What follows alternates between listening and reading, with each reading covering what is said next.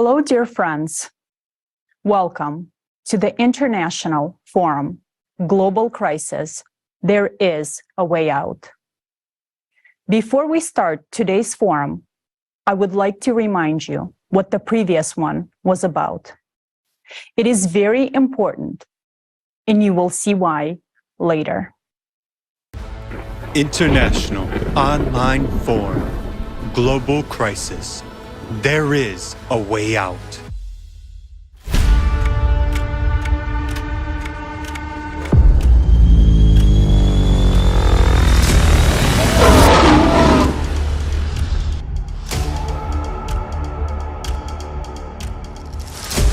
Can't express my feelings to you.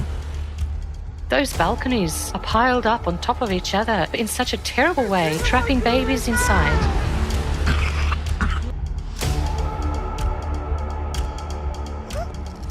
Much of what we have forecasted is already happening.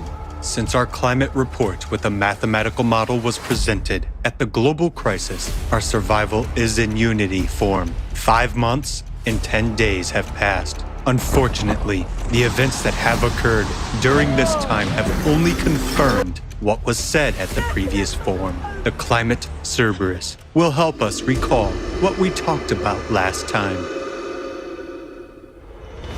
Earthquakes.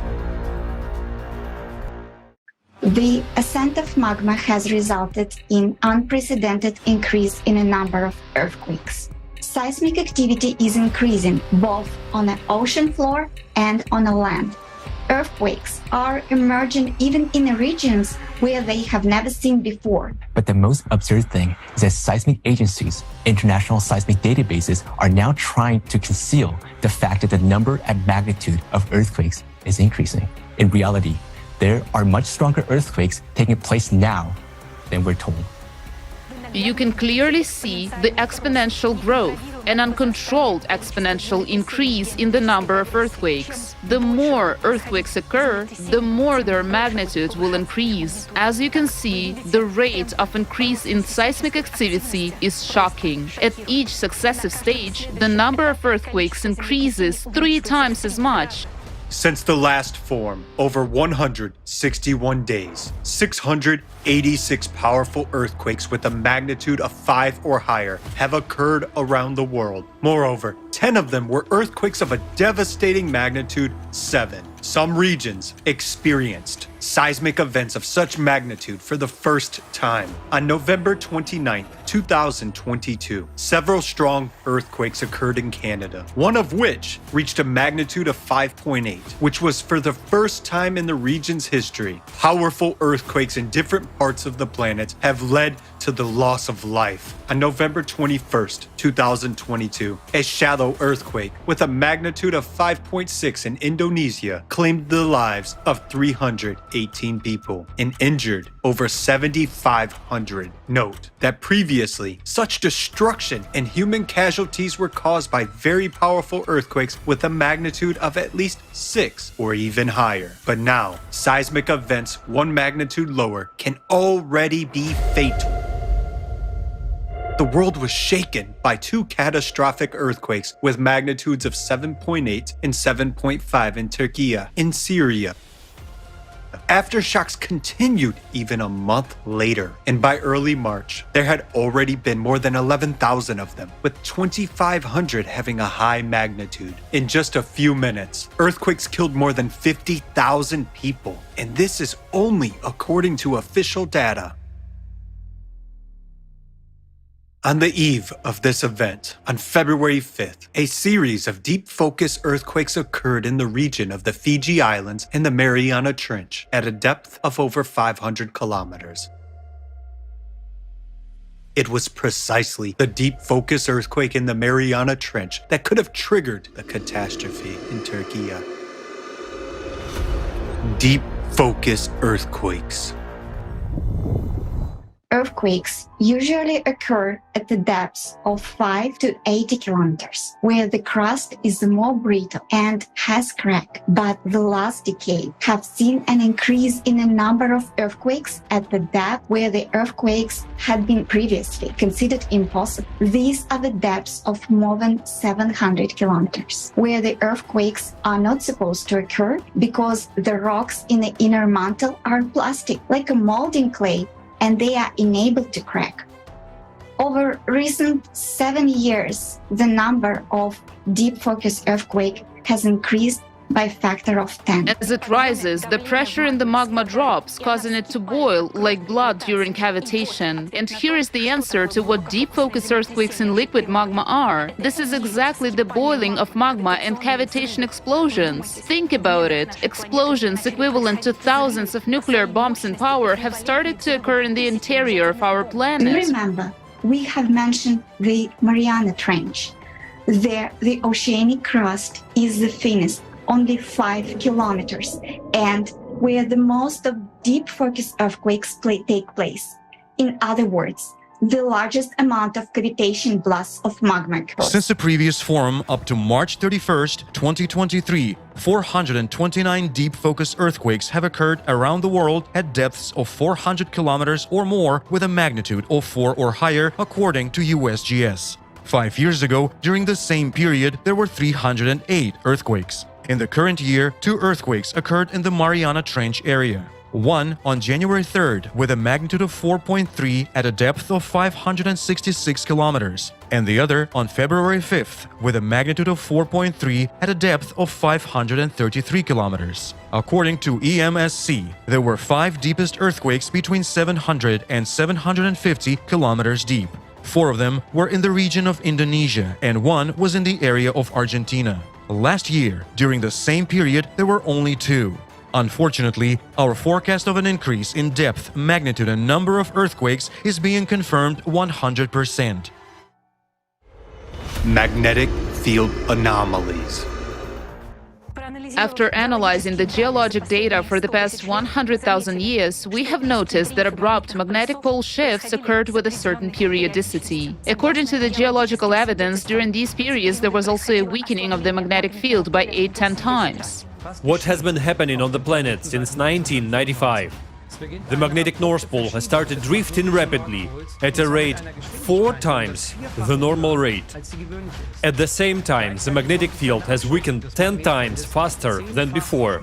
Recently, an enormous amount of anomalous polar lights have been observed on the planet. Previously, they were only seen by residents of cities located beyond the polar circle. Yet, in the past 6 months, this phenomenon has been seen over Central Europe, the middle belt of Russia, the southern United States, Australia, and New Zealand. Typically, polar lights are dominated by green color, but now the sky is increasingly flashing with shades of red, and this is a troubling signal, as red light indicates the glow of oxygen in the lower atmosphere. Such auroras indicate that the magnetic field continues to weaken, allowing more and more solar and other more dangerous types of radiation to penetrate into Earth from outer space. Now, we are witnessing the appearance and growth of other magnetic anomalies. Magnetic hooks and cracks, coronal glow, and Stevies, light pillars rising from the ground, as well as other phenomena. This is the black mark of the climate Cerberus, and this is frightening because the abnormal growth of these magnetic anomalies also confirms the critical processes increasing in the core, which we mentioned in the report.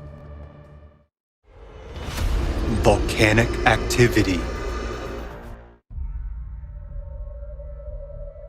According to studies of ice cores, every 12,000 years there was an abnormal increase in volcanic activity. We already know that this is caused by the ascent of magma closer to the Earth's crust. Take note of the big red circles. They indicate that every 24,000 years volcanic eruptions are more catastrophic. Such supervolcano eruptions wiped out almost all life on the planet. In less than 2 months since the forum was held, more than 50 volcanic eruptions have occurred. Moreover, from mid-November, 11 powerful volcanoes started to become active, one after the other. Literally every day, many of them woke up in pairs. On March 11th, 2023, the eruption of Mount Merapi began on the island of Java in Indonesia. Only a few know that humanity was on the brink of extinction at that time. Another sign of the growing activity of the planet's interior is the synchronization of seismic and volcanic activity. On March 18, 2023, a powerful earthquake with a magnitude of 6.8 occurred in the Pacific Ocean, off the coast of Ecuador, at a depth of 66 kilometers, and 3 nearby stratovolcanoes simultaneously increased their activity. It is also frightening that this interaction manifests itself over long distances. The earthquake in Ecuador also affected Yellowstone. The caldera reacted with earthquakes. Volcanic eruption in the Mariana Trench. More terrifying than Yellowstone explosion is the focus of magnitude 10 earthquakes near the Mariana Trench. Such a powerful earthquake never happened within the memory of our civilization. This means that magma will easily tear through the 5-kilometer crust. The area of the Mariana Trench is a subduction zone, meaning the area where the plate is crawling under another plate. But the reason we have depicted the 3D model of the Mariana Trench in this way is because the lower plate is already being dissolved by magma right now. Many plates are now being eroded from the bottom. They're being dissolved by molten magma, which is rising from the core mantle boundary.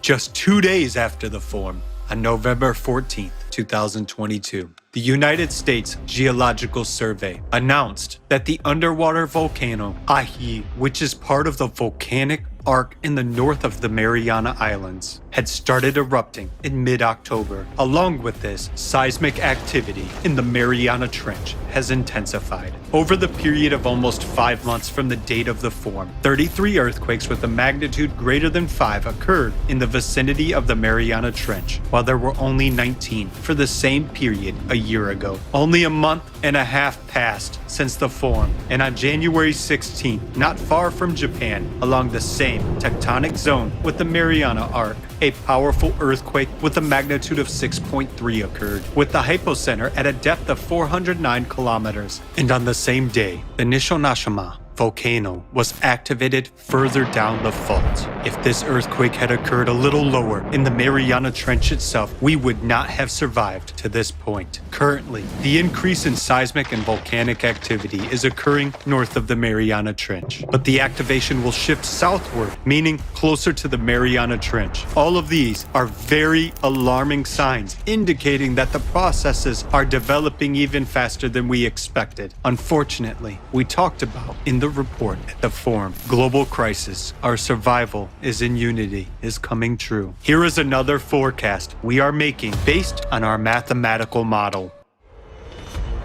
Hydraulic impact. We have calculated different variants of events development and came to the conclusion that in any, even the mildest variant of the current cycle, all humanity will die. And according to our mathematical model, this will happen no later than 2036.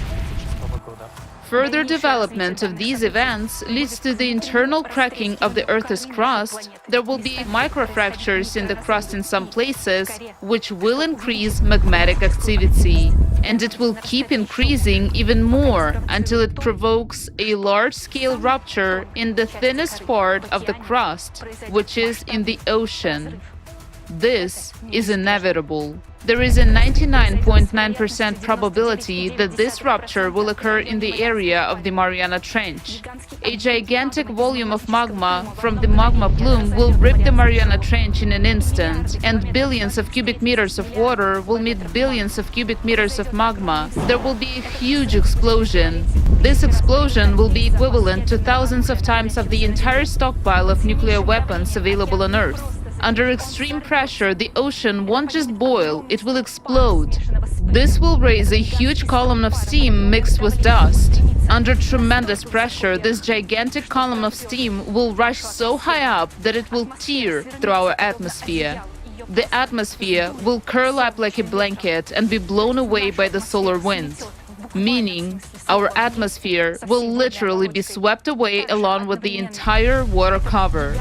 Also, at the same time, this gigantic explosion will cause a powerful hydraulic impact directed inside our planet. There will be a very powerful blast wave directed into the center of the planet, into magma, which will spread tangentially, and this will provoke additional cavitation processes. This will lead to an abrupt expansion of magma in all directions by a factor of 10. That is, there will be 10 times more magma. This will literally tear the planet from the inside. With such an impact, magma will behave like a gaseous substance. All volcanoes, cracks, fractures, all boundaries of lithospheric plates will burst and erupt simultaneously. The Earth will be flooded with lava flows, just as it happened on Mars.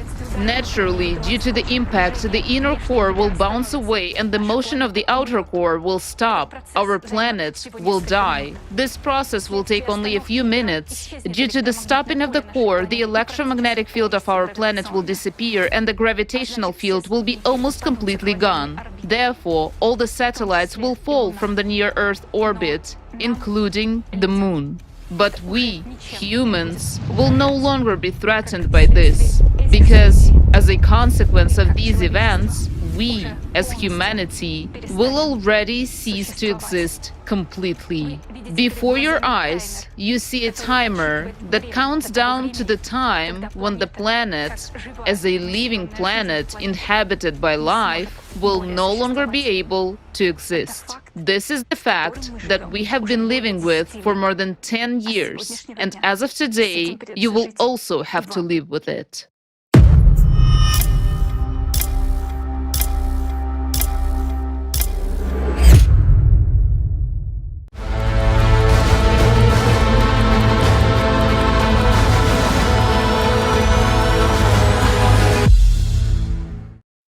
All the forecasts voiced at our previous forum, Global Crisis, Our Survival is in Unity, are being confirmed, and you have just witnessed it firsthand.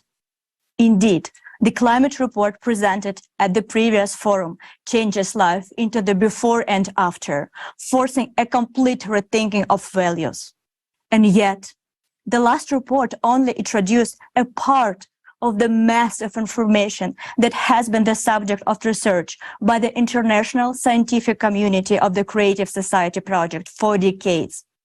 And at today's forum, Global Crisis, there is a way out. You will hear the second part of this climate report from our respected speakers. Believe us, this report is worth being listening to by the whole world. And we are especially pleased to note that this vital information will be heard in 150 languages. Right now, thanks to our volunteers translators located in different parts of the planet, simultaneously translating this forum for their fellow citizens. Why is today's forum called There is a Way Out? Because the second part of the forum will examine in detail the main and only way out for humanity from all existing crises. And this way out guarantees us the absence of wars, the elimination of the climate threat, and a safe, high-quality life for everyone.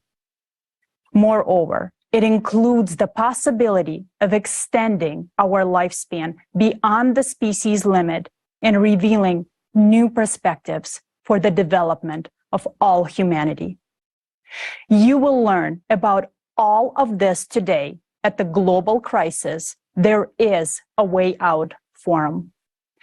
To begin with, dear viewers, I want to draw your attention to the fact that all information at the online forum Global Crisis There is a Way Out is presented for non-commercial purposes for the benefit of the entire society. Unrestricted use, reproduction, and distribution of this forum by any means, in part or whole, is permitted, provided that the information is not distorted and the forum is cited as the source. We also invite you to watch this broadcast on our new channel on the Rumble platform. You can find a link to this channel and all our other social media accounts in the description below the broadcast. We urge you to actively share this broadcast. Go live on social media right now and invite people to watch it together. Your actions at this moment determine whether there will be a future for our humanity or not. It is a great honor for us to present to you the second part of the climate report and introduce our esteemed speakers. Елизавета Kromova, a geologist and geophysicist. She received her master's degree in geology at Lomonosov Moscow State University. Елизавета is the head of the Information and Analytical Department of Global Climate Change of the Creative Society. She leads the direction of the global monitoring of natural disaster occurring on our planet, analysis of seismic and volcanic activity, as well as the comprehensive study of changes in the Earth's geodynamics and geophysics. John An, PhD in chemistry engineering with an MBA, is an expert in the development and commercialization of new technologies in the field of energy, chemical processes, and natural sciences. John An received his MBA from the INSEAD Research Institute, his doctorate in chemical engineering from the Technical University of Munich, and his master's degree from the University of California, Berkeley. Anastasia Pashigrieva is a specialist in the development of new technologies and a candidate of chemical sciences. Anastasia collaborates with scientists within the independent international platform Scientific Community of the Creative Society Project. She has conducted dozens of interviews with the specialists from various fields. Anastasia coordinates the direction of studying functional and chemical changes in the atmosphere. Anastasia is the part of a team of analysts who collect data and study the increase in seismic activities on the planet.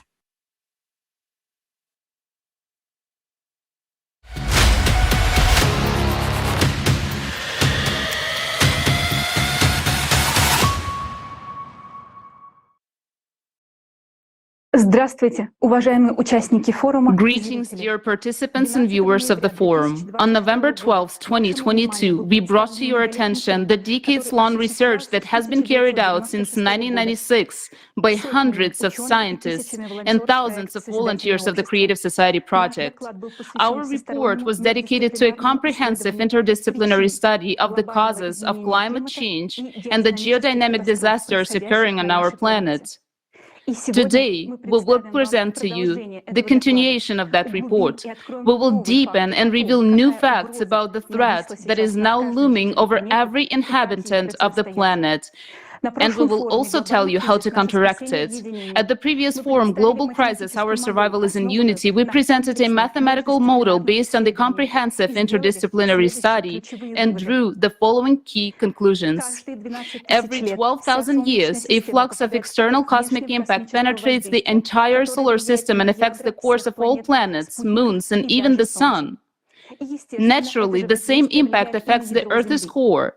Every 24,000 years, this flux is stronger, and we're now exactly at this particular point. Because of the cosmic impact on our planet's core, in 1995, a growth of geodynamic changes on the planet began. Seismic and magmatic activity started growing. Pronounced changes in the magnetic field of the planet began. The speed of the planet's rotation sharply increased, and its axis began to shift with acceleration. In 1998, a bounce of the core was recorded. Due to its destabilization and heating, as well as the increase in centrifugal forces as a result of the planet's acceleration, a rise of molten magma began from the boundary between the core and the mantle. The rise of magma triggered the activation of magma chambers under West Antarctica and Greenland, which caused a growth of melting glaciers in 1995. In the same year, heating of bottom waters of the world ocean began to increase. The number of thermal anomalies on the water surface started to rise, and the humidity of the atmosphere began to grow.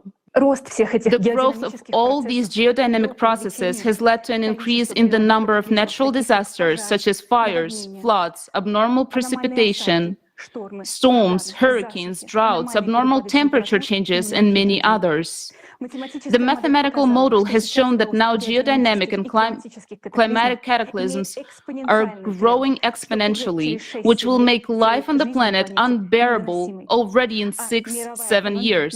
And the world economy will not be able to withstand losses from natural disasters. The model has also shown that we are entering the 24,000-year cycle of catastrophes with a weak immunity of the planet. Therefore, catastrophes are already stronger than they were in previous cycles. Thus, already in 2036, a giant magma breakthrough may occur on our planet in the Mariana Trench, which will turn our planet into Mars within a few minutes. But humanity might not live to that point if we continue to live in the consumerist format of society. In today's report, we will explain in detail why humanity might not live until 2036 and what dangers await us in the near future related to destabilization of the planet's core, rise of magma, and the growth of deep focus earthquakes. We will reveal to you why the external impact coming to our planet from outer space once every 12,000 years affects only the core, and what is the peculiarity of the structure of our planet's core. In this report, for the first time, we will voice information about how Mars actually perished and why Earth may have the same fate. Also, we will voice for the first time why we, humans, played the key role in the fact that this cycle of cataclysms may be the last for our Earth. How our activities have disabled the main defense mechanisms of our planet. Later, you will find out what kind of mechanism it is. Why do we believe that everyone must know this information? Because it concerns the life of each and every one of us, yours and ours. Only when we as humanity begin to understand what really happens to our climate on our planet, we will begin to look for a way out in the right direction. A way out of the catastrophe that we're already rapidly approaching, since our mathematical model indicates that, taking into account the current dynamics of events, this catastrophe is almost irreversible in the consumerist format of society. We're deeply saddened to state that our mathematical model has been proven accurate. And for many people, an obvious example of this was the disastrous earthquakes in Turkey and Syria on February 6, which caused a terrible global-scale tragedy. A little later, we will discuss why these earthquakes occurred. And now, we offer you to watch a documentary about those events, which was prepared by our volunteers, including those who are now in Turkey. Words cannot convey all the horror that took place there. And now you will see everything for yourself.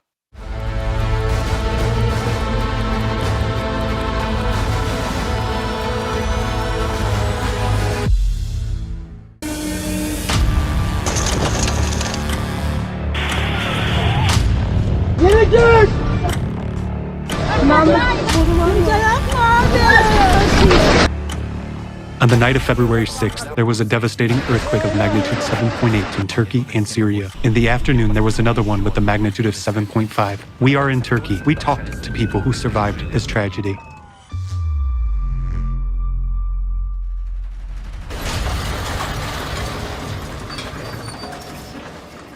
Everyone was living a normal life, making plans for tomorrow, getting the kids ready for school. None of them expected that, and in 2 minutes, everything was over. Total zero. You have to start your life all over again, and thank God if you're still alive, but for many people, life was over in an instant.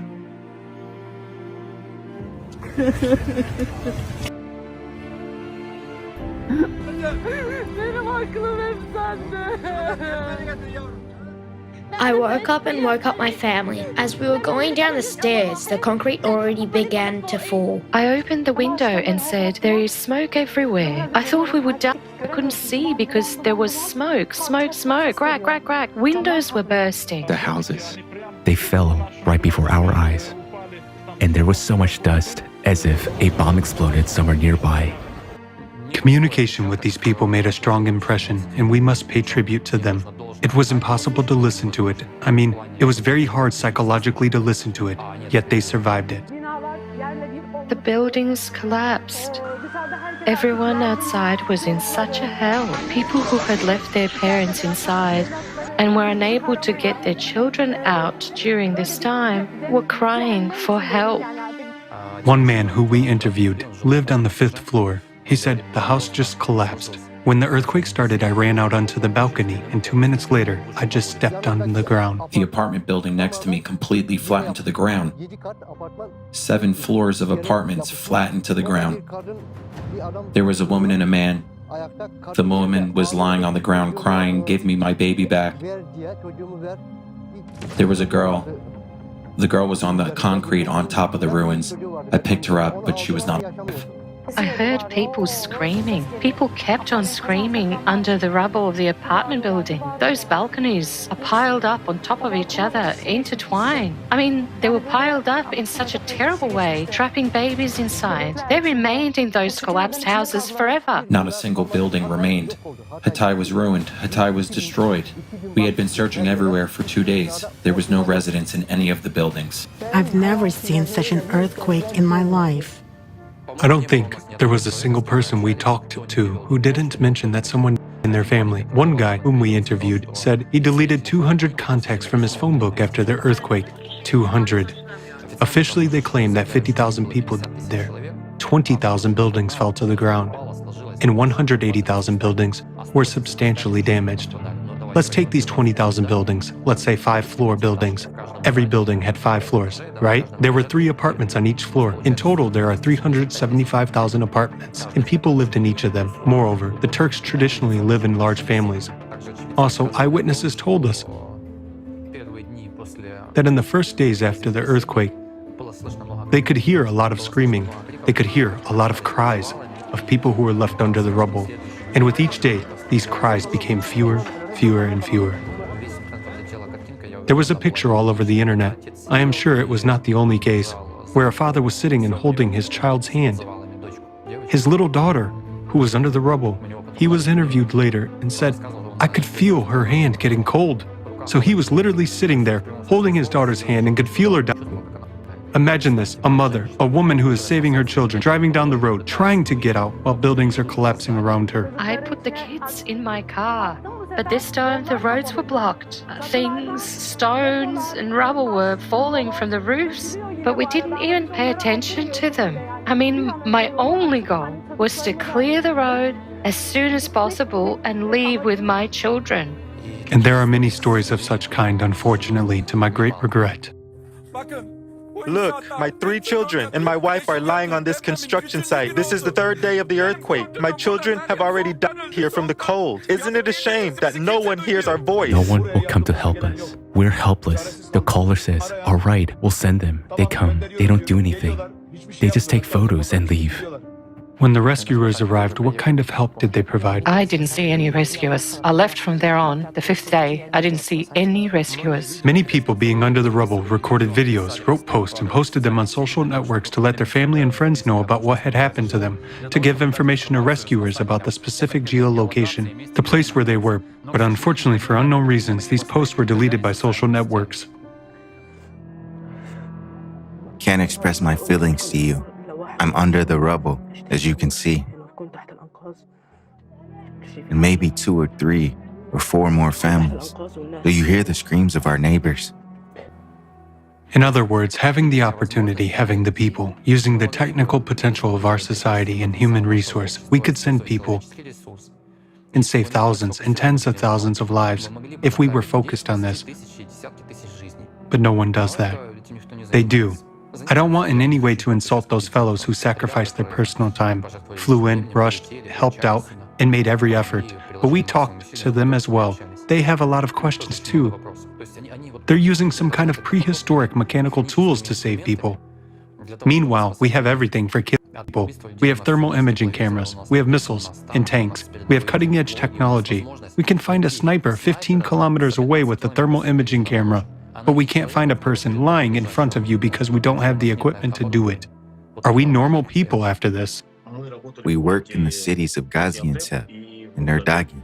The whole team started to work at once, looking through all the rooms, all the cracks, all the voids. I crawled inside and heard someone wheezing, and I started searching. I kept crawling. I was crawling towards the sound, and this sound turned out to be right in front of me. I started digging, and eventually I found a person. I dug him out, and I just couldn't bear it. Tears started to flow at once. I don't even know how to put these feelings into words. I started shouting to everybody. I found one. Immediately, everyone rushed there, bringing all kinds of equipment. We had to move him a little bit, but when we were moving him, he was screaming, and my heart was breaking from his moaning. He was crushed. His arm was crushed by a huge slab weighing I don't know how many tons.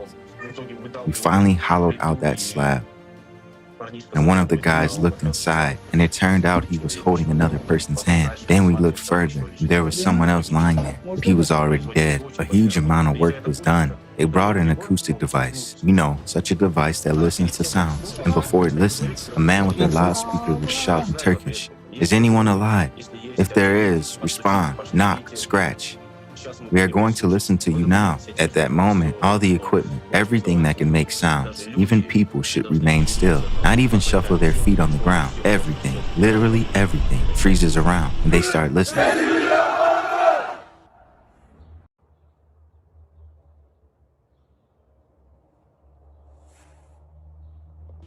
If the rescuers hear something, they start digging somewhere in that direction. And it just turned out that there was a person who was deaf-mute. Can you imagine? And he just wouldn't even hear it. And some survivors told me, every time we fell asleep, we thought, that's it, we'll probably never wake up again. Just imagine their situation. And they were there for, for many days. They were just freezing to death. One of the eyewitnesses told us that those who survived envied those who were dead. That's a direct quote. Why? Because those people who died immediately, they died. And according to one Turkish seismologist, Ahmet Erkan, 180,000 people were left under the rubble. 180,000 people who were under piles of concrete, with their limbs crushed and broken, their internal organs torn apart. It's painful to even talk about. But they had not been helped for weeks. In some villages, there was no help at all. 20,000 rescuers were sent from 80 countries. That's one person per house. How can one person have to dismantle an entire house to save those who were under the rubble? We've just passed near one of the houses. There are 200 people still alive under those two buildings. They have been screaming for several days, but rescuers can't get to these people. There's not enough of them because several cities are in ruins. It took them 2 weeks to assess the needs. Imagine somebody under the rubble is waiting for NGOs and UN agencies to assess their needs. We know what they need now. What was happening in the towns struck by the earthquake in the days that followed? Well, imagine this. A completely destroyed town. No infrastructure, no working hospitals or clinics, no police, no law and order. There are looters rampaging everywhere. That also happened, unfortunately. There's no water. We couldn't find any bread. Bakeries were closed. Everyone was on their own. There was an elderly couple. We helped them the best we could. I asked them, "Why are you living in the street? Didn't the state give you a tent?" He said, "No, my son. All tents have already been handed out. No one around us here has given us anything. We're waiting." They're looters, there are thieves. A person died in Malatya, they took the ring off his finger. Such things also happen. People are in fear for their lives. Now I'm saying this, and someone is sitting there watching it on TV. Whether it's on TV, on the phone, or on a laptop, it doesn't matter. And for you, it's just an image. It's a movie, but damn it, these are real people. They are just like you. And if there are loved ones, relatives, friends near you, look to the left, look to the right, look them in the eyes. They are the same kind of people, and as long as you watch and think that this is just a YouTube video, just an image, it doesn't sink in. But when you talk to these people, you realize that every story you see on YouTube is a human life just like yours. That was simply abandoned to the mercy of fate. Abandoned by us. We, the survivors, abandoned them to the mercy of fate. Why? Because we don't build the creative society. Because we support the consumerist format. We don't do a damn thing. We're sitting and thinking that it won't affect us. They also sat and thought the same. Fires are burning everywhere. People are sitting by the fires. Soldiers are walking around with rifles. They're looters. Houses are destroyed. When the breeze blows, You smell dead bodies, corpses. Someone is having a nervous breakdown. I can't describe to you what's happening here. It's so scary. And Judgment Day will be even scarier. The situation is complicated, but again, we are to blame for this situation. We are to blame for the consumerist format. We are to blame for the fact that we do not take the necessary, quick, and effective actions to prevent this. And we're throwing people into the clutches of this Cerberus, which is just tearing them apart, and people have nowhere to go. There is no refuge for us, except that we fulfill our basic role as humans. They pulled out a baby the other day. 128 hours later, they pulled out a baby out from under the rubble.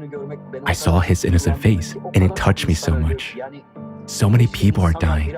I wish people would realize this at least a little bit. I wish they would wake up a little and see where the world is heading. I wish they would be united and all this wouldn't be happening. I mean, you know. I'm a bit emotional. Why are people dying? Why are people dying from climate change? Because we don't know the truth. Because we don't know what affects the climate. And if we don't know what affects it, we don't know how catastrophic it is. And thus we can't oppose it with anything. Before the quake, I was working with Barry from the Creative Society. And after the quake, the whole scenery reminded me of the videos and all the facts and truths and all the reports that were published by the Creative Society. What we were speaking about, in theory, we lived in practice. And I hope the whole world will not see what we saw that day. In this earthquake, the Turkish nation lost a great number of people, unfortunately. We are simply obliged to make sure that this does not happen again. And we do have this opportunity. We can save human lives. But this is only possible in the Creative Society. Any person, if they are a human being, if they have at least an ounce of conscience and honor, they are obliged to join the participants of the Creative Society project and do everything in their power, make maximum efforts, maximum use of their capabilities in order to save the lives of those who are still alive and whom the Cerberus has not reached yet. And we must remember that his clutch is threatening each of us right this second. And where it will strike next time, we do not know.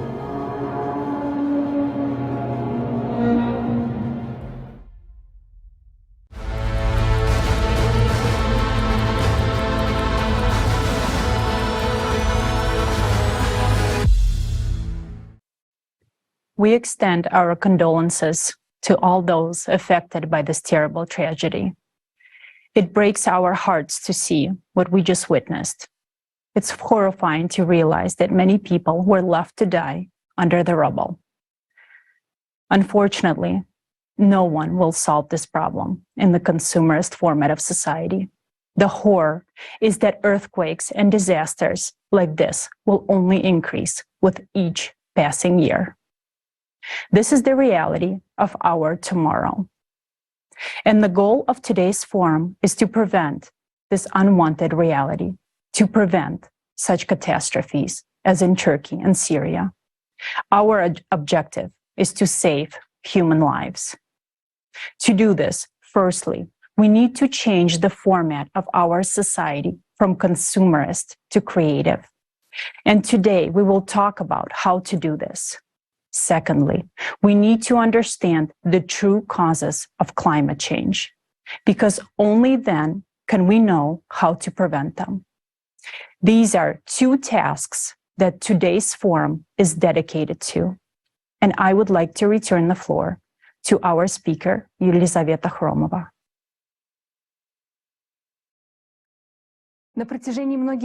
For many years, we've been warning that cataclysms, volcanic and tectonic activity will increase due to the 12,000-year cycle of cataclysms, but the world community still disregards this information. It is really scary to see such disasters as those in Turkey and Syria, and it is even more scary to realize that this is only the beginning. We see how after such tragedies that are making the world's news, the interest in the topic of climate is rising. But then, unfortunately, it subsides again. How many more catastrophes should occur for the issue of the true causes of climate change and the growth of geodynamic activity in the Earth's interior to be the main international agenda? We understand that all of us will die if no one in the world studies the true causes of climate change and looks for ways out. That is why we do it, because someone has to do it. We will do it until the last day. It is our responsibility as people who want to live and study the causes of what is happening in a comprehensive and interdisciplinary manner in order to prevent such tragedies. From our side, we're doing everything we can, but our efforts alone are not enough. For this information to go and reach people, we need all of you. It is important for all people to become familiar with what will be announced today, the true cause of disasters currently occurring on the Earth and the solution to this problem. People should know this before another terrible tragedy happens, because it will definitely happen if we don't do anything. The mathematical model is being confirmed, and all of us will be responsible for what happens next. Now, let's move on to the question of why the terrible disaster happened in Turkey and Syria, two powerful earthquakes of magnitude 7.8 and 7.5 on the Anatolian Fault. The cause is the growth of deep focus earthquakes.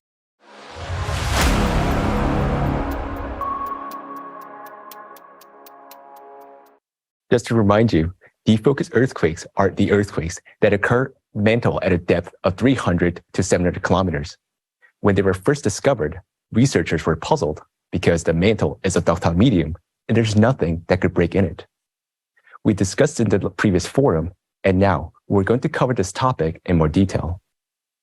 Why do we study the deep focus earthquakes so thoroughly? Look at the graph increase in the number of deep focus earthquakes. You can see how big the spike in the deep focus earthquake is in the year 1995. This is exactly the year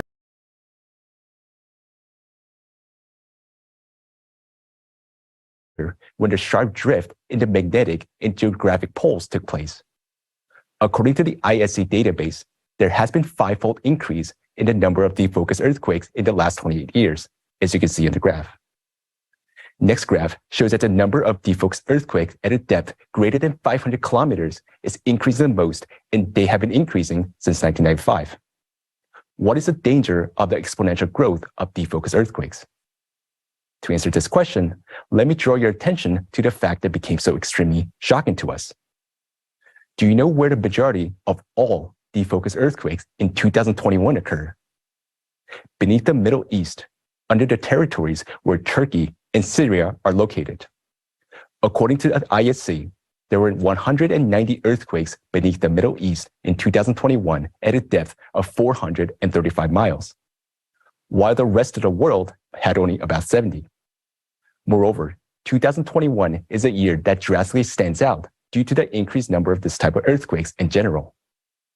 Never before have so many simultaneous deep focus earthquakes been recorded.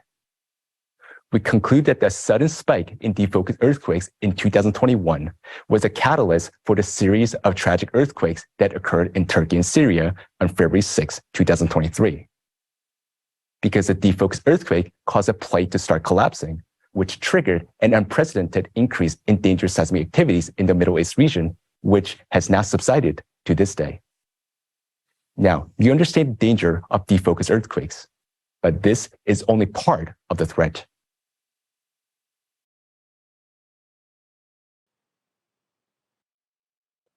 So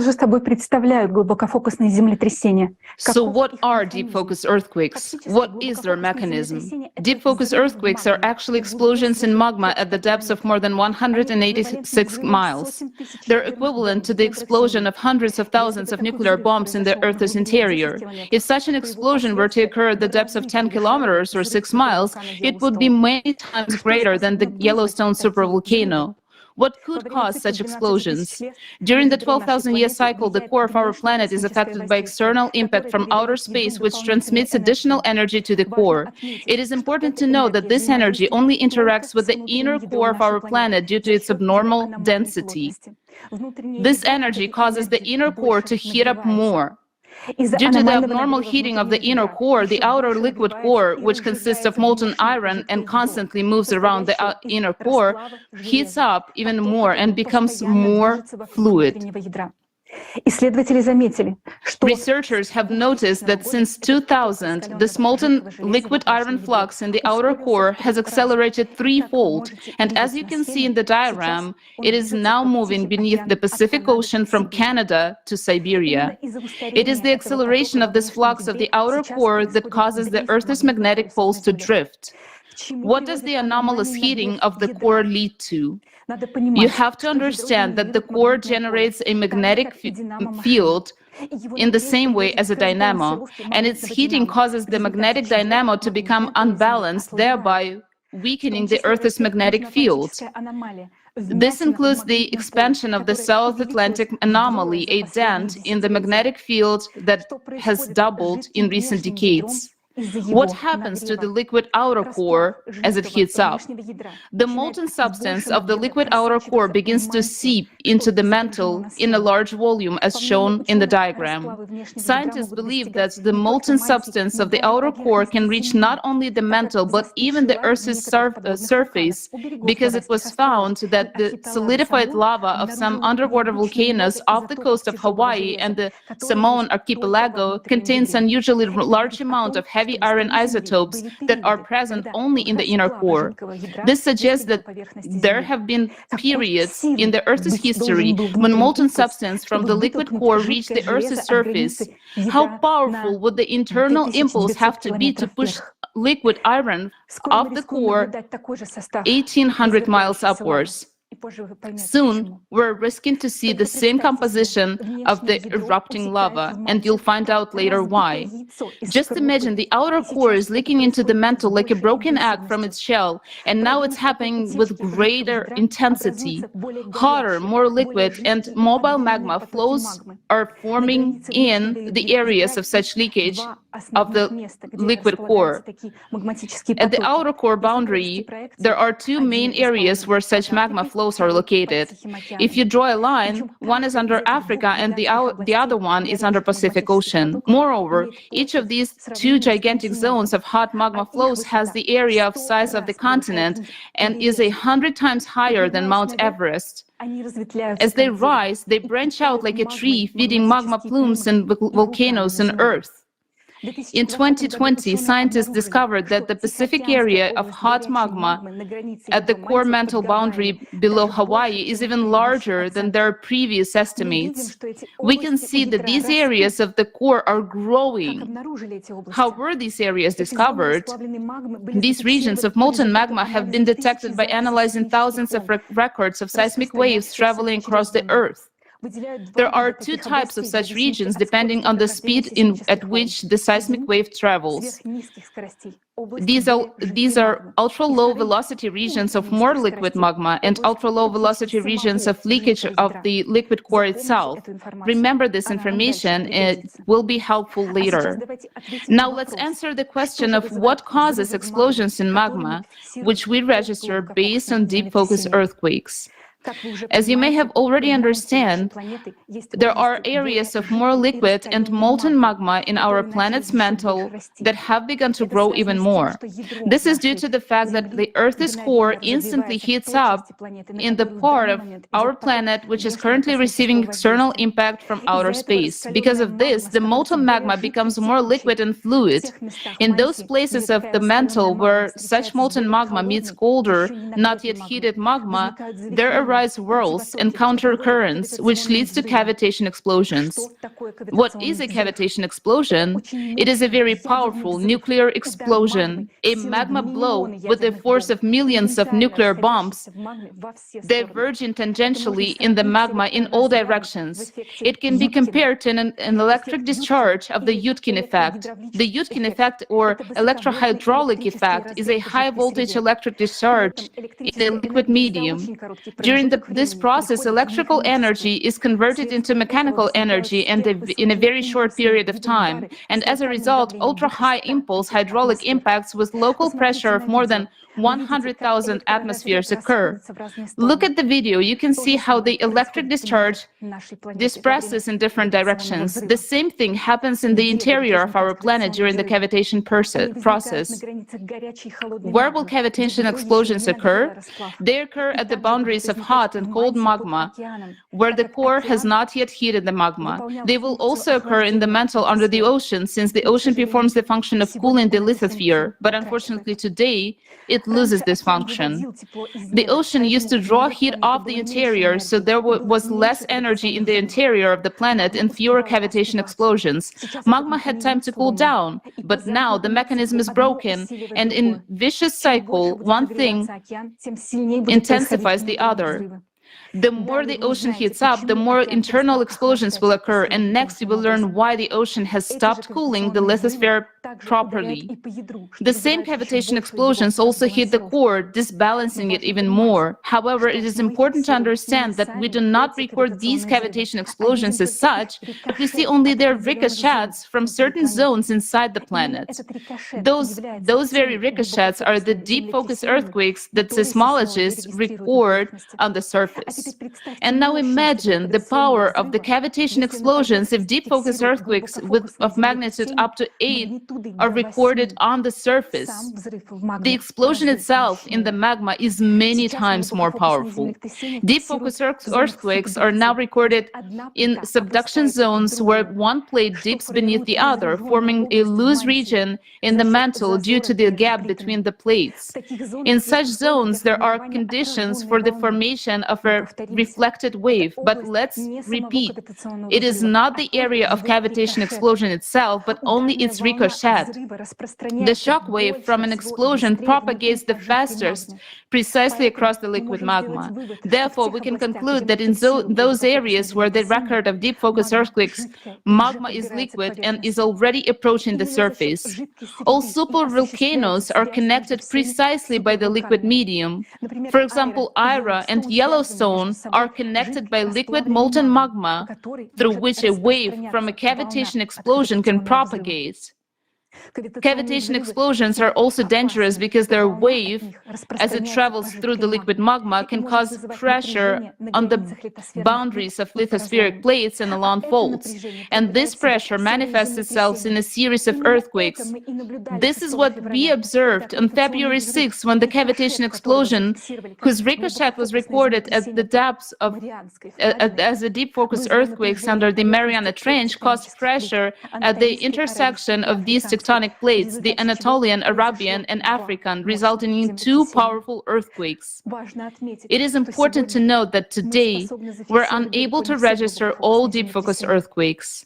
Sometimes we may not even see the source of the explosion itself, but we can observe its consequences, a series of small earthquakes, the so-called swarms, which occur when a cavitation explosion diverges tangentially in liquid magma. We would also like to announce that the team of the Creative Society scientific community has analyzed and prepared a visualization of deep focus earthquakes data on the Creative Society website.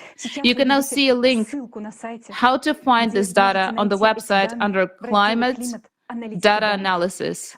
If you wish, you can download this data and conduct your own analysis. To contact us, send us an email at climate@creativesociety.com as indicated on the screen. The analysis of the correlation of the processes occurring in the mantle with the processes occurring in the atmosphere is especially interesting. Now, let's look again at the graph at an increase of deep focus earthquakes we saw at the beginning. Now, after everything you have heard, you understand why this graph is so alarming and why we pay so much attention to studying exactly this type of earthquakes. After all, an increase in deep focus earthquakes directly indicates an increase in cavitation explosions in the planet's interior, which in turn means that the Earth's core is rapidly destabilizing and heating up. And all of this points to the approach of terrible disasters, earthquakes, and volcanic eruptions. Because, as we already mentioned, cavitation explosions work similarly to the Yudkin effect. A huge release of energy stimulates the release of energy even greater amounts, which causes the next discharge. One cavitation explosion causes a whole cascade of other cavitation explosions in the interior of our planet. If the ocean performed its function of drawing off heat from the lithosphere into the atmosphere, this wouldn't be so terrible. But since this system now is disrupted, all this energy accumulates under our feet, leading to an even greater increase in cavitation explosions. And the fact that today we're witnessing an abnormal growth in synchronization of earthquakes and volcanic eruptions on Earth is directly related to the fact that cavitation explosions are becoming more frequent and the shock waves from them spread all over the planet. Today, the number of disasters is growing at a faster rate than before. And the most terrifying part is that due to the increasing number of cavitation explosions, the threat of volcanic eruptions is approaching us faster and faster. Cavitation explosions can be compared to hitting the bottom of the champagne bottle when the cork simply flies out of the bottle. From one of these blasts, the cork eventually will fly out of the supervolcanoes such as Yellowstone, and then we won't need to fear the coming of 2036.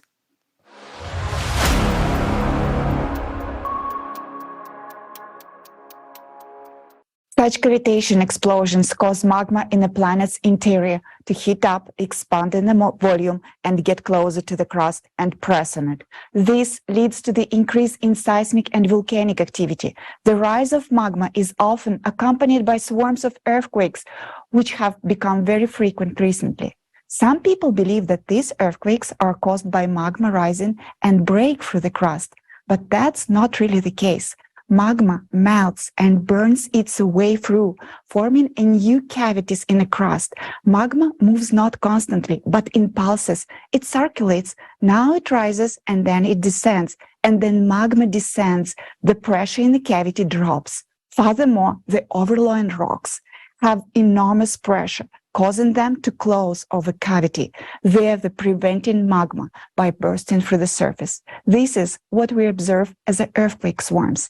Essentially, this is a compensatory mechanism that prevents magma from erupting completely. If not for this compensatory function of the crust, no eruption would stop and it would continue to erupt until magma chamber is completely empty.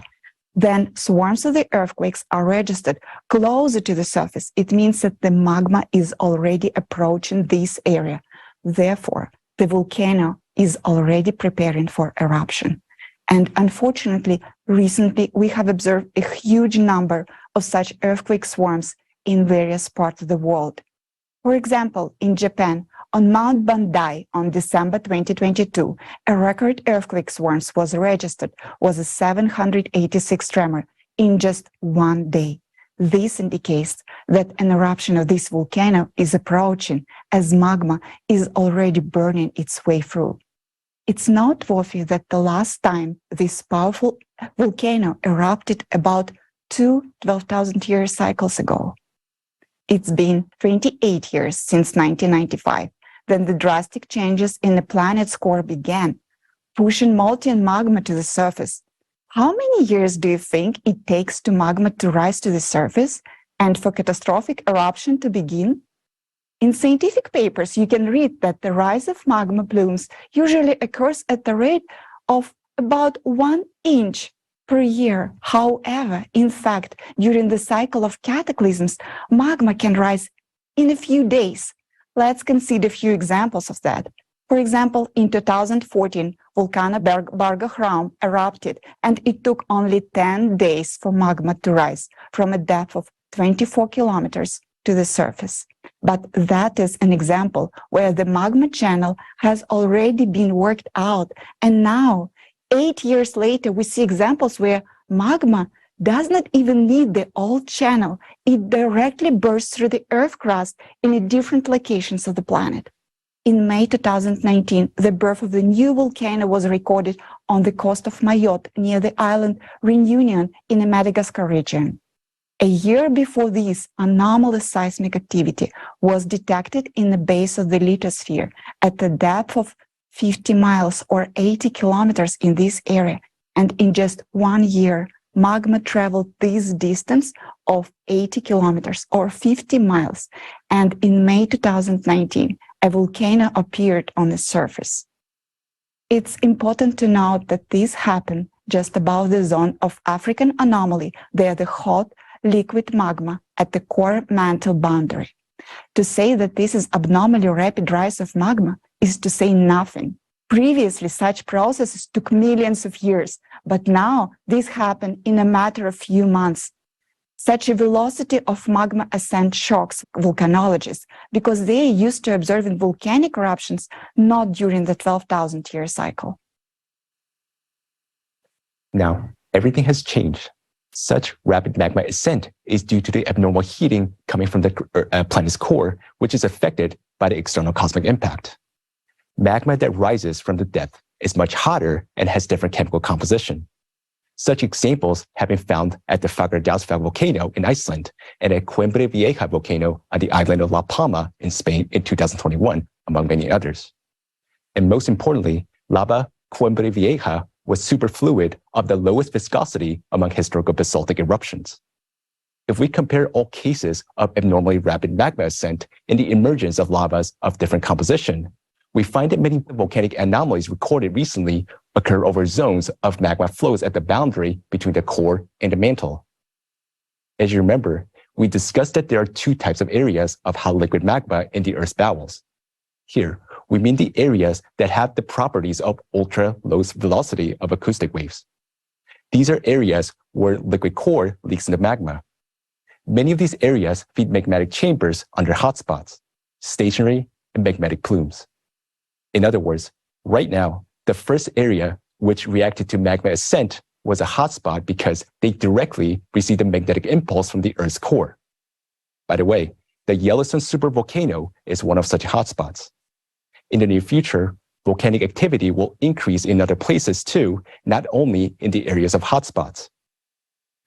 All the examples you have heard today once again confirms our mathematical model we presented at the forum, Global Crisis, Our Survival is in Unity, on November 12, 2022.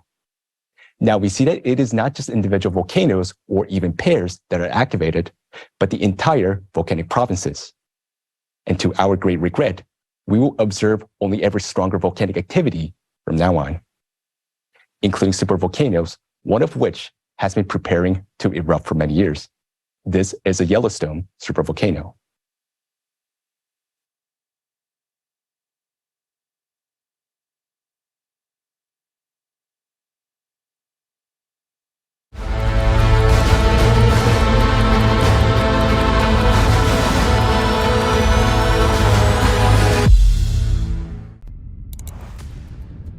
Can you imagine what will happen if the Yellowstone supervolcano explodes? Avalanches of red-hot ash would sweep in all directions from the volcano, destroying everything in their path. The ash clouds will reach speeds of up to 200 miles per hour. The ash will be very hot, up to 1,500 degrees Fahrenheit, which is twice as hot as a pizza oven. I would not want to be near the volcano at the time of its eruption. All life would be destroyed within a radius of 750 miles. America would turn into Pompeii. It will be a disaster for the entire planet. The ash is very sharp and toxic.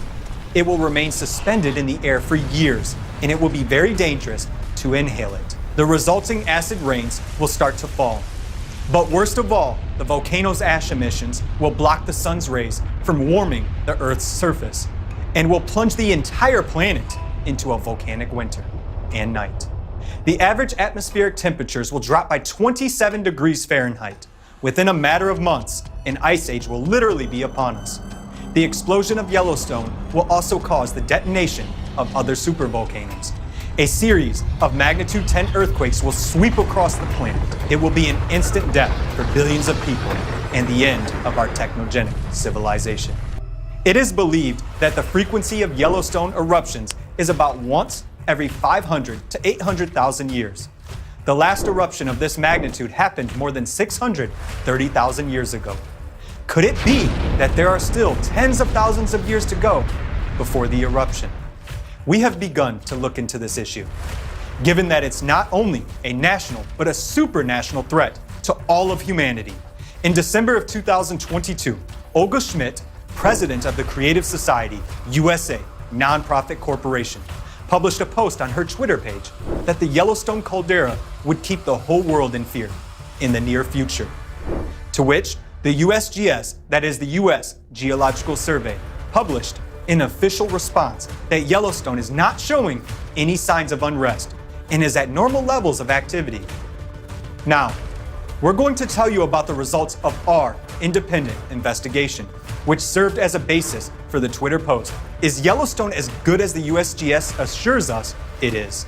Let's start with the official statements from the USGS article, How Can We Tell When a Volcano Will Erupt?, which lists notable precursors to an eruption.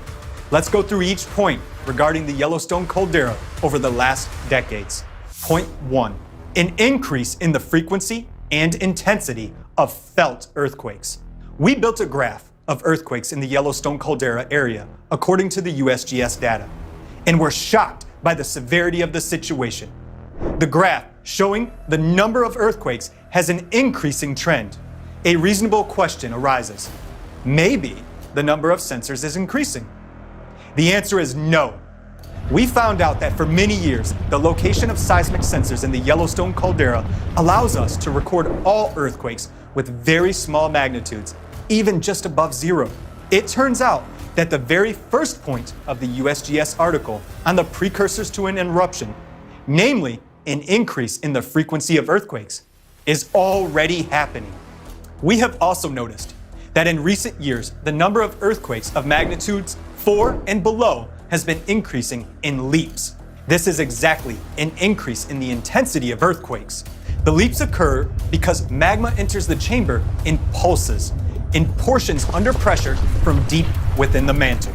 Then, we decided to see if there is a behavioral dynamics by depth of earthquakes and found that in 2010, the greatest number of earthquakes was registered at a depth of 11 kilometers, while in 2022, it was already at a depth of 5 kilometers. In other words, the change in earthquake depths tells us that Yellowstone's underground activity is approaching the surface. As magma ascends, protective mechanisms are being formed. Rocks collapse above the zones of magma intrusion and earthquakes occur. The fact that earthquakes now occur at a depth of 5 kilometers means that magma at this depth has already eaten away the Earth's crust. Pure mathematics. Over 12 years, magma has passed 6 kilometers, which is more than half of the way. And how long will it take for magma to travel the rest of the path? Many times faster, because the events develop exponentially. So right now, we are observing an increase in the number and intensity of earthquakes in correspondence with the first point. Isn't it interesting that the USGS doesn't see any threat on the basis of its own data? Point 2.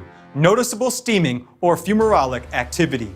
Geysers act as a cooling mechanism for volcanoes. They function through the release of superheated water vapor. There are more than 10,000 active thermal features across the territory of the Yellowstone volcano. Geysers are common for this area, but Yellowstone has seen anomalies in recent years. The Steamboat Geyser in the Norris Valley, which is the tallest and the most powerful geyser in the world, used to erupt but once a year. But between 2018 and 2020, it erupted 48 times a year. This indicates an increase in subsurface heating precisely in that area, which in turn raises the risk of a Yellowstone eruption by 50 times within such a short time frame. This is a catastrophic situation. Geyser activity is controlled by the rise of magma. It can be tracked by earthquakes. We've collated the data and saw that most geysers in the Norris Valley become active after strong quake swarms. This suggests that new surges of magma cause earthquakes, which in turn cause the activation of geysers, including the Steamboat. Right now, the most active area for earthquakes and geysers in all of Yellowstone is the Norris Valley. It is known that the last super eruption of Yellowstone 640,000 years ago began in the Norris Valley. And this is precisely where the number of earthquakes and geyser activity are increasing. And this is alarming. What about geyser activity in other parts of the park, you may ask? We found that in 2018, there was a synchronization of geyser activity, when most of the geysers of the entire caldera simultaneously began to erupt many times more often. This means the geysers began to release more heat. Geyser activity still remains high. The sudden change in geyser activity in recent years is an alarming signal. Geysers are already synchronizing across and around the caldera. The second point is confirmed. Point 3. Subtle swelling of the ground surface. Under normal circumstances, the rate of surface uplift or lowering at the Yellowstone is between 2 to 4 centimeters per year. However, in 2013-2014, there was a sudden 5-fold increase in the uplift rate, reaching up to 15 centimeters per year in the Norris Valley area. During the same period, there were occurrences of earthquake swarms, anomalous behavior among bison, and instances of melting asphalt.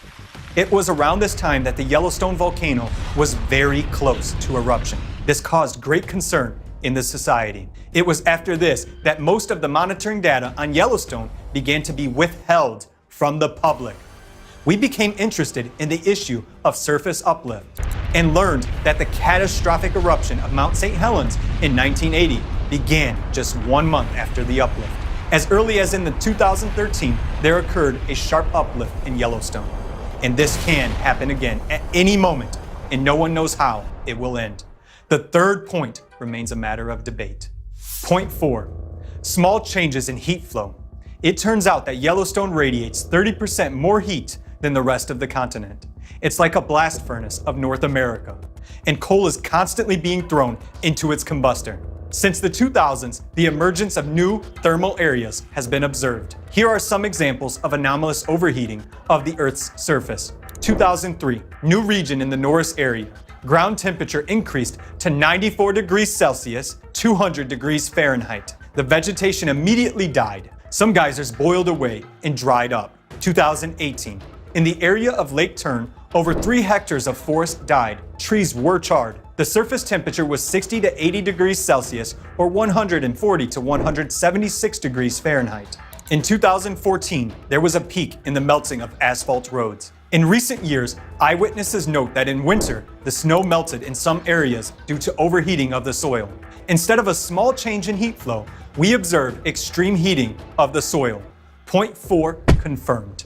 Point 5. Changes in the composition or relative abundances of fumarolic gases. There has been a lot of media hype around helium-4, that there is a lot of it in the Yellowstone area. However, it turned out that another indicator is important for the prediction of the eruption: the isotopic ratio of helium-3 to helium-4. It is strange that little attention is carelessly paid to it, although this particular indicator rises sharply before an eruption. Based on scientific works published in various years, we have built a graph displaying the ratio of helium-3 to helium-4. It grew from 15.8 in 1985 to 17 in 2003, with areas of abnormally high values located in the Norris Valley and in the active part of the caldera. Apparently, the same value of 17 was found in mineral inclusions from the past Yellowstone super eruption. It turns out that the current ratio of helium-3 to helium-4 has reached a critical level that could trigger an eruption. Why is the USGS silent about this? We have found this information in scientific articles. Don't they know that? Just before the eruption, there is a sharp release of volcanic gases, a few weeks, days, or hours before the event. This is an accurate, short-term indication of the beginning of an eruption. Therefore, now it is necessary to carefully monitor the emissions of all other gases besides helium. We know for sure that there are sensors in the Yellowstone area that measure gas emissions. However, now their readings are not available to all people. Why has the USGS shut down online gas monitoring, and it is not available to everyone now? However, even according to the data we have found, indeed, there has been a change in the composition of gases. The point 5 is confirmed. Interim conclusion.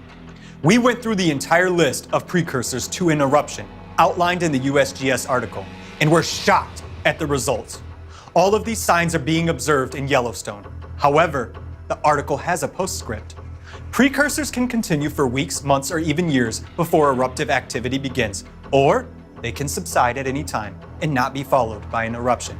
All these signs are consequences of the activation of the volcano. So there is such a postscript. Yes, the volcano has been dormant for thousands of years, but now it is preparing to erupt. And for the last 20 years, it has been happening with alarming intensity. Then what is the trigger for the eruption of the Yellowstone volcano, you may ask? Experts agree that the amount of melt fraction in a chamber is a critical parameter. Scientific models suggest that the critical melt fraction at which the volcano is likely to erupt is between 35 and 50%. How much critical melt fraction is there now? According to some 2022 estimates, it's about 20%. However, according to estimates from 2010, it's 32% melt. The numbers differ quite significantly. The estimation of the amount of melt is provided indirectly and depends on the method of calculation, since it cannot be measured directly. Assuming the 2010 estimates are accurate, then the current melt fraction in the chamber must be already enough for an eruption. How can we know that the volcano is already preparing for an eruption? Maybe there are some other signs of activation. Point 6, which is not in the USGS list. After analyzing data from recent volcanic activity at the Yellowstone caldera, we've found another important sign of an impending eruption. Recently, there has been a reaction to deep focus earthquakes in remote regions. This is what independent Yellowstone researcher Mary Greeley brings to our attention. In January 2023, Yellowstone experienced tremors as a result of earthquakes at a depth of over 600 kilometers in Argentina. Then in February 2023, a series of devastating earthquakes in Turkey triggered a chain reaction in Yellowstone. Now, the impact is no longer being transmitted through the Earth's crust. Instead, it is transmitted directly through the magma, and that affects Yellowstone. If now there is a direct impact of distant events through the magma, consequently, the magma pressure in the volcano is high enough to react, which means it is ready to erupt. 12,000-year cycle of cataclysms and its impact on the volcano. There has never been such a reaction to distant events before. So why did it appear? Supervolcanoes erupt every 12,000 years during the cycle of cataclysms. 12,000 years ago, Campi Flagre. 24,000 years ago, Topo. Each time, these are catastrophic events for the inhabitants of the Earth.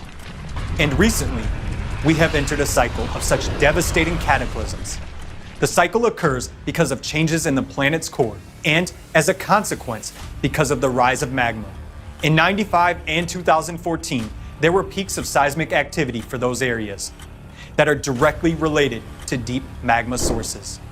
These are regions of the mid-ocean ridges, areas near the Antarctic plate boundaries, and hotspots.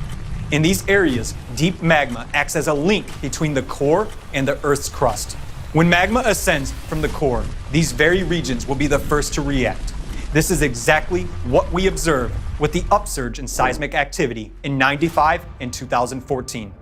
Yellowstone is also connected with a hotspot, a deep magma chamber. As a result, we see a similar reaction and an increase of seismic activity during the same period. So we can already see that along with the main signs of volcano activation mentioned earlier, Yellowstone is also reacting to the current 12,000-year cycle. Let's go back to the beginning, when we also said that it has a period between super eruptions. This is the period of preparation of the magma chamber. Now, the current cycle of cataclysms aligns with the time when the magma chamber of Yellowstone is already ready to erupt. If the process is not stopped, Yellowstone is sure to explode in this cycle. And the USGS knows this, but they keep silent and hide the data. So all signs point to the fact that the supervolcano is preparing to erupt. According to geological data, the volcano has been preparing for hundreds of thousands of years, while the activation and transition to eruption happens very quickly. The magma chamber had been in a state of preparation for 640,000 years. Within the last 20 years, we have been observing signs of activation, and there are very few years left before disastrous cataclysms of the 12,000-year cycle begin. You may ask, what can trigger an eruption ahead of time? A strong earthquake, including a deep focus earthquake, can be a trigger to an eruption. We know that the number of earthquakes is currently increasing. Consequently, the risk of eruption is increasing as well. As of today, the threat of nuclear weapons use is high. It is well known that a nuclear explosion is equivalent to an earthquake of magnitude ranging from 5 to 8.5. This will serve as the same trigger for the Yellowstone to erupt. Yellowstone has a connection with China and Italy. According to mathematical calculations, if a magnitude of 7 earthquake or a nuclear explosion of comparable magnitude occurs in a particular province of China or Italy, then, depending on when and where exactly it occurs, it can cause Yellowstone to explode. Point 7, the indicator of 100% probability eruption. Another critical factor that is highly likely to trigger an eruption is the slowing down of the planet's rotation. Currently, the rotation of the planet is accelerating. This happens due to cosmic influences on the planet's core that occur every 12,000 years. The acceleration of the planet's rotation is only the first stage. Then the second stage will follow, a subsequent slowing down of the planet's rotation. During this stage, enormous excess energy will accumulate inside the planet, leading to uncontrolled heating of magma and, as a consequence, a sharp increase in pressure. And this will inevitably cause the supervolcano explosion at a critical moment. If Yellowstone explodes, then there's almost 100% probability that Japan's supervolcano Ira will explode as well. In that case, humanity will cease to exist long before 2036. Conclusions. Based on the trends of the planet's rotation, the process of slowing down is about to begin. And in the next 2 years, the Yellowstone caldera will really cause widespread fear around the world.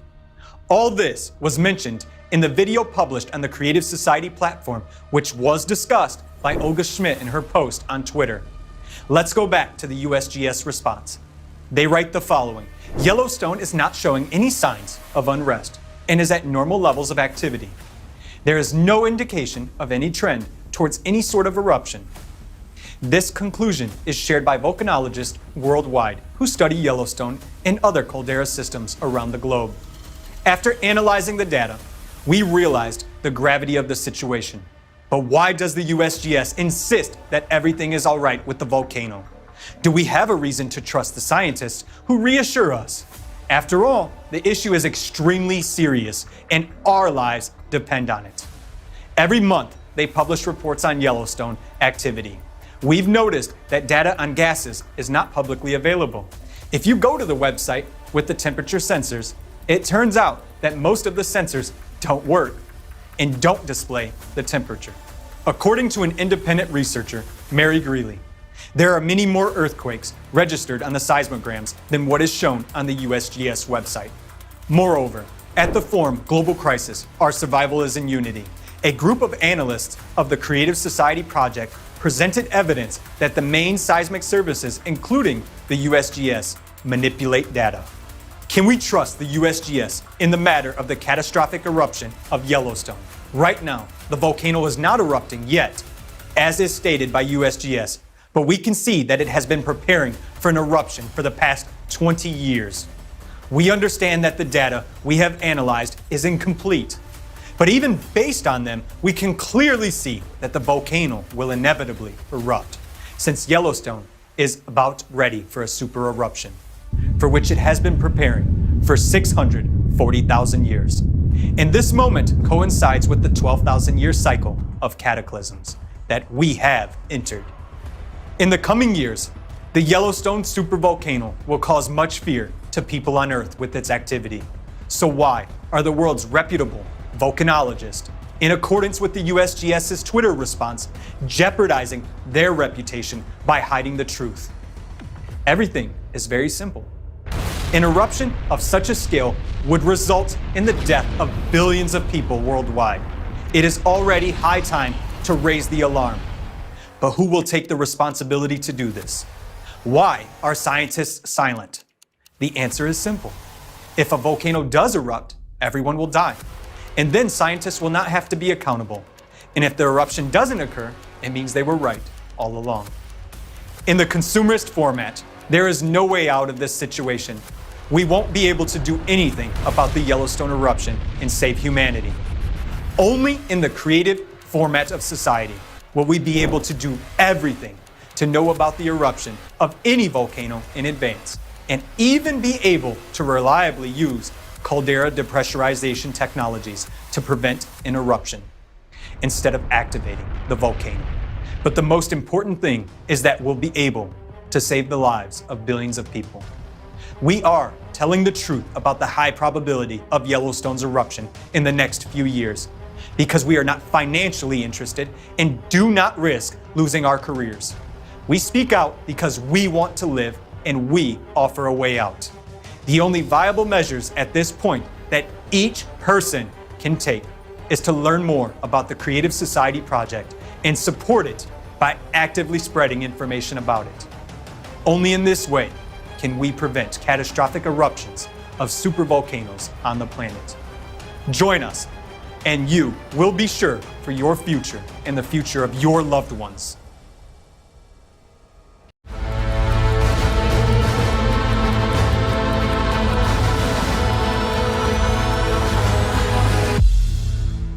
The risk of explosion of the Yellowstone supervolcano is enormous. In fact, we're sitting on a powder keg. Such an explosion would mean the death of all humankind. How many of us really know that? Now, you know that vital information is being hidden from you.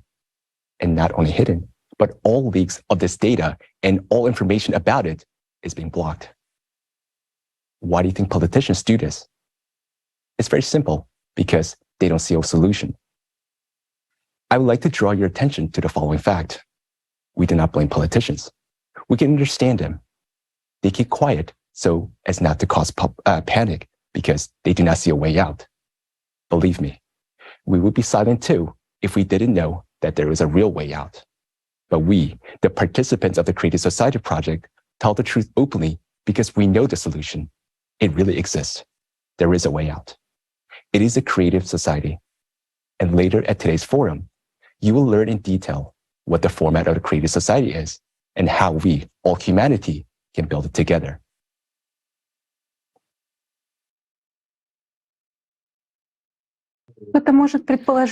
One might think that these disasters happening today are not really a cycle, but just random events. Unfortunately, no. As all changes on our planet are currently taking place according to a strict pattern, exactly as they occurred in the past cycles of disasters each 12,000 years. Let's recall based on what it was concluded that disasters of planetary scale occur every 12,000 years, while every 24,000 years they're even stronger.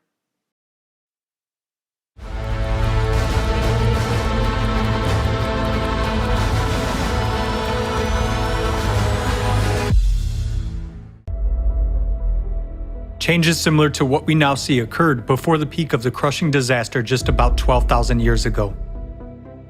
Those events are called the Alared Oscillation and the Younger Dryas glaciation that followed. 12,800 years ago, global temperatures rose as much as 15 degrees Celsius within just a few years. Most of the ice sheets suddenly melted, and the Earth emerged from a full ice age. At that time, there were extreme floods and other natural disasters, along with an intense sea level rise. The Gulf Stream stopped at that time, just as it is happening nowadays. Scientists from the University of Kansas have proven that about 12,800 years ago, there was a giant fire on Earth that covered a tenth of the entire planet's surface. Other researchers have also found that large fires raged in Siberia 12,000 years ago. Similarly, nowadays there are more and more large-scale fires that cannot be extinguished.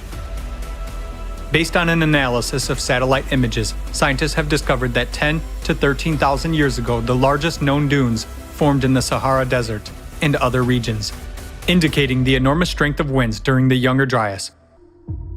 A short-term intensification of winds during that period has also been documented from Greenland ice cores data and research in Alaska. Nowadays, the same phenomena are happening on Earth as during the Younger Dryas. We see winds, hurricanes, typhoons, and tornadoes intensifying, and destroying entire cities, razing them to the ground. Right at the cycle change 12,000 years ago, there was a very intensive seismic activity. This is indicated by radiocarbon data, as well as paleographic reconstructions of the Younger Dryas. During the same time period, more than 12,000 years ago, as well as now, there was a drastic weakening of the magnetic field and a pole shift, which was called the Gothenburg excursion. The reason for all these abrupt changes was an abnormal magmatic activity caused by changes in the core. This was expressed in large-scale volcanic eruptions that scientists recorded in the Younger Dryas by dust and traces of acid rains and glacial cores. Analysis of sediments found in Hall's Cave points to volcanic eruptions that caused a volcanic winter about 13,000 years ago, and glaciation across the globe. After the sudden warming in the Younger Dryas, an equally abrupt cooling occurred.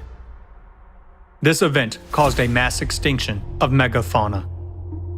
Thousands of frozen mammoths and other mammals were found in the ice on the northern slopes of Siberia. There happened a drastic decline in the human population, including extinction of the Cro-Magnon.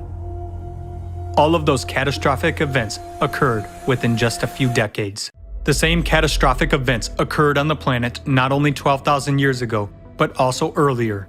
Taking into account errors in dating, this cycle is very well traced in the geological data. Catastrophists among scientists wrote about it independently of each other in their books and works. Vladimir Bubnenkov, Vitaly Bushyev, Alexander Baturin, Igor Kopolov, Nikolai Petrov, Maynard White, Douglas Vogt, and many other scientists have come to understand the cyclicity of global cataclysms on Earth with a period of approximately 12,000 years.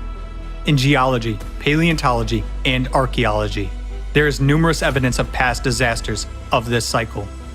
Each of these catastrophic events was characterized not only by abrupt changes in the climate situation, but also by complete geodynamic restructuring, weakening and excursion of the magnetic field, widespread disastrous volcanic eruptions, tectonic restructuring, atmospheric temperature variations by 10 to 15 degrees, and changes in the world's ocean levels by 20 to 50 meters, followed by large-scale glaciations. Since every cycle is accompanied by a change in the magnetic field and powerful volcanic eruptions, it clearly indicates that the cycle is associated with changes in the planet's core, just as it is happening now. We are entering the active phase of the cataclysmic cycle.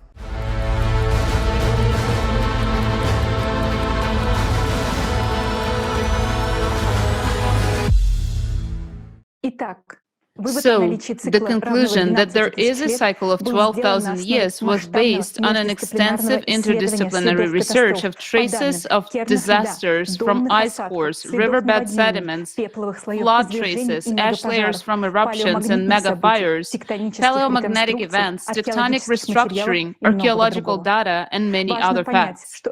What is important to understand is that these cyclical disasters occur almost instantaneously on a geological timescale. In the previous disaster cycle, only a few decades passed between the abrupt warming and subsequent cooling of the Younger Dryas. Because of the abruptness of these changes, non-specialists and journalists interpreted them as a result of meteorite crash. So abruptly and unexpectedly they happened. However, those who have studied the Younger Dryas event comprehensively are convinced that it was volcanic eruptions that caused the abrupt warming and subsequent cooling. Moreover, at the same time, there was drifting of the poles on the planet, which can in no way be connected with the falling of meteorites. Those who watched the previous forum already know what catastrophic volcanic eruptions and abrupt changes in the magnetic field have in common. What they have in common is the cause. The destabilization of the core of our planet due to external impact from outer space, which affects the planets of the solar system every 12,000 years.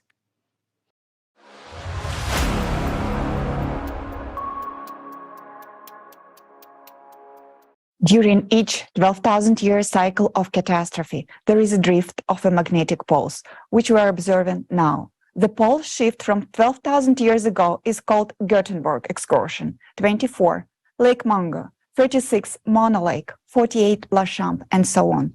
In past cycles, the magnetic field also weakened. For example, according to the paleomagnetic research and dendrochronology, during the Lachamp event, the planet's magnetosphere shrank to about 3.8 times the Earth's radius. One hypothesis claims that the extinction of Neanderthals occurred due to the increased ultraviolet radiations, since the weakened magnetic field allowed greater flow of radiation to the Earth's surface. According to scientists' model, at that time, auroras were observed even near the equator.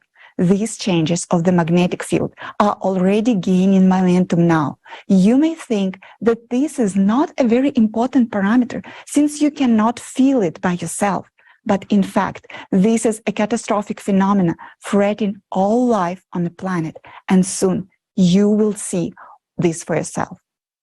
Let's look at the changes of the magnetic field in the current 12,000-year cycle, what anomalies on the planet they cause, and what threats these possess to us. Again, that in 1995, as a result of the changes in the Earth magnetic field and in the Earth core, the North Magnetic Pole, previously moving at a speed of about 10 miles a year, drastically accelerated by 3.5 times. This is the result of heating of the outer core and acceleration of the flow of molten iron inside of it. Today, South Atlantic magnetic anomaly is growing due to the magnetic field weakening. Over last century, the intensity of the Earth magnetic field has dropped by more than 10%.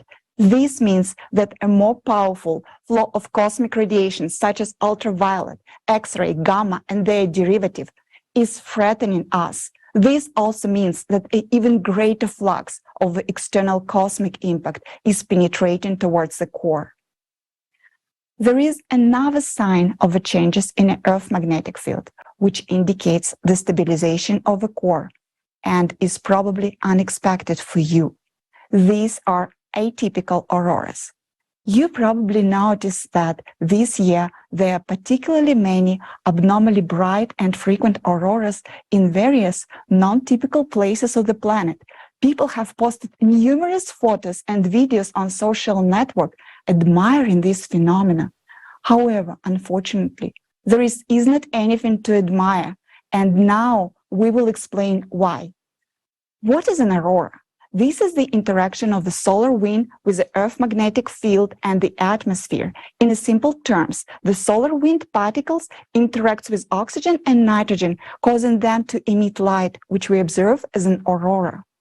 Depending on how deeply charged particle can penetrate the atmosphere, what energy they have, the auroras with different colors we will observe. Each altitude has its own color, which is determined by the composition and density of the atmosphere. On Earth, we used to see green auroras mainly on the poles. Green auroras occurs at the height of 60 to 130 kilometers above the Earth. Then solar wind particles with a medium energy interact with atomic oxygen. However, the auroras also can be red. It occurs due to the interaction of high-energy solar wind particles with atomic oxygen.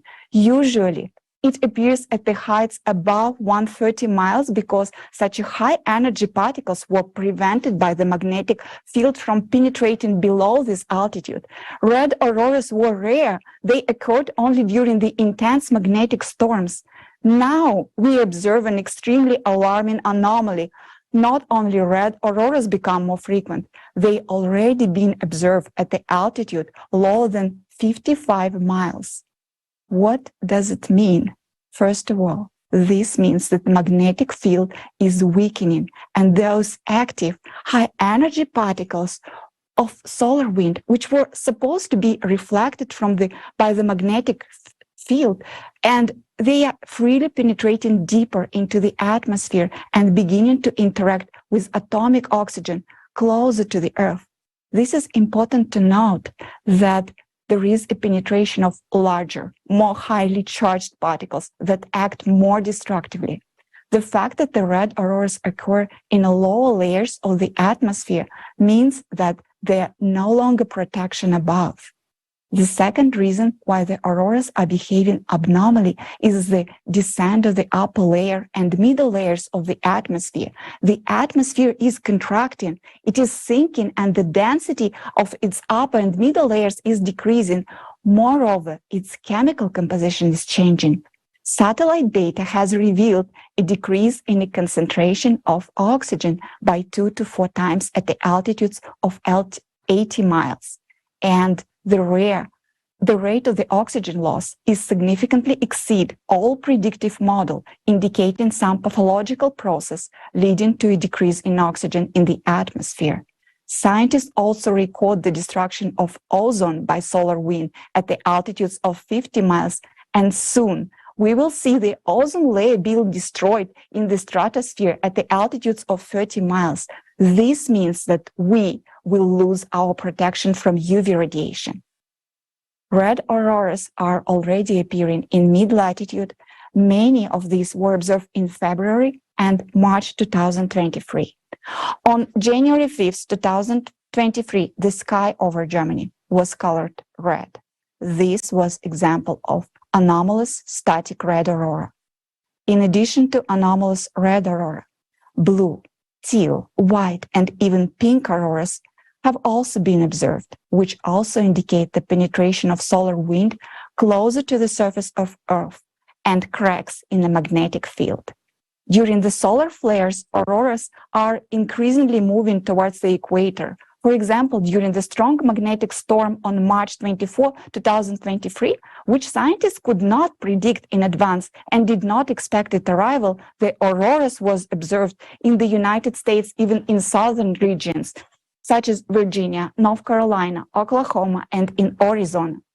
Polar auroras started reaching southern latitudes in Europe, such as Czech Republic, Ukraine, and southern Russia. Unusual bright and frequent auroras, which now occur far from the polar region, cannot be explained by activity of the sun, as the sun is currently in a prolonged minimum of its activity, meaning that the fewer particles from solar wind will reach the Earth. The only explanation for the aurora's anomalies is that the magnetic field is critically weakening, the atmosphere is contracting, and the solar wind is descending closer and closer to the surface. This is scary because it shows a large disturbance in the magnetic field, and it is a sign that the Earth's core is no longer working properly. We are horrified by the fact that people are now just admiring this phenomenon without realizing that this is the black mark of Cerberus. Admiring the northern lights with their rare colors is like admiring the cleanliness and sharpness of a blade when you are lying on a guillotine. Unfortunately, the scientific community does not consider the problem comprehensively as they should. These processes will only intensify further, and there will be more and more harsh radiation coming from space. Few people know that there's another anomalous phenomenon that has become more frequent in the last few years. It is a logical manifestation of an atypical behavior of a magnetic field, which looks like light pillars. Previously, similar phenomena were observed only during the auroras, but now they start to occur even without them. Currently, these phenomena are mainly observed in cold regions at night when there's a light from street lamps. You can read that such light pillars appear because hexagonal or column-shaped ice crystals are suspended in the air, one above another, and are illuminated by a light source. But recall night-winter photos from 10 to 20 years ago. Did you see light pillars on them as often as you see them now? After all, there were street lights, but there were no pillars. What is now keeping the ice crystals in suspended state? This is not just an optical effect. Nowadays, there are more and more cases when light pillars appear in groups. They are brightly colored in the color of the streetlights illuminating them. But the intensity of the pillar glows does not correspond to the brightness of the light source. And what is more abnormal is that light pillars with a red tint or color appeared, independent of the light source. What are these light pillars? This is an atypical manifestation of the magnetic field properties, which cannot be detected by our instruments. It indicates a local weakening of the magnetic field. During such phenomena, cosmic radiation penetrates to the surface of the Earth along the magnetic field lines, interacts with the molecules in the air. This is what colors the pillars in different shades, similar to auroras. Ice crystals hang in suspended state along the power lines of the magnetic field. Today, you will learn what causes the local weakening of the magnetic field. Just as in the auroras, the red color in the light pillars indicate molecular oxygen, which we breathe, is being destroyed by harsh cosmic radiation. Molecular oxygen turns into atomic oxygen, which emits a reddish color, reddish light. This in turn indicates that anomalous zones in the magnetic field are becoming more frequent and more extensive, and the power lines of magnetic field are distorted. As a consequence, our atmosphere is subjected to even more severe attacks from cosmic radiation. Now, you understand why such phenomena as light pillars are not at all fascinating, but rather is frightening. Our protective magnetic field is weakening severely. Harsh cosmic radiation is penetrating deeper and deeper into the Earth's surface, and oxygen in the atmosphere is depleting. All this is progressing extremely rapidly, and we, being intelligent and educated people, do not see that. We admire the anomalous polar light pillars, and say, how beautiful. What can be beautiful about impending death? Atypical anomalies in the magnetic field are terrifying and alarming phenomena, which is related to the destabilization of the core of our planet due to cosmic impact, which affects our planet once every 12,000 years. The climate Cerberus has literally given us, all of humanity, a black mark, and we admire and marvel at it. This is a Cerberus that dictates a sentence to all of humanity.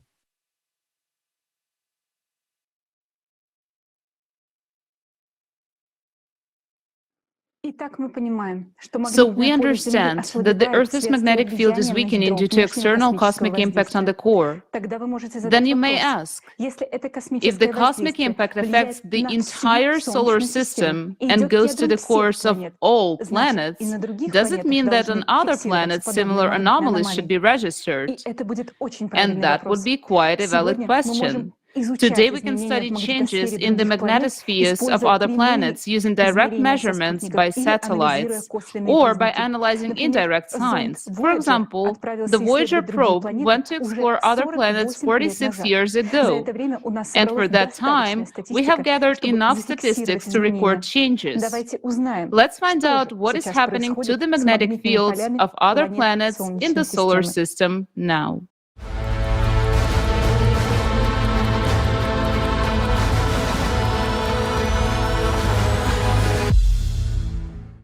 Additional energy comes from outer space during the 12,000-year cycle to the cores of all planets in the solar system. It is the cores that generate the magnetic fields of the planets, due to the influence of cosmic impact on the Earth's core. Since 1995, there have been changes in the magnetic field of our planet. They are manifested in the form of atypical polar lights, growth of the South Atlantic anomaly, and pole drift. The outer impact also affects other planets and their satellites. Let's consider what signs of changing magnetic fields we can see on other planets of the solar system. Venus. On Venus, a magnetic field was detected for the first time in 2006, although there had been no signs of it before. As a consequence, Aurora Borealis is now observed on Venus. They appear in the form of light-moving spots of varying shape and intensity. Sometimes they spread over the entire planet. All this suggests that since 2006 there have been big changes in the core of Venus because the magnetic field cannot appear by itself. Mars. Now, Mars does not have a global magnetic field as a result of a catastrophe that occurred on the planet and affected the function of its core. Only magnetized rocks on the surface of the red planet have magnetic properties. Usually, the magnetization of rocks is so weak that it cannot be a condition for the occurrence of Aurora Borealis. However, in recent decades, Aurora Borealis has suddenly appeared even in local zones of magnetization. In the southern hemisphere of Mars on August 11, 2004, the Martian Aurora Borealis was observed for the first time. It corresponded to a special type of aurora borealis never seen before in the solar system. Between 2004 and 2014, a total of 19 aurora borealis were detected, all of them located in the zone of anomalies of the magnetic rocks of Mars. In April 2022, a giant sinuous discrete aurora was detected on Mars. It was in the form of a luminous twisted band of ultraviolet light and covered half the planet. The appearance of all these aurora borealis on Mars indicates a dramatic change in the properties of even the non-functioning core of Mars. After all, it also receives additional energy during the cycle, and therefore can change its magnetic characteristics. Jupiter. On Jupiter, the magnetic field is 20,000 times stronger than the Earth's, and the aurora borealis occurs in the X-ray range and is 1,000 times stronger than on Earth. In 2017, data from the Juno satellite showed that Jupiter's magnetic field has undergone global changes in recent decades. This became evident when compared with data from the Voyager probe, which explored Jupiter in the 1980s. The largest changes in the magnetic field occurred in the powerful magnetic region near Jupiter's equator, known as the Great Blue Spot. This transformation cannot be explained by external influences on the magnetic field, which means that the change in the Great Blue Spot is associated precisely with changes in the characteristics of the core of the gas giant. This phenomenon can be compared with the South Atlantic magnetic anomaly on Earth, which is now rapidly expanding. The largest satellites of Jupiter also have polar lights. However, it is interesting that on Callisto, northern lights were detected for the first time only in 2021. This indicates that changes in the magnetic properties of the cores during the cycle of 12,000 years occurred not only on the gas giants, but also on their satellites, as they also have cores. Saturn. Compared to Earth, Saturn has a much larger magnetosphere. On Earth, polar lights are usually caused by the solar wind, while on Saturn, the solar wind has much less influence on the dynamics of polar lights. On Saturn, polar lights shimmer in the infrared and ultraviolet ranges, that is, invisible to the human eye. Despite the fact that the solar wind could not affect the intensification of polar lights on Saturn, in 2017, a new type of northern lights began to be observed on Saturn, along with the classical one. It was caused by ultra-fast winds in the upper atmosphere above the North Pole. We can see how the parameters of magnetic fields on different planets of the solar system have changed in recent years, compared with the previous observations. These changes occur both on terrestrial planets such as Earth, Mars, and Venus, as well as on the gas giants such as Jupiter and Saturn, and even on their satellites. Changes in the magnetic fields of the planets are caused by changes in their cores, and the simultaneity of these processes points to a single external factor, the cosmic impact, which affects the cores of all planets of the solar system in the cycle of 12,000 years.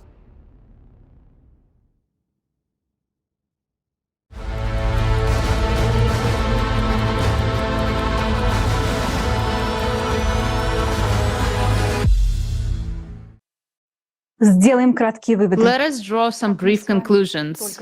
As we've seen, magnetic field anomalies on other planets occur in the same way as they do on Earth. This again indicates that today the entire solar system is influenced by cosmic impact on the planet's cores. And later today you will learn why exactly the planet's cores react to the external impact and what exactly happens in the interior of other planets due to the imbalance of their cores. Now we've considered how physical phenomena react to failures in functioning of the core, and this can be seen both on Earth and in the outer space. But there is another indicator on Earth which other planets don't have, by which we can track anomalies in the magnetic field. That indicator is living organisms. On Earth, everything living, from humans to fungi, insects and bacteria, depends on the magnetic field. So any abnormal changes in the magnetic field will affect their vital functions. And today you will find out how disastrously they are affected. According to experiments, the biological effects of changes in magnetic fields on living organisms can be so serious that they can be considered as dangerous as radiation. There are studies on mutation and cancer in living organisms from exposure to magnetic fields. Magnetic fields affect electrical conductivity and fluid media in an organism. The more complex an organism is, the more adaptive compensatory mechanisms are provided by nature in the form of nervous and immune systems and fluid media.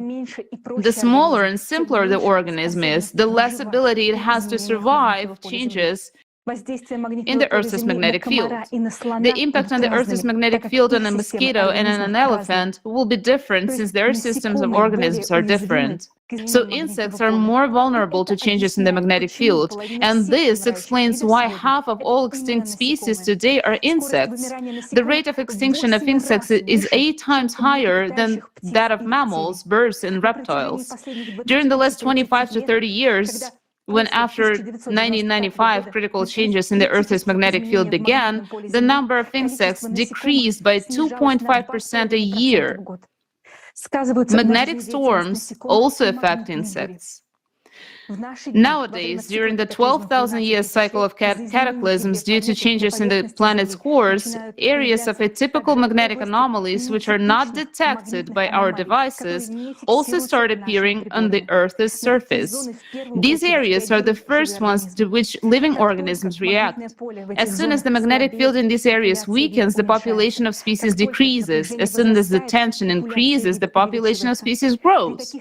Under such temporary fluctuations, animals have a chance to survive, adapt, and maintain the population. But with a global problem, such as sudden weakening of the planetary magnetic field, mass extinction of flora and fauna ensues.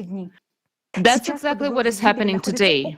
About 1 million species of animals, plants, and fungi are now threatened with extinction. Some might say it's not due to climate change, habitat change, or environmental pollution. Yes, that's true, but not only that. The effect of changes in the Earth's magnetic field on living organisms is critically understudied, although it's already deadly. Let's watch a video about the scope of species extinction today due to changes in the magnetic field.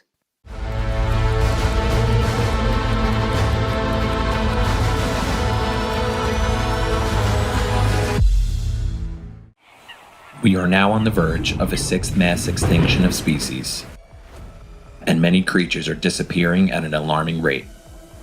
Even more disturbing is the fact that this was triggered not only by human activity, but also by magnetic field anomalies that have occurred over the past 3 decades. First of all, the smallest, simple species of the animal world get extinct because they cannot adapt to the sharp change in the magnetic field. But unfortunately, this is just the beginning. Insects. In 2019, the Biological Conservation Journal published a study on the decline of 41% of insect species, with 1/3 of them already being endangered. In recent decades, 46% of bee species have become extinct. Bees use geomagnetic information to synchronize their biological clock, navigate in space, build honeycombs, queen cells, and so on. Scientists are sounding the alarm. The number of bees is decreasing, even in forests that remain untouched by human activity. This points to the influence of changes in the magnetic field. Many species of butterflies and moths have been significantly affected. In Britain, for example, their numbers fell by 58% between 2000 and 2009. Insect populations in protected areas of Germany have declined by 76% over the last 27 years. Similarly, the tropics of Puerto Rico have seen a decline of 78 to 98% in insect biomass over a period of 36 years. The decline in the number of insects has led to the extinction of birds, frogs, and lizards that fed on them.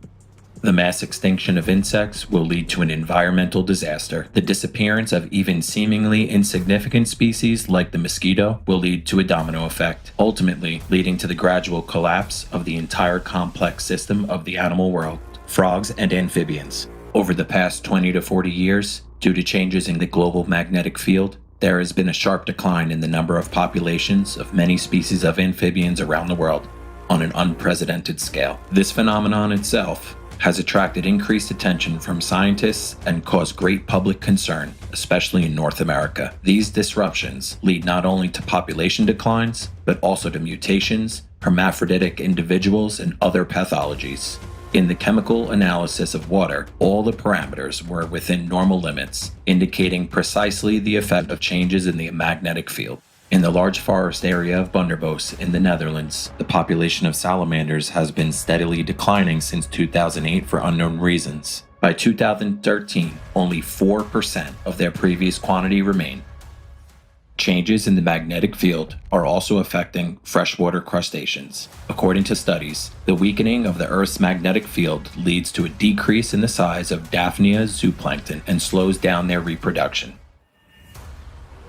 During migration, birds navigate using magnetic fields. A study of 2 million captures 152 land bird species in North America revealed a mass phenomenon of avian vagrancy, when birds lost their sense of direction and deviated from their path due to geomagnetic disturbances. Anomalous zones, not detectable by measuring devices. Recently, there have been cases where various species of migratory birds did not fly to their wintering grounds due to occurrences of magnetic anomalies, which are not detected by modern devices. Such anomalies are characterized by rarefied air, unnatural for bird flight. In 2020, hundreds of thousands of dead migratory birds were found in the southwestern United States. The birds were in good physical condition, except for extreme exhaustion. It was as if they got into a trap where some power was forcing them to fly until they died. In recent decades, cases of whole flocks of birds falling dead for reasons unknown to ornithologists have been recorded all over the world. Frightening facts of further consequences of local magnetic field anomalies that are not detected by modern measuring devices are observed worldwide.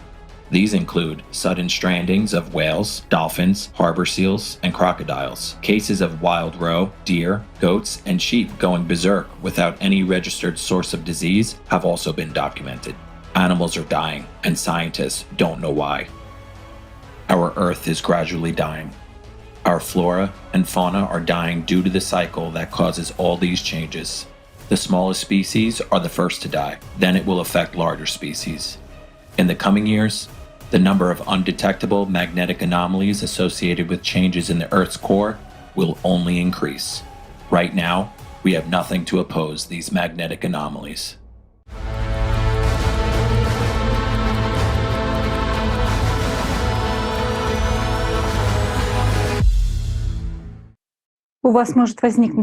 You may have a question. Earlier in our report, we discussed climate change on other planets, deep focus earthquakes, and destructive processes in the Earth's interior. Why do we suddenly start talking about the extinction of insects and animals? The problem is that scientists today don't look at climate change holistically. While everything is interconnected, and careful observation of the behavior of insects and animals can help us better understand where zones of geomagnetic anomalies occur and what their nature is. What we cannot capture with devices today can be detected indirectly by various signs. That is why we use the multidisciplinary approach, because we realize that the more holistically we look at the climate change picture, the better we can investigate the issue and the faster we can find a solution. We as humanity are now approaching a very dangerous frontier, because these magnetic anomalies are already destroying not only fauna, but also the lives of millions of people. Already now, none of us is immune. We invite all experts to pay attention to the information that we'll now voice. As we have mentioned earlier, as today, the Earth magnetic field has weakened by 10%, and this trend is clearly increasing. As a result, we humans are becoming more vulnerable to the radiation. Therefore, we are currently observing a rapid growth of oncological, viral, and other type of diseases. This is an established fact that during the magnetic storms, there is number of heart attacks and strokes, including fatal increases 2 to 3 times. This is because the charge of the magnetic field reduces the external charge of erythrocytes, which leads to their clumping. Blood coagulation increases by 2.5 times, which significantly increases the risk of thrombosis. Let's look at the slides showing the rate of cardiovascular diseases, psychiatric disorders, and cancer, which are steadily increasing, and they are caused, among other reasons, by the changes in the magnetic field. These numbers are shocking. But I would like to point to another extremely disturbing fact related to our health, which official science cannot explain. Many countries sounded the alarm. Young, healthy people have suddenly and prematurely started dying. Autopsy doesn't reveal any organic damage, no aneurysms, heart scars, blood clots, or ruptures of vessel. That was as if heart was simply switched off. This phenomenon was called sudden adult death syndrome. Doctors cannot find explanation for this phenomena and are discouraged by the number of cases occurring. There are several theories about how that could be caused, and you can see them on the screen now. But despite the funding and research in this area, the number of sudden deaths in the world continues to rise rapidly. And all these tell us that the cause lies in the processes that we are still don't know, and they are not known to official science. Especially, we are witnessing another type of atypical anomalies in the magnetic field, which arise from the changes in the core. These are drastic local increase in the magnetic field intensity that migrates across the surface of Earth. The human body, then exposed to such an area, simply shuts down. Its resuscitation, if it's not performed within 2 to 3 minutes, death will occur. Today, due to the increasing instability of the planet's core, this type of atypical anomaly is occurring more and more frequently in the various parts of the planet, which means that the amount of sudden deaths will continue to rise. This is impossible to shield against this phenomenon. In the coming years, this will become the new pandemic. The question arises, how to save your life? Today, human life is not valued. So if the consumerist format persists, this issue will never be solved. It is necessary to change the format of society from consumerist to a creative one so that human life comes first, and scientists receive unlimited funding for research on how to eliminate the cause of these anomalies, that is, to stabilize the core. This will become possible when a way to counteract external cosmic impact is found. This is the only way to save human life. Anomalies in the Earth's magnetic field are now leading to another type of atmospheric phenomena that is extremely dangerous and is already causing the death of people. These phenomena are not yet being linked to disruption in the Earth's magnetic field. Specialists try to explain them in traditional ways. We'll now give you several examples to illustrate this type of anomalies. Among the number of climate disasters that have been attacking the people of Saudi Arabia for the past 6 months, there was one circumstance that no one paid attention to. On December 29th, 2022, the temperature dropped abruptly in Mecca. However, it did not get cold around it. An area of coldness appeared locally and suddenly out of nowhere. This led to formation of powerful cloud system. Look how suddenly it appeared there and brought heavy rain and hail with it. After a while, the temperature returned to normal, so no one paid attention to this. These abnormal, sudden, and localized temperature drops are attempted to be explained, for example, by Arctic cyclones bringing the cold. But why didn't cyclone manifest itself along the way? Because when cyclone moves, it leaves a trail of cold behind it along this entire trajectory. An Arctic cyclone cannot suddenly fall from above, make a cold snap in a local region, and disappear without a trace. Similar instantaneous localized drops in temperature have also been noticed in other parts of the world. For example, On December 21st, Colorado, USA, the temperature dropped by a record-breaking 40 degrees Fahrenheit in just half an hour. And in the state of Wyoming, a weather station recorded an unprecedented drop of temperature of 20 degrees Fahrenheit in just 2 minutes. On February 3rd, in the United States, near the observatory of Mount Washington, the air temperature dropped sharply to minus 47 degrees Fahrenheit. Mount Washington is known for the world's worst weather, but February 3rd, the temperature drop was record-breaking. The combination of freezing temperature with hurricane winds gusts up to 127 miles an hour felt like minus 108 degrees Fahrenheit. The temperature drop was so sudden that trees and soil exploded and cracked from the freezing water. If people on the mountain at that moment would have gotten frostbites within 2 minutes. Simultaneously with the temperature drop, there was a sharp drop in pressure. Meteorologists explain these extreme conditions by the partial drop of the stratosphere into the lower atmosphere. You can see the animation on the screen.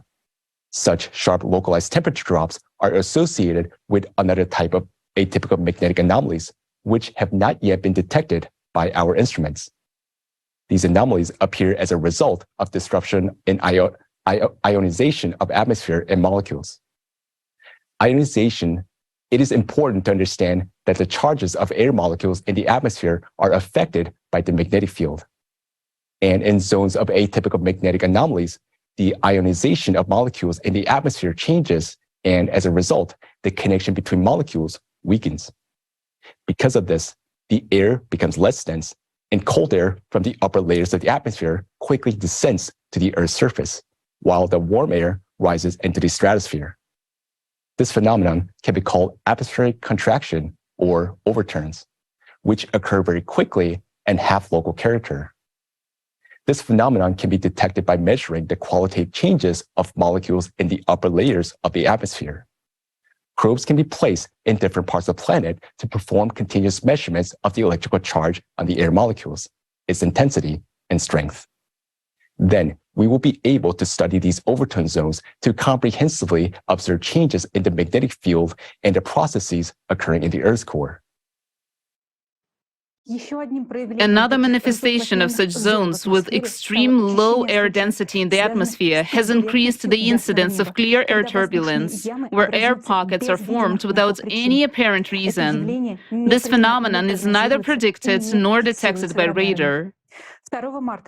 On March 2, 2023, a Lufthansa crew encountered severe turbulence at an altitude of around 6.8 miles. The plane literally plummeted more than 1,000 feet downwards. 7 people were seriously injured and taken to the hospital. On December 18, 2022, a United Airlines plane during takeoff climbed to 2,200 feet above the ocean. Suddenly, it began losing altitude rapidly. Fortunately, the crew was able to regain control when the plane was only 775 feet above the water.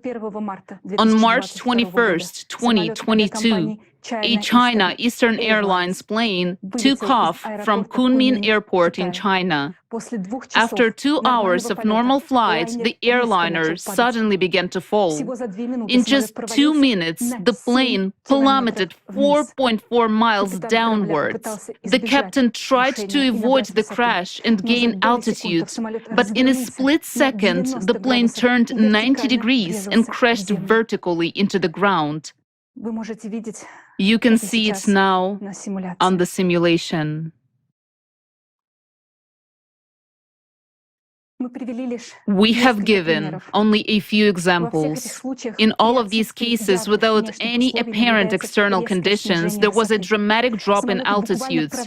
Planes literally fall into air pockets, leading to serious catastrophes and loss of lives.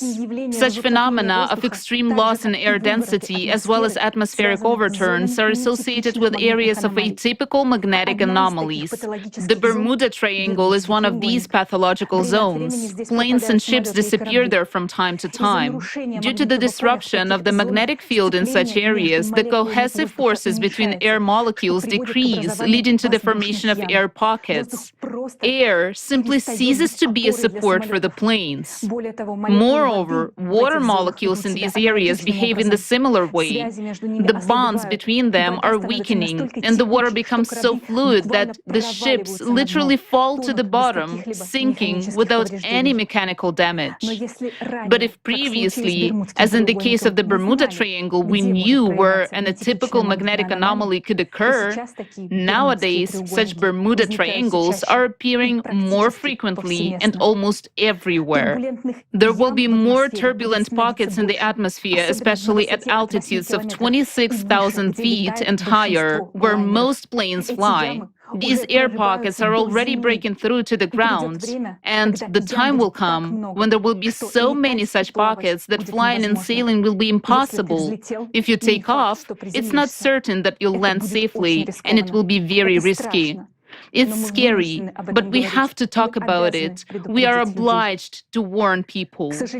Unfortunately, in the consumerist format of society where human life is worth nothing, such anomalies are not properly studied, and moreover, they will be hidden to the public until the last moment so as not to cause panic and not to lose profit. How many airlines do you think will want to make a statement that flying is now dangerous? You know the answer yourself. Let's summarize.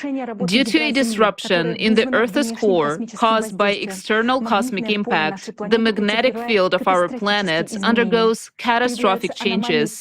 Anomalous auroras, light pillars, atmospheric overturns, turbulence anomalies, zones of extreme decrease in air and water density are observed. There are also areas of magnetic anomalies where living organisms and people are dying.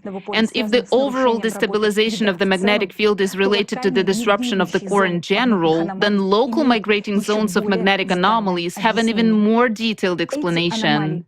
These anomalies are formed by sudden bursts of electromagnetic energy from the planet's interior, and these bursts occur as a result of cavitation explosions of magma in the interior of our planet. We have described this mechanism earlier at the forum when we talked about deep focus earthquakes, including those that caused the tragedy in Turkey and Syria. With such a cavitation explosion in magma, a wave propagates tangentially, as in the Yudkin effect, and leads to the appearance of zones of atypical magnetic field anomalies on the planet's surface. Due to the destabilization of the core, such explosions occur more and more frequently, which means that soon we will observe not only intensification of the above-mentioned anomalies, but also a huge amount of lightning striking from the Earth's surface and an increase in the number of ball lightning. All the facts you have heard today about the changes in the electromagnetic field indicate that our core is already extremely unstable, and that means that our planet is currently following the worst scenario of the cycle of climate catastrophes. Later at the forum, you will learn why humanity may face its end even earlier than 2036. Another confirmation of this is the intensification of climate anomalies and disasters on the planet as a whole. We carefully study everything that is happening to our planet, all the habits of the climate Cerberus, because we realize that if no one does that, then humanity is simply doomed. And now we want to bring to your attention a video containing terrifying facts about the growing power of the climate Cerberus, which unfortunately we cannot counteract today.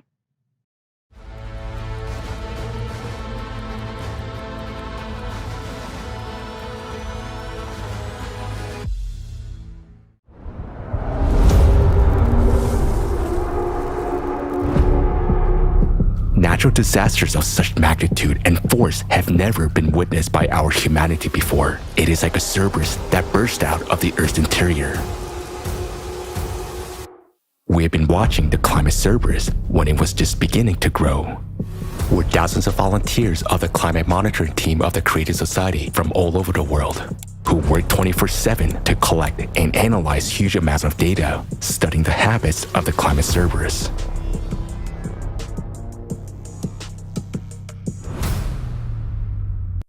even several research institutes can't process that much data.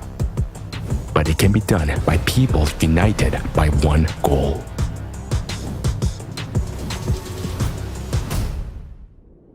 Watching the Cerberus, we have realized that it has now grown and broken free. It is already tearing apart our planet, destroying our homes, and taking people's lives. And yet, most people are not aware of this threat at all and do not understand what is happening to the climate. But we realize that the climate Cerberus will not stop on its own. To stop it, we must study all its habits. The cost of each of them is the lives of many people. The Cerberus is now many steps ahead of us, and we're only following its trail. We will tell you about the habits we have managed to identify. After watching this video, you won't be able to say that no one has warned you.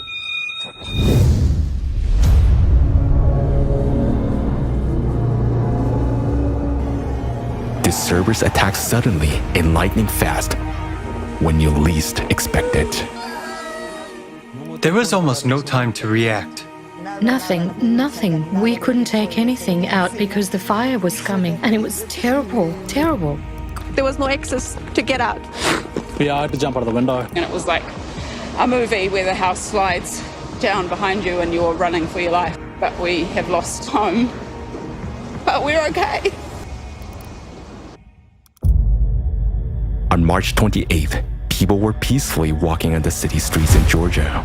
Moments later, they found themselves under the rubble of street structures.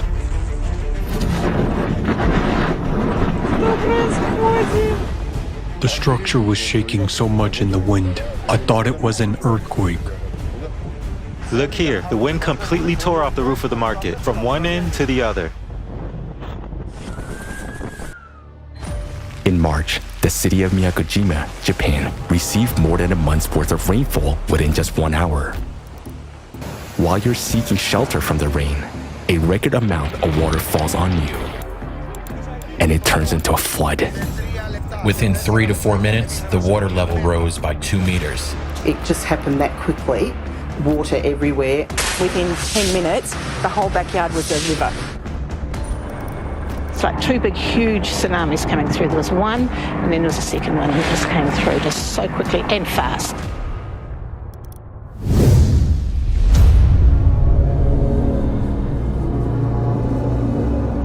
The Cerberus does not obey rules. The tactics of its attacks are unpredictable. It swaps the 4 seasons. In February 2023, when it was summer in the southern hemisphere, temperature dropped below zero and the snow fell in Australia and Argentina. While in Europe, summer has arrived in the middle of winter. In Germany alone, 982 heat breakers were broken in just 3 winter days. A few days later, the European heat wave was replaced by an anomalous cold snap. This is happening all over the world. Abnormal heat and cold alternate at a catastrophically fast pace. And that is also the terrifying signature of the Cerberus. It brings chaos to your everyday life. In Africa, in southern Morocco, snow is a rarity. But in February 2023, the inhabitants of several communities were cut off from the outside world after a heavy snowfall. Emergency aid had to be delivered by air. The climate Cerberus is sophisticated and inventive in its attacks. Tropical cyclone Freddy formed in the Indian Ocean in February 2023. Lasting 35 days, the cyclone traveled an enormous distance of 10,000 kilometers, becoming the most powerful cyclone in the southern hemisphere and the longest lived in world history. On its way, Freddy intensified 7 times, which has never happened before, and its trajectory was anything but a normal cyclone track. It turned around several times and continued its way. Cyclone Freddy left catastrophic devastation and claimed more than 600 human lives in 6 countries. The climate Cerberus never sleeps. It attacks when you're most vulnerable and defenseless. Residents of São Paulo in Brazil went to their bed to the familiar sound of heavy rain. At dawn, a flash flood in multiple landslides buried about 50 houses with sleeping people. The Cerberus knows no mercy. Now, it's already making some really terrible strikes. But this is only the beginning. On the early morning of February 6, 2023, a magnitude 7.8 earthquake destroyed the peaceful sleeping cities in Syria and Turkey. The deadly quake was only the beginning of a terrible catastrophe, followed by the second powerful earthquake of magnitude 7.5 and thousands of aftershocks. It became a tragedy of a global scale that claimed more than 50,000 human lives according to official figures alone. Don't be scared, sweetheart. Don't be scared. Friends, we are buried because of the tremor. Mother, are you okay? Mom. Granny, are you all right? Is there really no one there? We're completely buried.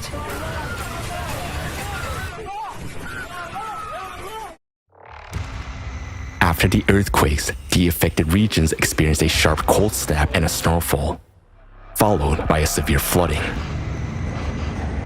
The Cerberus is becoming more aggressive, and catastrophes of such magnitude as in Syria and Turkey will occur more and more frequently.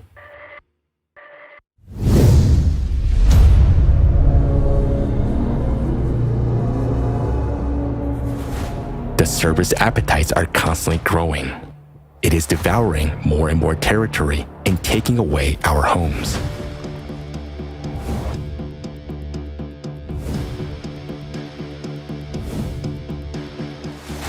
Fires are spreading, millions of hectares are burning, and they're very difficult to extinguish. Floods are covering larger and larger areas. Across Europe, since 2000, there has been a more than 30-fold increase in abnormal rainfall. The Cerberus was weaker before, but now its blows have become more fierce. This year, in Japan and the USA, people died after being trapped in snow in homes and vehicles. Now, even snowfalls have become a deadly threat. Periods of attack last longer. Droughts have become a continuous process that intensifies year by year. It's March now, and with the snow melting, the water should have been higher than me. But instead, the riverbed is completely dry. Because there has been a drought here for the whole year, it's not just 3 months, it's a whole year without rain.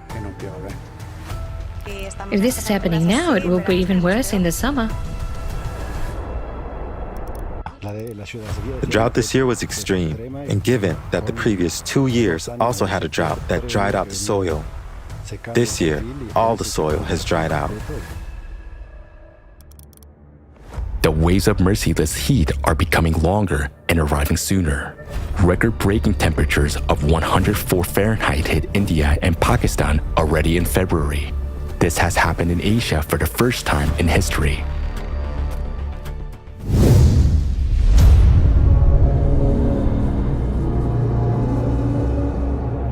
The Cerberus has many heads, and they are all insatiable.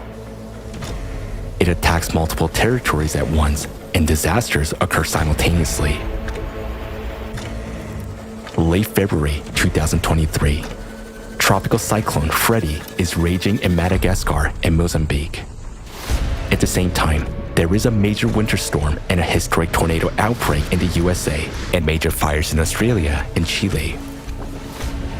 Extreme rains and floods hit Indonesia, Brazil, and 17 other countries, while landslides and mudslides occur in the Philippines, India, and Peru. During this time, the world experienced 5 major earthquakes with magnitudes above 6. And this is not even all of the events. The cataclysms are synchronizing, thereby reinforcing each other. This has never happened before, but now it's happening all the time.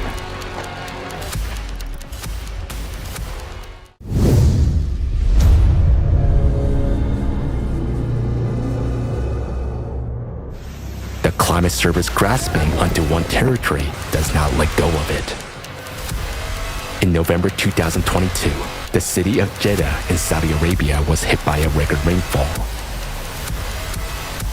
In 6 hours, more rain fell than in 3 years. The next 5 months brought a whole cascade of natural disasters. Giant hail and snow, sandstorms, storms and tornadoes, torrential rains and floods.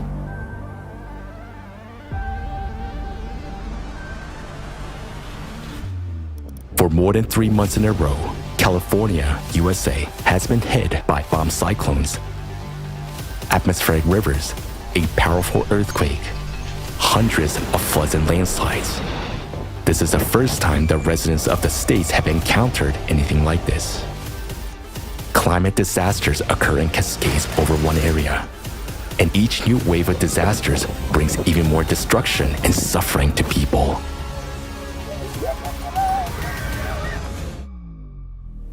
The Cerberus does not distinguish between the rich and the poor. It does not care about nationality or skin color, and there are no countries, nations, or borders for it. It comes to everyone. The worst part is that more it eats, the bigger it gets. And the more it is going to devour.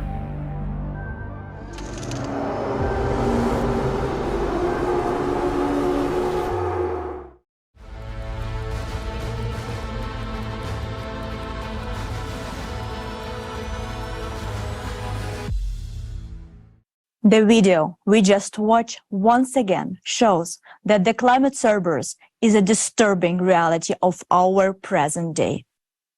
Indeed, it doesn't care about your social status, gender, or race. Everyone is equal in the face of this destructive and deadly threat. Can we oppose it now? Yes, we can. And everyone has something to offer. It's the voice of truth. The faster people around the world learn about the real causes of climate change, the faster steps will be taken to eliminate them. So, I want to call once again on everyone who sees and hears us now.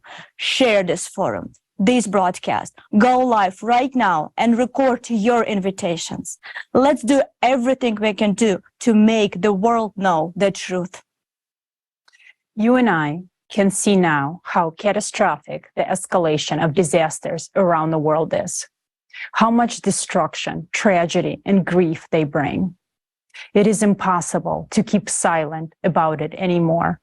Each of us understands this. That is why we are holding this forum, and all our activities are aimed at conveying the truth about the real scale, the increase in disasters on Earth, and the real causes of this. And every volunteer of the Creative Society Project conveys this truth as best as they can, using their talents and abilities. Some speak about this through music, dance, or song. Now we present to you this music video aimed at drawing the attention of the world community to the real causes of climate change and the only way out, the Creative Society.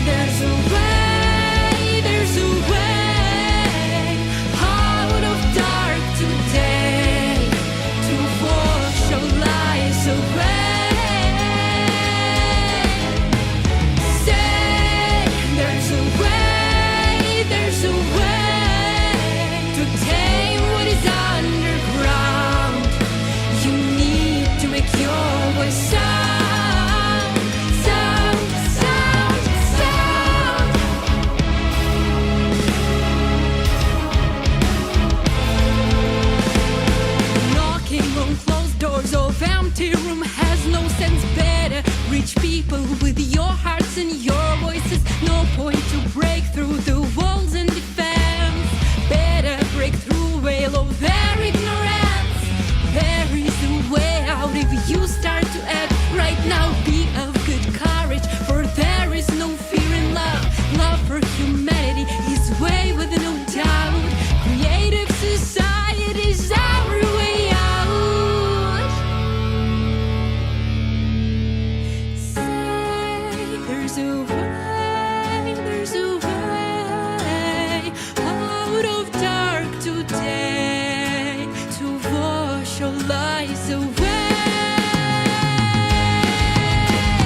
Say there's a way, there's a way out of false to true. If one who acts now is you, you, you, you.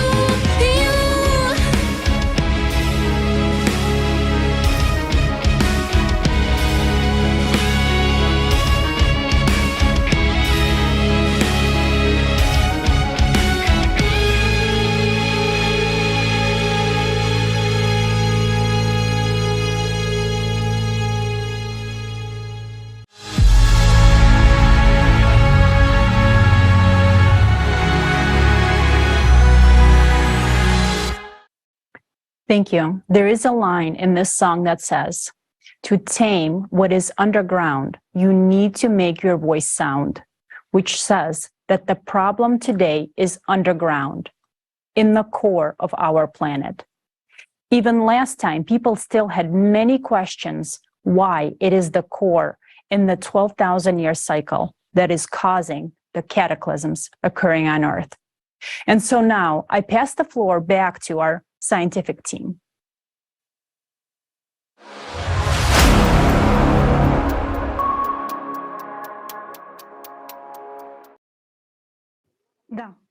Yes, the core is currently the main conductor of all cataclysms. It is precisely the displacement and heating up of the core that determine all the processes that occur on the surface. We do not have the means to directly reach and study the core. Therefore, we need to study the effects of its destabilization to understand what is happening with the core.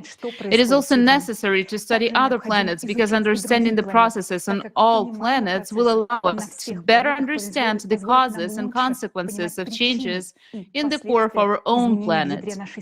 Because our main and key task during the cycle is to stabilize the core and stop the influx of additional energy from external cosmic impact to it, in order to prevent the extinction of humanity. And later in the forum, you will hear how it can be done. During the 12,000-year cycle, external impact comes to the cores of all planets in the solar system. What are the signs that tell us about this? It has been established that when there was a displacement of the Earth's core in 1998, there was a simultaneous displacement on other planets as well. How was this established? The first to speak about this was Yuri Vladimirovich Barkin, PhD in physics and mathematics, professor at Schmidt Institute of Physics of the Earth of the Russian Academy of Sciences. The displacement was measured on the Earth as well as on the Moon, whereas displacement on other objects were registered indirectly. During lunar missions, laser reflectors were installed on the Moon. In 1997 and 1998, abrupt changes in the coordinates of all 4 reflectors were detected simultaneously in the same direction. Barkin's calculations showed that the centers of mass of all planets have shifted relative to their geographical positions, which indirectly indicates that displacements of all the cores. Look at these numbers on the screen.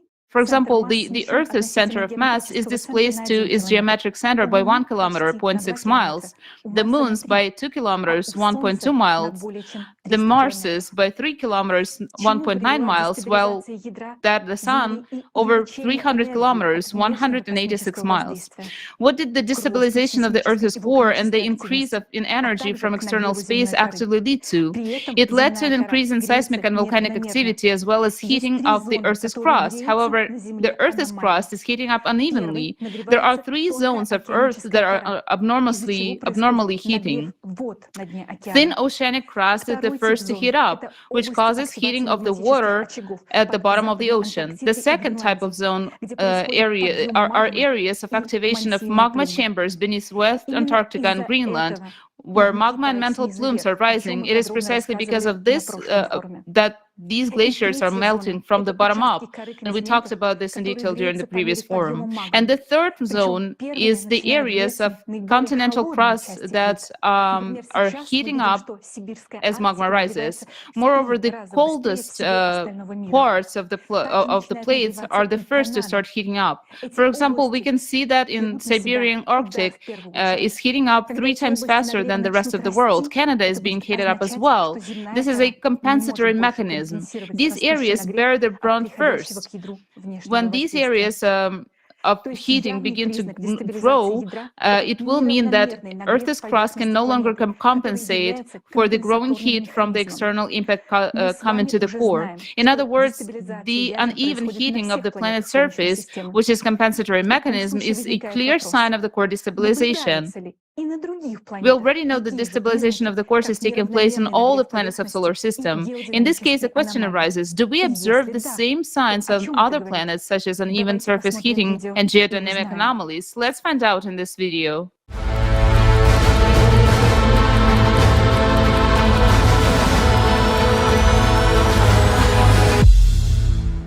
During the 12,000-year cycle, an external cosmic impact reaches the cores of all planets in the solar system. On Earth, this leads to abnormal heating of magma and its rise, resulting in increased volcanic and seismic activity, abnormal heating of the Earth's crust, as well as glaciers and permafrost melting from below. Is it currently possible to detect any increase in internal heat and tectonic activity on other planets, provided external cosmic impact is spreading to all planets? Mercury. Satellite data from the MESSENGER probe has shown that 19 tectonic-related terrain changes formed on Mercury between 2011 and 2015. The planet's core is responsible for internal activity. Previously, Mercury's core was believed to be inactive. The new tectonic changes are concentrated predominantly in the northern hemisphere. What's notable is that the core of Mercury has now shifted in the same direction, according to scientists' assumptions. So where's the extra energy that intensifies tectonic activity on the planet coming from now? Venus. Recently, there has been an increase in volcanic activity on Venus, similar to what is currently observed on Earth, Mars, and Jupiter's moon Io. 37 volcanic structures have been discovered on the planet's surface, with plumes observed within them. Their activity was detected in 2020. The researchers draw an analogy with Earth's mantle plumes that form chains of volcanic islands like Hawaii or the Canaries. As it can be seen on the map of Venus, these volcanic structures are mainly concentrated in the southern hemisphere of the planet, indicating an asymmetrical rise of magma in the planet's interior. The increased volcanic activity on the planet is also confirmed by numerous other independent studies. What has caused the recent rise of magma and plume activity on Venus? Why is this happening in sync with the increase in volcanic activity on other planets? There is also a sign of internal heating on Venus, manifested through accelerating winds.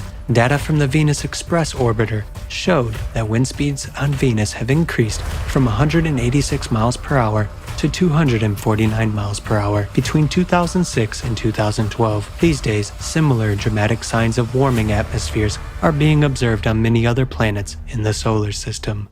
Mars. In 2018, the South Pole of Mars experienced an unprecedented warming event. Areas of liquid water 20 kilometers in diameter were found under the ice cap. In other words, the ice on Mars is now melting from below, just like on Earth. As the geothermal heat from the planet's interior increases, the glaciers on Mars, like those in Antarctica, Greenland, and permafrost on Earth, are also melting from the bottom up. In another part of the planet, the Elysium region, there is a sharp increase in endogenous activity, meaning Internal activity. Between 2019 and 2020, the rise of magma triggered 465 Marsquakes in the area, and in 2021, a seismic event was recorded that was 5 times more powerful than any previous one. And in May 2022, a huge mantle plume was detected in this region, causing an even more record-breaking Marsquake. As we can see, seismic activity is now increasing on Mars, much like it is Earth. It is worth noting the similarities between the processes on Mars and Earth. When the Earth's core shifted along its axis of displacement, 2 heating zones initially formed, one in western Siberia and the other in western Antarctica. Similarly, we have observed 2 zones on Mars, one near Elysium and the other at the South Pole. This indicates that Mars' core shifted in the same way as on Earth during the 12,000-year cycle. The recent processes on the terrestrial planets point to an increase in the activity of their interior. Mercury, Venus, Earth, and Mars are experiencing a simultaneous increase in volcanic and tectonic activity, with a sharp rise of magma creating zones of anomalous heat. Jupiter. On gas planets, the function of a core is performed by a denser accumulation of gas within the planet. The high temperature of Jupiter's atmosphere is mainly provided by its internal heat. In 2001, scientists discovered that since the Voyager probe's exploration in the 1980s, Jupiter's internal heating had increased by 37%. Moreover, this heating is greater than the energy received from the sun. It is known that internal heat fuels storms and turbulence on gas planets, increasing wind speed. Hence, the sharp increase in Jupiter's internal heat has resulted in the intensification of these atmospheric phenomena. When the Hubble was launched in 1990, no cyclones or thunderstorms were detected on Jupiter. But over the last decade, storms have become increasingly active and intensified. We can see them on images of the planet as spots. Red spots are the hottest areas. Since they started appearing, it means that there is more internal heat. Between 2005 and 2006, another massive red spot was formed on Jupiter for the first time.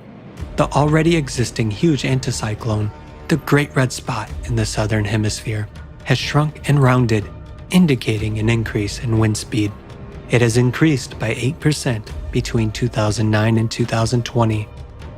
All of this indicates that additional energy is emerging in the depths of the gas giant that causes powerful internal heating. Where could this energy come from? Planet satellites also react to external space impact with an increase in endogenous activity. On Jupiter's moon Io, in the northern hemisphere, the most powerful volcanic eruptions have been occurring over the past 5 years. On another of Jupiter's moons, Europa, in 2013, scientists discovered that the ocean at the equator was warming from below. Subsequently, the satellite's interior heated up so much that in November 2019, NASA's research group detected water vapor above Europa's surface. It is noteworthy that the moon Europa started heating up on the side that does not receive heat from the sun. Conversely, the coldest area was found on the sunny side. In other words, the appearance of zones of anomalous heating on Europa cannot be attributed to solar energy. They can only be explained by an increase in internal heat. Saturn. Internal heating on Saturn is known to be the main driver of storms, as it is on Jupiter. Between 2007 and 2010, a chain of 23 to 26 dark spots was discovered, which were interpreted as areas with high heat emission. In 2010, the so-called Great White Storm formed abnormally early in the northern latitudes of Saturn.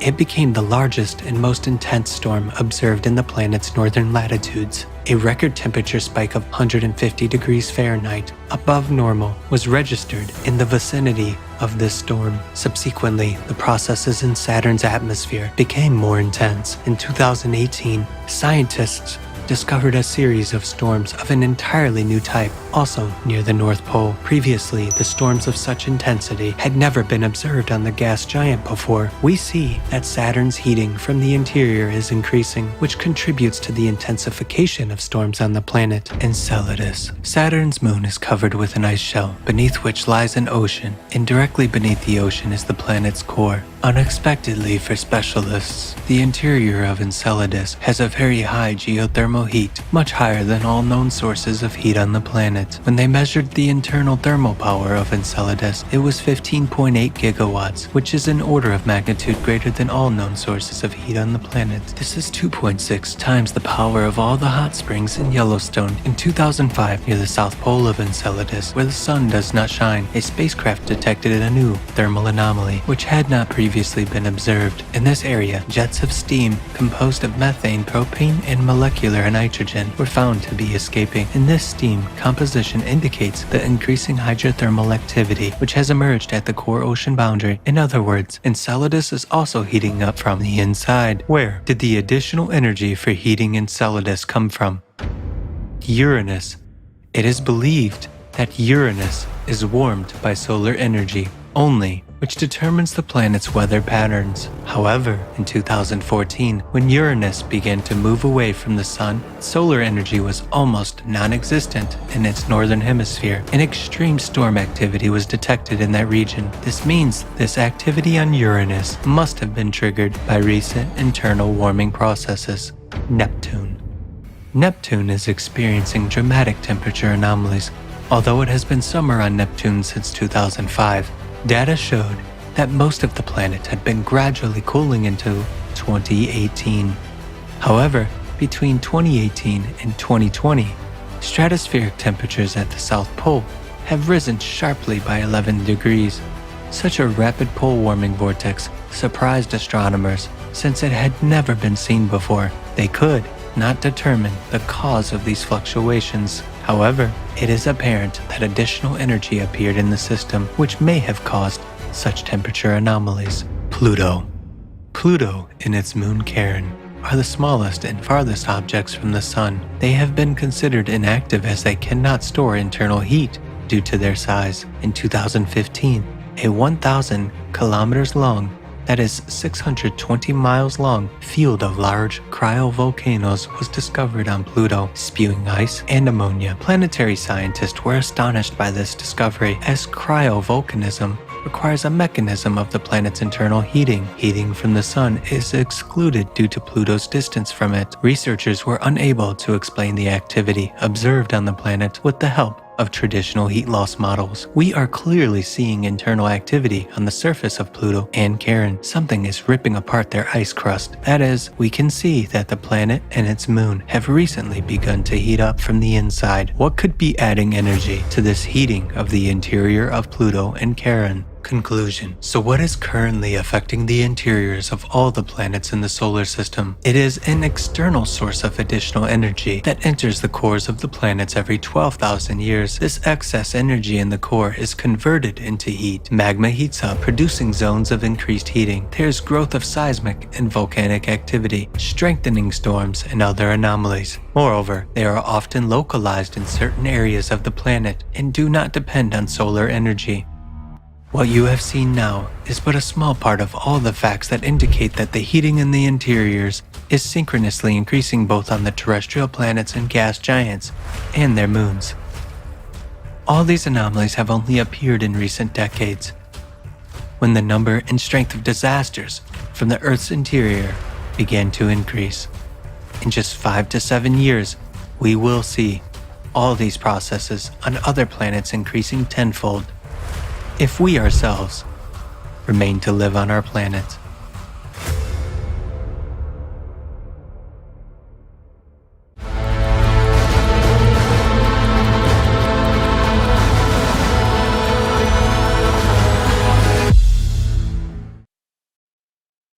Итак, мы видим, что сегодня внутри планет Солнечной системы To sum up, we see that additional energy is emerging inside the planets of the solar system, the presence of which cannot be explained by any of the known sources of heat such as radiogenic heat, tidal friction, solar radiation, and others. The emergence of additional heat in the planets of the solar system can only be explained by external cosmic impact on their cores, as well as on the core of the Earth. Moreover, similar changes occur even on gas giants, which suggests that they too have cores which are very dense. Otherwise, they would not have gravitational and magnetic fields. When we start studying them more thoroughly, even greater surprises await us. We now understand that the cause of unprecedented increase in climate disaster and anomalies on Earth is destabilization of the planet's core. Why do we claim that today, as in previous cycles of 12,000 years, the core is destabilized by the external cosmic impact? After all, some believe that nuclear tests, large seismic events, or falling meteorites could have caused such destabilization. But none of these factors can cause destabilization of the core, and now we will explain why. The Earth core sets the tone for everything on the planet. It is not just massive, but it is the center of gravity and practically the center of mass. The core is very stable, and its rotation is precisely that system that makes it impossible to disrupt the planet. What normally ensures such stability of the core? In terms of the structure, the core is divided in an inner core and an outer core.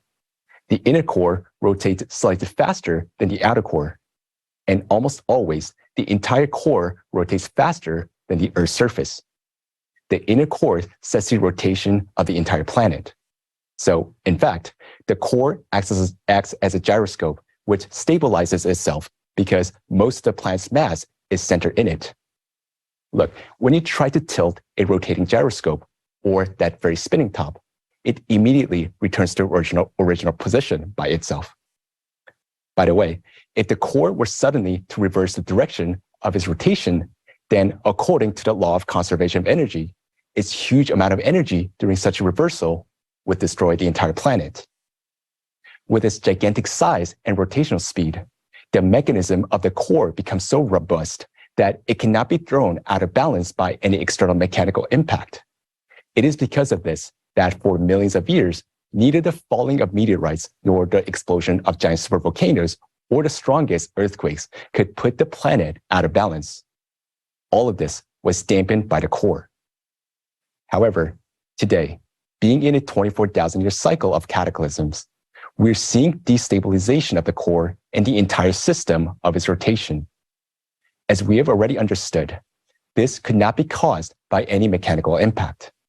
This suggests that it is the external impact that is affecting our core. Moreover, we understood that this impact has a very powerful energy. Otherwise, it simply would not be able to destabilize such a robust and stable system as the core of the planet. To understand what external cosmic impact is now affecting the core, we need to understand why it affects only the core without interacting in any way with any other shells of the Earth.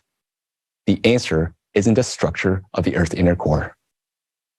Our hypothesis is that the Earth's inner core has an enormous density and is something like a neutron star. That is, the core of the Earth consists of neutrons.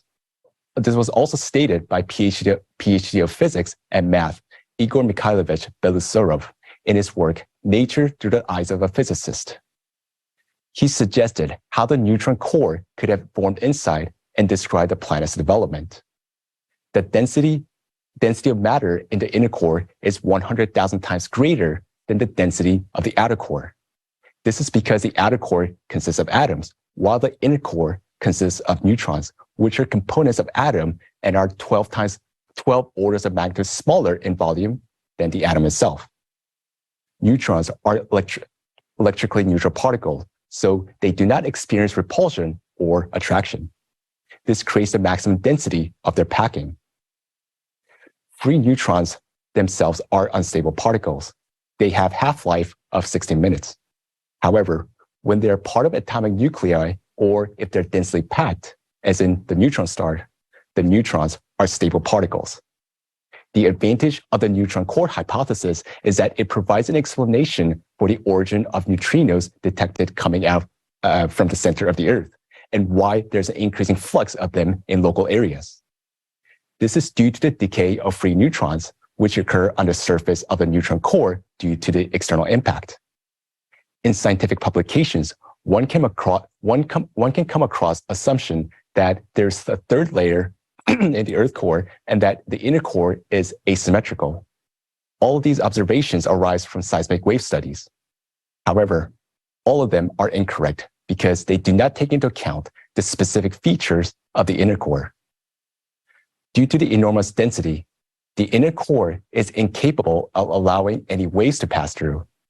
In other words, seismic waves do not pass through the inner core, but rather encircle it. Moreover, the inner core may slightly change.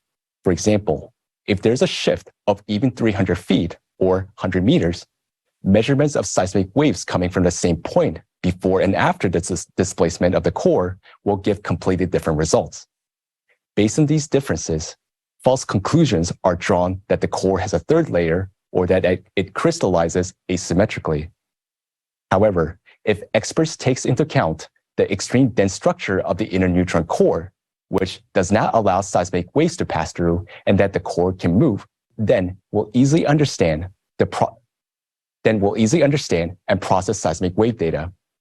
And most importantly, they will understand what is happening in the core right now. We come to the conclusion that since our core is neutronic, which means that it has anomalous high density, this is a reason why the cosmic impact, so far unknown to us, is interacting with it alone. At the same time, this impact passes through much less dense matter from the atmosphere to the mantle without any interaction. So how do we understand what the external cosmic impact is? After all, if we do not understand what it is, we cannot stop it. And therefore, we cannot prevent the destruction of the planet and save all of humanity.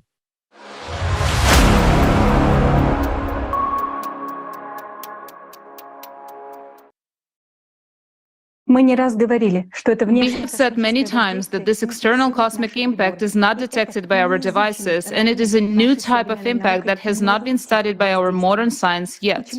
Why did we come to this conclusion? To begin, let's recall what we know about the external cosmic impact. First, this impact comes into the solar system cyclically every 12,000 years, and every 24,000 years it is stronger. Second, the impact affects all the planets in the solar system. Third, it affects only the planet's cores, both their magnetic properties and the position of the cores inside the planets. This gives grounds to say that such an impact has enormous energy. Let's see if any other impacts can cause similar changes. Could it be gravitational, electromagnetic, acoustic, cosmic ray, or dark matter impact?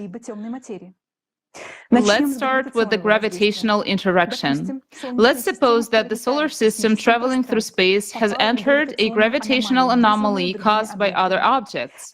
Then the trajectories of the sun itself, all the planets and their satellites would change, because gravitational impact affects the planets as a whole. That is, it would move the entire planet rather than affect only its core. But this is not happening. Some scientists speculate that neighboring planets or gas giants such as Jupiter, when approaching the Earth, could affect the Earth's core, shifting it with their gravitational field. But it's important to note that the reported changes in our planet's core did not begin with its displacement, but with the changes in its magnetic properties in 1995. Only after that, in 1998, there was a displacement of the core, so this could not be caused by the gravitational effects of large cosmic objects. Moreover, convergence of the planets in the solar system occurs in cycles of only a few dozens of years, which means they cannot cause catastrophic changes in the core every 12,000 years. Could it be dark matter? Dark matter is matter that does not participate in electromagnetic interactions, but it is involved in the gravitational interaction we discussed above. That means it would have affected the motion of stars and planets as a whole, not just their cores, so it doesn't fit either. What if our solar system was hit by powerful electromagnetic radiation, such as from pulsars?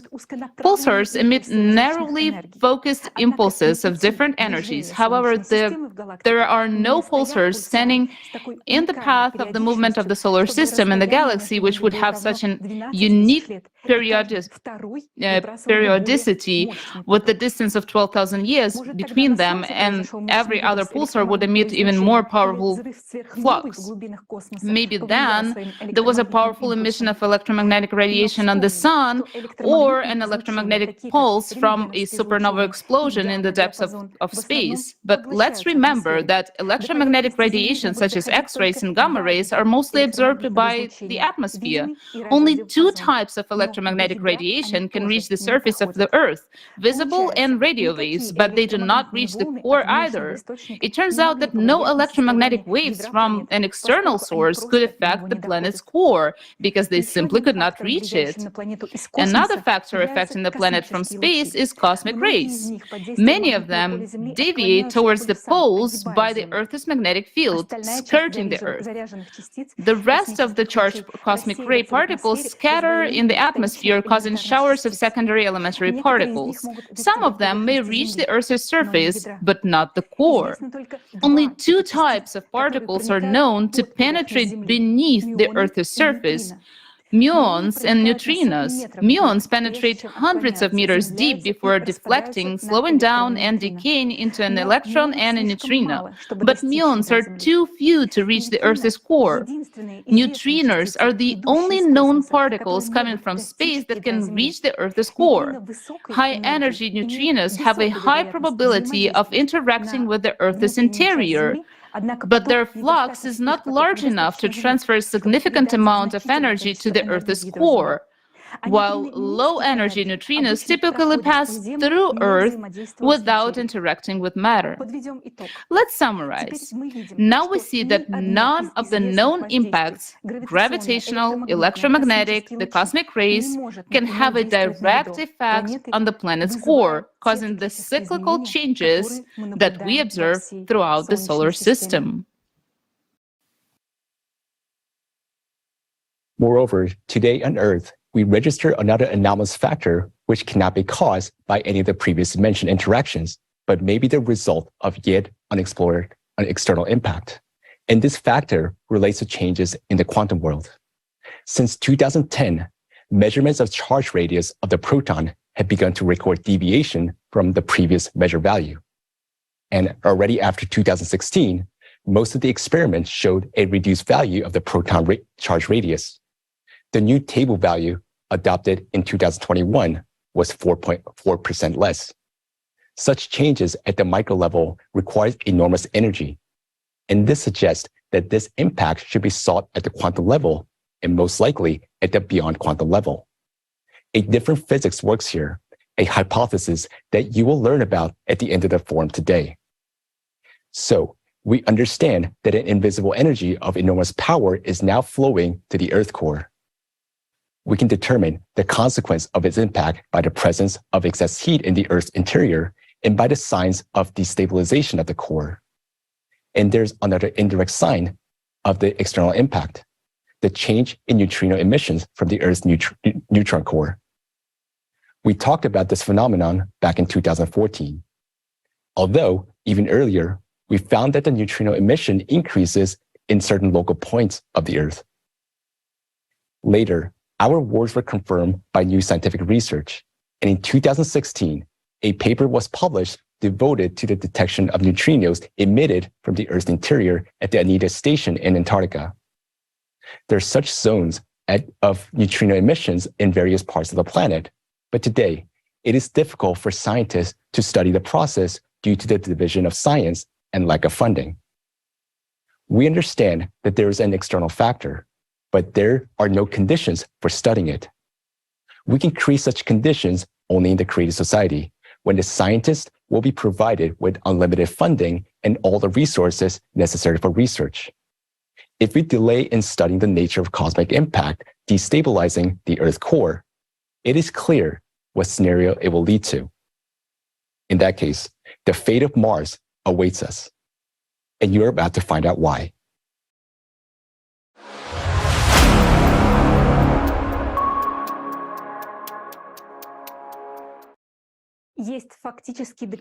There is actual evidence that the death of living planets can occur in just a few minutes as a result of magma eruption and hydraulic impact.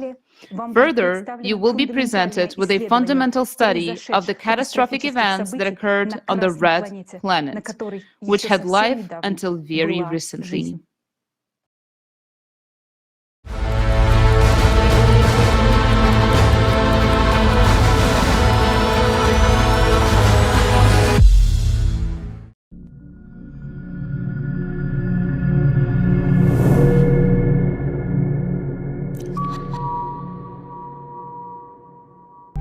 Today, the mystery of the red planet will be revealed to all of humanity. We will reveal to you a Mars you have never known.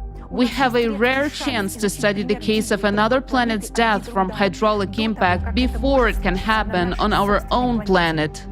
After what you see, you won't be able to say you didn't know about this. The truth about Mars must be known by everyone so that Earth won't repeat the fate of its red brother. Mars and Earth were formed as planets around the same time, 4.6 billion years ago. They had many similarities: a functioning inner core, a strong magnetic field, a dense atmosphere with oxygen, oceans, and plant life. Today, you will discover irrefutable evidence of this based on scientific research. It is widely believed that Mars died 3.5 billion years ago for unknown reasons, and it has been dead for all of those billions of years just as we know it now. Planetary scientists are puzzled by the mystery of where most of the planet's water and atmosphere reserves have gone, what has happened to the magnetic field, and under what circumstances Mars died. However, the truth is that Mars and Earth had a similar life journey as planets, and only recently Mars has fallen behind. The planet died in a cycle of cataclysms, which the entire solar system goes through every 12,000 years. The planet, which existed for billions of years, full of life, perished in a matter of minutes. And this happened quite recently, and our distant ancestors saw Mars burning with their own eyes. Get ready to hear facts about Mars you never knew. Atmosphere of Mars. Currently, Mars has a very thin, dry, and sparse atmosphere, which is 61 times less dense than Earth's. In terms of composition, Mars's atmosphere is now 96% carbon dioxide, with the remaining percentages being argon and nitrogen, and hundredths fractions of a percent is oxygen and water. However, it wasn't always like this. In October 2022, scientists from the University of Arizona published an article in which they proved, based on the analysis of the hydrogen isotopic composition, that for millions of years, the atmosphere of Mars was humid and had a density comparable to that of Earth's atmosphere today. According to official theory, Mars lost its dense atmosphere 3.5 billion years ago.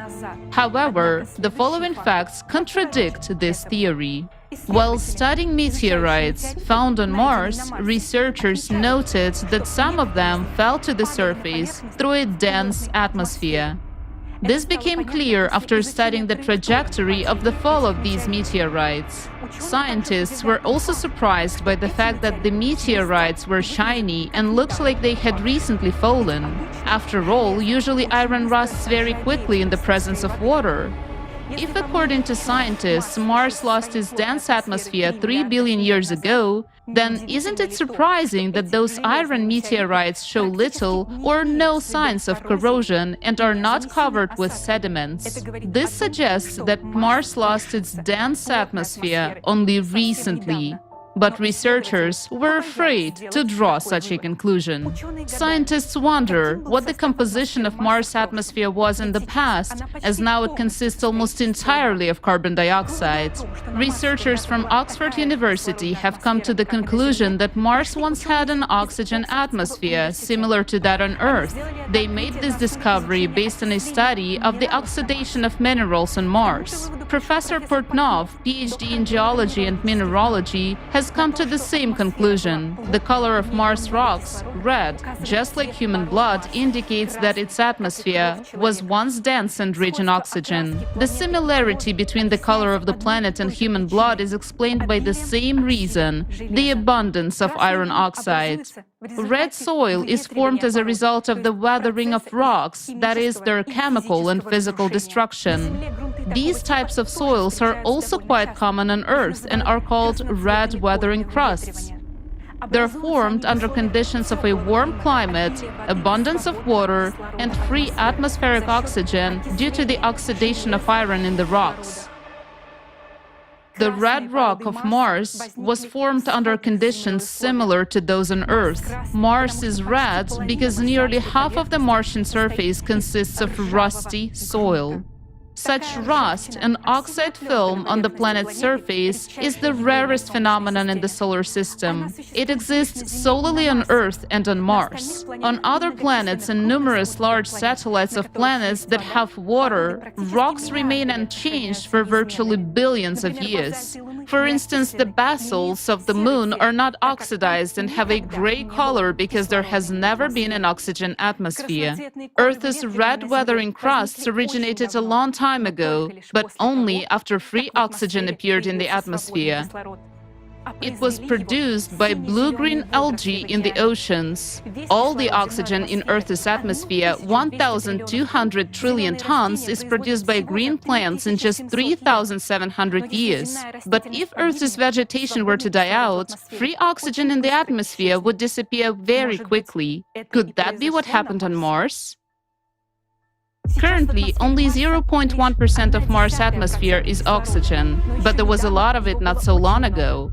According to Professor Pertnov's calculations, in order for the entire surface of Mars to turn red, the planet's rock would have had to consume 5,000 trillion tons of free oxygen during the weathering process. The amount of free oxygen needed to oxidize the rock of Mars could only have been produced by plant life through photosynthesis. This means that there was definitely life on Mars. You will learn more about other evidence of this later.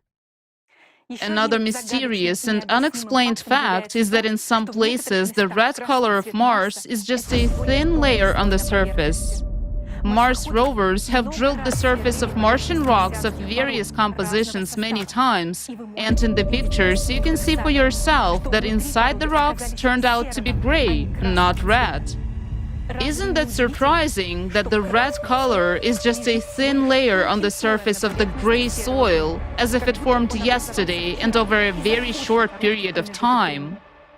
The surface of Mars could oxidize so quickly and extensively only in the event of a very powerful explosion that engulfed the entire planet. What could cause an explosion of such power?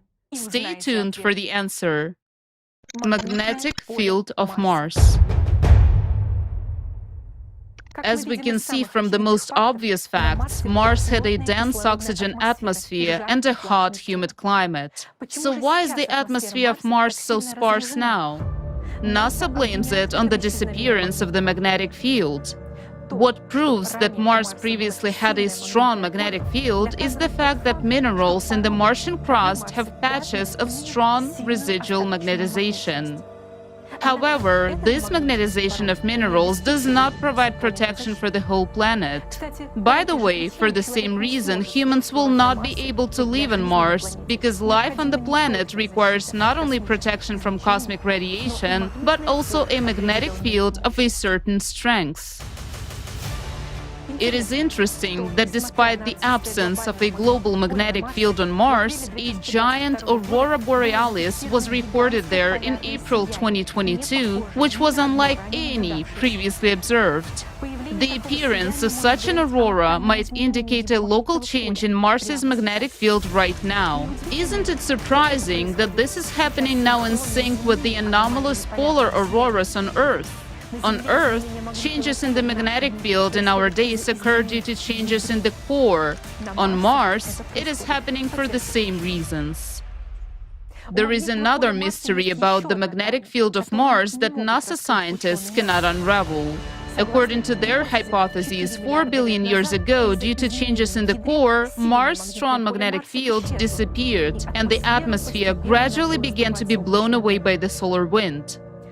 But Venus does not have a global magnetic field either, yet its dense atmosphere hasn't been blown away by the solar wind. Despite having different densities, both the atmospheres of Mars and Venus are composed of 96% carbon dioxide.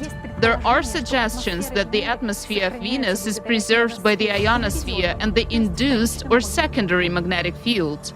However, the same conditions exist on Mars, but there is no dense atmosphere.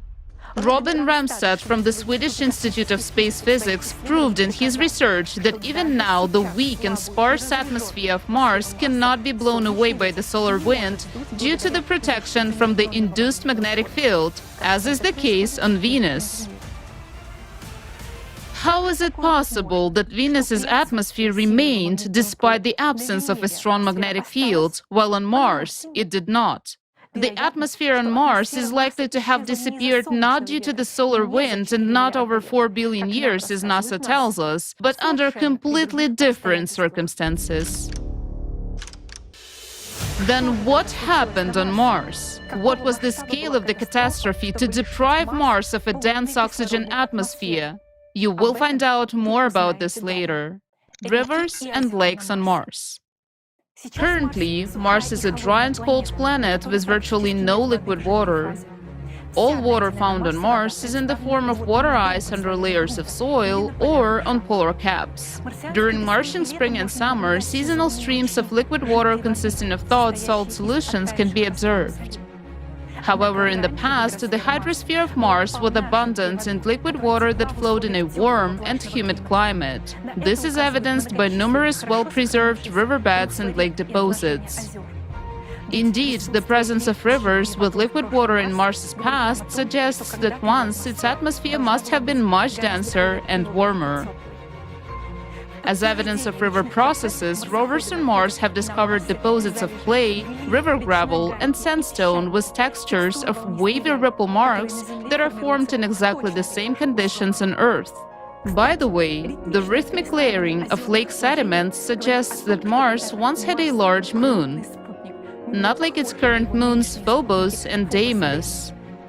Only in the presence of a large moon can tides and ebbs occur, which give a rhythmic alteration of layers on the shores of water bodies. Lakes on Mars were formed in the depressions of the relief in lowlands or, for example, in impact craters, just like many lakes on Earth. Interestingly, lake breaches and floods often occurred on Mars, just as they do now on Earth due to heavy rainfall and river floods during global catastrophes.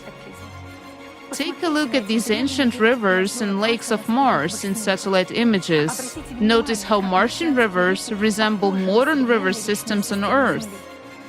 One of the longest, now dried-up river systems on Mars was nearly 700 kilometers long, which is roughly half the length of the Colorado River on Earth. And this river, Rule Vallis, left a channel which is 1,500 kilometers long, 7 kilometers wide, and 300 meters deep.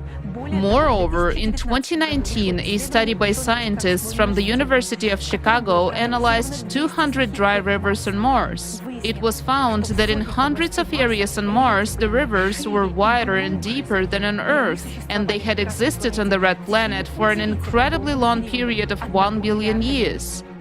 This makes their disappearance even more mysterious and inexplicable for planetary scientists. Look at the map showing the enormous number of dry lakes and river systems that have been discovered on the surface of Mars during modern explorations. This tells us, first of all, that there used to be abundant rainfalls on Mars which filled the rivers and lakes with water. This is only possible with a continuous circulation of water in nature, which implies the presence of an ocean. Scientists believe that all these rivers and lakes dried up on Mars 3.5 billion years ago. But is that really so? Don't you find it strange that we can still see such clear outlines and banks of these channels? Over billions of years, weathering processes should have eroded and buried these supposedly ancient canyons and channels. After all, we can see the ancient craters on Mars is eroded, but for some reason the riverbeds haven't suffered from erosion at all. All of this suggests that these rivers were flowing on the surface of Mars quite recently. Mars's ocean. Despite ongoing scientific debates about whether there was a large body of water on the northern plains of Mars, thousands of experts find convincing evidence for the existence of an ocean on Mars. And the simplest and most obvious evidence of the presence of an ocean on Mars is its current landscape. Take a look at a topographical map of Mars. The blue color on the map indicates lowlands, while the red indicates highlands. Some scientists still assume that these blue lowlands on Mars are just a few impacts from large meteorites. Now, take a look at a topographical map of Earth made in the same colors. all of the lowered areas of the Earth's landscape have become the oceans we see today. Can you see the similarities between the blue areas of these two maps? In case you have a question of why there was only one ocean and one continent on Mars, there is a simple answer. 300 million years ago, there was only one continent on Earth too, for example, Pangaea, and this had happened on Earth several times. Curiously, the total area of all Earth's continents is approximately equal to the total surface area of Mars. If Mars were to get any bigger, it would resemble Earth like two peas in a pod.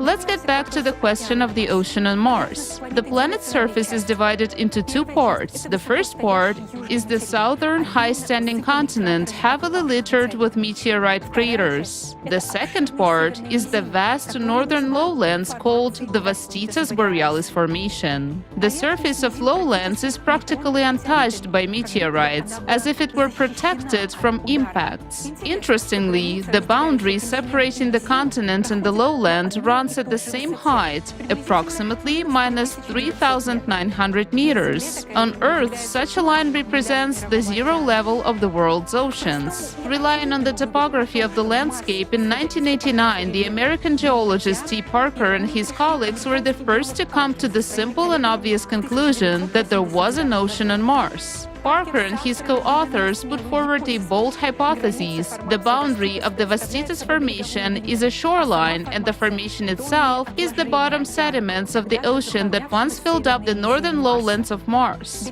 The coastline on Mars is just as varied as on Earth. Some places it is a gentle ledge, some other places it is high bluffs and cliffs. However, this evidence was not enough for skeptics. Well, let's see what other facts point to the presence of an ocean on the northern plains of Vastitas.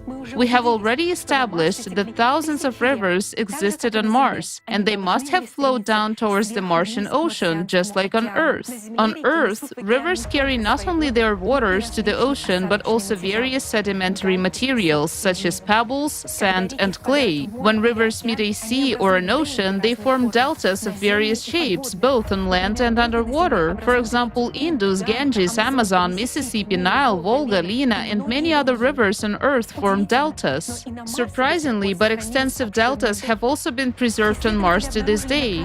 Researchers have discovered on the Red Planet more than 6,500 kilometers of dried-up river deltas or belts of underwater channels flowing into the Martian Ocean.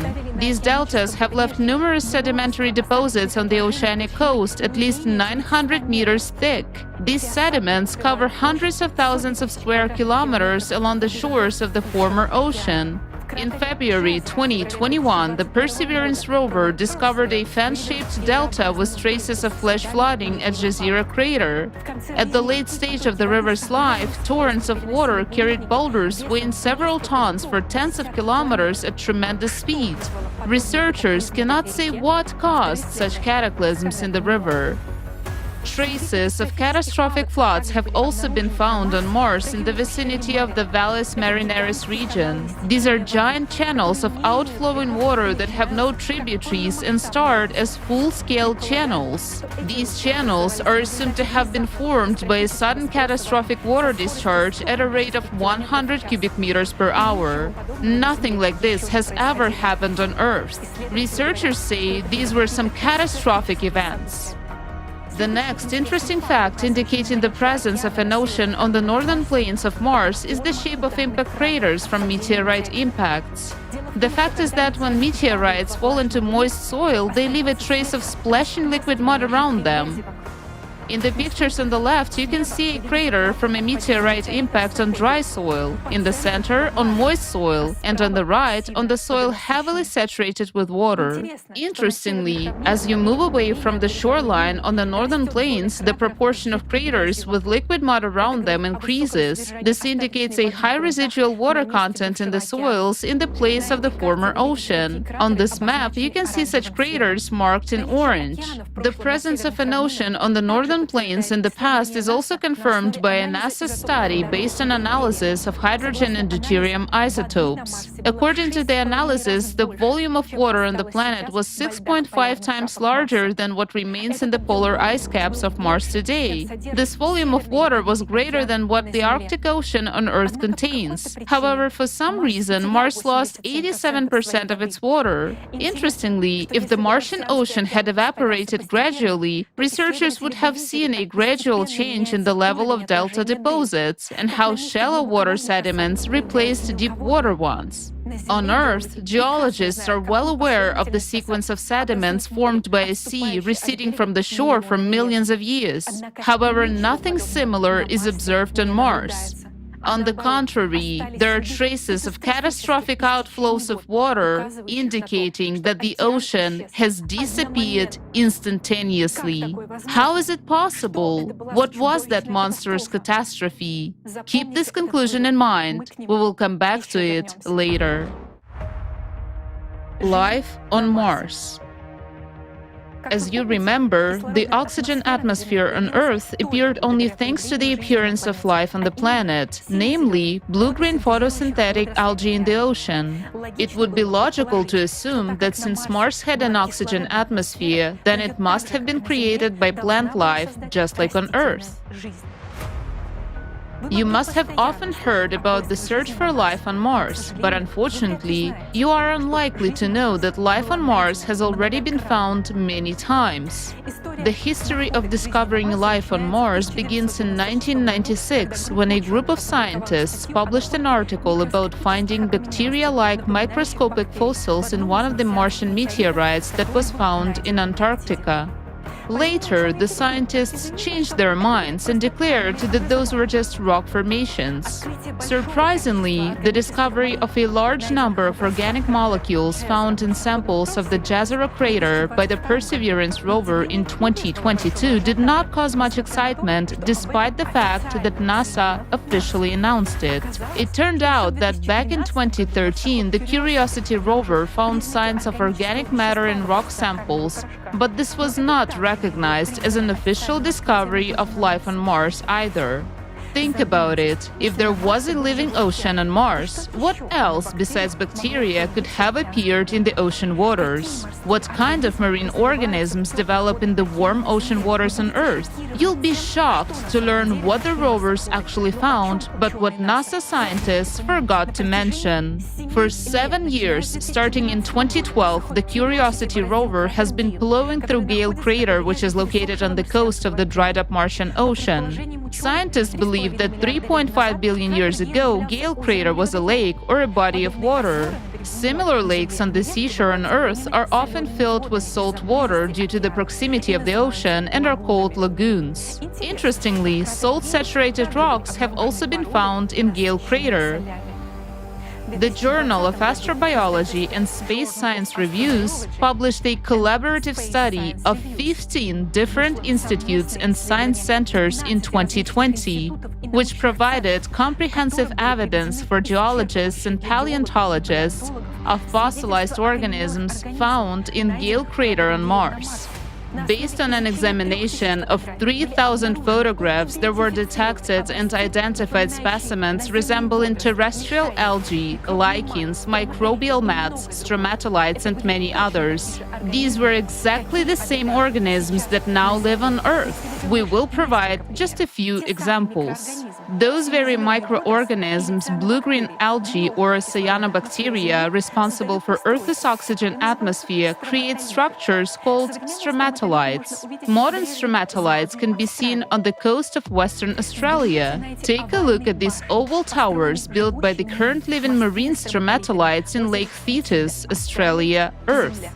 No geological processes can create such forms, unlike living organisms. And now, look at the exact same structures on Mars. These are Martian stromatolites. Now, take a look at the official NASA images, which show branching filaments of cyanobacteria found in the same region on Mars. Didn't these objects deserve a more detailed study by the scientists who operated the rover? Now, look at the following pictures. These are the fruiting bodies of algae found right there on Mars. And now look at these bizarre forms of Martian plants. Their analogs now live on Earth. You might say, I'm not an algae expert, I know nothing about algae, and I can't tell if these findings are fossilized organisms or just bizarre rocks. However, the authors of this research, 10 of whom are well-known experts on algae, unequivocally identified these specimens as plants. Now, take a look at this photo. You might think this is Earth, but it's still a picture taken by Curiosity in Gale Crater. These are real corals on Mars. They have been frozen in time as if they were alive just yesterday. The same kind of corals can be found today on the Great Barrier Reef in Australia. Note the wavy texture of the sea ripples on the surface of the bottom of the Martian image. It looks exactly like the sand on the seashore after a low tide on Earth. This is stunning evidence of life on Mars. But the most shocking thing to experts about this discovery is how well preserved it is, despite its fragility. These corals have not eroded in any way, as if they were laying at the bottom of a Martian lagoon just yesterday. Doesn't this discovery deserve extensive media coverage? Of course, life on Mars existed not only in Gale Crater. There was also amazing evidence of life found in other regions of the planet that NASA and the media forgot to tell us about. Amazing convex formations branching like tree branches were photographed from satellites in the basin of Antoniadi crater, which is also located near the former Martian Ocean. Italian scientist Fabio Vittorio de Blasio published an article in 2022 detailing all possible formation mechanisms of such an unusual structure. These could not be rivers or deltas, and the only reasonable explanation was that these were reefs formed by microbial communities. Just think about it. These are entire reef systems visible from satellite images of Mars. Look how similar they are to Earth's modern reef systems. It is important to note that according to satellite studies, carbonate rock composition was found in the same region, and this type of composition is characteristic of reef structures. Yet another unusual sign of Martian life was discovered by the Perseverance rover in 2021. Look at these rocks with holes from Earth. Such holes are made by rock-boring bivalves that drill shelters for themselves. Now, take a look at these numerous rocks captured by the Mars rover in Jezero crater on the shore of the Martian Ocean. According to the authors of the study, these holes in the rocks were also drilled by bivalve mollusks. Some might argue that those could be dozens of meteorites laying in one place, but meteorites tend to have a metallic luster. It cannot be said that these rocks look like porous Martian basalts either, because basalts have a dark color. However, for some reason, the rover did not see anything interesting in these exotic porous rocks and just drove past them. Now, you have seen only a small part of the findings of recent life on Mars, which were discovered by researchers seeking the truth. They are fully consistent with what scientists would expect to find on Mars. There are still a lot of findings left out of the picture. When we first saw this information, we were shocked. Why is NASA silent about this? Why haven't the discoveries of a decade ago been thoroughly studied yet? If it is denied that these are traces of paleontological findings of plants and microorganisms, why have no official refutations been made? How can it be that after almost 50 years of research missions on the surface of Mars, the signs of life have never been officially established despite the huge volume of obvious facts that complement each other? What has been done in 50 years? Billions of dollars have been spent, and what have we learned so far? Information about fossil finds on Mars is deliberately hidden. If we assume that all these findings are traces of active Martian life, then it turns out that Mars passed the same path of evolutionary development as Earth. The observed species have a similar origin and have their analogs among modern inhabitants of Earth. which means that Mars could not have perished 3.5 billion years ago. Otherwise, these species would not have had time to evolve. The fact that the extinction of Martian species occurred very recently is also evidenced by the excellent preservation of the findings, which completely contradicts the accepted dating of the demise of Mars. And to discourage inquisitive people from studying this topic, NASA adopted a tactic of posting on the internet hundreds of thousands of identical, boring photos from rovers in which there is nothing interesting. This is done to disappoint anyone who still had any interest in studying life on Mars and to make them give up hope. Meanwhile, the truth is right in front of everyone. Catastrophic eruptions on Mars. Current magmatic and volcanic activity on Mars is also puzzling researchers, as these processes cannot occur on a planet that has been dead for billions of years. Prior to recent discoveries, most planetary scientists thought Mars was geologically dead. Take a look at this region of Mars. It's called the Tharsis Plateau or Tarshish. This region is a massive volcanic plateau which was formed as a result of the magma ascent from a giant plume. The volcanic rocks of the Tharsis Plateau are not magnetized, which indicates that Mars' magnetic field was absent during these eruptions. The 5 largest volcanoes in the solar system are located on the Tharsis volcanic plateau and are considered to be extinct. According to the official theory, these volcanoes last erupted 150 million years ago and have not been active since then.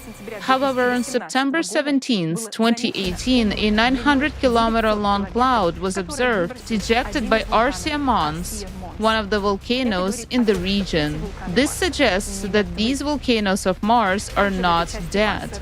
Also, in this part of Mars, there is a giant 11-kilometer deep Valles Marineris, where the giant channels of catastrophic water discharge originated. Theoretical calculations suggest that this valley formed as a result of the uplift of the terrain caused by a magma chamber. The uplift experienced stretching during inflation and broke along the crack, which is what the Mariner Valley represents. At the end of the Mariner Valley, there is a region called the Labyrinth of Night, which is completely flooded with relatively young lava. It appears as if an incredibly powerful, catastrophic explosion occurred in this area. Nothing like this has ever happened on Earth, at least not yet. We'll talk about when and what happened here in just a few minutes. There are large volcanoes on Mars, not only on the Tharsis Plateau, but also on the opposite side of the hemisphere in the region of Elysium Planitia. In 2018, NASA's InSight Mars lander started to receive information about thousands of Marsquakes in this region, near a fault called the Cerberus fossae. And on May 4, 2022, a Marsquake of magnitude 5 was reported in this region of Mars, the strongest ever observed on another planet. Mars does not have plate tectonics, so in 2022, scientists at the University of Arizona concluded that these Marsquakes were not of tectonic origin, but were caused by the rise of a huge mantle plume 4,000 kilometers in diameter. It began to deform an area of Mars roughly equivalent to that of the continental United States. Interestingly, the previous work of the same team of scientists proved that where the magma chamber is currently rising, there was a volcanic explosive eruption between 53,000 and 12,000 years ago. This is the youngest known eruption on Mars. All this suggests that the dynamic processes in the Martian depths have not ceased to this day. If the planet, according to scientists, lost its magnetic field 3.5 billion years ago due to the destruction of the core, then why hasn't this magma hotspot solidified and crystallized over all those billions of years? What provokes its uplift in the depth? Where does the extra energy come from inside the dead Mars to lift the magma? After all, on a planet where the core dies, all internal processes stop, as there is no longer a source of internal heat. However, magmatic activity is now increasing on Mars, and in the coming years, we may even witness large-scale eruptions on the neighboring red planet. Unless, of course, similar events destroy us on our own planet before that. Time of life and death of Mars. You have just seen a lot of facts that contradict the officially accepted dates of the death of Mars. Think of unoxidized meteorites fallen in a dense atmosphere. Think of the thin layer of red soil on the rocks, the river valleys which have not been eroded, and the fragile corals on the seafloor. Academic science claims that Mars turned into a dead planet 3.54 billion years ago. However, all the evidence suggests that there was life, ocean, atmosphere, and magnetic field on Mars quite recently, no more than a few tens of millennia ago. If the planet had lost its dense atmosphere and ocean 3.5 billion years ago, the processes of wind and chemical erosion would have smoothed out and filled the relief of the rivers long ago. The wind, sand, and dust storms of Mars would have smoothed out any irregularities in the terrain. Yet, we see rivers, rifts, and signs of flooding as if giant channels formed by flowing water in the Mariner Valley area were made just yesterday. Let's figure out how is it possible that NASA scientists were so wrong in their understanding of the geological history of Mars. The age of rocks on other planets is determined by the number of meteorites that fell on them. The older the surface is, the more craters there are. If there are few craters, it means some processes in this area smoothed out the old craters. For example, lava was flowing or the ocean was splashing. Now, take a look at the topographic map of Mars. Once again, notice how few craters there are on the northern plains of Vastitas Formation compared to how many there are in the southern continent. How can this be explained? When there was an ocean on the northern plains, meteorites fell into water, leaving no craters. While on the continent, we see many craters of different kinds and ages. An attentive observer will note that not only are the northern plains almost devoid of impact craters, but so are the volcanic plateau of Tharsis and the Elysium volcanic region. This suggests that these eruptions occurred quite recently, in geological terms. And as mentioned earlier, it has been determined that volcanic eruptions occurred on Elysium only a few tens of thousands of years ago. How can we explain the fact that there are so many craters on the southern continent? It's interesting that if we remove the soil layers on the Earth's continent, we'll also see many craters throughout the Earth's geological history. In planetary science, there is a field of mathematical analysis called crater counting. It calculates the age of the rock surfaces based on statistical patterns. It is these calculations that led scientists to make erroneous dating of the death of Mars of 3.5 billion years. But why were scientists wrong in their calculations? Articles on Mars crater counting indicate the age of certain Martian surfaces as being 3.5, 4, or 2.5 billion years old. In other words, the accuracy of this method is now a billion years, give or take. So what kind of an accurate age estimation can we even talk about? Another important factor that introduced serious errors in crater statistics work was the appearance of a large number of craters on Mars due to its proximity to the asteroid belt. This belt formed as a result of the catastrophic destruction of the planet Phaeton due to the explosion of its core. Therefore, many fresh meteorite craters on Mars may have been caused by the fallen debris of Phaeton.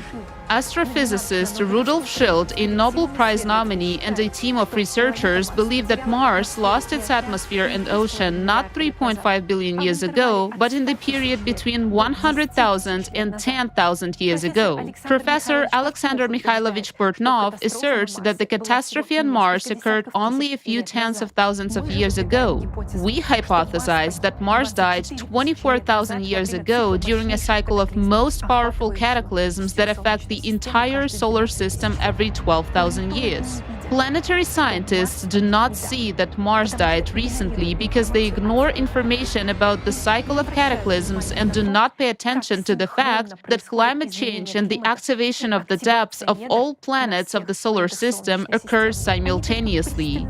They only focus on the Martian surface and believe that the craters formed in the place of the former ocean are very ancient and have accumulated over 3.5 billion years. The shape of these craters indeed resembles very ancient, partially destroyed formations. We do not blame those scientists because in order to understand what happened on Mars, you need to know well what happens on our own planet during the 12,000-year cycle of catastrophes, which obviously lies beyond the competence of researchers studying other planets.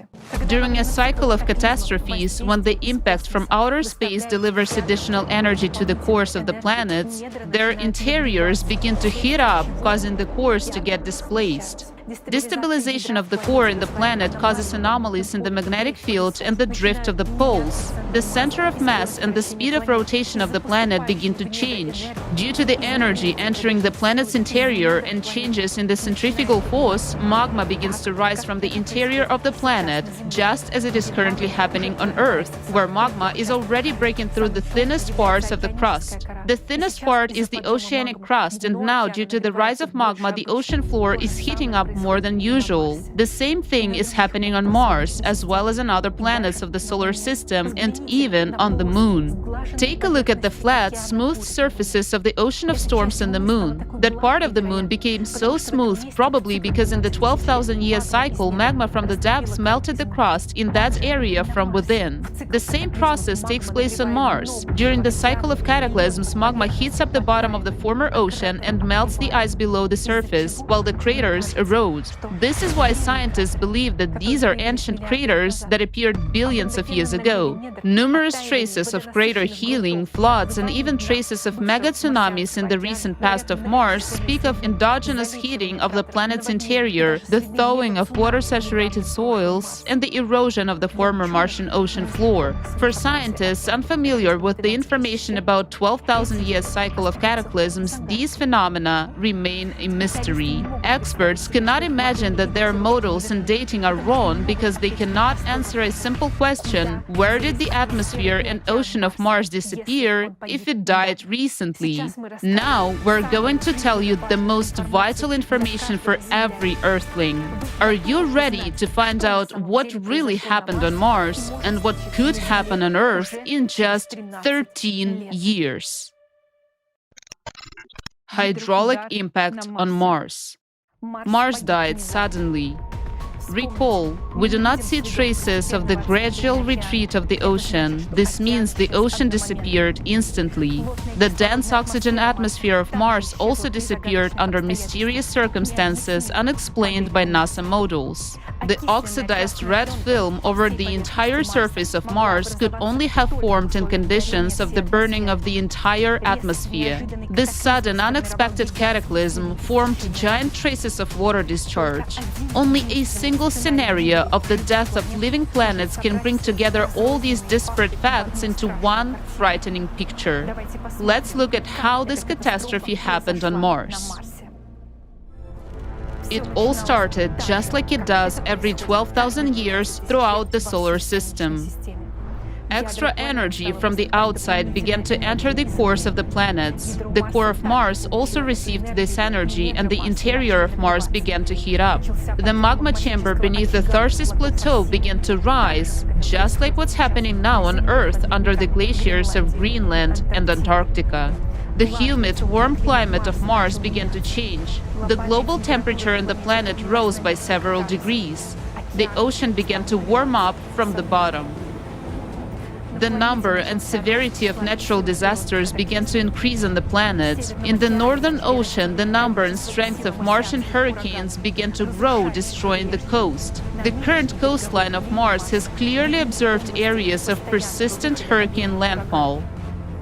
Earthquakes began to increase in number and magnitude in the Cerberus and Elysium plateau areas, just as they are beginning to increase even on dead Mars right now. Abnormally high tsunami waves appeared, traces of which have been discovered by scientists. Then, as a result of the weakening of the Martian magnetic field and the drift of the poles, anomalous auroras began to appear, just like it is happening on Mars and Earth right now.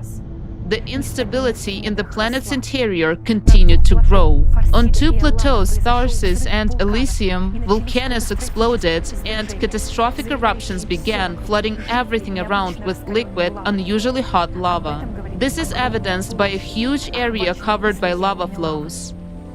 The atmosphere was filled with ash and a sudden ice age began. Hurricane winds carried abrasive particles, bringing everything in their path to dust. Those were the same dust storms that now occur on Mars, only the winds were hundreds of times stronger. Earthquakes increased exponentially until the entire Mars began to shake with magnitude 10 Marsquakes. Magma plume under the Tharsis Plateau continued to uplift the area until at some point the magma met groundwater in the interior. At that point, the uplift burst with a catastrophic roar. This formed the Mariner Valley into which the cold waters of the Northern Ocean rushed. At that moment, in the central part of the Tharsis Plateau, where the labyrinth of Night Plateau is now located, there was a catastrophic rupture of the plume, and the cold water in the Mariner Valley instantly exploded, breaking through the atmosphere of Mars with a column of steam. This was a hydraulic impact with the force of millions of nuclear bombs. The shockwave from this explosion tangentially traveled inside the planet, expanding the magma in all directions. The impact caused the inner core to bounce back and stop, and the magnetic field of Mars disappeared in an instant. The moon of Mars most likely flew off into the sun. Water from the Mariner Valley rushed back into the ocean, forming catastrophic outflow channels.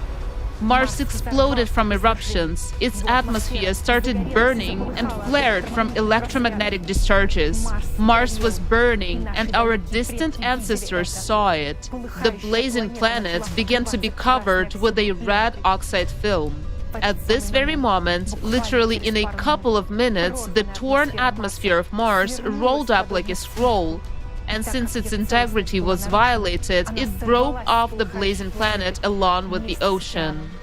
The torn atmosphere and ocean of Mars instantly froze in the cold of outer space and turned into comets with a precisely defined momentum of movement in the solar system. Once every few decades, these comets return to their original home. Comets fly past Mars. So, it was due to the hydraulic impact that Mars lost its magnetic field, moon, atmosphere, ocean, and life in just a few minutes. This happened 24,000 years ago. Volcanoes continued to erupt on the planet for several more decades until they exhausted the energy impulse from the interior set by the cycle of cataclysms. The lava from the eruptions solidified after the magnetic field has disappeared, so the rocks did not retain their magnetization. The carbon dioxide released during these eruptions became the new atmosphere of Mars, sparse and cold. Water-saturated sediments froze in the ground. The only inhabitants of Mars that might have survived were molds and bacteria. Mars took on the appearance that we are used to seeing.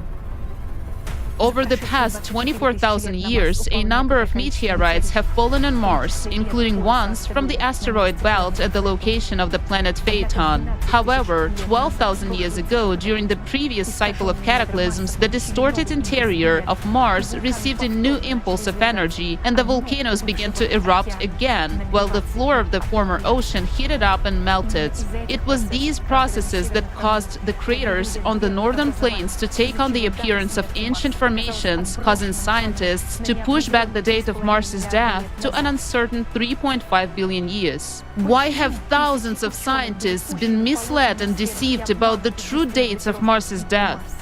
Why has NASA been searching for life on Mars for 50 years and not finding any obvious facts in their own images? We don't believe that only fools work at NASA, but we are certain that they're not telling us the truth. And here is the answer to the question why they are doing this. Those who bought the opinions of scientists are well aware of the cataclysms that happened during the cycle, but they believe people do not need to know this because they hope that things on Earth will not be so bad and they will be able to wait it out in a bunker, but not this time.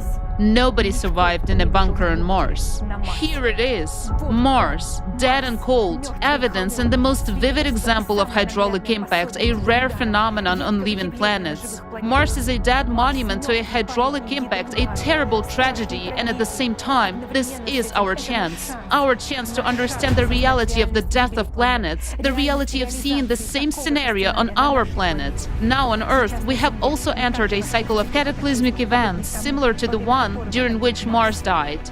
The date of the repetition of the events of Mars and our planet on Earth is already known. It is the year 2036. The location of the hydraulic impact is identified. It is the Mariana Trench. Isn't it ironic that on Mars it happened in the valley called Mariner? Do you have enough facts now to understand that it's not a joke? If we continue to do nothing, in 2036 the ocean, atmosphere, and all life on our planet will disappear. But we and our children will be gone even sooner. We simply will not survive the increased power and number of cataclysms. And now it is up to each of you to decide whether these events will happen or not. People of Earth, I appeal to you. We deserve to live. We must not allow this scenario to happen again. Yes, Mars died, but its terrible example is a warning for us to never allow such a thing to happen on our planet. We can't prevent this catastrophe. The creative format of society opens up for humanity the access to a level of technologies that we cannot even imagine right now. Combining the potential of scientists will allow us to make a discovery about the impact that gives additional energy to the cores of the planets. This will take our science to a completely new level of development. We will be able to stop the energy coming to our core and even use this energy for our benefit. We will be able to control volcanic eruptions and prevent hydraulic impact in the Mariana Trench. But we can do that only together. We need each and every one of you to tell the truth about the threat of Earth's death, just as it happened on Mars. To tell all of humanity that there is a way out, and it is the creative society. We need each and every one of you. Let's not miss our chance to build the creative society. Let's choose life.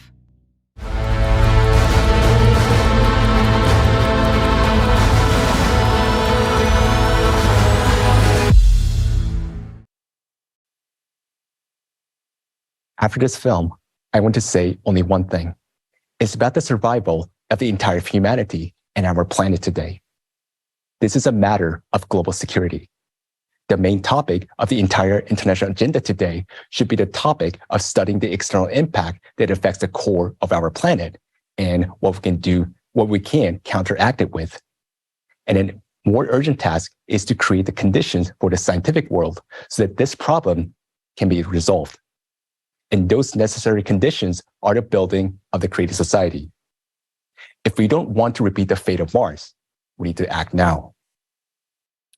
Now, it's a great honor for me to introduce our next honorary speaker, Dr. Egan Chilokian, a lobbyist of the U.S. Congress and White House, member of CERN Laboratories' Future Circular Collider Project team, and Lawrence Livermore National's Laboratories National Ignition Facility User Team, educator, member at the International Association of Intelligence Educators.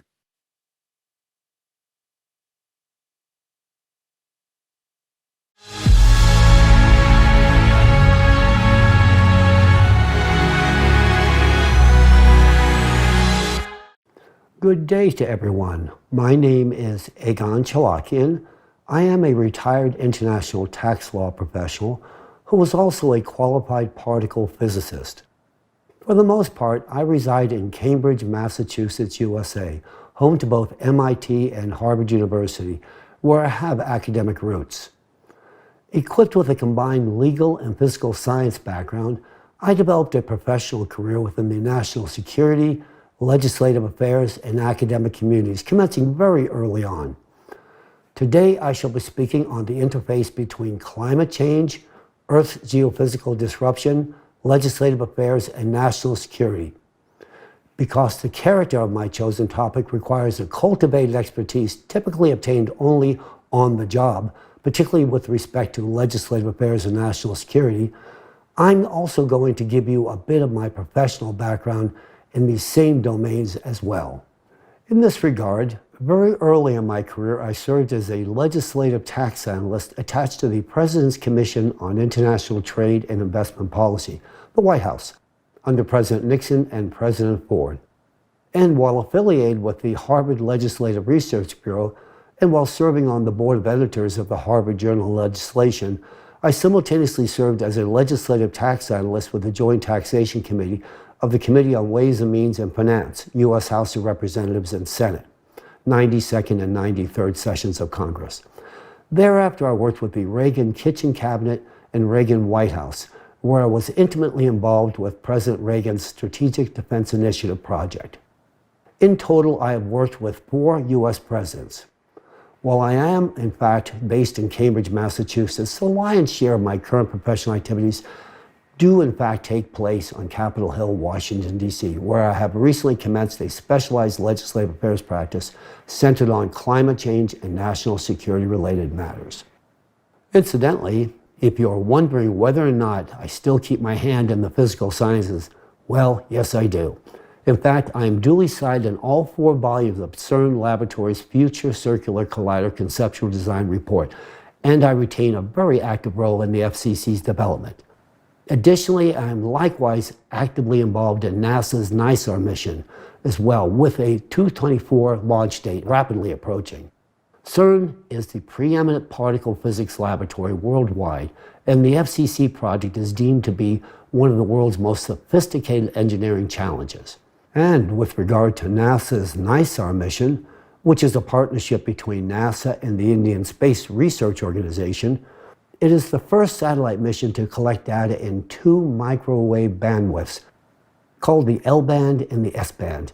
In fact, it measures changes of our planet's surface, including movements as small as a centimeter, thus allowing the mission to observe a wide range of Earth processes, from the flow rates of glaciers and ice sheets to the dynamics of earthquakes and volcanoes.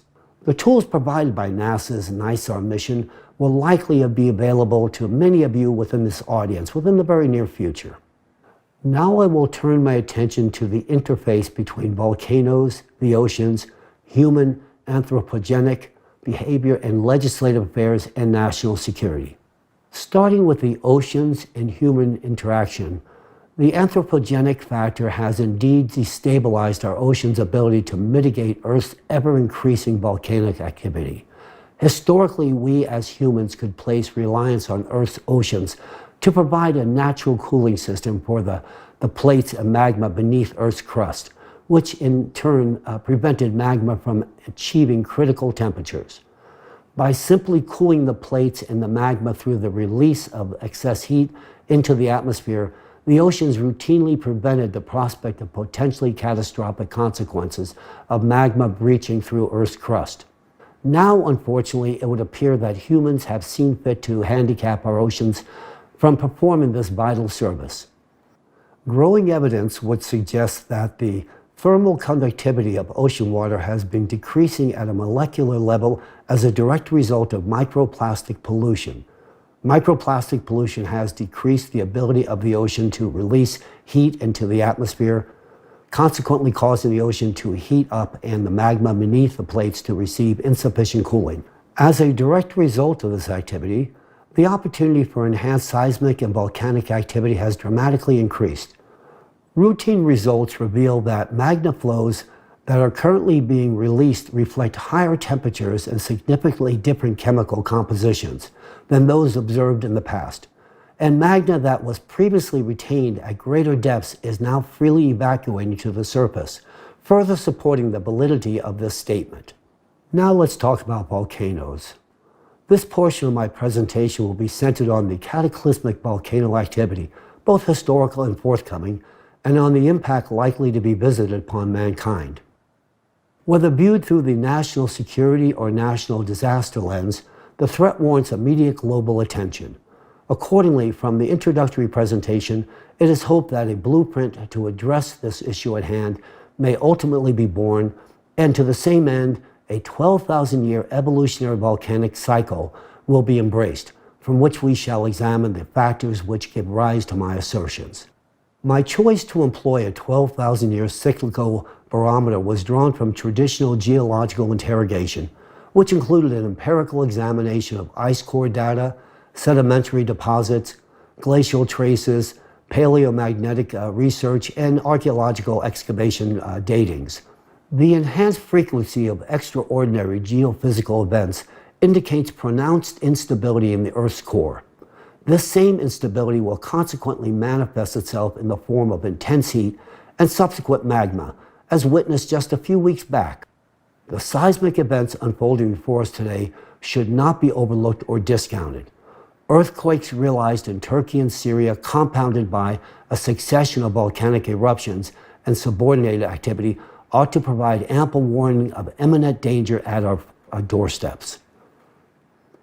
Should an earthquake occur in a geospecific region of China or elsewhere on the planet that produces a force magnitude similar to that recently visited upon Turkey, such an extraordinary event could actually trigger volcanic activity as far away as Yellowstone caldera, located in North America. Volcanic networks are indeed incestuous in all respects. If this were to happen, the consequences could be devastating, potentially resulting in a consequential eruption of the Yellowstone supervolcano. Moreover, such a catastrophic incident could also activate an interconnected network of volcanoes worldwide. In this lattermost scenario, the fate of mankind would likely be at stake. Volcanoes erupt when mandatory conditions are met.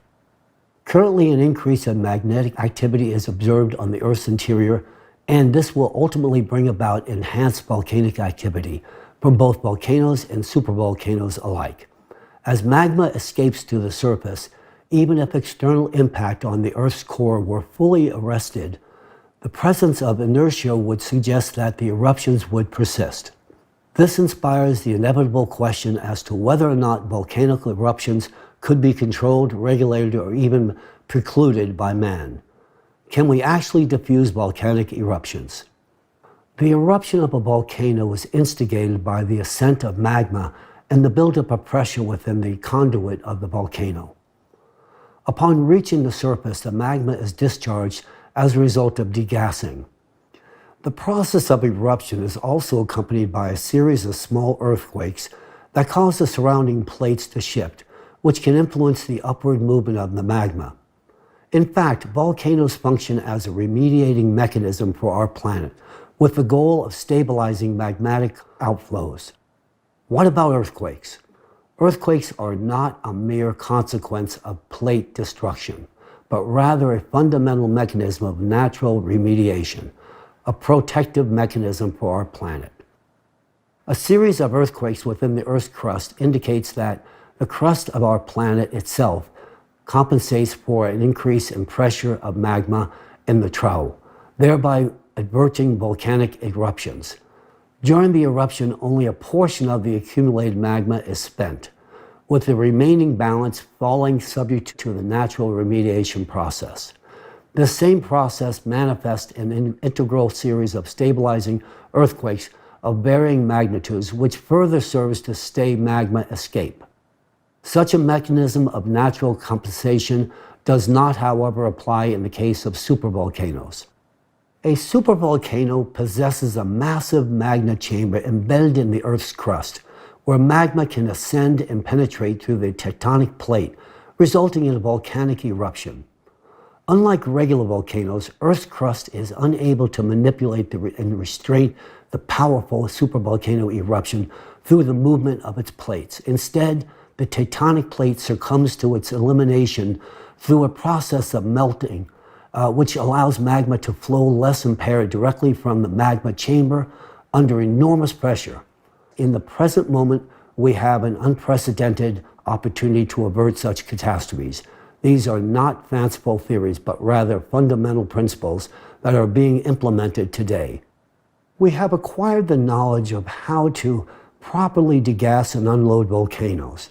By implementing a controlled preemptive degassing strategy, we conceivably could harness the potential of alienating the buildup of pressure in supervolcanoes, thus preventing magma from burning through the Earth's crust, and thereby averting the catastrophic consequences of a supervolcanic eruption.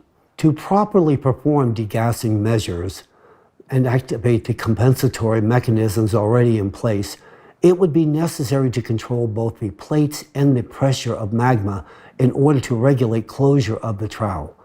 By carefully controlling the processes, we could release the growing pathological tension in the areas most influencing the lithospheric plates, thereby reducing the frequency of earthquakes and volcanic eruptions.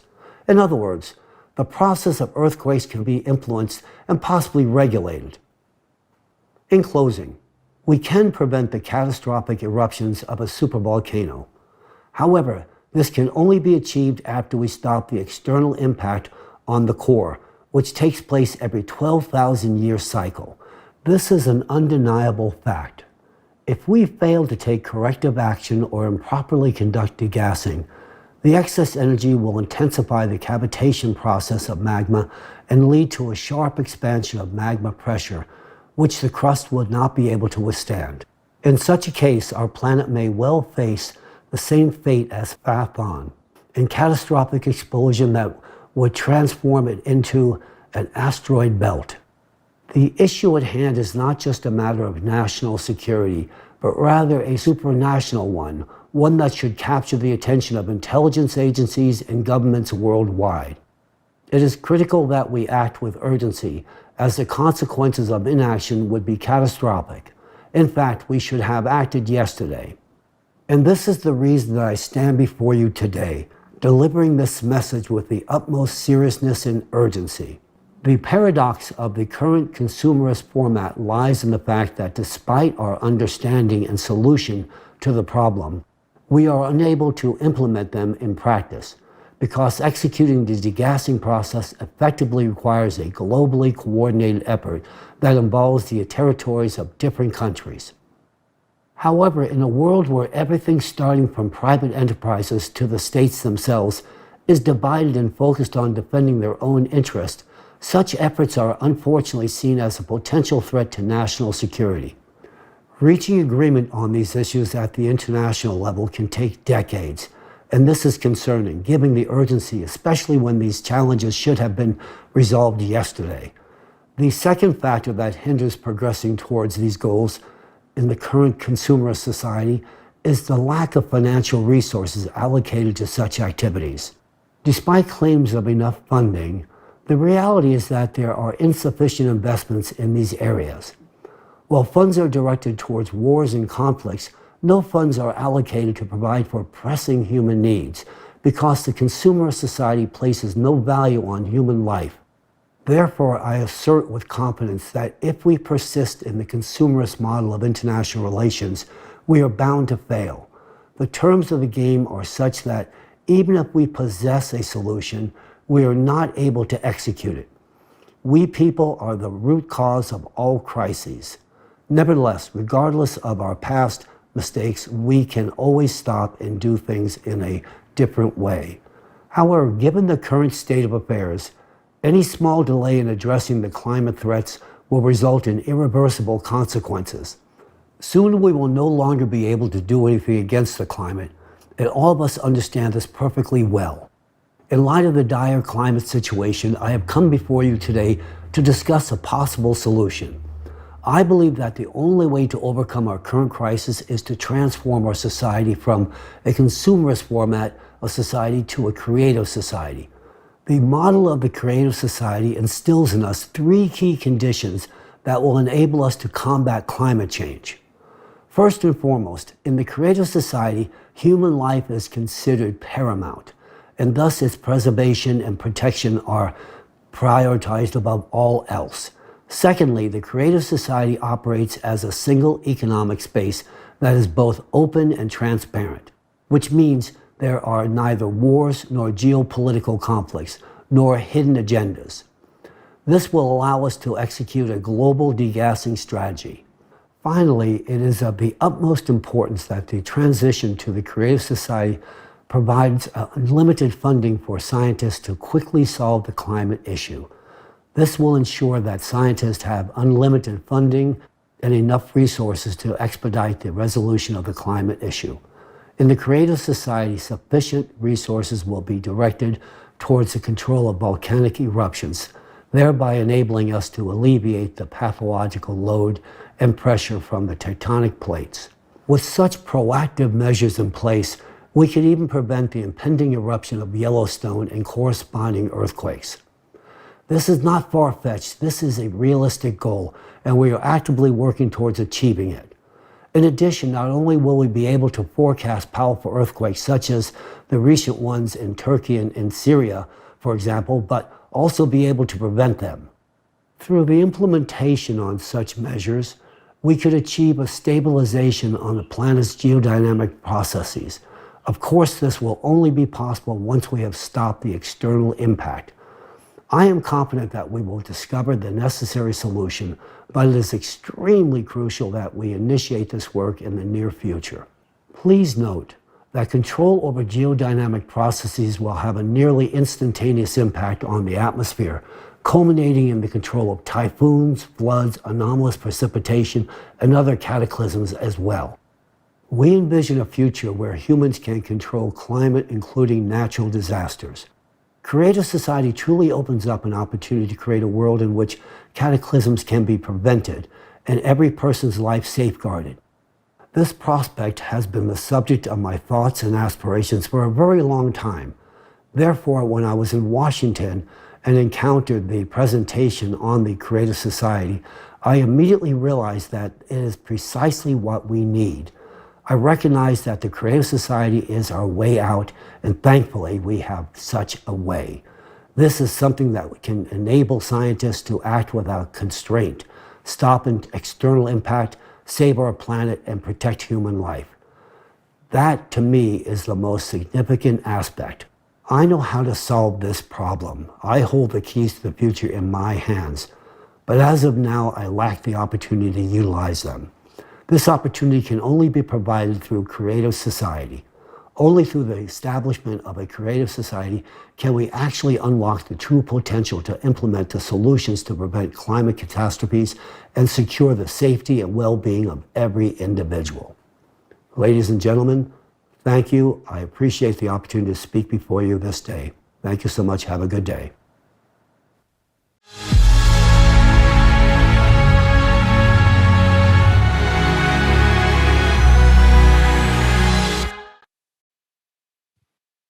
We express our deep gratitude to Professor Chalakian for the unique knowledge he has shared with us today. The importance of what we have just learned cannot be overstated. Professor Chalakian's wise and comprehensive approach to volcanic degassing is indispensable and gives hope for the successful elimination of the global climate threat. Thanks to Professor Chalakian, we can now see that the correct and safe degassing of volcanoes is possible. We have the tools and understanding to do it. So we can prevent supervolcano explosions, keep humankind safe, and save human lives. But an important point emphasized by Professor Chalakian is that planned large-scale degassing of volcanoes can be carried out only after the external impact of the core of our planet is stopped. It is important to understand that the event after we stop the external impact, residual phenomena such as earthquakes and volcanic eruptions will still occur. Therefore, at this stage, degassing will become an extremely necessary tool. However, its implementation requires certain conditions, such as free access to different locations on the planet and other resources. And as Professor Chalakian accurately noted, the only format that can create the necessary conditions for this is the Creative Society. We will examine in more detail what the Creative Society format is and why we so much need it today.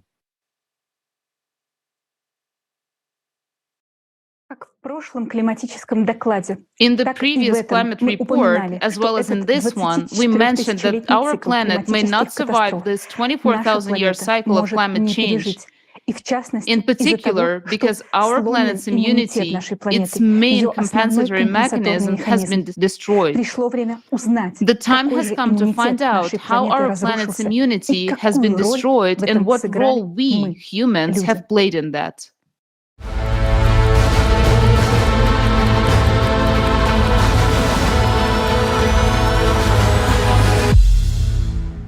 Right now, we are amidst the waters of the world ocean. It's an incredible feeling to observe these endless expanses, to realize their power and boundlessness. On the one hand, it's intimidating, but on the other hand, it lures and mesmerizes with its mystery. But do we realize how important, I would even say how critical, the role of the ocean is in our lives? To understand this, let's consider a simple example.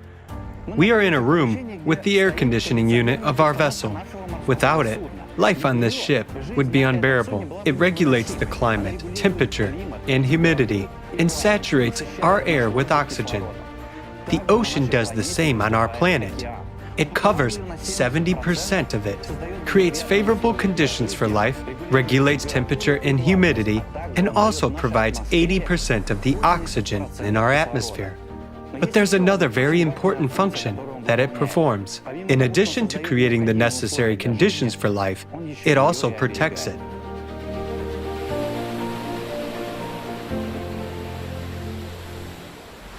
What exactly does the ocean do, and what does it protect the inhabitants of the planet from? One of the most important functions performed by the ocean is cooling the Earth's interior. Like an enormous air conditioning system, through the atmosphere, it releases into space the internal heat, which is transmitted to the lithospheric plates by the heated mantle and magma chambers. The ocean performs heat exchange and cooling functions, just like the cold water in nuclear reactors. The ocean plays a special role during the peak stress on our planet during the 12,000-year cycle of catastrophes, when additional energy is coming from space to the Earth's core. External impact leads to additional heating of the Earth's interior, which only increases the stress on the ocean. Moreover, every 24,000 years, the impact is several times more intense and the heating is greater. Today, the dynamics of seismic and volcanic activity on Earth already indicate that we are approaching the peak of this 24,000-year cycle. The only difference is that we are approaching it much faster than in all previous cycles, which is very alarming. And this threatens that in our cycle, a catastrophe may occur that has never happened before.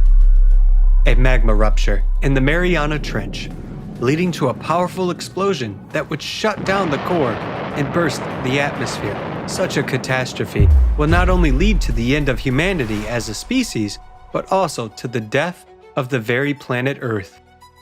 Why did our planet go through all previous cycles, but this time it will not? Why was there less heat in the Earth's interior in previous cycles, and the Earth coped with it, but now it cannot? Where has the malfunction occurred? What is the reason? And there is an answer to these questions. The failure occurred in the ocean. We are the reason for that. Currently, the ocean's heat conducting function is disrupted. It can no longer release heat into the atmosphere in the required amount. This happened precisely now because never before in millions of years have microparticles been added to the ocean, which we have done.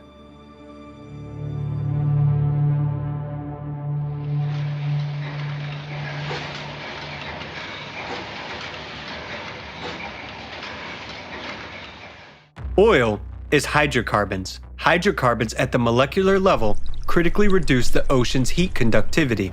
It is oil that is the raw material for the production of one of the main pollutants of the ocean, plastics. The fact is that when it gets into the water, it does not decompose, but breaks down into microparticles, so-called micro and nanoplastics. Since plastic is a derivative of hydrocarbons, its particles at the micro level change the chemical composition of the oceanic water and its acidity, reduce the heat capacity of water, and impair heat conductivity. How do plastic nanoparticles end up in the ocean? The only reason for this is us humans. Humanity began mass producing plastic in the 1950s. And now, Almost everything that we have produced during this time is already in the ocean. Entire islands of plastic cover the surface of the ocean. Their total area is practically equal to the territory of the United States and Australia combined. But the worst part is that all the plastic that we see on the surface is only 1%. And 99% of the plastic is in the waters of the ocean. Micro and nanoplastics have already permeated the entire thickness of the ocean. Just imagine how much of it has accumulated there. In fact, today there is no place in the ocean that does not contain microplastics. Even in the deepest point of the ocean, the Mariana Trench, at a depth of 11 kilometers, there is microplastic. What's frightening is that it is precisely in this place where microplastic is most prevalent. Yet, this is the most vulnerable place on our planet, where heat dissipation is most important to prevent a catastrophe. Oil enters the ocean in its primary form as well. Annually, up to 30 million tons of oil enter the ocean as a result of extraction, transportation, and accidents. To understand how much this is, let's do some simple calculations. Assuming that 1 ton of oil covers an area of 12 square kilometers of the ocean's surface, if we poured these 30 million tons of oil into the ocean at once, it would cover 360 million square kilometers of water with an oil film. That being said, the total area of the world's ocean is 361 million square kilometers. That is, this film would cover the entire ocean. Now, you can imagine what enormous volumes these are. Oil enters the ocean continuously. Some of it evaporates, but its largest part, 60%, settles on the ocean floor. Oil also forms a film on the ocean surface.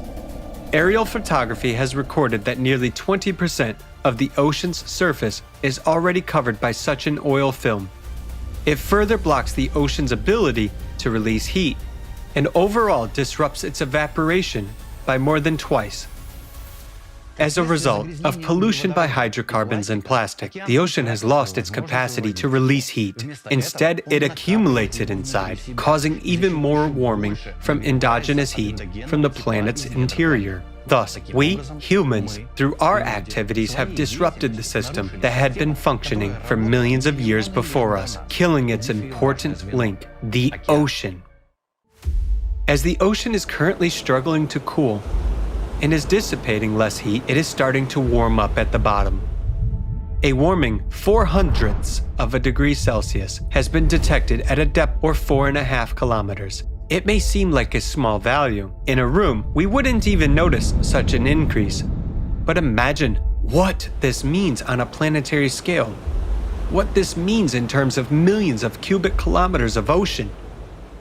And off the coast of North America, for example, there has been a rise in the ocean bottom temperatures of up to 5 degrees Celsius. As a result of the temperature increase in the bottom waters, huge volumes of heated water rise to the surface, the so-called blobs. The temperature of these zones can rise up to 6 degrees Celsius above the surrounding water. These blobs can reach as big as, for example, the area of Texas in the USA. And there are more and more of such giant blobs appearing. Such anomalies indicate that the ocean is dying, and its temperature regime is seriously disturbed. The increase in ocean bottom temperature leads to catastrophic consequences, as it represents a huge amount of energy that was unable to be released from the Earth's interior. This energy is equivalent to the power of millions of nuclear bombs aimed against us. It accumulates in the depths and leads to even greater heating and expansion of magma. And this inevitably leads the planet to a hydraulic impact in the Mariana Trench. The accumulation of endogenous energy inside the Earth intensifies the instability of the planet's core. Thus, the core is destabilized not only by the external impact from space, but also due to the accumulation of excess energy within the Earth's interior. And the more the core is destabilized, the weaker the electromagnetic field becomes. Our shield, which protects us from all kinds of dangerous cosmic radiation, is disappearing before our eyes. In turn, the weakening of the magnetic field leads to the thinning of the atmosphere. A recent study showed that the thickness of the stratosphere has already decreased by 400 meters since 1980. And this is a critical indicator. The atmosphere is supposed to transport excess heat from the ocean into space and protect our planet from harmful cosmic radiation. But plastic nanoparticles rise with oceanic evaporation from the ocean into the atmosphere and change its chemical composition. Because of this, instead of transferring heat further, the atmosphere accumulates it. As a result, the Earth is now absorbing more energy than it releases into space. This, in turn, increases the greenhouse effect.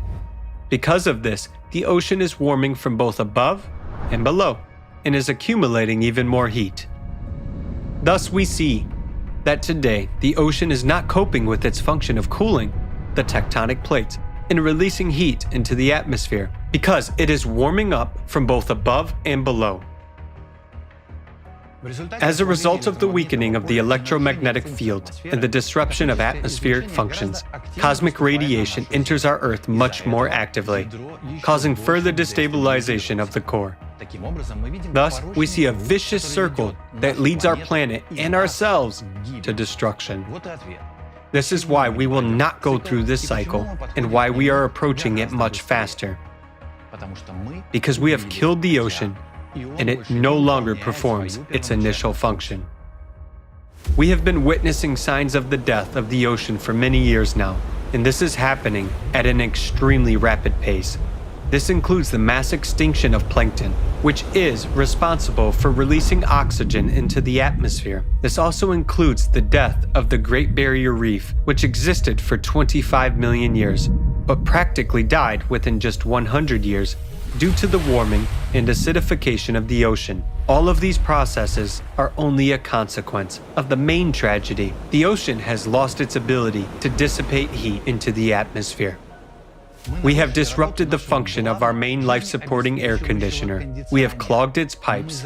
As a result, more and more heat stays inside the Earth, and magma heats up even more. We ourselves are pouring oil on the fire.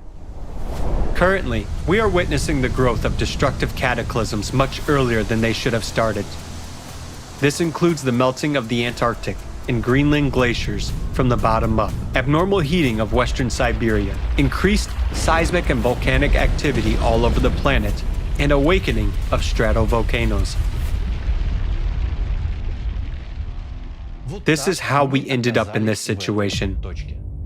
The entire human race, along with our planet, has a high probability of not surviving this cycle. And it's all because of our stupidity and mindless consumerism that have killed the ocean. And we did this at the most dangerous moment in time, precisely when we needed its protection the most, during the cycle of climate catastrophes. For millions of years, the ocean protected us and was the only mechanism of defense. And now, we've killed it. And we are left alone and defenseless in the face of a global threat. Do we have a chance to survive all this? Yes, we do. But for this, we need technologies that will protect us from space radiation and help clean the ocean of hydrocarbons. Everyone is stingy with money, and no one will allocate resources for this. Moreover, it is necessary to eliminate the cause, cosmic radiation, and today, no one is solving this problem. As for those who could solve it, brilliant scientists today work for the military-industrial complexes of their countries, and it will always be so in the consumerist format. That is why we need different conditions to solve this problem. We will have such conditions only in the creative society. Building the creative society is our only chance. What will happen if we don't do this? We will perish long before 2036. Recall the millions of nuclear bombs that have already started ticking under our feet, and answer yourself to the question, is life worth a little effort to save it? What will you choose? The death of the planet or the creative society? That's the choice you're making right now.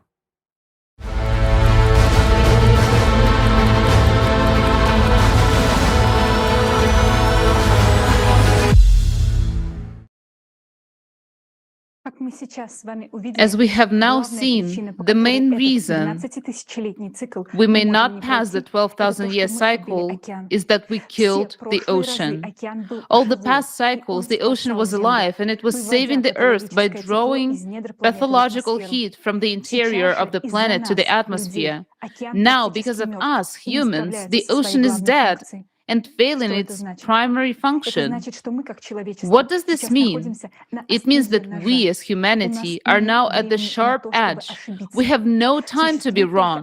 There is only one path we can take through the cycles of global climatic cataclysms. The first thing we must do is to stop the impact of cosmic radiation on our planet to prevent the imbalance of the core and the release of the energy inside the planet. Once we stop the cosmic radiation, which causes the interior of our planet to heat up more and more, the temperature of the magma will drop. And if the temperature of magma decreases even by 1/100th, it won't heat up the ocean as much. And that means the ocean will begin to cool and come back to life on its own. Moreover, as soon as the core stabilizes, the electromagnetic field will also get stable, which again will be able to protect us from the cosmic radiation, and the whole process will begin to restore itself. At the same time, we will be cleaning the ocean of hydrocarbons in order to give back the function of heat conduction. While going through this period, we will be able to conduct in parallel the process of volcano degazing to relieve the pressure that goes from the interior of the planet to the volcanoes. In this way, we will restore the Earth's holistic system. But to fulfill all these steps, we need conditions which we do not have now in the consumer's format. It is only the creative society format that can ensure these conditions, which implies no any geopolitical conflicts, the existence of the single economic space, and most importantly, they being a common goal for all of humanity. And this goal is the preservation and improvement of life of each human. That's why we need the creative society today. And right now, I'm honored to present you to Igor Mikhailovich, our esteemed speaker.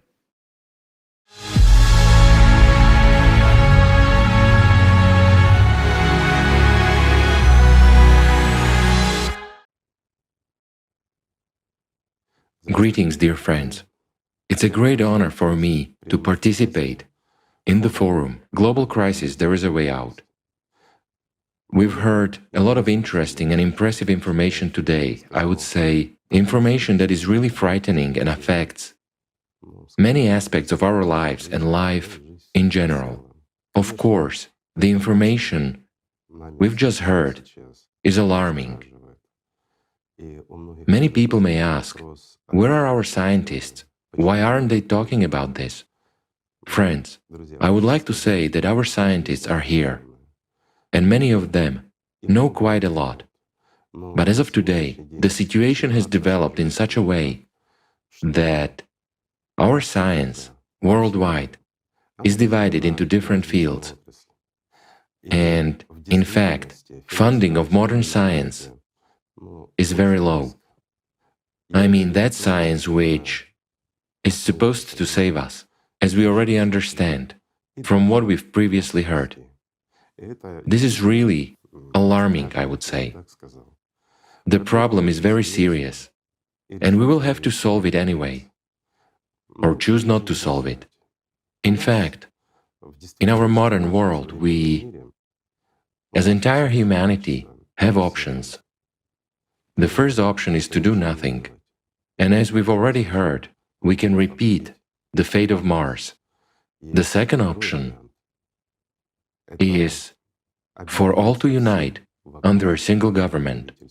First of all, why am I saying this? Because in order for us to solve the climate problem, to really solve it, we need to bring all our scientists together.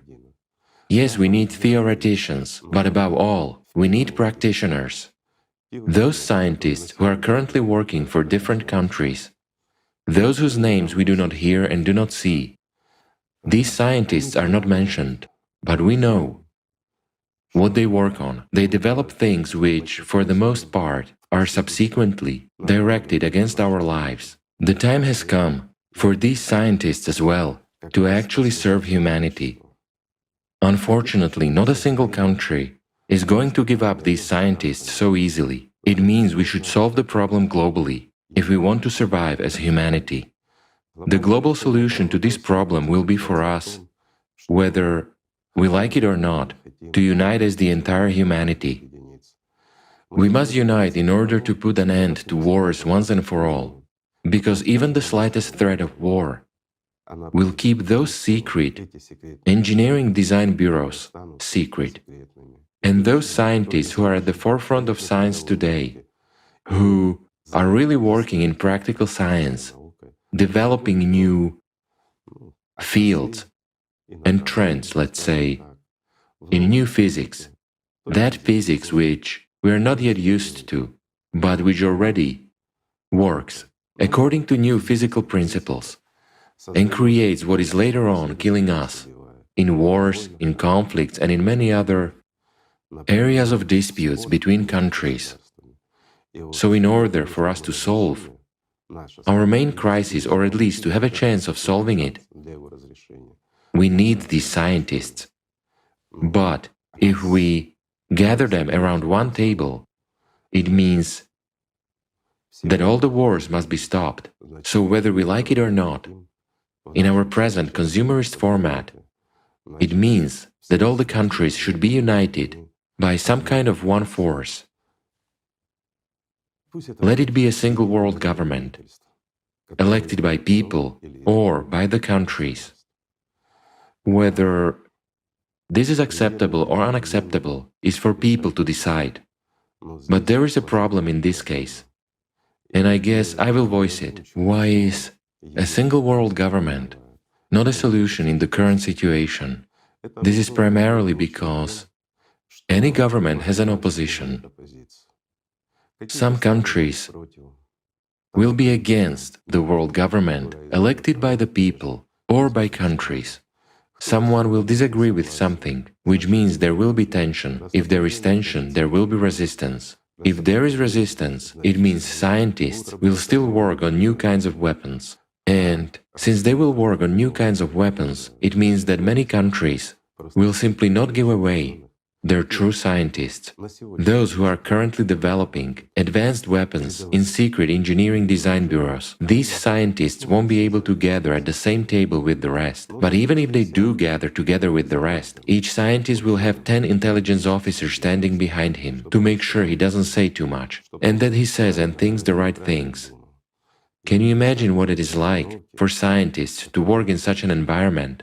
Will they be able to brainstorm and find a solution? No, they won't. Scientists today should be granted creative freedom and, in fact, the maximum possible resources. In other words, they should not be constrained as they are today. Why to this day does our science continue to believe in erroneous theories?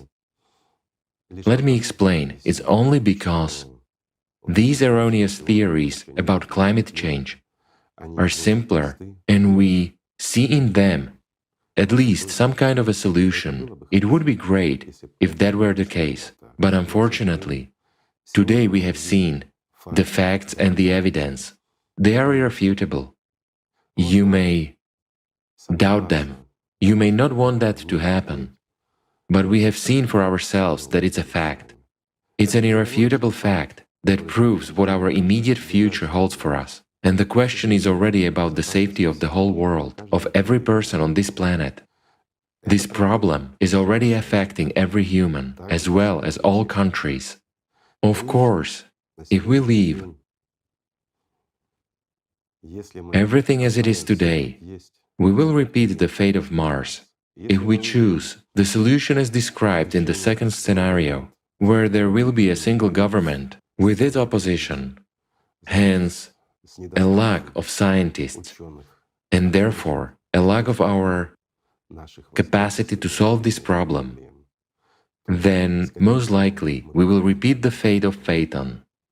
That's elementary. I'll give a simple example. In order to reduce the danger, even a little bit today, we need to actively conduct degassing. What will that give? I mean, in relation to volcanoes and earthquakes, degassing is something that can at least slightly relieve the tension we have under our feet and can buy us at least a little bit of time. But if we do not stop the external influence on the Earth's core and instability continues to progress, then during degassing, improper degassing, we will further increase the destabilization of our core. This will lead to what happened to Phaeton. While in order for us to overcome the climate, to put a tight collar and a short leash on the climate Cerberus, we need to find a solution in a completely new physics, the one that we presently have no knowledge of yet. What we know is that it exists, and of course, we know at least some principles and have at least some understanding of it. We observe certain processes, but as of today, we are unable to find a solution. In order for us to find a solution, we need all of the intelligent people in the world, and the smartest ones first and foremost. In this case, whether we want to or not, we have to take some measures if we want to survive. There is a way out. In fact, the current forum has a good title. There is a way out. And the way out really exists, friends. It's about changing the format and changing our attitude. If all of us, all the people on this planet, want to live, if we want to save our beautiful planet for our wonderful descendants, it means we must take completely new steps for the entire humankind. We must change this format of our existence and ensure that wars are terminated once and for all, that confrontations between various countries come to an end, so that we can really liberate our scientists and provide them with all the necessary resources. As of today, we spend a lot of money on wars and many other things, on fighting each other, on defense, but we actually spend pennies on science. We must change it all, because all the weapons existing in this world are powerless against the climate Cerberus, and all of us already understand this, but we really have the enemy in our home. Yes, for some people the Cerberus may so far be in the neighboring rooms or even on another floor, but it is merciless, and it will definitely come to our floors and into our rooms. And we do understand that. We understand that it will eventually destroy our home completely. We don't want that. All sensible humanity doesn't want that. So we have to do something. We are now facing a dilemma, friends. We have to change this world in order to save humanity, to save ourselves and our families, and to save our planet. And we'll have to change our habitual consumerist format anyway. But if we are ready to change something, we should change it for the better. In this case, the most acceptable and the best option is the creative society. It's a platform where all humanity gathers. It's a format, the format of creative society, which guarantees that there will be no wars or confrontations on Earth ever again. It's a format that guarantees a decent and beautiful life for every human being. It's a format where human life is the highest value. And above all, it's a format that will enable scientists to do their job without any restrictions. This is a chance for us, friends. We have now learned about the changes and progressions of disasters in the climate. We have seen the facts and we have seen the evidence. If we are sensible, mature people, the first thing we need to do is to come together, make a decision, and do everything we can to preserve this planet. I am confident that this is the main task for everyone today. And we, people, we can really do a lot. We can even save our planet. But in order to do that, we must create the right conditions. I hope that many people will hear about the Creative Society project and understand its importance and prospects. It has been a great honor for me to be with you, friends, at this forum today. However, to be honest, the information we've heard is alarming. Numerous questions arise. And the most important question is, why do we, adults, behave like children? Why are we waiting for someone to decide something for us someday, when we have little time and only one way out? It's a good question. I hope humanity will answer it. Thank you, friends.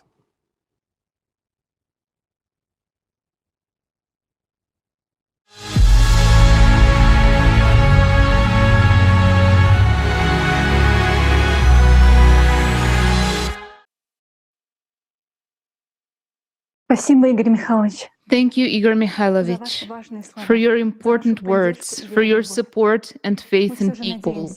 We still hope that modern humankind has enough reasons to choose life, so that we will not repeat neither fate of Mars nor Phaeton.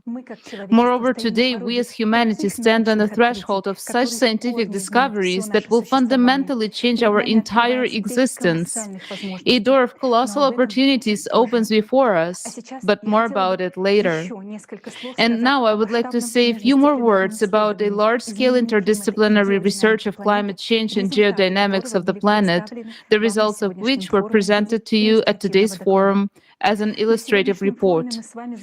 At today's forum, we all witnessed the huge scale of international research and analytical work that was carried out by the volunteers of the Creative Society project from all over the world. Among them are representatives of academia from a variety of scientific fields with extensive experience and a wide range of professional skills.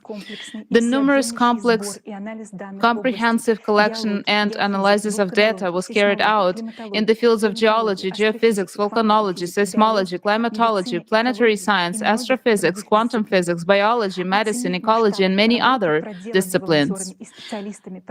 Assessing the scale of the work done by the volunteers and specialists of the Creative Society project, it can be stated that the volume of this work exceeds the total volume of all scientific work in the field of studying modern climate change. And especially outstanding, due to such a unique interdisciplinary and multi-sectoral approach, for the first time it was possible to form a holistic picture of the causes and consequences of climatic, geophysical, and geodynamic changes on Earth and other planets in the solar system, as well as come to well-founded conclusions supported by extensive research experience and international scientific works. The paradox is that in order to save the planet and solve the set of tasks of waste, of neutralizing external influence or converting it from destructive energy into useful energy, all the scientific potential and all scientists of the world are needed. It should be noted that despite the progress made in forming a holistic picture, there are still separate unknown islands of knowledge and science, which are a necessary component in solving the issue of leveling the external cosmic impact, especially when humanity is faced with a limited time frame.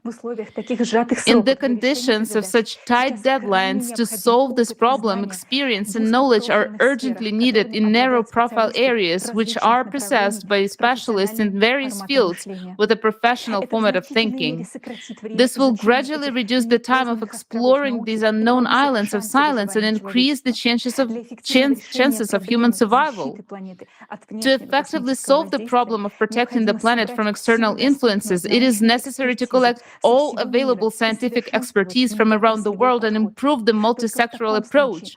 Only in this case it is possible to productively use the scientific potential and experience of each scientist, as well as to have time to solve the tasks set before us in such a short time that we as humanity have. We understand that in the current consumer paradigm, the listed above goals are more than difficult to achieve, and the probability to their This brings us to understanding that we critically need a fundamentally different format of society, which would relieve the potential of scientists and create conditions for their effective scientific interaction. And this is the format of the creative society. In the creative society, there will be a single creative vector of development and a request for solving the global problem of cyclical disasters. This is how the entire scientific world will have unlimited funding in order to find the fastest possible solution to the tasks set aimed at saving people's lives. In the creative society, scientific research will be open and accessible to all scientists. Experts from all over the world will have all possibilities to work together on issues that are important to society with unlimited resources. Only by uniting the potential of scientists, thanks to the creative society format, will most likely be able to find ways to level and transform the cosmic impact. This is why the key condition to the salvation of our whole civilization is the building of the creative society. If you watched our climate report, then you understand that we're not just one step away from another natural disaster, but from human extinction. The only solution is to protect our planet from external impact, and this problem can be solved only in creative society. But why do we really need creative society to solve this problem? Why can't the most brilliant scientists simply come together and work on this problem if it is so urgent? Well, let's be realistic about our world. Have you heard from anyone regarding the true scale and the progression of natural disasters? Maybe from the media, which barely even covers the local weather changes. Or perhaps from well-known scientists. Unfortunately, only a few understand the whole picture. Many merely notice the temperature increase and blame humans, while others are still in a denial stage, claiming that nothing unusual is happening with the climate. It is just natural variability and that everything is just normal. In this situation, when we do not see the full extent of natural disasters and the true causes of cataclysms are still under debate, how could leaders of a country justify the decisions of letting their top scientists collaborate with competitors and potential enemies? These scientists are the ones that the heads of states count on for developing new weapons and guaranteeing the country's dominance. Solving the problem of external impact within a short period of time requires a significant technological breakthrough. This can be achieved if scientists have a shared goal and can freely work together, share knowledge, and discuss concepts. However, in the current format, even if capable scientists were able to meet and work together, they would still be divided, representing competing sides, and they would not be able to exchange their ideas openly and brainstorm effectively. So we can't expect a positive outcome. It is also questionable how this project will be funded, especially when the global economy is on the verge of collapse. But in the creative society, the chance of finding the solution for natural disasters will be significantly higher because first, everyone would have access to truthful information about the scale and the impact of cataclysms, and the real cause of climate catastrophes will become evident. Consequently, we people will start to focus our efforts and attention in solving the right problem, and everyone will understand the importance of it. Second, the essential scientists who are currently hidden from the public will have freedom to openly collaborate, share ideas, and they will be united by one goal. That is to stop the external radiation and save humanity. In addition, every scientist would fully understand the seriousness of the situation, as it not only affects themselves and their loved ones, but the entire 8 billion people. All this will create conditions for the emergence of new ideas, breakthrough discoveries, and accelerate progress towards finding the solution. I am a scientist, and I chose my path, and I dreamed of making discoveries that would improve people's lives and change the world. And I know that every scientist has this ambitious dream to develop something big that everybody will remember and read about it in history books. And this task and its solution is something that people will never forget. The names of these people who saved the planet will be remembered by humanity forever. Third, the scientists will not be starting from the scratch. We already have a lot of developments and understanding of how to stop the external impact. We can't do it only by ourselves. We need brainstorming and close collaboration among the best scientists. Given that we only have a couple of years to do this, watch this forum to the end. Today, for the first time, a scientific hypothesis will be presented that will help scientists to understand how to stop the external impact on our planet and therefore save all of humanity. Finally, an important aspect is that all resources belong to humanity in creative society. Thus, enough support and resources will be provided for those scientists to succeed. Why and how this is economically possible, you will learn later today in more detail. But one more thing to note is that whilst the scientists are working on finding the solution, the climate Cerberus will not just wait around until the solution is found, but it will continue to devour and destroy many cities and even countries. In our consumerist world, those who have some understanding of the 12,000-year cycle are trying to predict safe places and sell land or build bunkers. This is available to a few, but we know that these options may extend life only by several years. All will perish anyway, because this time, the whole planet will die like Mars if we leave everything as it is. In creative society, until the natural disasters are fully under control, people will be warned and evacuated in time because human life is of the highest value. Unified Global Emergency Service will be created to guarantee everyone's safety. Scientists will work together to identify safe locations, and we will build appropriate infrastructures, including places to live, grow food, so that all people will be taken care of.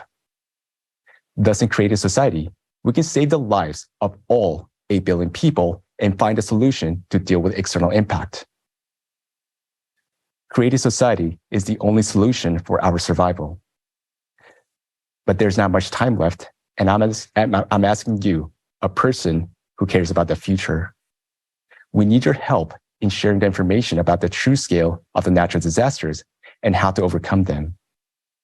Your voice is very much needed right now because people can decide and support this project only if they're informed.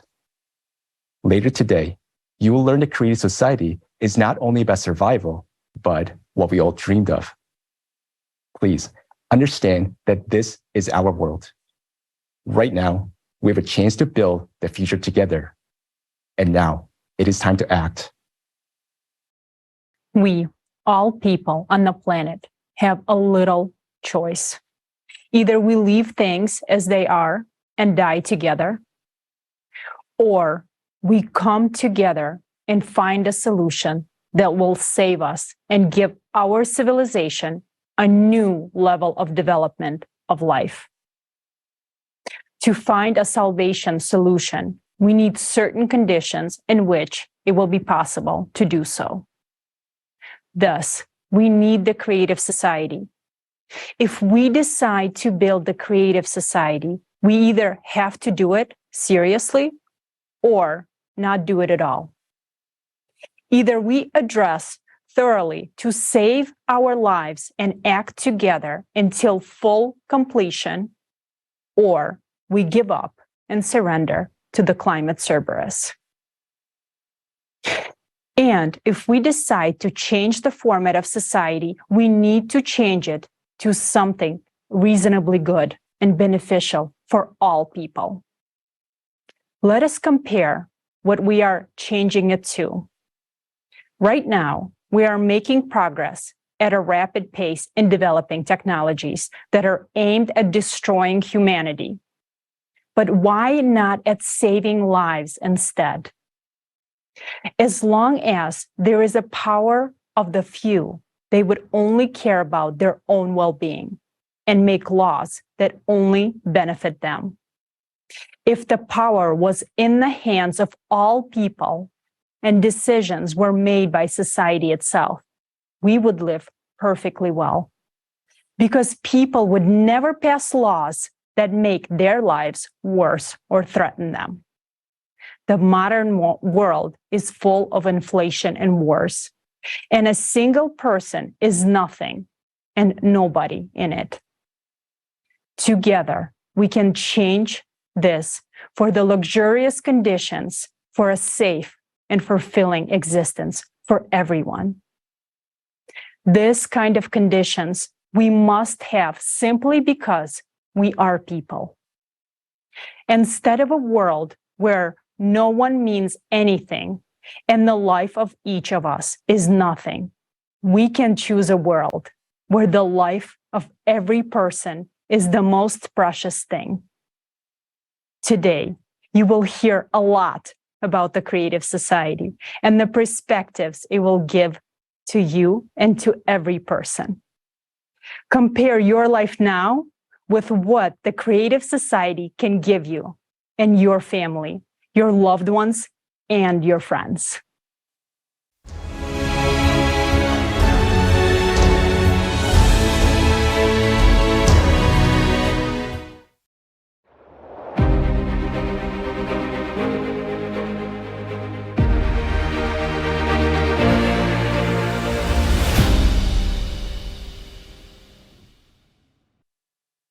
The Creative Society is a new format of the society for all of humanity that will peacefully lead our civilization to a new stage of evolutionary development where human life is the highest priority. In the Creative Society, power will belong to the people and not be concentrated in the hands of one person or a particular group of people, as is the case today, which leads to conflicts, wars, crises, and so on. Later, we will explain in detail how this can be achieved through peaceful and lawful means. Participants of the Creative Society project are ordinary people, volunteers, united by the shared idea of building a better world for themselves and their children, the Creative Society. We are glad that foundation for the Creative Society has been already laid, as many people around the world are building it already, and many continue to join every day. But this is not enough because there are 8 billion people on the planet. And our efforts are just not sufficient. We need everyone because the Creative Society can only be built together. We must do everything possible to make everyone aware of the Creative Society so that we can leave the consumer format behind as soon as possible and start living in a wonderful life in the Creative Society, in a society that is based on the needs and dreams of each of us, in a society where by improving life for entire community, you improve your own life.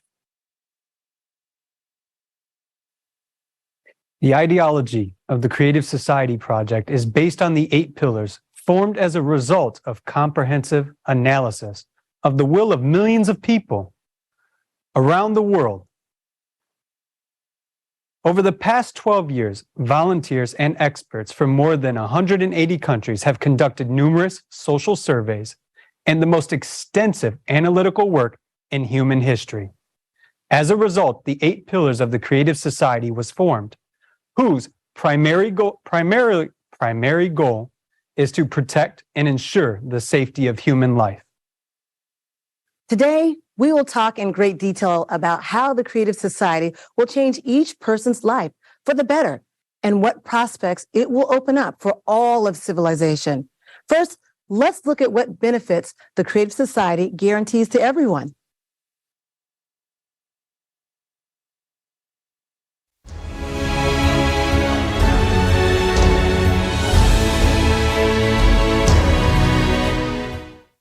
Worldwide survey of the Creative Society project.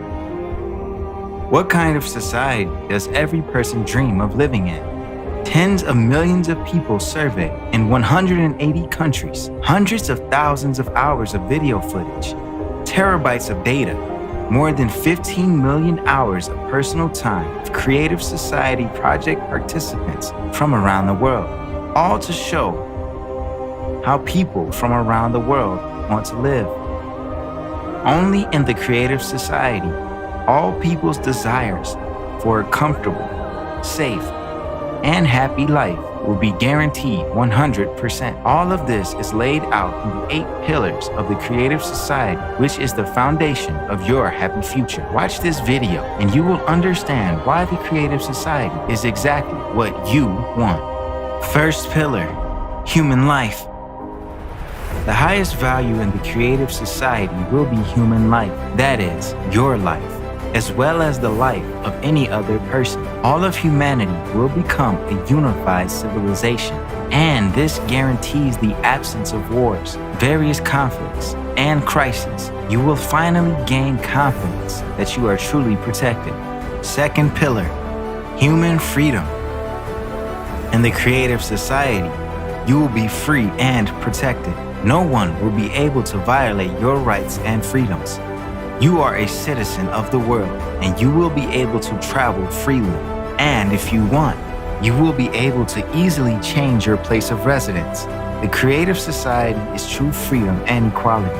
In the Creative Society, there will be no need to fight for the rights of minorities because there will be no one superior or inferior. Everyone will have one highest status, the status of a human being. There can be no one and nothing on earth superior to a human, their freedom and rights.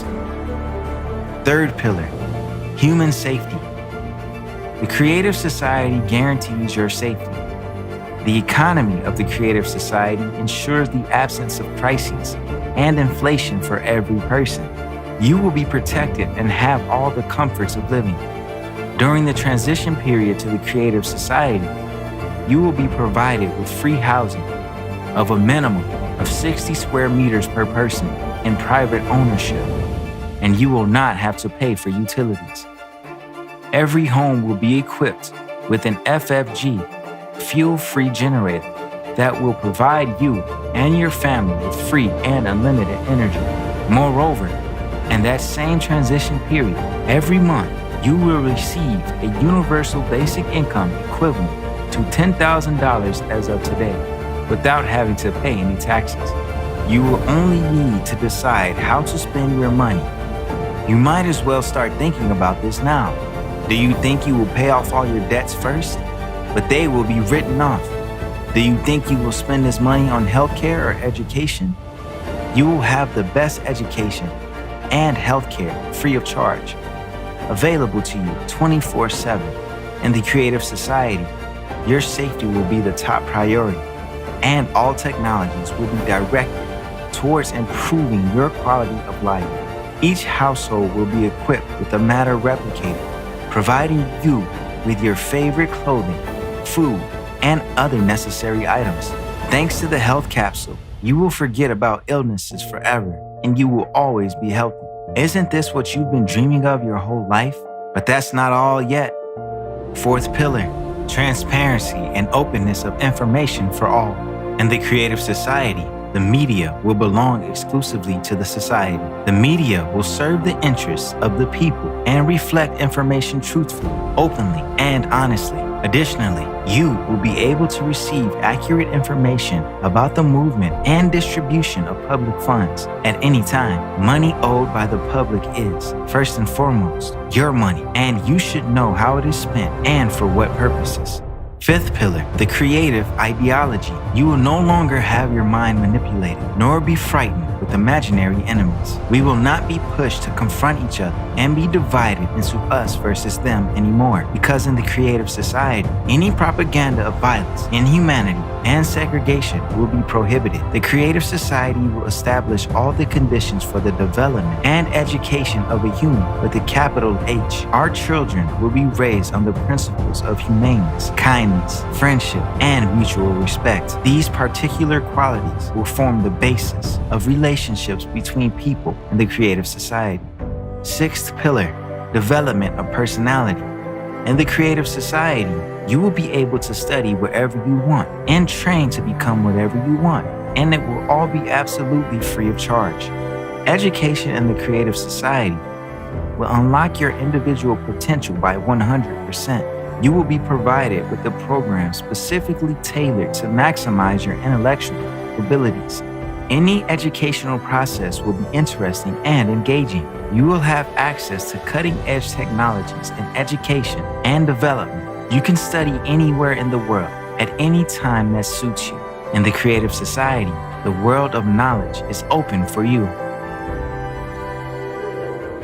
Seventh pillar, justice and equality. If you decide to work, you will be able to choose a profession that brings you joy. There will be a 4-day work week with a 4-hour workday. Moreover, you will have 2 fully paid vacations per year.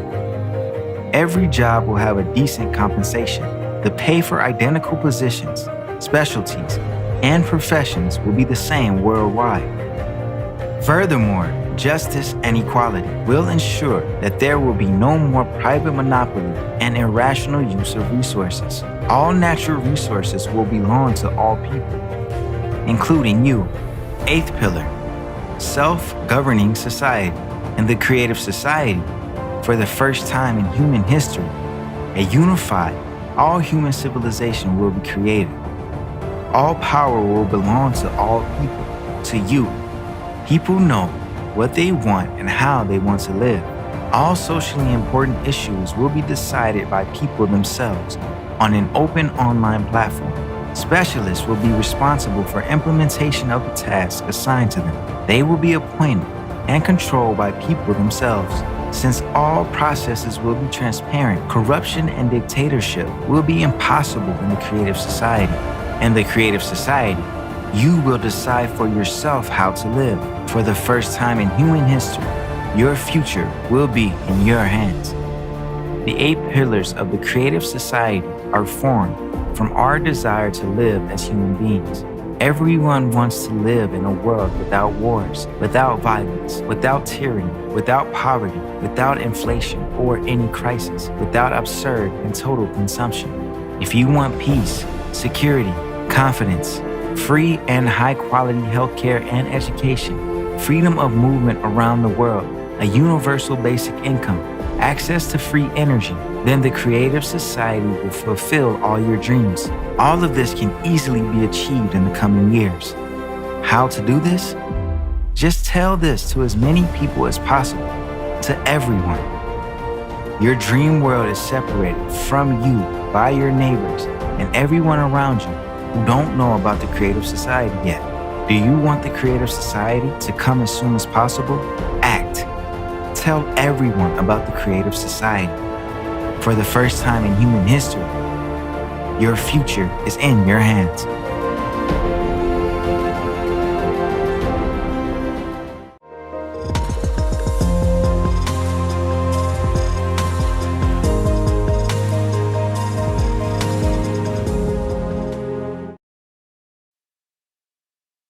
It's like a dream world. 3, top-notch medical care guarantees excellent health. Everyone is guaranteed free, high-quality housing and no utility bills. No more inflation or crisis. You will have a stable monthly basic income and all debts will be written off. That's it. You will no longer owe anyone anything. No more thinking about money all the time. That's financial freedom. In a creative society, you can finally see the world and travel freely. You can finally be able to take a deep breath and start living the way you always dreamed of.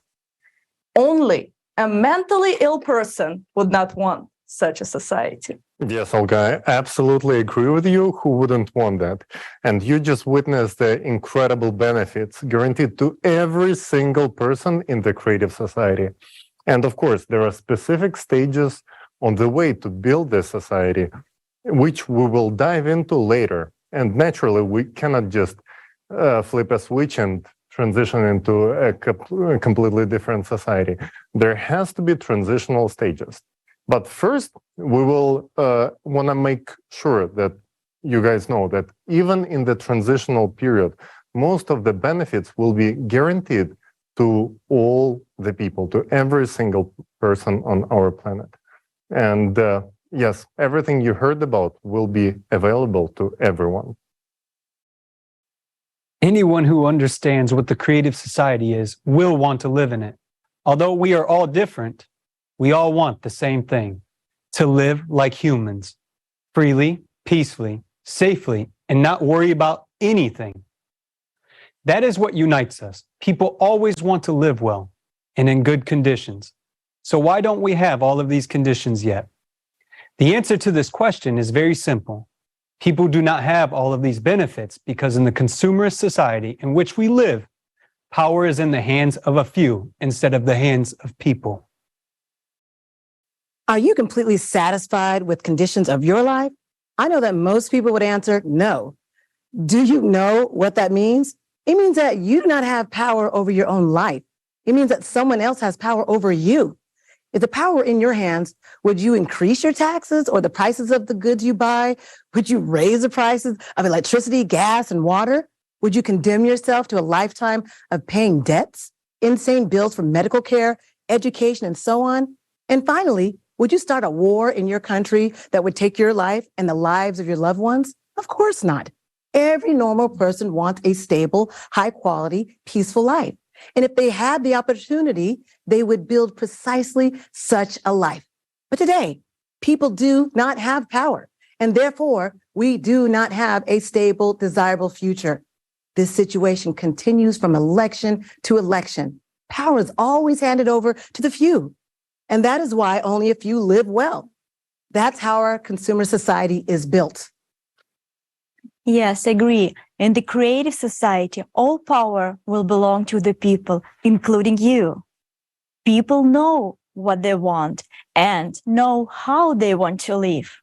People themselves will decide all important social issues on an open online platform. Responsible individuals for task completion will be selected and monitored by the people. All processes will be transparent, and no one will be able to make a decision for people. Instead of power for select few, society will be self-governed. The main principle of the creative society is that by improving life for the society as the whole, you improve your own life.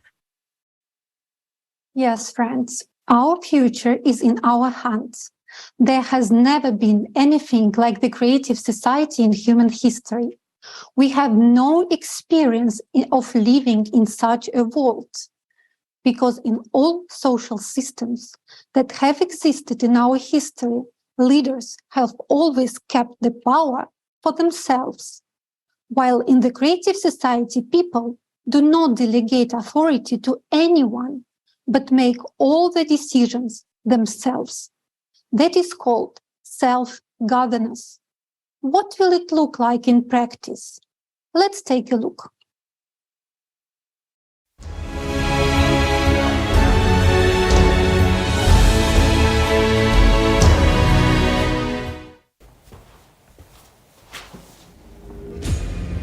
Life is like chess. Pawns can only move forward and one at a time, and they're often sacrificed.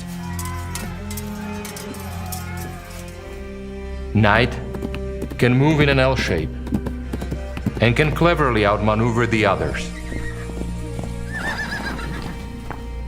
while the Queen has the power to move around the board at will.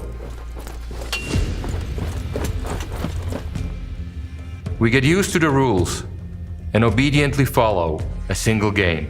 The same happens in society.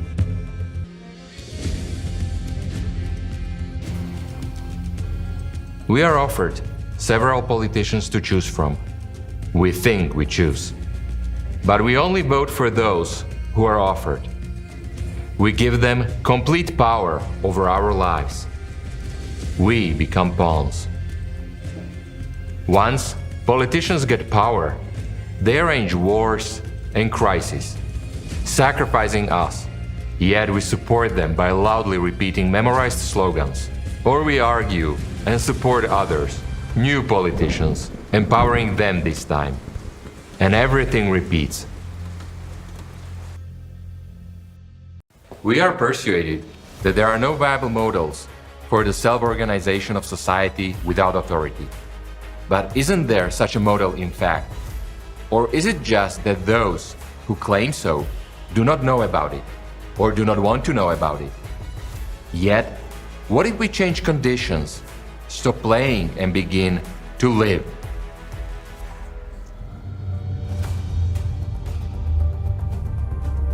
What will a world look like where people are in control of their own lives, self-organized, and truly free and conscious in their choices? Not just individual small groups, but all 8 billion people on the planet. There is such a model, and it is called the Creative Society. Let's see how it will look like. For several years, volunteers had been spreading information about a completely new format of society worldwide. And after that, people all over the planet held an international referendum at which the creative format of society was almost unanimously adopted. This led to significant changes both in relationship among people and on the planet as a whole. All artificially created crises and wars in the world have stopped. The problem of hunger has been resolved within a short period of time, since human life became the main value in the new format of society. The newest advanced technologies, which were inaccessible for people in the consumerist format, have started to be introduced everywhere. Everyone has been provided with a social package that includes a modern dwelling with an area of 60 square meters per person and an unconditional basic income equivalent to $10,000 per month. All basic needs of every person are fully met, but the main thing that each of us has gained is the right to be heard. We have transitioned to a completely new format of decision-making, self-governance. In the creative society, there are no presidents or parliaments anymore, not to mention dictators. There are only people, and every person's voice is equally important when decisions are being made. Mom, do you decide everything now like the presidents did before? There are no more presidents of any kind anymore, sweetheart.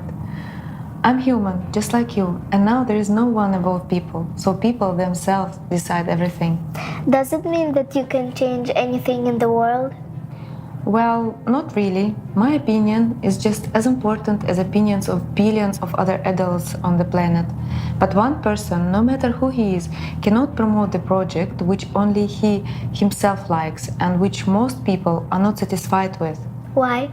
Because majority must vote for it. Self-governance of society means that we, as community, decide by majority vote whether something will take place or not. Self-governance is not the absence of management or competent planning, but rather is the absence of authority, although its function is equally shared among all people. Voting for a project becomes the right of every adult on the planet. And the advantage is that people themselves aspire to improve the living conditions in society. It becomes a crime to change something in people's lives without asking them. To exercise people's authority, we use such a tool as the electoral platform. It is essentially a website that allows people from all over the world to adopt decisions transparently and quickly. If a global issue is submitted for voting, People from all over the world must participate in voting. If an issue is local, then residents of a relevant territory whose lives are affected by adoption of this law must vote. For example, if there is a village issue, it is resolved in the village. If an issue is regional, it is resolved in the region. Thus, there is local self-government as well as global that applies to the whole world. Each law proposal is written in a language that is simple and understandable to people. Experts should prepare a draft law and explain what the expected results would be, the pros and cons of its implementation, what will change for an individual, and how the law will affect his life. Then the draft law is submitted for general voting. A new global law proposal is up for a vote by humanity. What is this?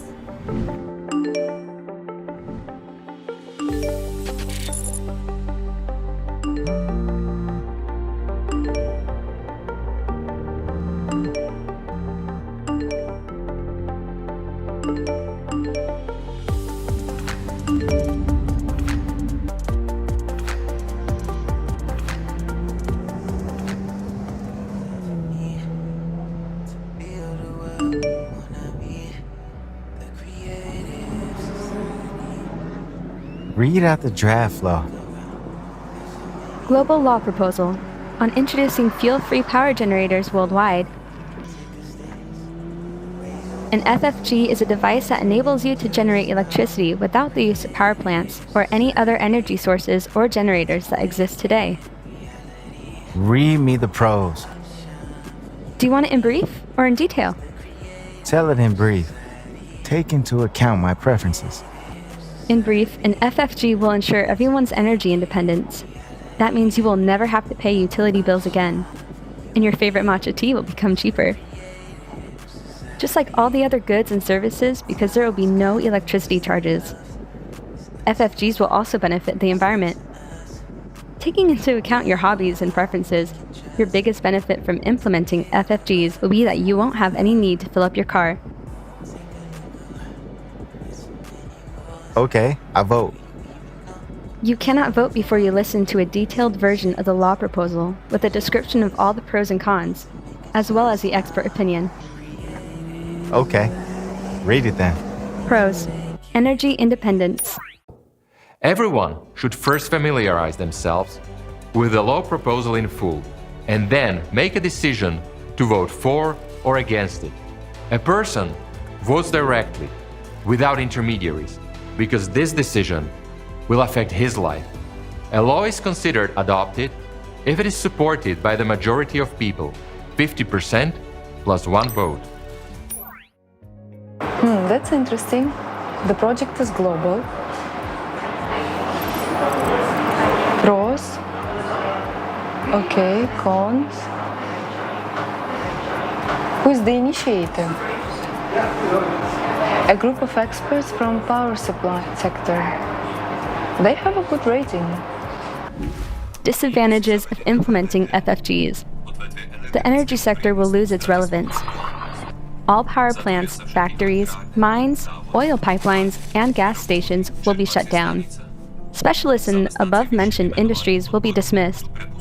At the same time, they will be able to change their specialty. New vacancies will become available. Let's see, what jobs are offered? Okay, engineer. FFG biotechnologist. Look at that. They offer retraining to be an aerospace systems engineer. Come on. I worked there for 8 years. I started back in the consumer's format. All processes will be transparent, and as a citizen of the world, you will be able to control any voting process, whether your vote was registered correctly or not. Moreover, it's important to understand that the electoral platform is easy to use, intuitive, and technically protected against any intrusion and forgery, thanks to a reliable and secure system of data collection and processing. The global voting on the implementation of FFGs is now proceeding well.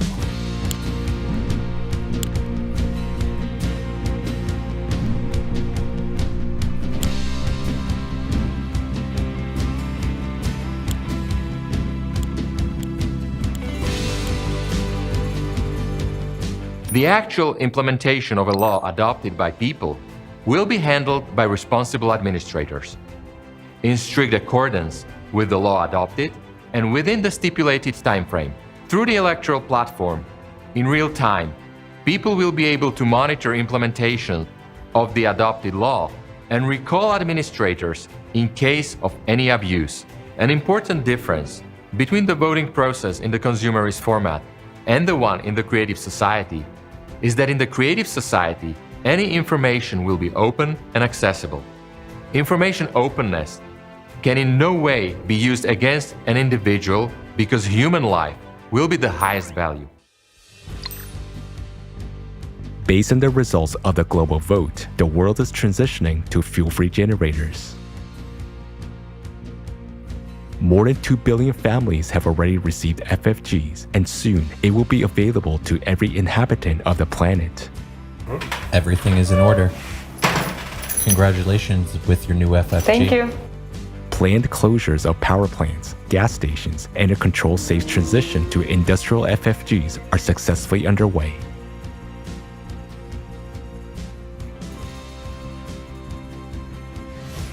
An FFG can be installed in any means of transportation.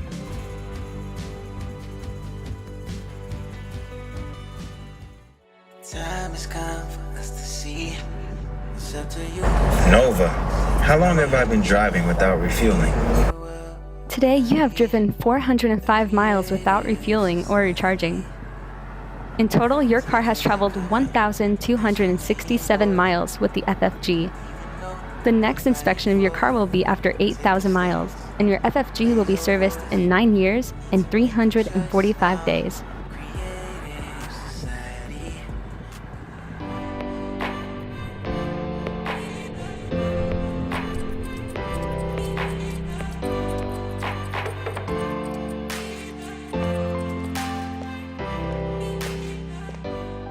Hi, Yoshka. Are you going fishing?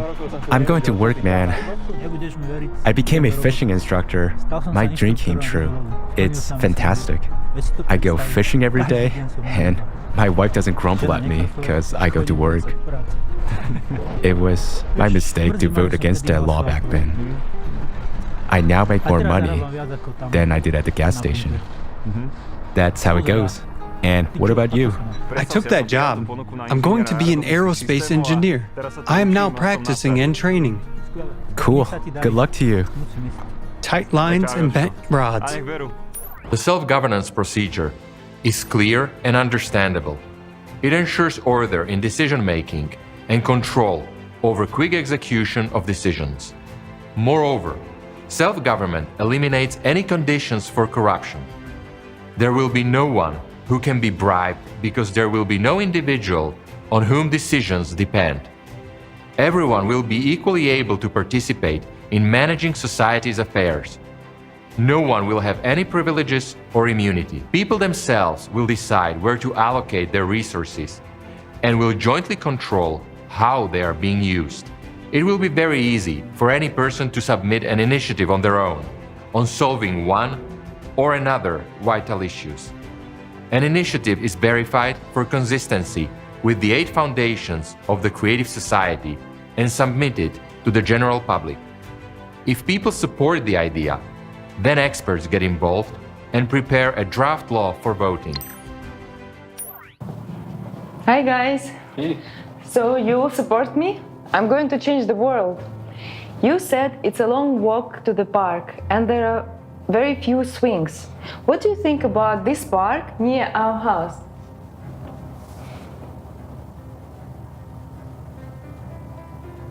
Wow, Or this one? it's hard to choose. Wow, when did you manage to retrain from an interior designer to an architect? It's not me. I just put forward an idea, and last night local architects created these 2 projects by means of artificial intelligence. So now I will submit both of them on the platform and let people choose which one to vote for. The main thing is to have more ice cream cafes in the park. Well, then we need to vote for this one because it has fewer bike lanes but more cafes, while that one has more jogging and bike lanes and fewer cafes.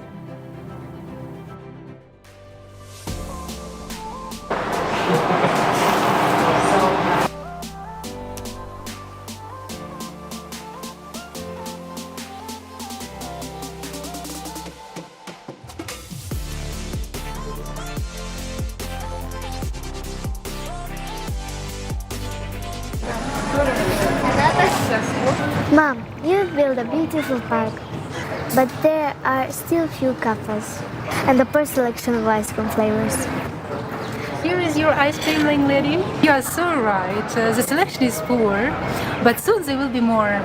We just opened yesterday. Enjoy. Thank you.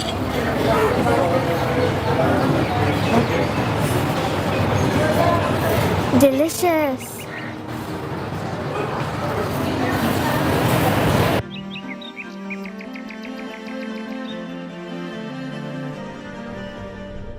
In today's consumer society, a single country or even an alliance of several countries will not be able to implement the concept of self-governance in full. Because there is such a concept as geopolitics, an endless war of interests, there is a competition and fight for resources, and national economies are interconnected to a large extent. Thus, people in a separate country cannot fully make independent decisions. Real self-governance is possible only in the creative format of society, and there is no analogue of this form of governance today. In the consumerist format, the law usually protects and benefits those who created it, but when people themselves create laws and vote for them, they work for the benefit of all people, not just a few. When people themselves generate projects and promote laws, there can be no wars, international strife, or conflicts in such a society. Because the most valuable thing for us people is life, and those incredible prospects which the creative society offers us.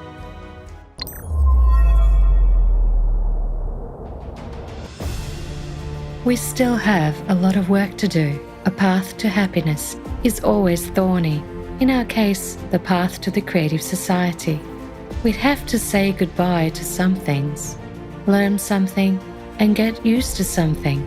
But there are more joyful moments in all of this. After the introduction of FFGs, even more opportunities opened up to us. Vertical farms all over the planet, a matter replicator, and even endless space are all a reality now. In the creative society, ordinary people are no longer pawns. Everyone becomes the most important because they are now humans. Since power is in the hands of people, that is, in our hands, everyone is more motivated to play an active role in the processes of society. We have become even more united and responsible because now each of us changes the world for the better every day by our conscious choice. Creative society, the beginning.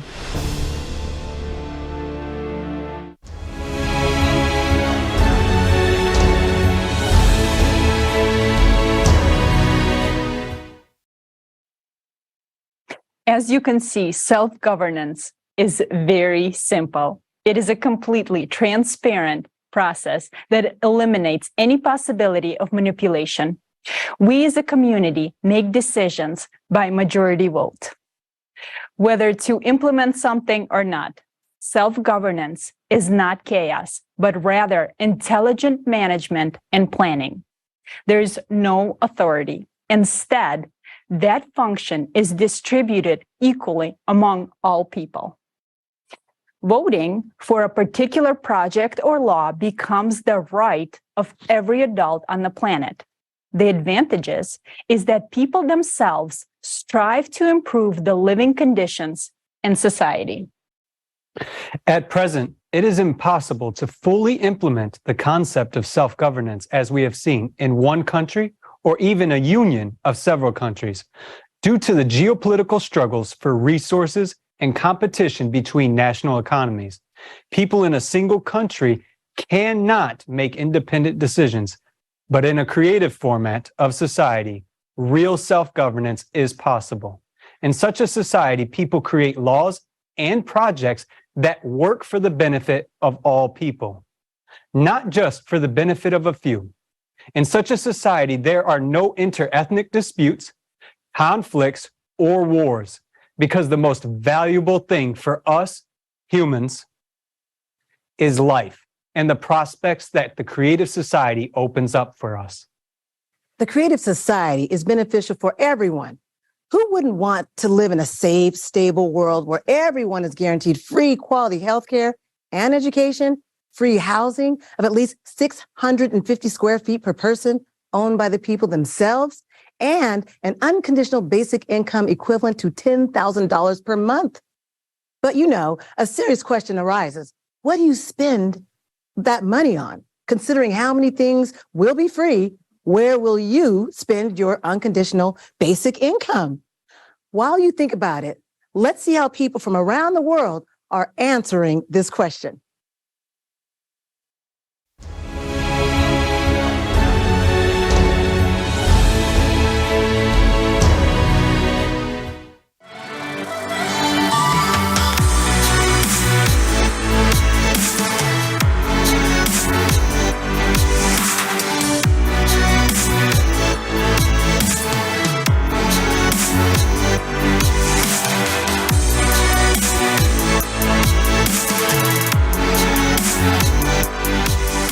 Exclusively for the Global Crisis Forum There Is a Way Out, we've conducted social service across the entire world. The volunteers of Creative Society Project asked people about how they envision their lives in a creative society. So let's dive into the first question we asked people. Imagine living in a creative society where healthcare and education are free, and you have access to free housing without having to pay utility bills. All your debts are written off. You don't owe anything to anyone. You receive an unconditional basic income of $10,000 each month in present-day currency to your card. How would you spend that money? What would you do with it? I'll definitely be able to start my passion projects, which are more for the community and bringing underrepresented communities, giving them more opportunities in society. I would create some projects, entertainment shows, for example. I would invest in the talented guys and produce someone. Yes, these would be inventions. That is something I've always enjoyed doing. Inventing, coming up with something. So take something and create. It would be for the whole world, so I could invent different things that could be useful to society. Wow, that's a big question, and it's too important. For me, I would like to travel the world, the whole world. I would like to meet people from different nationalities, see the natural. Most of my budget will be spent on recreation, singing, piano, etc. Where am I going to spend $10,000? First of all, I will do everything I'm supposed to do in the household. And then I'll probably start making paper airplanes out of them and wait for them to disappear at all. It will be the happiest moment of my life to never think about them again. I don't even know why the money is needed at all. That's a good question. Yes, the value and worth of money is completely different in such a society. I want to go abroad a lot, to eat plenty of good food and to have a lot of fun. If everyone has everything, then the money is kind of unnecessary. I guess I could think more about, because right now I'm thinking, well, what about spaceships and going to the moon or new advanced technology? I will take care of my family and I will try to join the creative society to help other people, and that is my dream. If I had such money, I would stop saving on those foods and fruits that contain the vitamins that I need. I would stop saving at least a little bit on gas. I have a gas meter. I would invite my friends to a cafe. I would learn how to live. Because these days, with what we earn and the way we live, you are not living, you are surviving. Imagine having an official work schedule of 4 days a week for 4 hours a day, and you earn a decent salary. In addition, you receive an unconditional basic income and free housing. Education is free and of excellent quality anywhere in the world. You can acquire any professional skill and join any team across the world to work on projects that benefit society as a whole, or choose not to work at all. What would you do? I would still work. I love my job. You know, I work in visual effects and it makes me happy. So I think I would still work, and, you know, whether that's paid a certain amount or not, I would still go in every day, or 4 days a week would be great. I would love to work for huge organizations that will probably study some super global issues. Well, you know, I'm an industrialist and a producer. I'm a creator. Maybe I will do something, I don't know, maybe make some goods cheaper.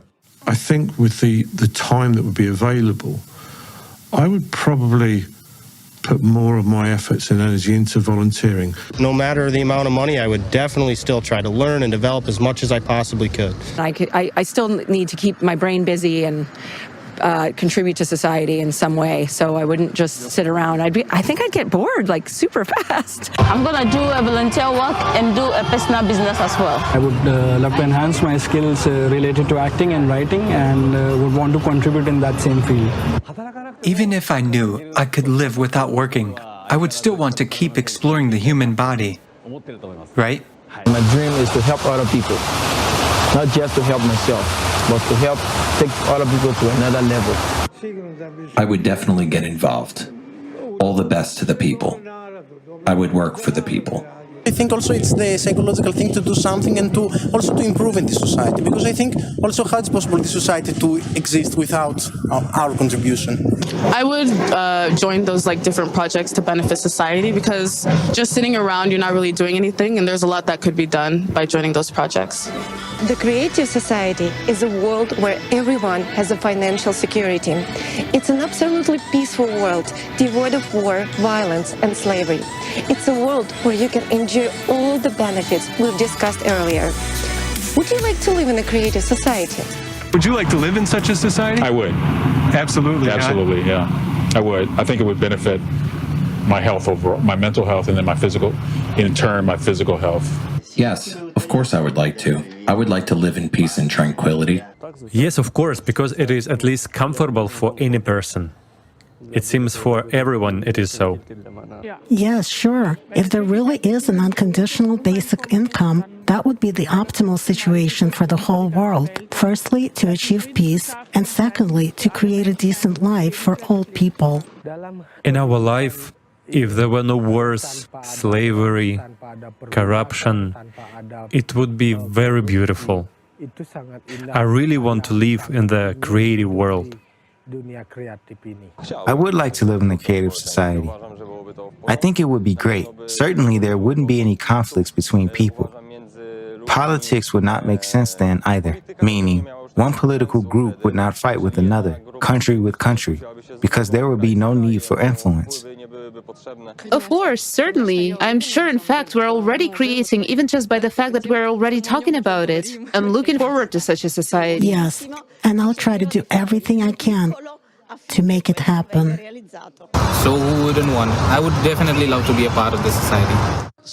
Yes, of course. I definitely hope to live in a relatively peaceful place without war. I think we would all like to live in such an environment and protect our families, right? I would love to live in such a society. Yes, such a world is a dream, and I'd really like that. Yes, I think I would like to live in the creative society. I dream of a place called the Creative Society. Did not know that there was such a project. I am honored to even be a part, to just share my little capsule of how I think life could be. I want the emblem, any of that. No, sign me up. Queens on board. Absolutely. Sure, 100%. Yeah. 100%. No need of doubt. Everybody looks for it. Well, of course, I do not know what kind of a person, other than a psychopath, would not want to live in such a world. Well, the answer is obvious. Of course I'd love to, and I challenge anyone who says otherwise. Yes, I would like to live in such a society, because it would mean that many of the inequalities that still exist today will disappear. It happens because of minorities' interests, who benefit and get richer, because of the problems that are happening in the world. Would you like to live in the creative society? Of course I will love. Naturally, it's probably a dream of every person. Everyone falls asleep and thinks, oh, if there was no war, it would be great. People would live in abundance and harmony, and everyone would smile at each other. Yes, I would love to. I'm with you. I'm just saying. Come on. That's like the best dream any person would have. Yes, I would love to live. Of course. Like, I think this will be answer of all people. Yeah, of course, I would like to. Who doesn't?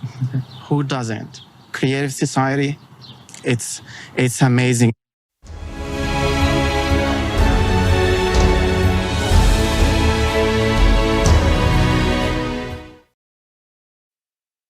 Amazing. What you have seen is only a small part of the responses from people around the world in recently conducted social surveys initiated by the participants of the Creative Society project in preparation for the forum, Global Crisis, There is a Way Out. This survey revealed some very important points. Firstly, absolutely everyone supports and, of course, wants to live in a creative society. Secondly, even with all the benefits, such as free, high-quality healthcare and education, no utility bills, debt forgiveness, no taxes, and a guaranteed universal basic monthly income of $10,000, most people plan to improve their lives and the world around them even further. This is because everyone wants to live in a life worthy of a human. And the Creative Society is precisely the format that creates conditions for such a life. This once again proves that the creative format of society is the format which will restore our sense of humanity and will promote the development of the inner potential of every person, because the conditions in the society will be completely different. Yes, Alina, absolutely. And this shows how much on the same page we are. And have you ever thought about how in today's consumer society, people's minds are consumed basically with thoughts like paying off debts, paying off the loan, how to find money to feed the children, or how to even afford medical treatment, basically how to make ends meet. And wouldn't it be better to actually think about pleasant things like what kind of education would you get if money wasn't an issue, or how would you spend your $10K a month on conditional basic income? Now, that's a great thought, right? Write in the comments below, how would you spend those money, and share your ideas, folks. We would love to hear from you. Yes, of course, everyone wants a guaranteed unconditional basic income of $10,000, free high quality healthcare and education, no utility bills, loan forgiveness, and no taxes. And all of this will be available during the period of transition to the Creative Society. But fair questions arise. Where will the money come from to provide all these benefits, especially to every person? Will the unconditional basic income payments lead to an increase in prices and inflation? Why do we say that all these benefits will be guaranteed in the Creative Society? What can guarantee this to us? Who will pay for it? Answers to these questions will now be shown in the presentation of a new economic model prepared by an international team of economists specifically for this forum.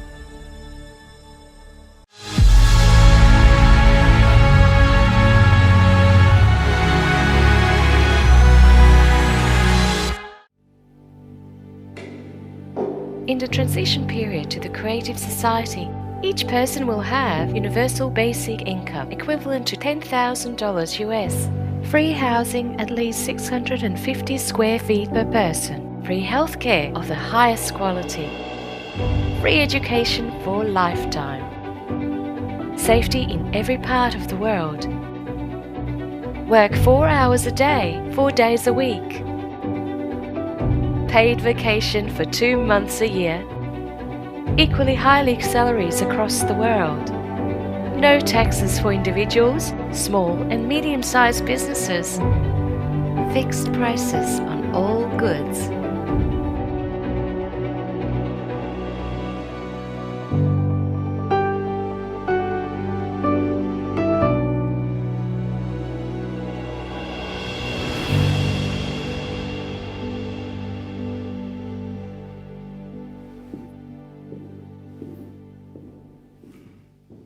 When I look at the picture of this kind of the world, a thought comes to my mind. This is incredible. This is incredibly cool. And yes, I want this kind of life.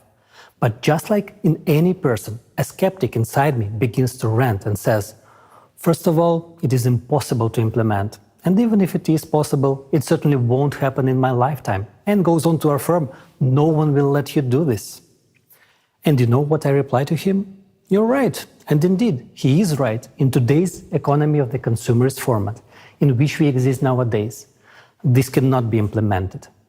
This requires a different economic model. We need to look beyond the confines of the current system.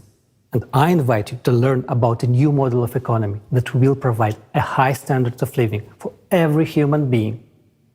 This model has been developed and proposed by experts from around the world. It takes into account the economic needs of each person, technological advances, and the need for our civilization to develop and evolve. This innovative model will change our lives from the first day of its implementation. I want to draw your attention to the fact that its implementation is possible only if the format of society is changed from consumerist to creative. And further, I will explain why. Unlike the current economic model, the new model will have a different goal: to provide the high standard of living for every human on the planet. There are two key requirements for the new economic model to function and achieve this goal. The first requirement: the new economic model can only work on a planetary scale. It cannot work in a single country. The second requirement is the self-governing society. All power must belong to the people. The economy, along with other strategic spheres, will also be managed and controlled directly by society, represented by every person, each of us, via the electoral platform. So, we have formulated the goal of the new economic model and outlined the necessary requirements for its implementation. These requirements can only be met in the creative format of society. I now invite you to model the near future.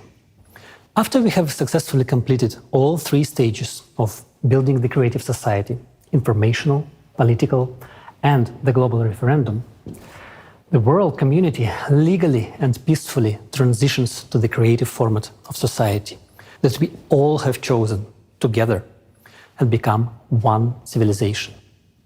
From that moment on, it will take a small amount of time to launch the new economic model.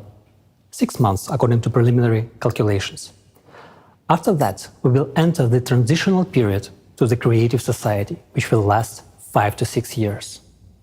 As soon as we enter the transitional period, everyone will be provided with the monthly unconditional basic income in the amount equivalent to $10,000, with their own housing of at least 60 square meters per person.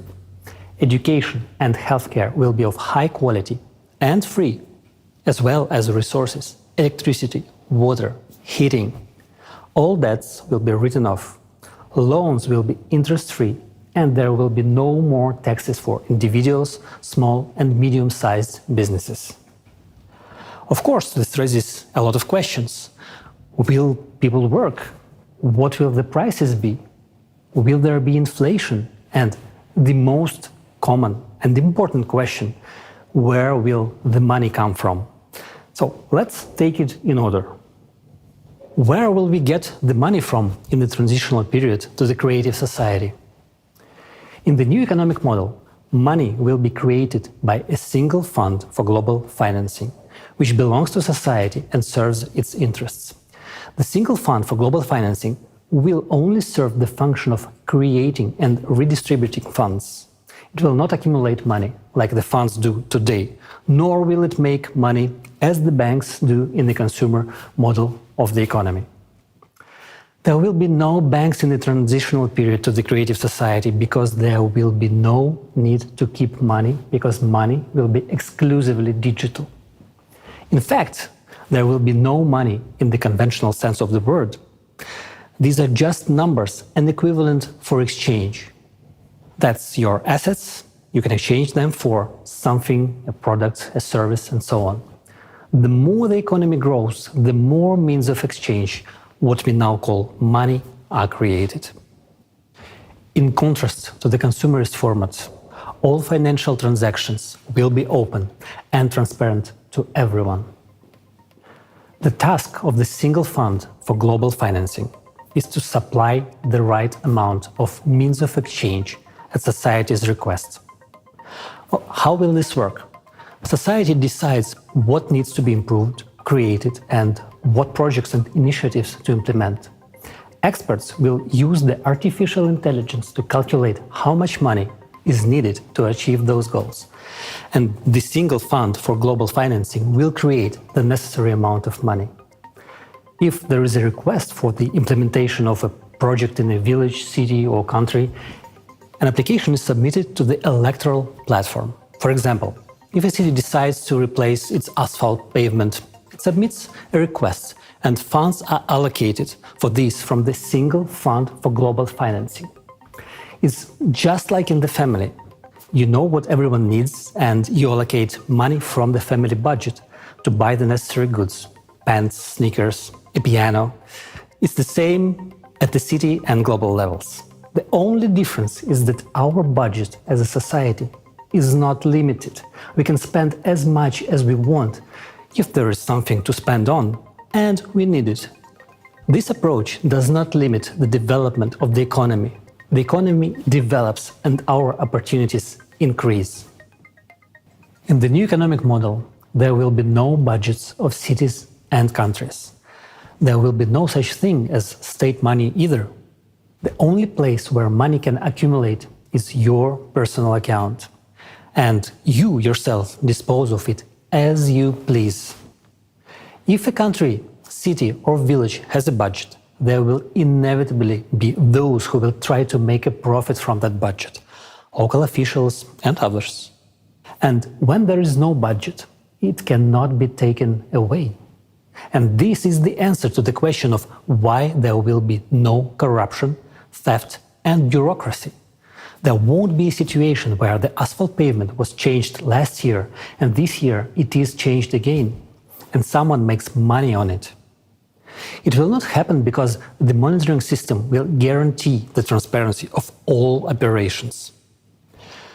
Monitoring that the money allocated has been used as intended will be done with the help of technologies that already exist, such as the multipurpose complex Voskhod. You won't be able to buy building materials for a higher price than those that are sold everywhere, and everyone can see their price. How is it possible to steal if what you buy and sell can be seen immediately? Money flows are transparent. Anyone can see what every penny is spent on. Now, in the consumerist format, this information is hidden.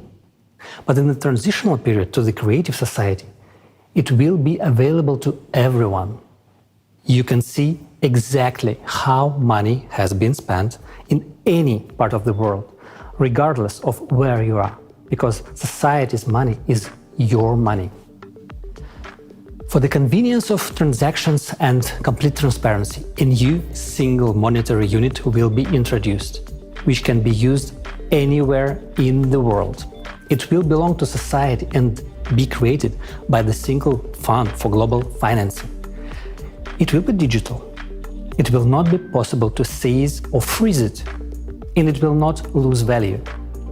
You cannot lose digital money. It cannot be stolen, and its flows are completely transparent. From the first day of the transitional period to the creative society, an exchange of existing currencies for the new monetary unit will take place. All savings, capitals and assets of people and enterprises will be converted into it.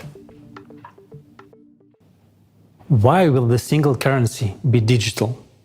Because firstly, it guarantees the transparency of all financial transactions. And secondly, with modern technology, there is no need for paper money or documents. Digital money is both environmentally friendly and convenient. A person doesn't need to carry a wallet, a passport, or a plane ticket. No chips or third-party devices are needed. A person can be identified by retina or a fingerprint. All this information will be stored in a single database that would be under the control of society as a whole, rather than individual countries or special services, as it is today, where everything is fragmented. This high-tech approach would simply eliminate any illegal activity. It will be impossible to engage in stealing or money laundering. It will all stop. In the creative society, a person has nothing to fear or hide. They are absolutely open and free. Everything starts with a clean slate. The key mechanism of the new economic model will be a limitation of wealth, which is the limit of maximum wealth per family that we will set as a society. At the present time, the recommended amount is $10 million, and it is confirmed by recent research. This is the total amount, including all movable and immovable property, all the assets and liabilities of each family member. This amount is more than enough for a comfortable, prosperous life, but not enough to gain unlimited power. When a person's wealth goes over the set limit, the excess funds simply disappear. They are not credited to anyone's account and are essentially written off. We are used to thinking in terms of the economy of the consumerist format, but here you have to understand that this is a different form of settlement, not the usual banking form. Therefore, money is not accumulated. When society needs money, the single fund for global financing simply allocates the necessary amount, which goes into circulation. Society is financed without limitations for as much as required for its needs. In the transitional period, money is needed as an exchange fund to limit the wealth so that humanity or a group of people would not build empires and usurp power again. This would create a high standard of living for all people. Let's summarize.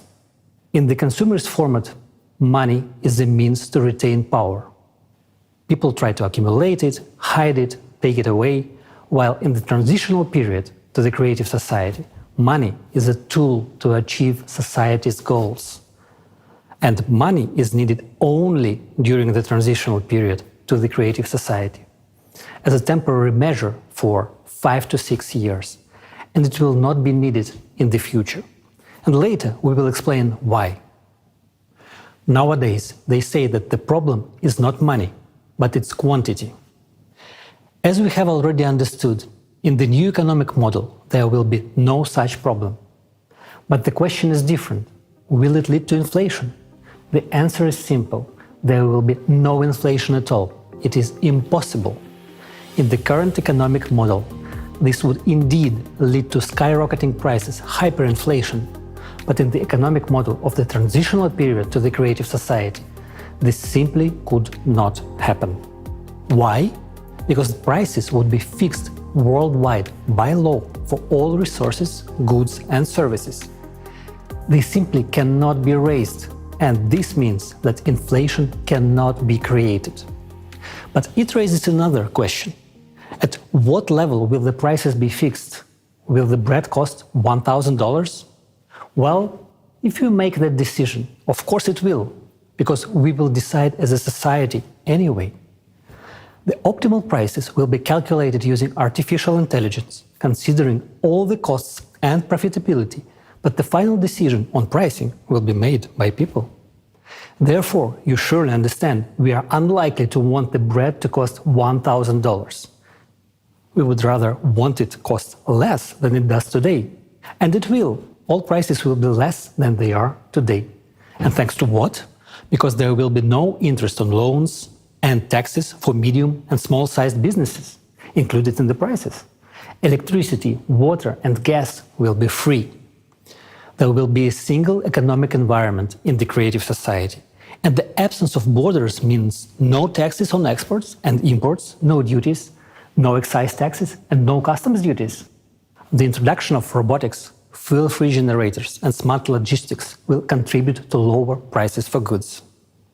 At the same time, quality standards will be equally high for the same goods all over the world.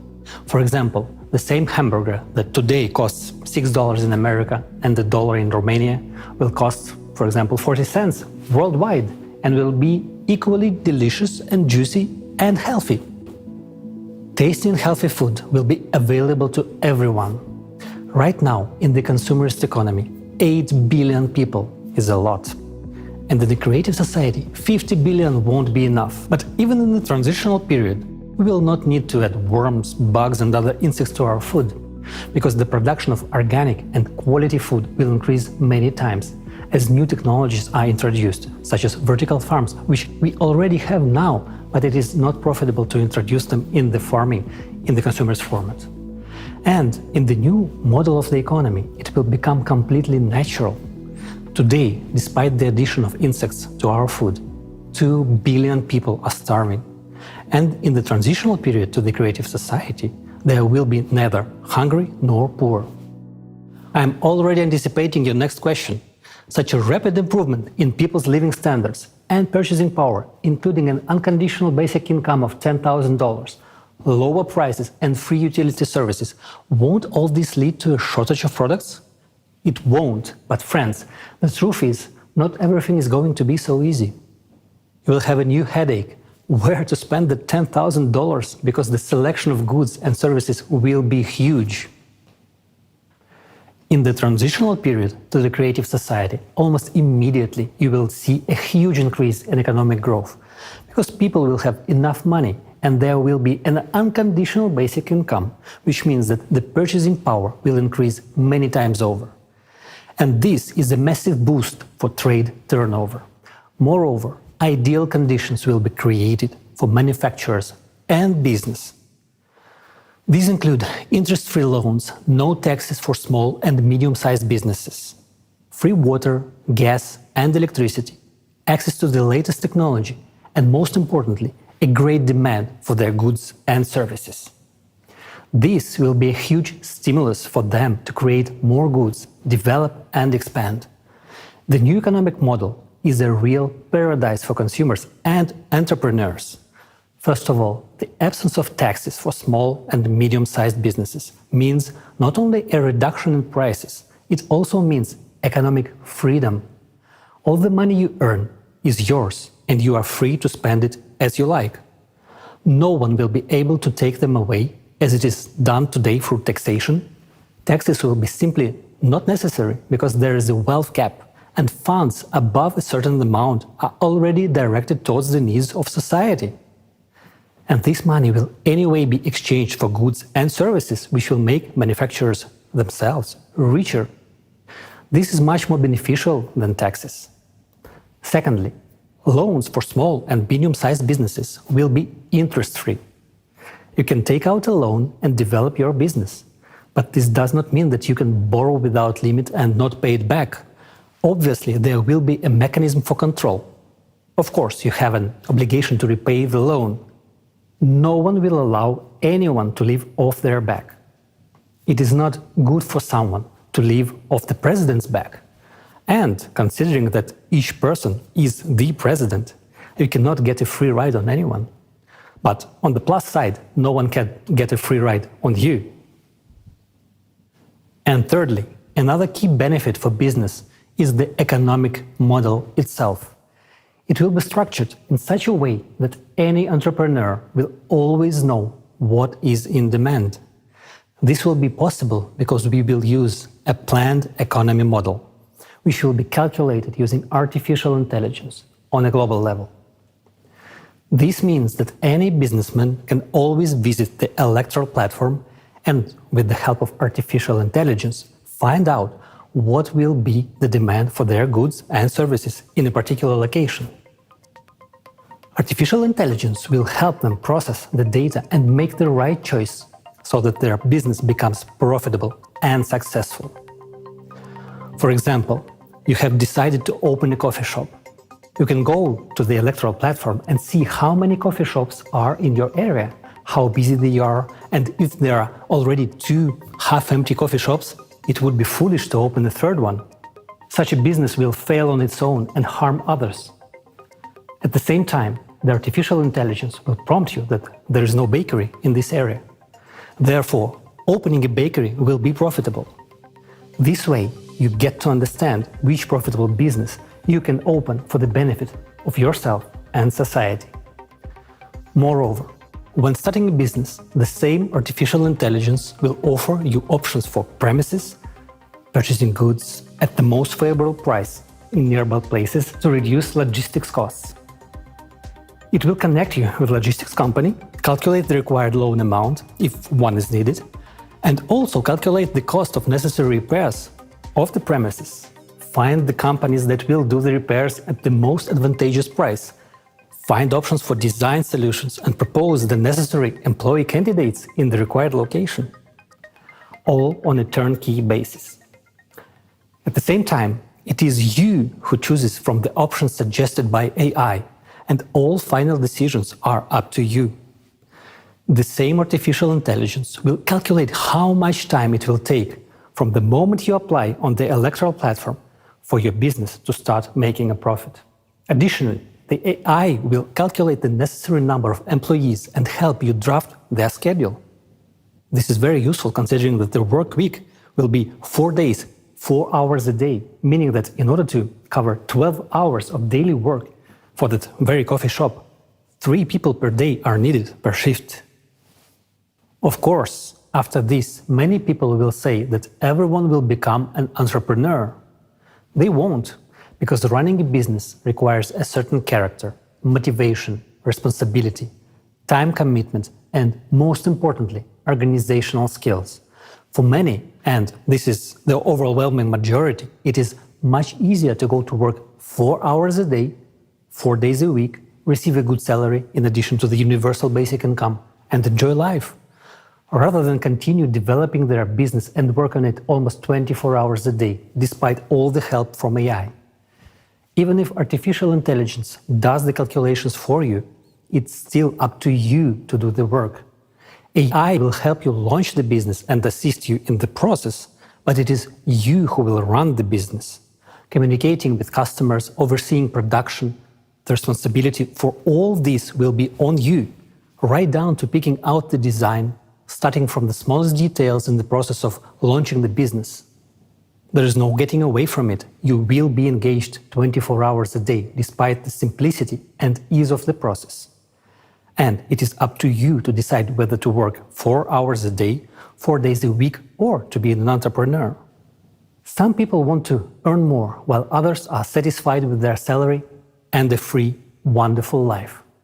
Naturally, all of these conditions, such as no taxes, interest-free loans, understandable demand, etc., will have a positive impact on increasing wages. Wages will need to be increased regularly because companies will need skilled workers to meet the growing demand for goods and services. Since unconditional basic income allows even those who used to be low-income individuals to purchase quality goods, there will be an increase in the number of companies needing employees to meet this demand. For example, let's consider a medium-sized business. A person has an enterprise with 200 to 300 employees and a turnover of several tens of millions of dollars. They don't have to pay taxes. All the money earned belongs to them. And of course, they will raise wages, because competition for specialists in the labor market will be high. While unemployment will inevitably increase in today's world, in the creative society, on the contrary, there will be competition for good workers. They will be needed. And we come to another often asked question. Will people want to work if they already have a comfortable life provided by universal basic income of $10,000? People will still work because a $120,000 universal basic income per year for a person is just an average level of prosperity. Few people want to be in the middle class. People strive to live better. For example, if a person wants a new good car, then to buy it, they will have to live on just their basic income for several years. Wouldn't it be easier to go to work to buy their dream car faster? In this case, a person could earn an additional $5,000 to $10,000 or more per month, and in a year they could save up for their dream car and drive it to the job they love. You will also want good watches, a good phone, and a new laptop. Why? Because you have the opportunity to buy them. You will want to go to a good restaurant. You will be too lazy to cook, and you will go to a restaurant near your home to eat there. This requires money, and this is a good incentive to work. Not to mention that the transitional period to a creative society implies working for 4 hours a day, 4 days a week, and having 2 months of paid vacation and high salaries worldwide. Furthermore, thanks to the implementation of new technologies, boring professions and hard labor will gradually disappear. People will have much more interesting work to do because there will be many new professions that will reveal their potential and talents. Everyone will be able to easily and freely learn a new trade or train for a new profession. Thus, we understand that people will have all the conditions to earn themselves a good house and even more than one, any car or real estate. And then this question arises, what about private property? Everything a person earns, up to the wealth cap, belongs to them, their house, their yard, their car, and so on. An entrepreneur's private property may include a store, service areas, manufacturing, restaurants, cafes, and the like. But all minerals and resources of the earth will belong to the entire society. It is thanks to this that electricity, water, and gas will be free for people and small and medium-sized businesses. Thus, the new economic model creates all the conditions for the maximum development of both businesses and entrepreneurship, as well as the development of every individual and society as a whole. One more reason why the world economy will become many times more efficient in the transitional period to the creative society is the use of a planned economy at the global level. Just think how much unnecessary money and resources are now spent on overproduction, as well as on liquidation of finished products in order to increase the value of the remaining products. And yet, at a time when a third of the ready-to-eat products are being destroyed, there are countries where people have never ever tried these products. Meanwhile, those countries have things that are needed in other countries. The new model of the economy will solve this problem with smart planning and smart logistics. Logistics will be calculated by experts with the help of artificial intelligence in order to efficiently redistribute goods so that everyone will have the opportunity to buy everything they need. In the model of the transitional period to the creative society, there is no limit to improving human life. It will be possible and necessary to improve life, but prohibited to make it worse, and it will be fixed at the legislative level. Remember, the highest value in the world will be human life and his benefits. Well, friends, let's sum it up. Now you understand how the economic model of the transitional period to the creative society works. It provides everyone with a high standard of living. This includes a monthly unconditional basic income equivalent to $10,000, fixed prices for all goods, high level of wages, free and high quality healthcare, education, and excellent conditions for business development.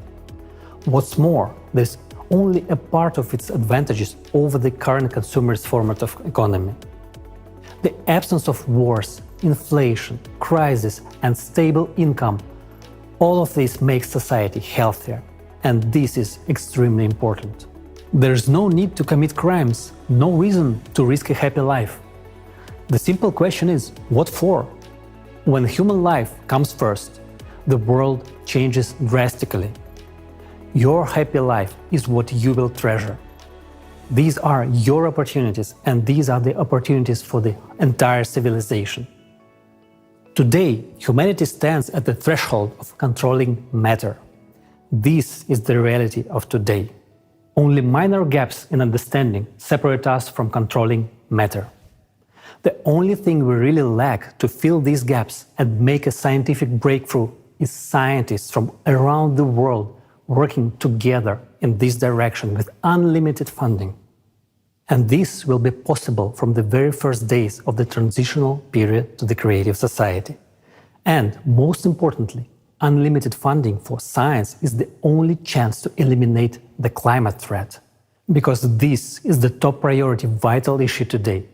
As early as this stage, we will be able to save the planet from climate collapse and launch the processes to solve environmental problems. The transitional period will take about 5 to 6 years. After its completion, we will enter the creative society. And the creative society is a world of incredible possibilities where the latest technologies will be available. The health capsule will allow everyone to extend their lives beyond the species limit and live in a healthy and young body for at least 1,500 years. The replicator is the technology that will enable us to create anything from the tiniest particles, manipulating matter at the quantum level. These technologies will be in every home. And that's the answer to why we will no longer need money. The creative society solves all our economic problems and opens up a new world of incredible opportunities where you can unlock your true potential. If you want to live in such a world, it is now important to act together with millions of people. You and I are now launching a worldwide demand for the creative society, which will very soon become the main trend of humanity. If each of us takes an active part in this first and most difficult stage of building the creative society, the stage of informing. In one way or another, each of us is suffering in the economic model of the consumerist format. But we are searching for a way out within the familiar paradigm. However, the way out is only in the creative society. Therefore, for those who understand what the way out is, it is important to tell others about it. Creative society will open up perspectives for growth and development of each individual and of society as a whole. This is what will make us free. In the consumerist format, there can be no real freedom for a person. There's always the exploitation of the majority by a few individuals. But even those few individuals are themselves enslaved by this format. Therefore, not a single person has freedom in the consumerist society. It is only in the creative society that the person can attain true freedom.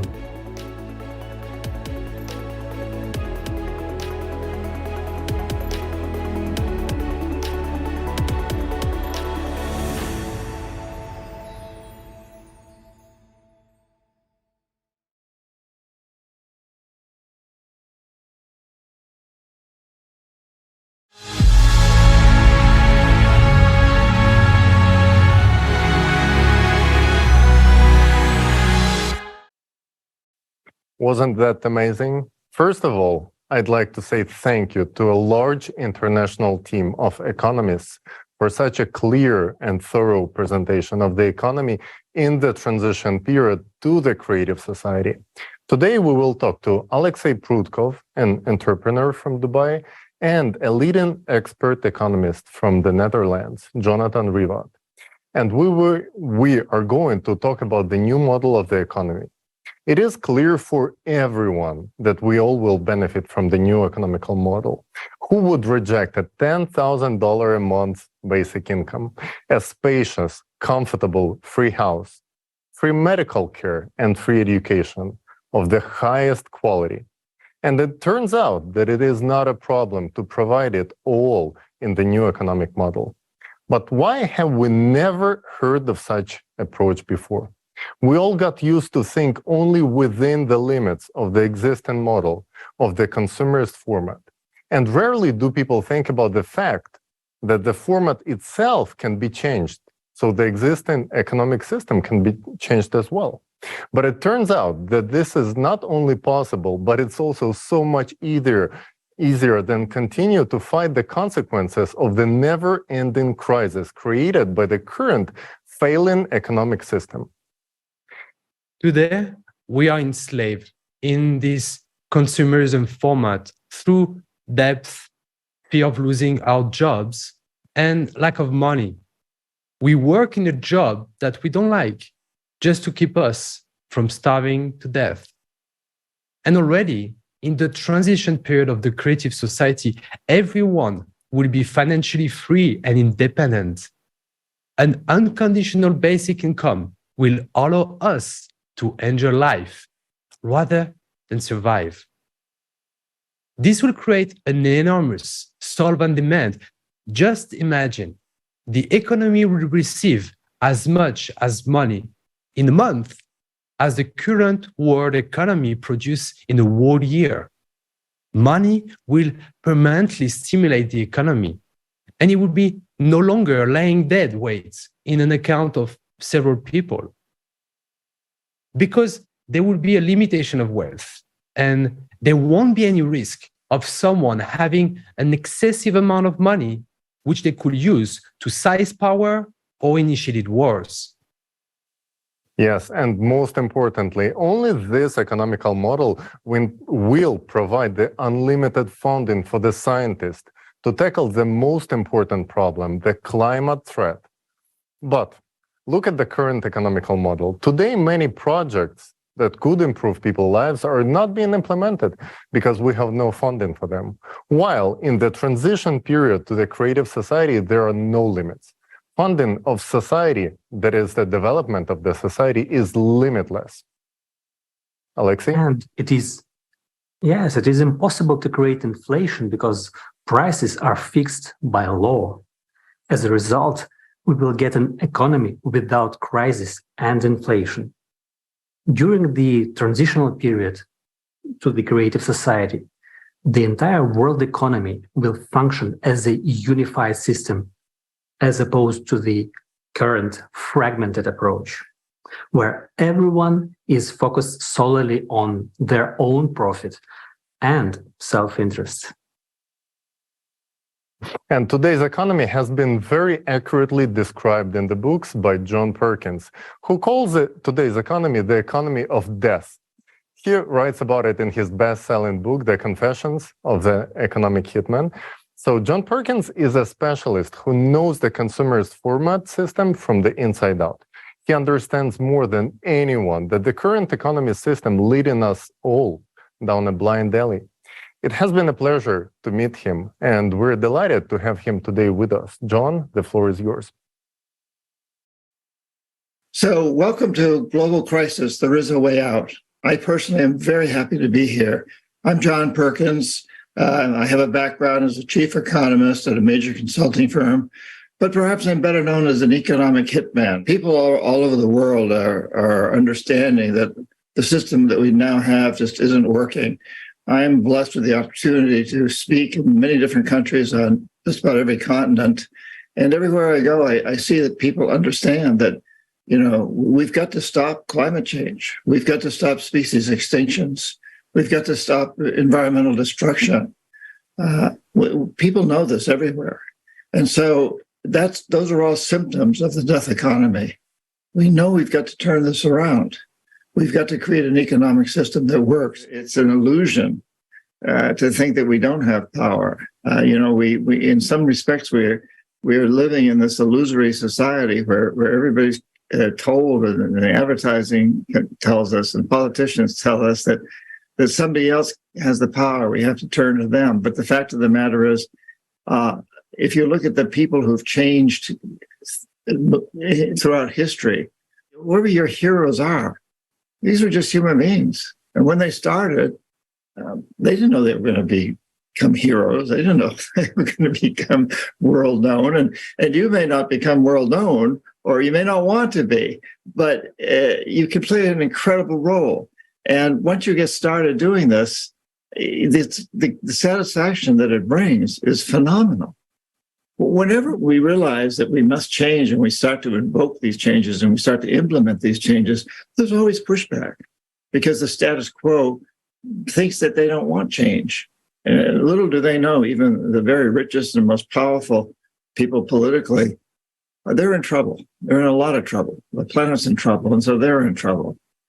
But they'll push back, and that's historical.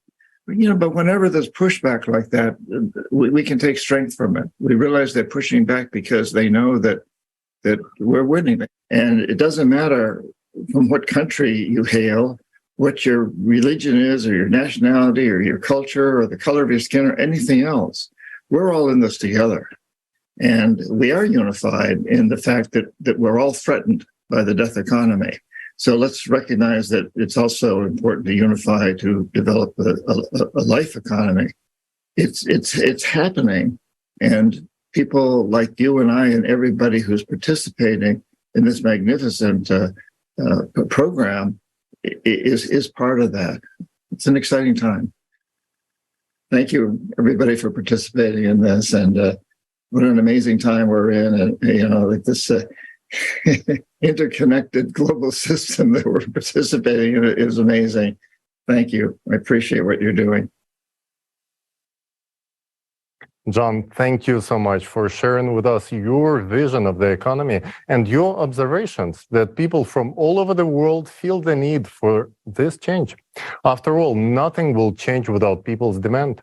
It is very encouraging to see that people who really understand the economy realize that we need creative society where the economy will improve everyone's life, and it will create the conditions in which we can truly live rather than just survive.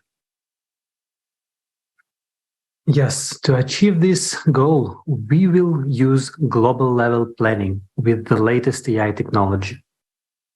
Today, corporations are using economic planning at the state level worldwide, and it is yielding tremendous results.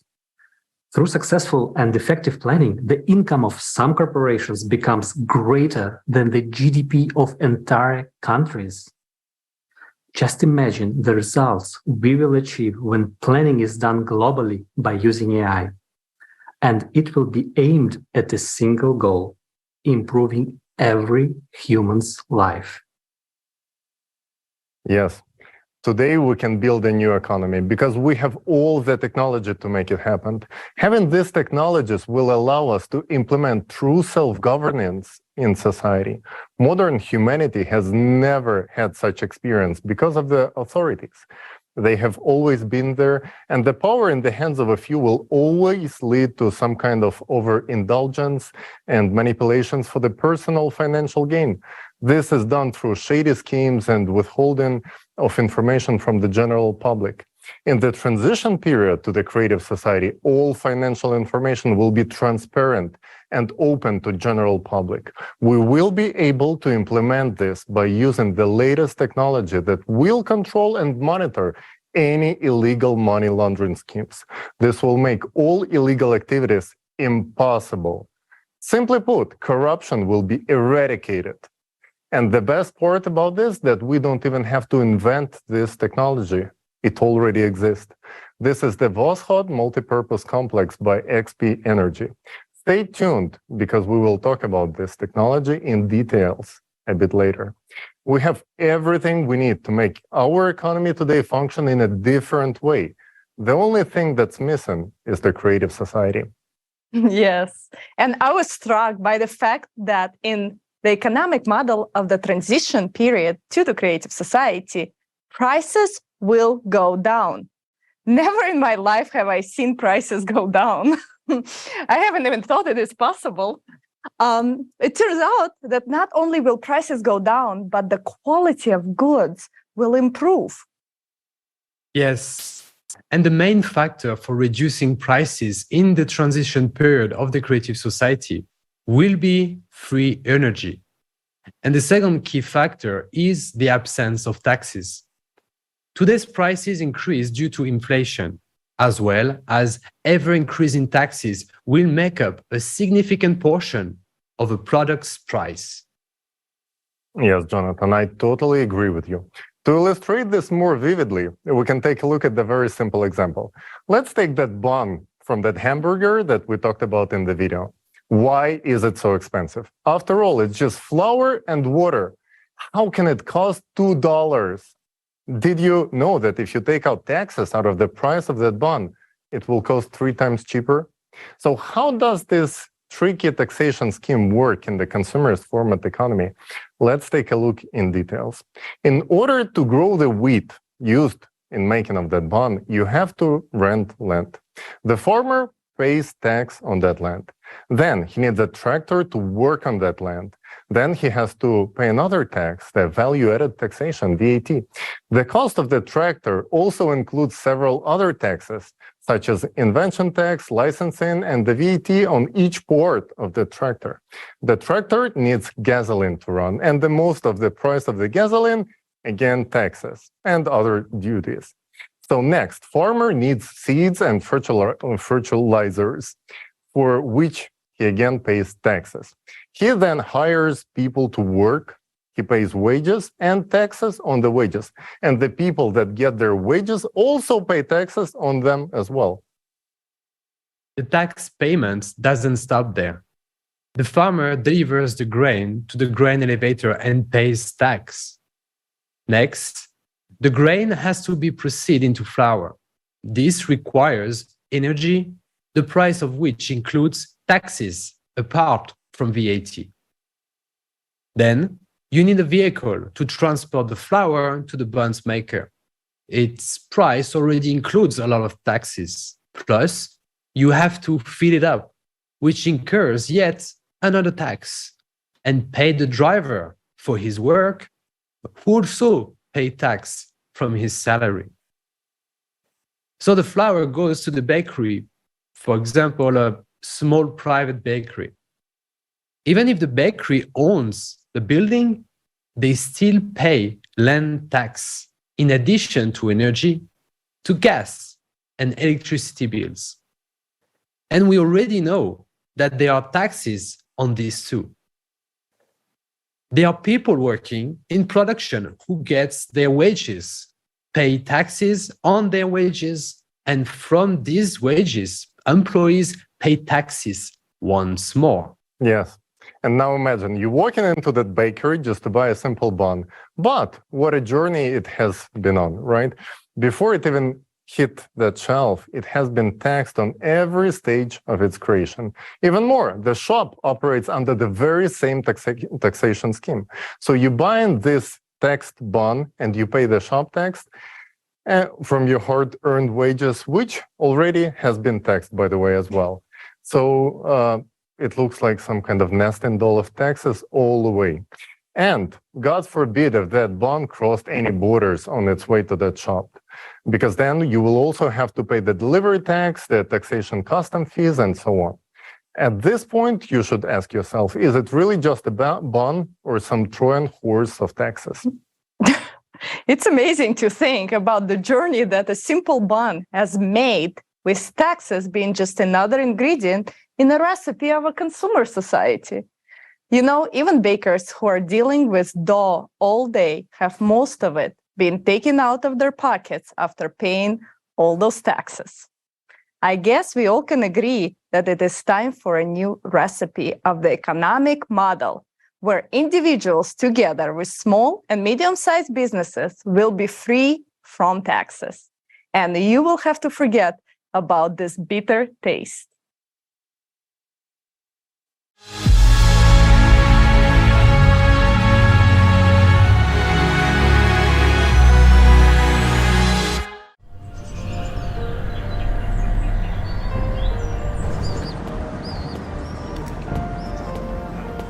I'm telling you, we should already start preparing her for adult life. Look at what's going on in the world. She must already understand how this world works. It is her future to grow up in it and navigate. She's just a little girl. I want an ice cream. Well, why a little girl? At this age, she should already know what taxes, wages, and money are and how it all works. Why should she know that? Well, she has to live in this world.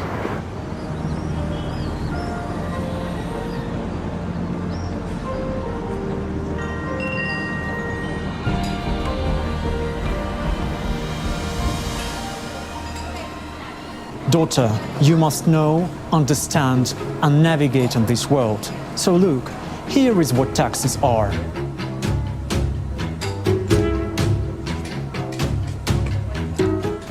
I bit off 20% of the ice cream. This is what they call VAT, value added tax of 20%.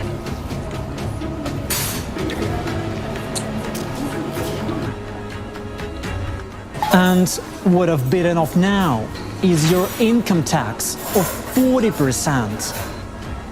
So all you're left with is this part.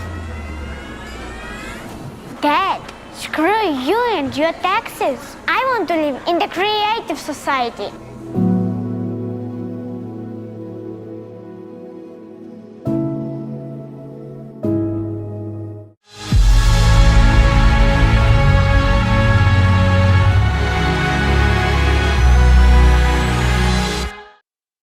Well, that ice cream analogy really gives us a taste of the crazy world we live in. I'm really tired of this bitter flavor. I'll never look at the ice cream again without thinking, screw you, consumer society. We all want creative society. Consumer society is funny at first glance, but it's hard scoop to swallow. Even a child understands the unfairness of it all. And we really need to change the format to the creative one.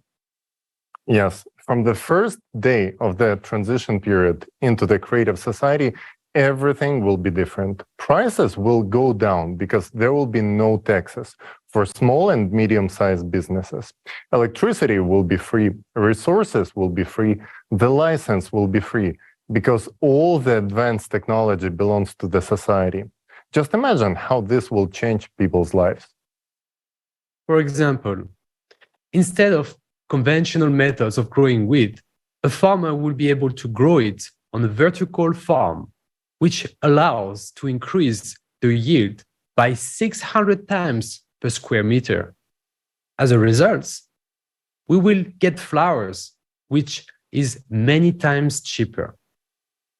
Because there is no need to rent land, no need for tractors, no need for petrol, no need for extra water, because it's actually a closed cycle. The only things you will have to pay are fertilizer, the grain fund, and the staff salaries. Can you imagine how this changes the way we produce food? It will become a higher quality without the use of pesticides and harmful substances. And it will be also significantly reduce the burden on the environment, which will stop exhausting the earth with huge arable lands. And here's the answer to the question of why the prices of goods will go down while their quality will only improve. Absolutely right. And these fundamental changes will transform every sector, because in the creative society, everything will work for the benefit of the people. According to the law, no one will have the right to make life worse for anyone, and there will be no point in it. The conditions will be created in such a way that by improving someone else's life, you will ultimately improve your own life as well. And our children will be the first generation to grow up in a society where it will be natural. This is our responsibility, and we have the power to make it happen. So now you know what benefits are guaranteed to every person in a creative society. And you also know that it is economically possible. For all the advantages we discussed to become a reality, it is necessary to adopt this economic model worldwide.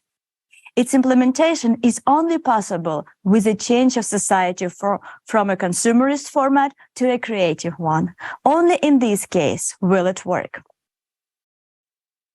We have just received an answer to a crucial question that is often asked. Where will the money come from for free healthcare in the creative society? Free healthcare will be provided to every person thanks to the new technology, thanks to the new economy.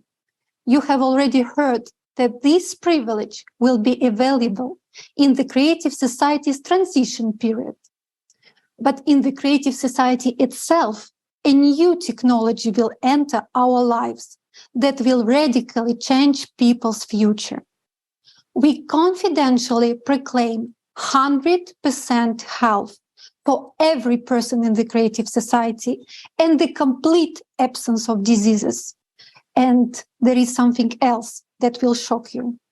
This is the extension of human life up to 1,500 years, thanks to the use of this technology.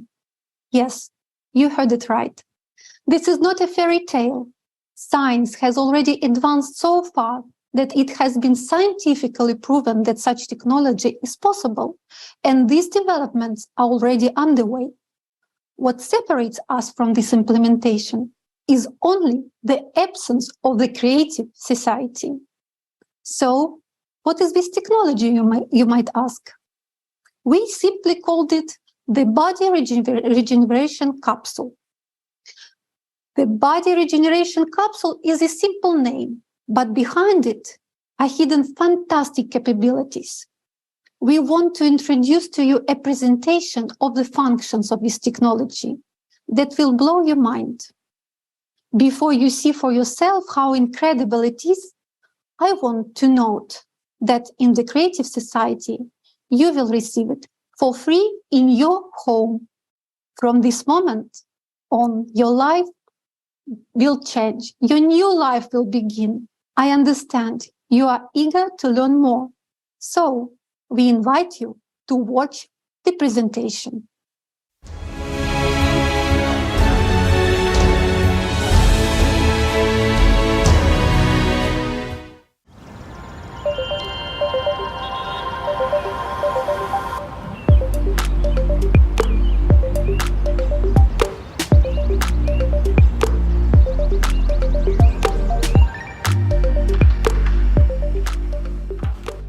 Cody, any news for me? The regeneration capsule has been installed and configured. It's also synchronized to your personal medical assistant. Cool. Cody, I want chocolate milkshake. The recipe from Gabby Kozak. Yeah, that milkshake is amazing. Done.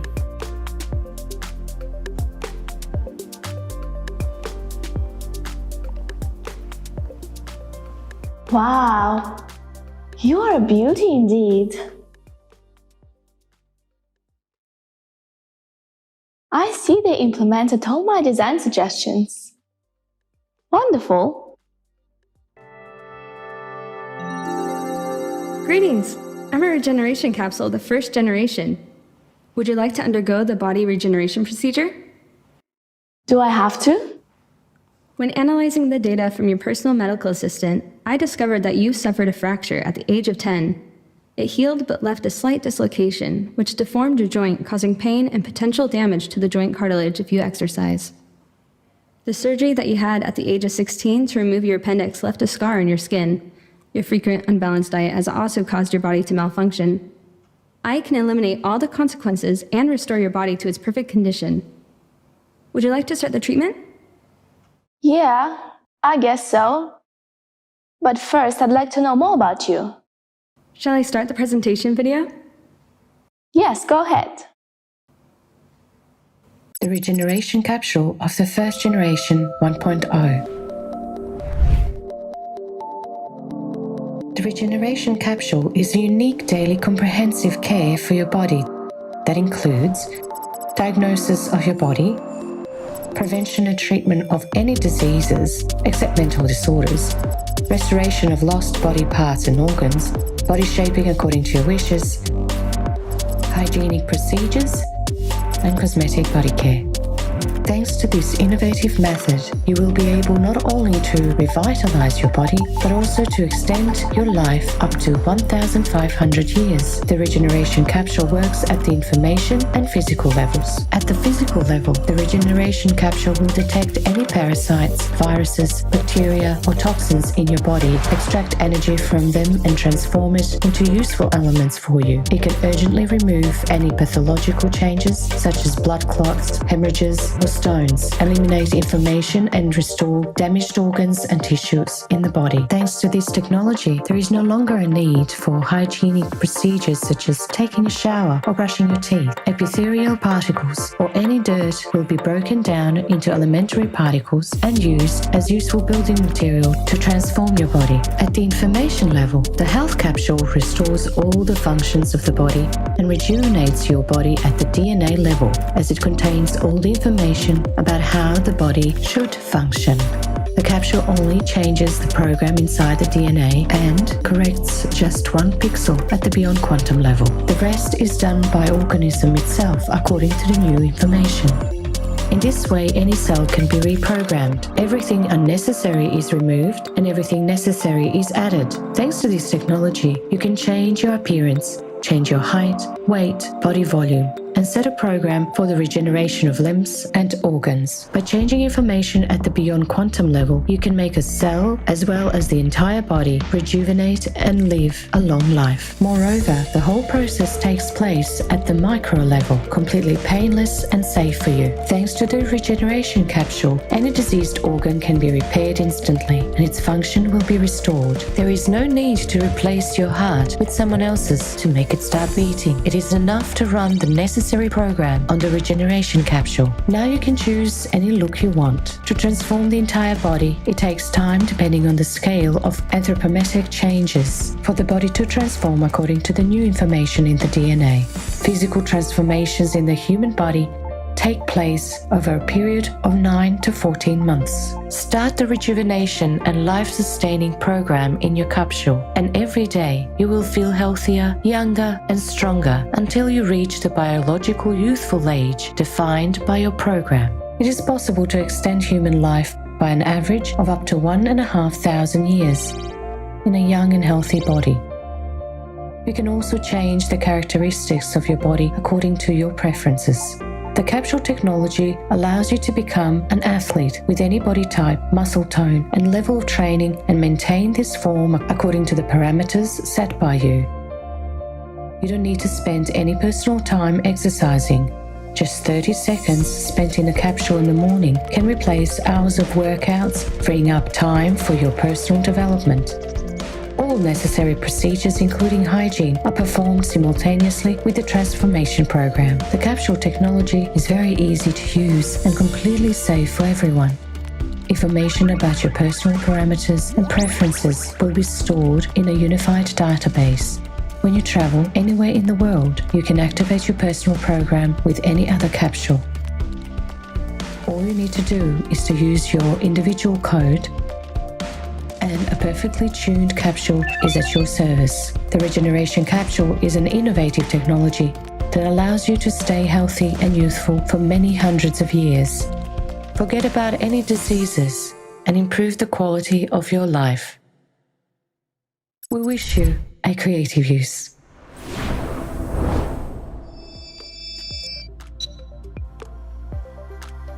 Wow, that's awesome. So you can really cure all diseases? Yes, in fact, most diseases are caused by infections. I can eliminate them very quickly. For example, Alzheimer's disease is caused by a parasitic infection. These microparasites generate a calcium casing around themselves, resulting in excess calcium on the axons, and that in turn leads to neuron connection breakdown and brain cell death. On the other hand, these are living microorganisms, so I can extract the energy from them, remove the excess calcium from the axons, and relocate it to where it's needed. The excess calcium is then removed from the body. All relevant neurons will be restored based on your individual DNA program. If you want to increase brain functionality, I can also create active neurons and increase their number. As time passes, you will gradually adapt to the increased brain functionality. The complete program to cure a person takes 30 seconds. and they will leave the capsule completely healthy. Oh, it's good to know I won't have to worry about Alzheimer's. But can you make me look pretty? You have very beautiful facial features and body shape. What changes would you like to make? Well, I'm not really happy with my nose, and I wish my hips were smaller. No problem, just choose a program.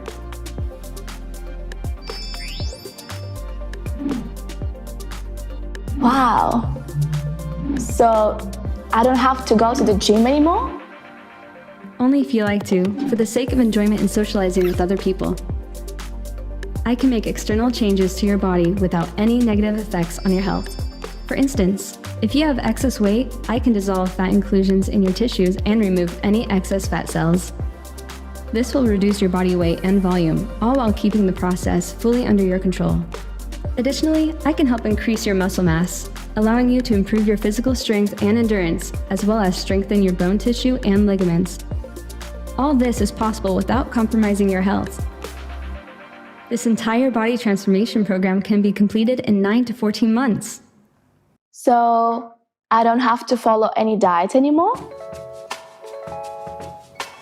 You can eat whatever you enjoy as much as you want. You don't have to follow any diets anymore. I will add whatever is necessary to your body and remove the unnecessary. This is covered in the daily care function and will take 30 seconds. Are there any restrictions on use of the capsule? Age restrictions, for example? There are no restrictions. So wait, even newborns can be placed in the capsule? Yes, in fact it's even necessary. And moreover, the capsule completely controls the fetal development from the moment of conception until the birth of the child. Starting with the first cell division, there will be complete control over the development of the fetus. After all, it is already an organism with an organism. As the baby is born, it is under complete monitoring and care. It will have a perfect body, with a perfect program, and a perfect immune system. The capsule can accompany the pregnancy and be used during the delivery. It monitors the fetus and the mother. It can create an absolutely comfortable and proper state during the delivery. Also, I'm a bit confused. What do you mean that we don't have to wash ourselves anymore? So we don't have to wash our hands either? This is no longer necessary. All the more, a conventional shower cannot cleanse your body as perfectly and safely as I can. After the daily care function, all excess epithelium, germs, earwax, and other bodily secretions will be cleansed from your skin.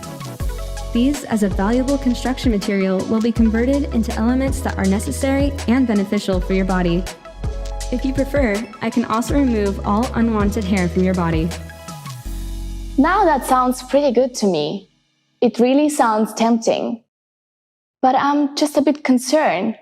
With all this manipulation with our DNA and body parts, would I become a mutant at some point? No, that's impossible. The first foundation of the Creative Society is the value of human life, which is why all my functions are set up only to improve and maintain your health and well-being. Oh, the first foundation.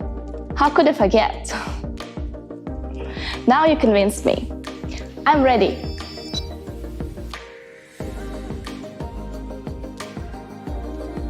Which program do you choose? Daily routine for starters. Should I not breathe and stay still? That will not be necessary. Feel at ease. Let me remind you that all procedures are absolutely painless and safe. Scanning your body now. You have a left middle cerebral artery aneurysm. If not removed, there remains a higher risk of hemorrhagic stroke, restoring the integrity of the vascular wall. The aneurysm has been removed, and there is no longer any risk of stroke. Wow, that was incredible. Did you just remove the risk of a stroke in just a couple of seconds? Yes, ensuring your well-being is my priority. Starting the daily care routine. This will take 30 seconds. Would you like me to turn on your favorite video? Yes, please.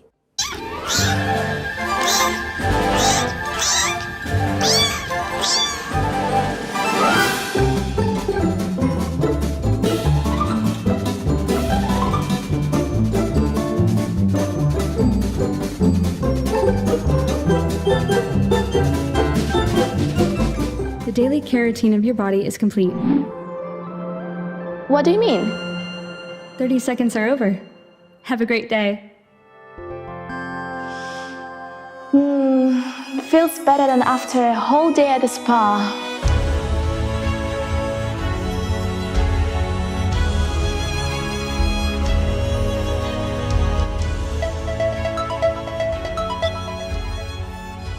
Mom, hi! Look what I've got! Looks gorgeous. Have you tried it just now? I've been testing mine for weeks. This is something really incredible. My capsule just saved me from a stroke. It detected an aneurysm and removed it in a couple of seconds. Gosh, really? I'm so happy these capsules are available to everyone now. That's true. But what about you? Are you seeing any changes? Yeah, I ran mine right away under the Health and Rejuvenation program, and my skin has already improved. The spots are gone, the wrinkles have already started decreasing. Look! And the best part is, my joints aren't aching anymore.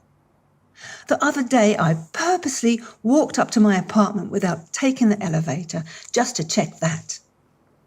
And to my surprise, I didn't experience any joint pain or shortness of breath. Look at you, Mom. You got a hang on a capsule way quicker than I did. Oh, it was so easy to use. It tells me everything. It told me I would take 9 months to fully rejuvenate. But I already feel like I'm 25. Oh, Mom, I'm so happy for you. Yes, my dear, me too. I am happy that we were able to build the Creative Society. And now all diseases and aging are a thing of the past. Definitely. Oh, I've got a call. I've got to run. Bye. Speak to you later, Mom.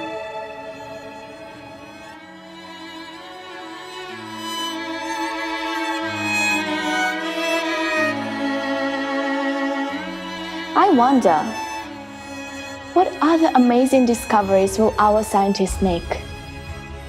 It's breathtaking.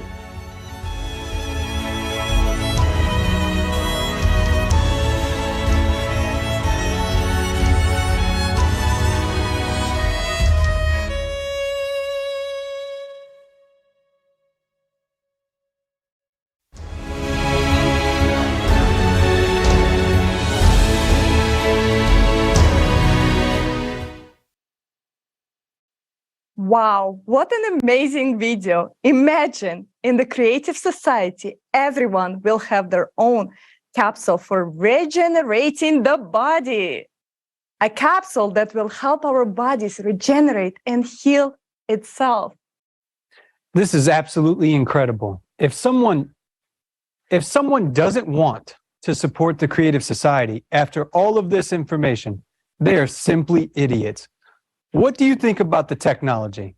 Yes, not only everyone will be young and healthy, but also I will be able to finally cancel my gym membership.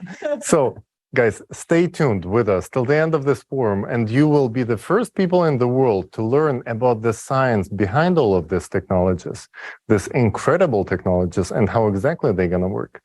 Then you will understand that this is not extension, this is not some science fiction, but this is almost a reality of today.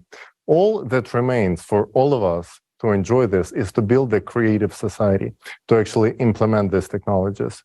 We remind you that you are watching the live broadcast of the International Online Forum, Global Crisis, There is a Way Out. It's organized by the people, volunteers from more than 180 countries. And right now, this broadcast is being interpreted into 150 languages, which spoken by 90% of the world population. We do all this so that everyone has the opportunity to learn about the Creative Society. Therefore, let's make sure that everyone knows about the Creative Society. Share this forum right now with everyone. Record videos, reviews on this forum, and post them on your social networks with the hashtag Creative Society. Exactly. In order to build a creative society, we must have a clear plan, right? Remember how we talked earlier about the specific stages of building the creative society?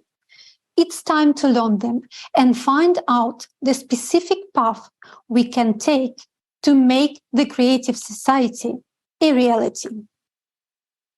Friends, let's be honest. Each of us wants to have an universal basic income equivalent to $10,000 every month. Free housing, a replicator of matter that meets all material needs, and a health capsule that solves all your health problems and ensures longevity and usefulness. But there is one important thing. It will only be available to everyone in the creative society. So how can we achieve the creative society? Let's consider this in detail. Creative society is built in 3 stages. The first stage is the stage of informing.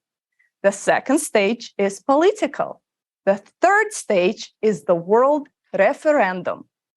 Each of these stages implies specific steps. In essence, this is the roadmap of how we get to the creative society in a peaceful and lawful way.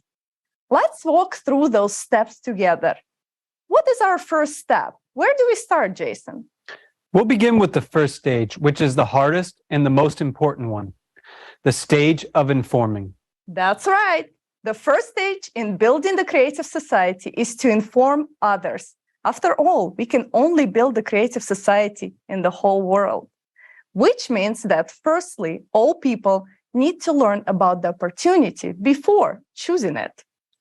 Yes, the creative society is beneficial to everyone. So if all people learn about it and truly understand its idea, then they will definitely support it. This means that people will form an electoral demand for the creative society, and then politicians will have to fulfill it since it is the will of the majority of people. And such politicians will surely be found if people as the electorate express their readiness to vote only for those politicians who will implement the creative society. Stage 1, informing. A person found out about creative society and wants to live this way. What exactly do we do at this stage of informing? First, a person informs others about the creative society. We start sharing information about creative society by all available legal means, through personal communication, on social media, by placing the creative society logo on your car, home facade, clothing, public transport, and so on. These are actions that are easily accessible to everyone, and to you too. If you want to live in the creative society, then tell everyone about it, and be sure to spread the word about the benefits each person will receive. Act as the characters from this next video.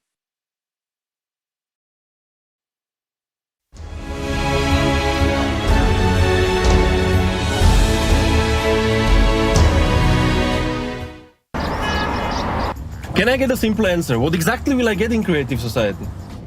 In creative society, you won't need these papers anymore. All loans will be zeroed out, and you will be able to take a loan if you need with a 0 interest rate.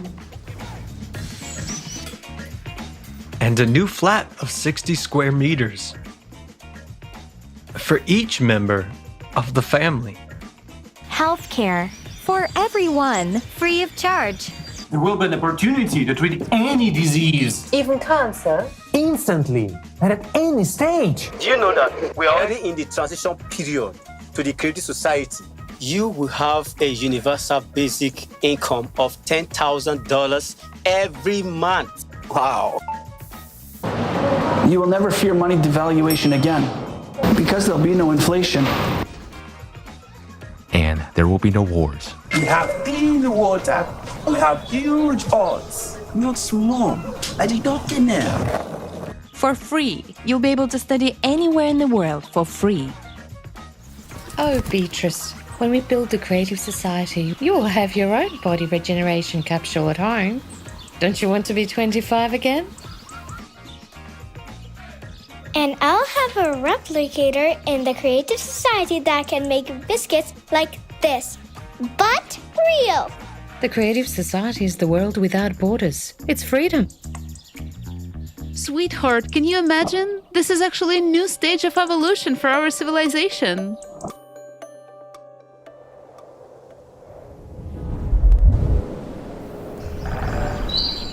And don't I need to do anything for that? I didn't say we didn't have to do anything. We've got to inform everyone about the Creative Society, so that people form a public demand. To change the format of society to a creative one. And how are we gonna do it? You can put a sticker on your car, just like that guy. Or this guy.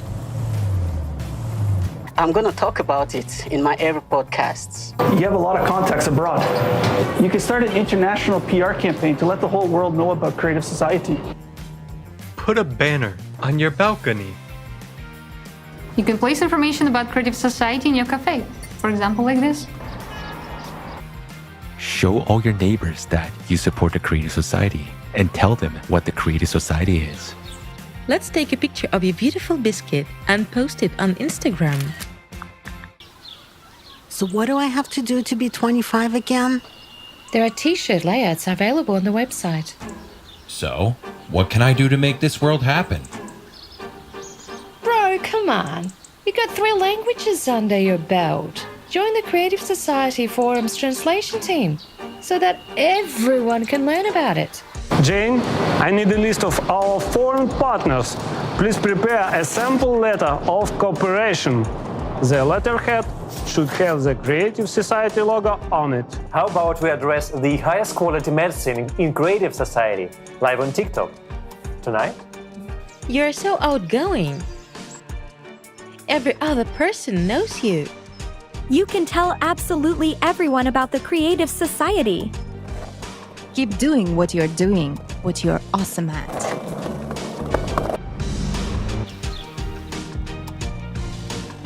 In Creative Society, at any time, you'll be able to fully regenerate your body by entering the body regenerating capsule. It is not what kind of the world we're born into, but what kind of the world we can make.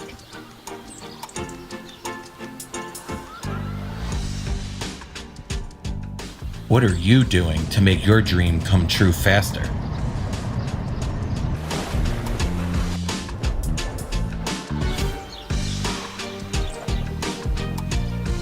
Postoji izlaz, and that is the Creative Society.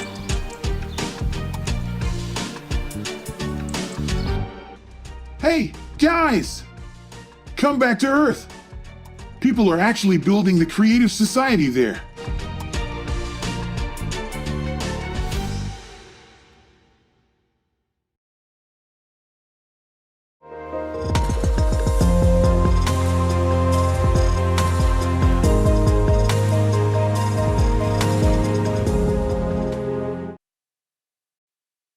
We want to tell you that this 5-minute video that you just watched was created by 15 teams of volunteers from around the world. It's a prime example of how, by coming together, people can create cool content that will help spread the information and the word about the Creative Society. Creative Society volunteers around the world are true friends whose friendship saves the world. In the same way, you can also unite with your friends and like-minded people for the common goal of informing about the Creative Society and building it as quickly as possible. For this, you can establish a coordination center in your districts, cities, or countries. The more actively and organized we unite, the more we will be able to do and the faster we can inform. Forming the electoral demand is very important. John, tell us more. So the main goal of the stage of informing is to create an electoral demand. How do we know that we have created an electoral demand? If all people around you are talking about the Creative Society en masse in social networks, stores, business circles, literally everywhere, it means that we are already the majority, and the electoral demand for the building the Creative Society in your region has been formed. It's important to note that all stages of building the Creative Society fully comply with the norms of the international law. Let's look how exactly the formation of electoral demand and your actions are supported by the international law. The Universal Declaration of Human Rights and the International Covenant of Civil and Political Rights stipulate that everyone has the right to freely hold their opinions, express them openly, and disseminate information and ideas regardless of state borders. Moreover, according to the current international regulations, the source of power is the people themselves. This is also stated in the majority of national constitutions in the world. While preparing for the forum, an international team of lawyers studied more than 150 constitutions and discovered that vast majority of them provide the source of power. The source of power is the people. This slide shows excerpts from constitutions of several countries. Do you see that? In reality, the power legally belongs to you. But how is it that we do not have effective mechanisms enabling us for exercising this power? We are already solving many issues in all spheres of life. In the online format, the only sphere hardly touched by technological progress is the implementation of self-governing by the people themselves. We can vote for the best movie or song or do business online and use electronic documents. But why can we not vote for the laws that benefit us? Nowadays, these laws are adopted by the politicians we elect. We want to build the creative society in a legitimate way. So we need to use politics as a tool, because it is through politics that modern society is governed. And this is why the second stage of building the creative society is the political stage. Having received an electoral demand from us to build the creative society, politicians as professionals will be able to promote and implement it both domestically and internationally. It is through politics that we can build a fair and effective legislative framework for building the creative society. The foundation for such a legislative framework will be the 8 pillars of the creative society, which reflects the will of all people from all over the world. But how can we be sure that politicians will not deceive us again? And effective control of politicians by the people is needed through the modern and convenient tool. The electoral platform will be that tool which people will create themselves and which will be legislated on the state level. The electoral platform will unite people on one electronic resource, initially for controlling politicians. Eventually, it will become the supreme governing body worldwide and return power back to the people. But let's discuss everything step by step. Creating a preliminary electoral platform. Before the electoral platform is legalized in any country, people themselves create a secure electronic resources. Let's call it preliminary electoral platform. On this platform, politicians can declare their readiness to meet this electoral demand.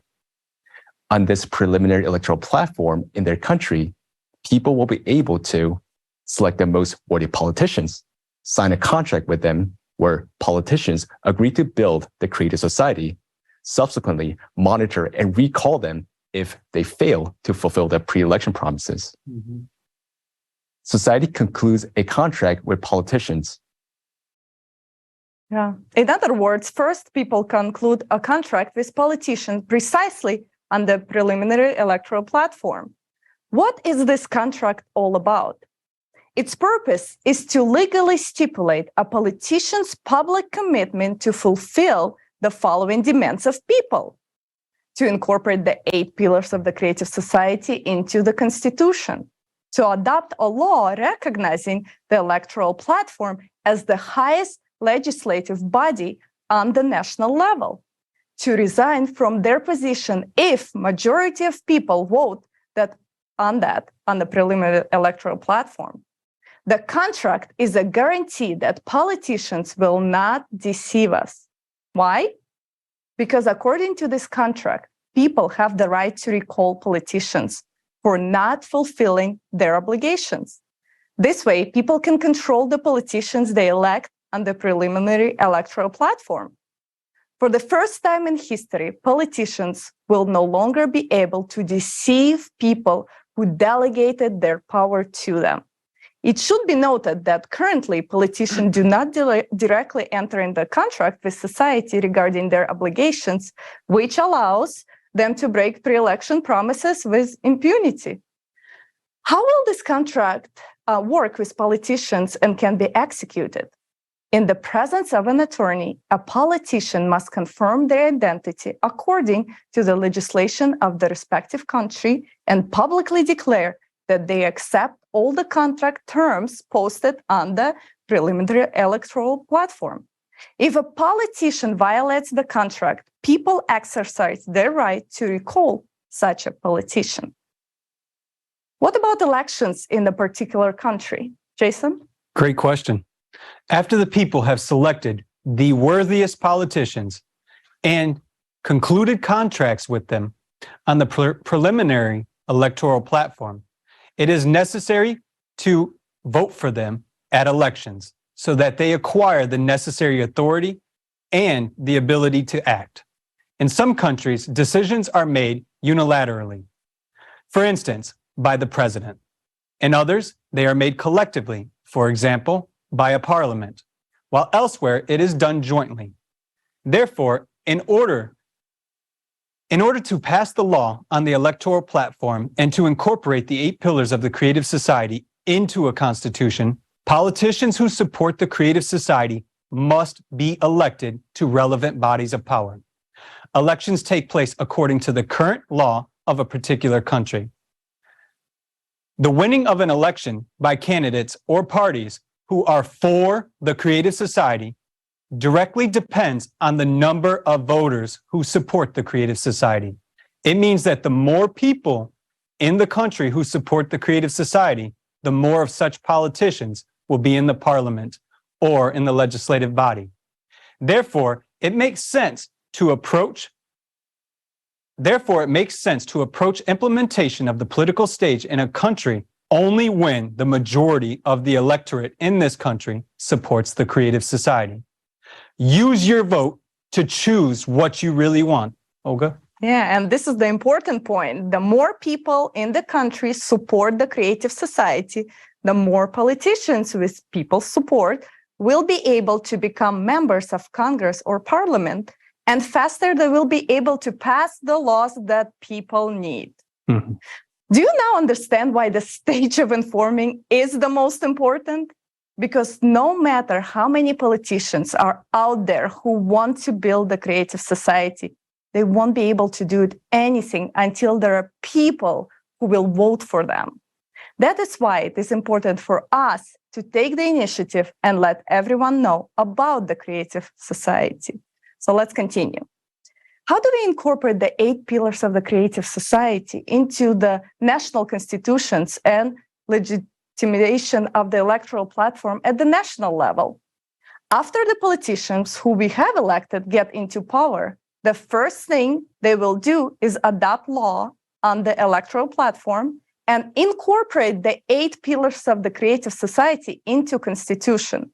After this, the legalized electoral platform becomes the highest body of legislative power in the country, while the power of politicians become limited. This means that laws are still being passed by the parliament, but we, the people, can veto them by voting on the electoral platform if they consider them harmful. You may ask, what are the main functions of the legalized electoral platform at this particular point? By voting on the platform, people can elect politicians, control and recall them if they fail to justify people's trust in them, block laws that they consider harmful. From now on, politicians will not be able to lobby for someone's private interest, violating people's rights. What is so great about the electoral platform? You may ask. Everyone votes openly on it. The results are immediate. No one can vote instead of you, and falsifications are impossible. You can see how your acquaintances voted, and your acquaintances can see how you voted. It's impossible to vote on behalf of a non-existent person. or a deceased person. Neighbors, relatives, or friends will refute that. And those who try to cheat out of habit will be held accountable to strict accordance with law. Why do you think the electoral platform has not been created up to now? Simply because it is not beneficial to those who are currently in power. But it's important to remember that we ourselves endow them with power over us.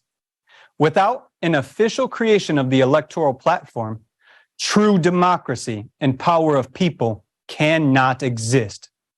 People do not possess the function of real power until they have a function of supervising their representatives. Currently, those in power use modern technologies to control us people, but it should be the other way around. People should control the decisions and actions of politicians through the electoral platform.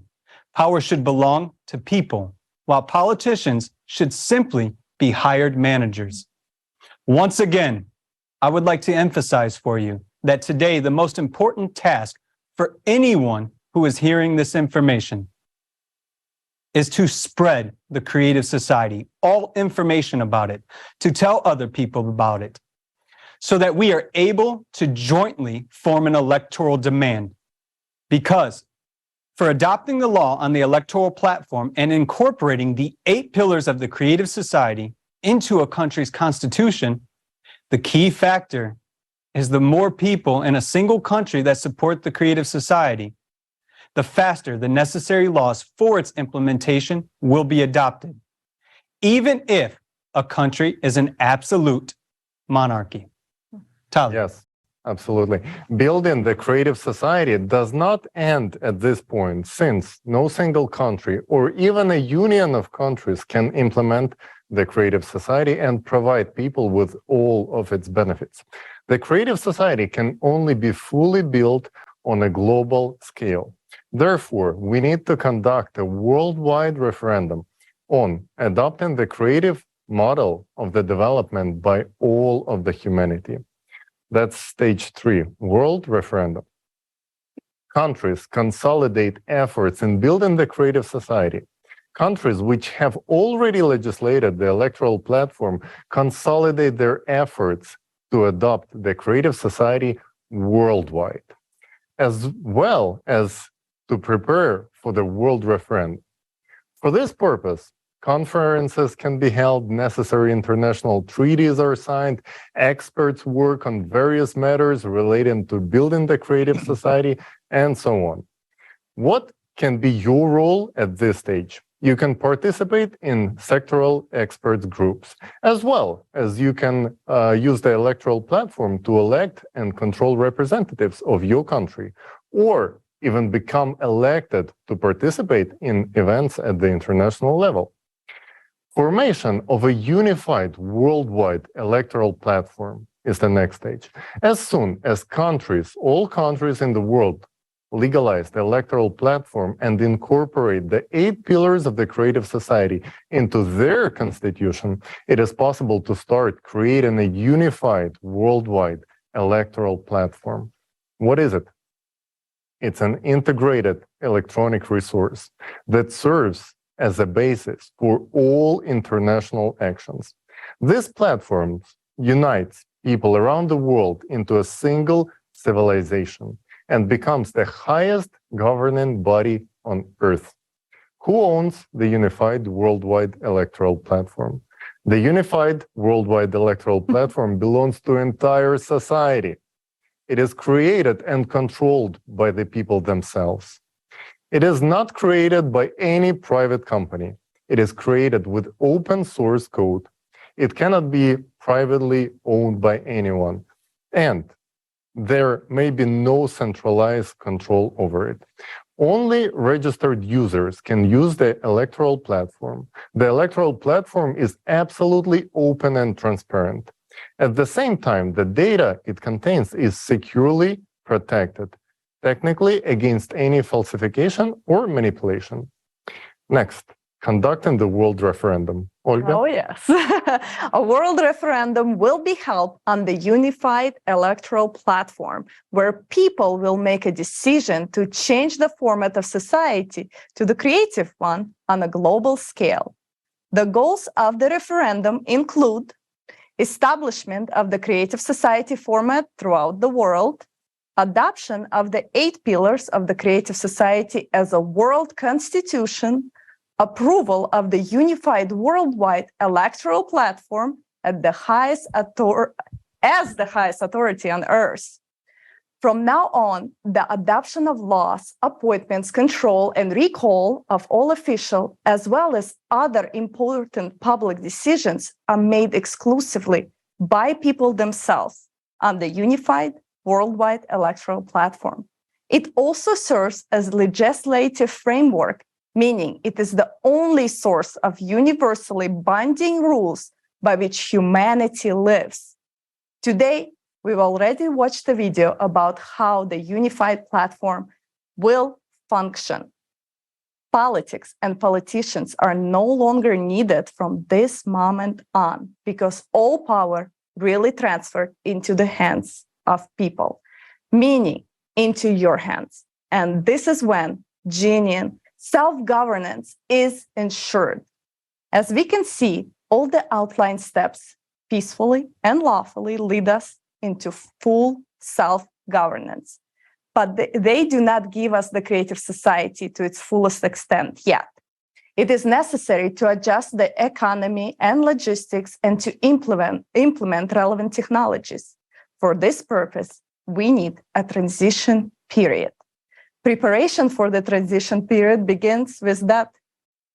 So, therefore, at the World Referendum, we will appoint a date for the beginning of the period of the transition to the creative society, which will be approximately 6 months after the referendum, since preparations are necessary. During those 6 months, it is necessary to prepare for transition to the new economic model, to adopt necessary laws, and appoint responsible executives, to form expert groups, a unified worldwide service for responding to emergency situations, and so on. Everything should be planned and regulated in such a way that even during this period, people's lives only improve. Then, the period of transition from the consumerist format of society to the creative one. The period of transition to the creative society begins on the date of appointed at the referendum and will take 5 to 6 years. This is approximately how much time is required for the development of technologies necessary for full transition to the creative society. Starting on day 1 of the transition period, unified laws, a new model of planned economy, a single currency, equal prices throughout the world, universal basic income, free housing, healthcare, education, and so on are introduced for everyone worldwide. In addition, absolutely all debts will be nullified and new technologies are introduced to make people's lives better. It's important to note that already at the beginning of the transition period, all people who were actively participating in the process of informing about the creative society at the information stage will receive a peace prize from $1 million to $5 million, depending on the extent of their involvement. Identifying these people is not difficult. We all know the most active ones, and this is fair. After all, it's thanks to these people that the creative society becomes possible. Moreover, it will be good infusion of funds into the economy and launch its rapid growth. Then, creative society. Once the transition period into the creative society is over, fulfilling life in the creative society begins. By this time, every person will already have all the benefits for our fulfilling and happy life, and money will no longer be needed. From this moment on, the creative society really begins. All technologies work for you. You can develop your individual abilities as a human, contribute to society's life, and receive maximum benefits. The Creative Society offers tremendous prospects for civilization as a whole and for every individual. All the described steps for building the Creative Society are absolutely realistic and are taken peacefully, legally, without any destructive or violent actions. This is the evolution of society accomplished by legal means. Our only way to life is the path of building the Creative Society. And this journey begins with the first step, with your action. Yes, agree. We just discussed a clear plan for how to build a creative society. Now, we need concrete actions from each and every one of us. I hope that now everyone understands how much depends on us and how important it is to form people's demand for building the creative society. Otherwise, no matter how well thought out the plan is, it will remain just a plan. Yes, we have repeatedly emphasized that the creative society can only be built globally. We often hear this question, why can't we choose a certain country? Their people will already live in the creative society, and then other countries will follow their example to build the creative society for themselves. Friends, it's only possible to build the creative society on the entire globe if and only if all of humanity unites together. As individual states can only declare their intentions to move towards the creative society format. In individual countries that embrace the creative society, the social conditions of the people can be improved, but only to the extent that they do not disrupt the economy of the country. Otherwise, a country which tries to move to the creative society alone will still be dependent on those countries which do not support the creative society. Because today all countries are closely interconnected and interdependent in geopolitics, economics and finance, energy, legislation, logistics, and so on. A single country cannot fully secure the value of human life because there will always be a military threat from other countries. Therefore, it is impossible to build the creative society in a single country. Either everything will remain at the level of conversations without moving on to specific actions, or the creative society will be embraced by all the countries. Yes, and our next guest understands that there is nothing more important than what we are discussing right now. Mr. Kendall Coffey is a leading American attorney with an outstanding career spanning more than 40 years. He served as the United States Attorney for the Southern District of Florida and is recognized as one of the country's most authoritative lawyers. Mr. Kendall Coffey is also a legal analyst, author, and teacher with extensive experience handling high-profile cases and complex legal issues. Thanks to his unparalleled expertise and dedication to the legal profession, Mr. Coffey has become a pioneer in the legal community and an authoritative expert on legal issues throughout the United States. Mr. Coffey, the floor is yours. Hello, this is Kendall Coffey from Washington, D.C. in the United States, and I'm delighted to be a participant in welcoming you to the global crisis. There is a way out. I've had the privilege of serving in different capacities over the years. I was the United States Attorney for the Southern District of Florida and had the privilege of being in the government, mostly prosecution, but on the inside of one of the most important government agencies in the world. And in addition to that kind of privilege of being in government, I've had the opportunity to teach at 3 different law schools, several others around the world.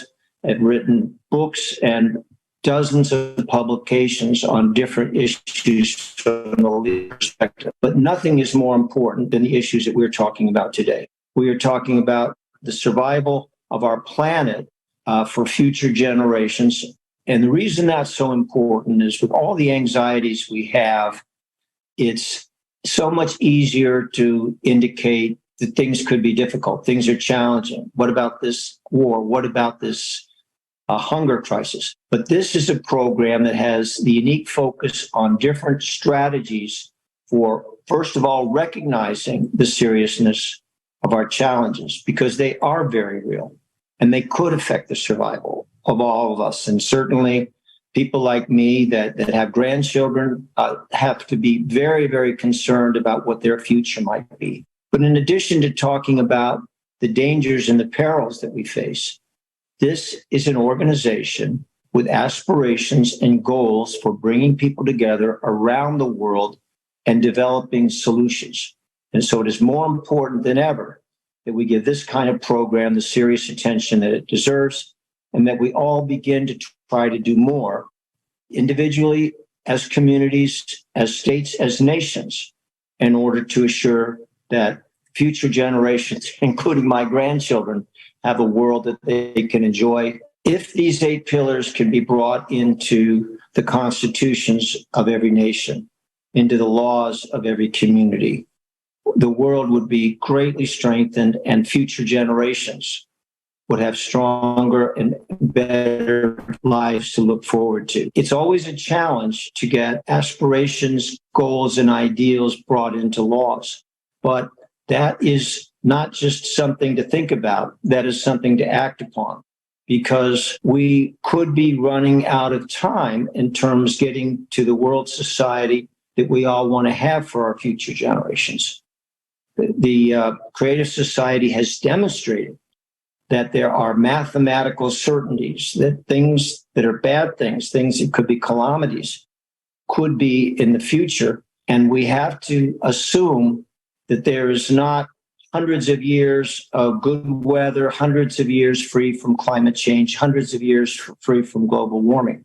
We are on a much, much shorter deadline than that. And part of what the Creative Society can do is get us working together to focus on what we have to do to meet the challenges that this world faces, more severe challenges than ever before in human history. We should not be discouraged, because it is in times of challenge and crisis where people get together and where societies become stronger, and where individuals who might have thought that all they had to do was live each day suddenly rise up and become leaders in their communities. So however the adversities must seem, they really create opportunities for each of us, every one of us, to do more, and for a number of us, those who care deeply, to become the kind of leaders that communities, that societies, that nations, and that the world needs now more than ever. Shares thinking that eventually someone else will take the steps that are needed to protect society from its many challenges. We have to remember something. That somebody may never appear. And sometimes that somebody is you. We can all think of examples throughout history where somebody, could have been anybody, but somebody decided to simply not accept things that were wrong, to not accept things that were unjust. And sometimes a single person's courage and leadership can be a spark that ignites an entire movement, an entire force of change. So I think it's important that we not just look for somebody else, because you might be that somebody else that's so much needed for the future of our world. Well, thank you very much for joining this forum today. It's one of the most important forums, programs, training sessions that you will ever see in your lives. And remember, each of you can make a difference that resonates like a giant echo chamber across the fields and the valleys and the hills and the oceans that are part of our planet. It's been a pleasure to have some time to spend with you. I wish all of you the very, very best in this forum and in your future lives, and hopefully in the good of all of us on this planet. Thank you very much, Mr. Coffey. I really like how you said that we shouldn't wait for someone to come and do something for us. That someone is you. Therefore, the most important things for every person who supports the Creative Society right now is to talk about the Creative Society with everyone. It is essential to explain to every single person, to the best of your ability, how their lives will significantly improve in the Creative Society. When people understand this, they will support the Creative Society. As a result, we will form an electoral demand in each of our countries. Only in this case will we have a chance to build the Creative Society. Fortunately, more and more people realize how important this is. Thanks to their actions, people are learning the truth despite all the difficulties that may arise. In January of this year, the video hosting site YouTube began to mass delete Creative Society channels in various languages. The reason for this was unknown to us. And just a few days ago, YouTube restored some of our channels. We sincerely thank YouTube staff who ultimately understood the situation and restored justice. We are thrilled that despite the fact that someone evidently dislikes it when the truth is heard around the world, there are good, caring people everywhere.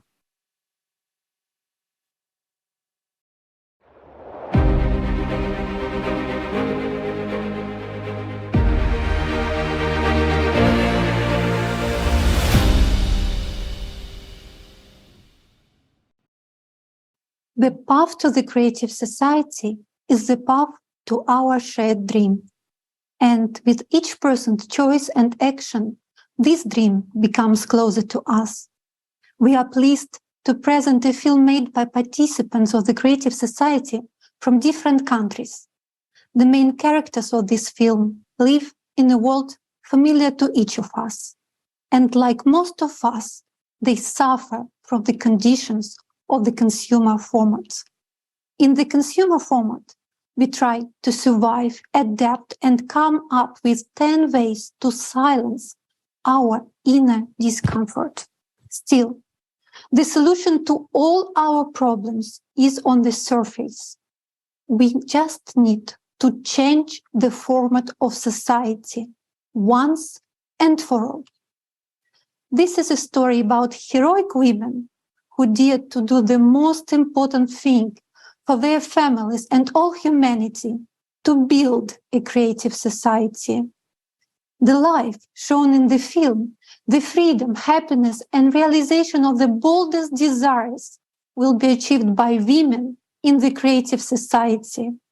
This is a story about breathtaking prospects that will open up for every woman in the creative society.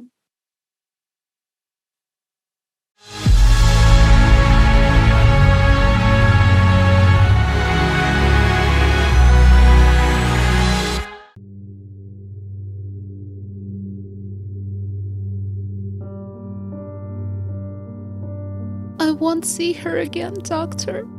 She was taken away, and we didn't even say goodbye. My daughter and I ended up on the street. No one will help us. Margaret, I'm afraid he will hit me again.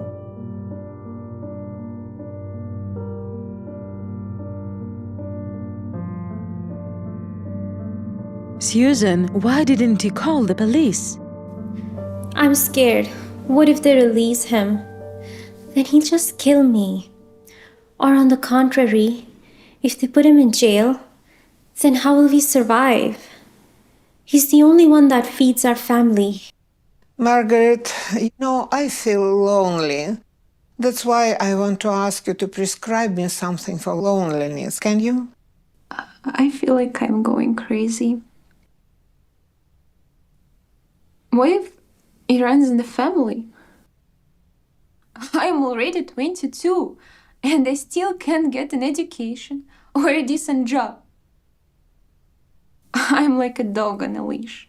You know, all my life I was revolving around my children. Schooling, after school activities, piano lessons, name it. And then, at last, my oldest daughter got married and left.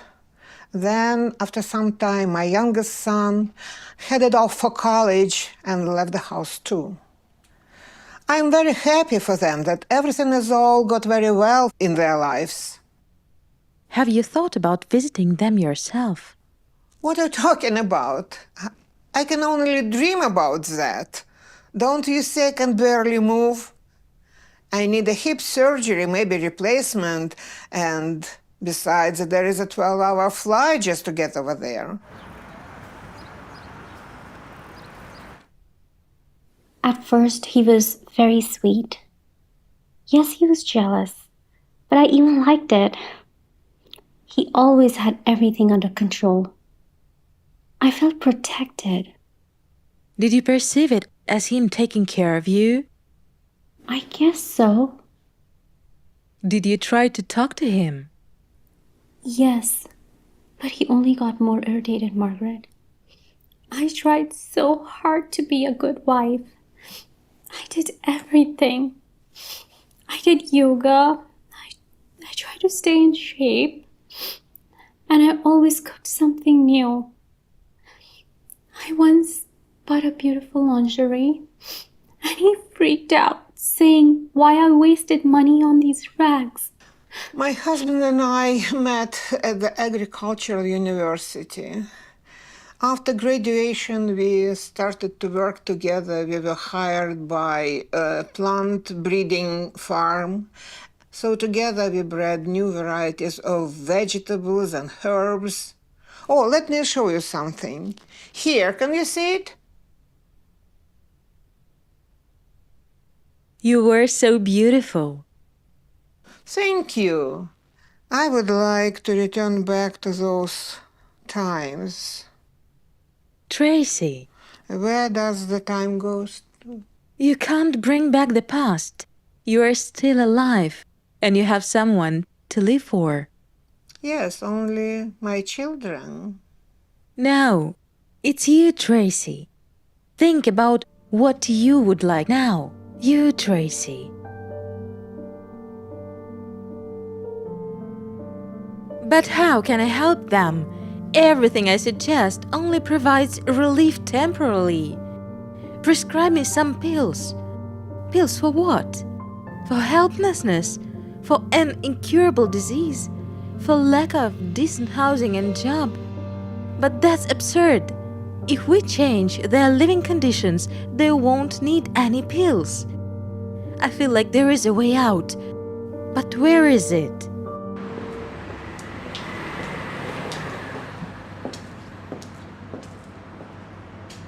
Cappuccino, please. You can't solve a problem on the same level that it was created. You have to rise above it to the next level. Albert Einstein. How long have you had this banner? Well, since the day we opened. I guess you just haven't been paying attention. Interesting quote. So here you go. Oh, and take this card too. What is it? Everyone nowadays is unhappy with their lives, saying we need to change the rules of the game. Well, here is a solution to stop playing, finally start living. Oh yeah, get into the next level. And to change the whole system. It's called evolution. And how many of you are there, such like-minded people? Actually, it's like everyone, but some just don't know it.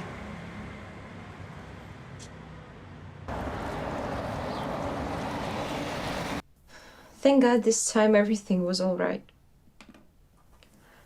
Last time she bruised her forehead. What's wrong with your mom? Alzheimer's disease. I can imagine how difficult it is for you. Have you tried hiring a nurse? The last one didn't last a week. And they ask for a lot of money. And they can understand them, of course. It's tough to deal with such people, but I can't do it on my own anymore.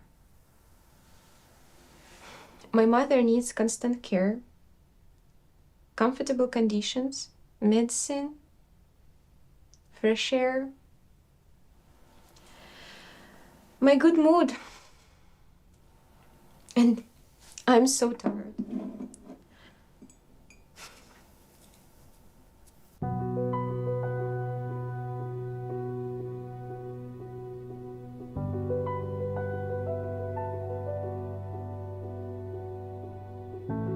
A creative society is the format in which each person's life, freedom, security, and well-being are the highest value, not on paper, but in the practice.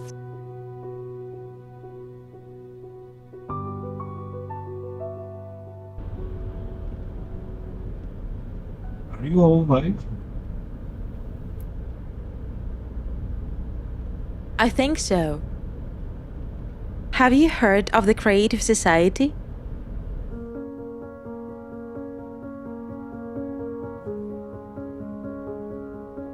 I can take your money endlessly, but that won't solve your problems.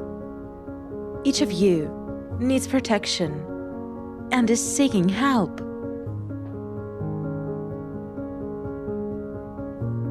Has anyone heard of the Creative Society project? I've heard of it, but I did not really dig into it. Margaret, have you brought us all here just because you want to talk about some project? Yes. How can it help us? Right now, everyone is trying to cope with their problems alone. But the trouble is that we are divided. The Creative Society is what can unite us all, and together we can achieve what each of us dreams of. You're saying all these wonderful things, but I saw that they would be robots everywhere in the Creative Society. They would do the cooking and the cleaning. Margaret, I'm a housewife. There's simply no place for me over there. Yes, Susan, I understand what you mean.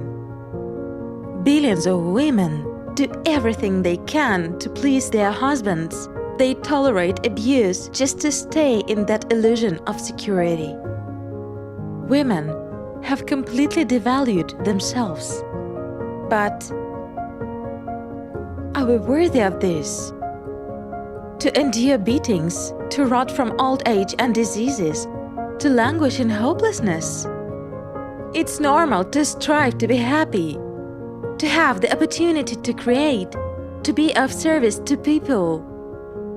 You know, each of us is very important and worthy of a beautiful life. It seems like I understand what you're saying. We deserve it. Margaret, what should we do? You have to understand that the key point in all of this is to tell absolutely everyone about the Creative Society. We need to create a trend. This is the first stage. Goodbye, consumerist society. We need to involve famous people. No, these people won't do anything. They make money from what's popular in society. They will join us only when everyone on every corner talks about the Creative Society. So let's take this into our own hands. We need to make a plan.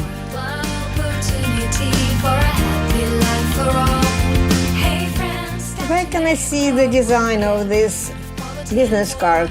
Go to the website, click on About, and choose the Creative Society project designs. And you can download all of them for free.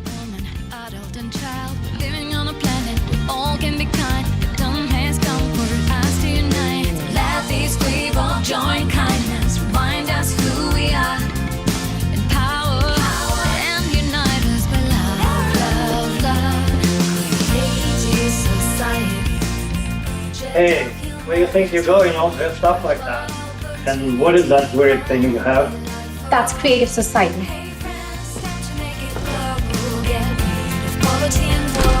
Going to politicians is useless. We simply declare that we support only those who support the Creative Society, and they will come to us on their own. Girls, let's put stickers "I support the Creative Society" on our cars.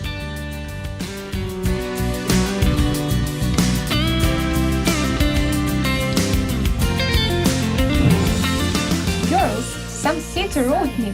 What should I reply? Oh, he is a jerk. There is no place for jerks in Creative Society. Now, girls, we need to be polite. Let's send him smiley faces with the word jerk.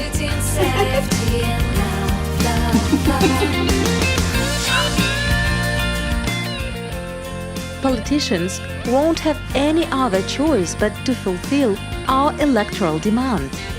Do you know what their weakness is? They are entirely dependent on us. Without people's support, they are nobody. Margaret, are you sure you're telling all your patients about the Creative Society? Of course, we won't build the Creative Society if we don't tell everyone. Come on, girls, let's step on it. We're almost there.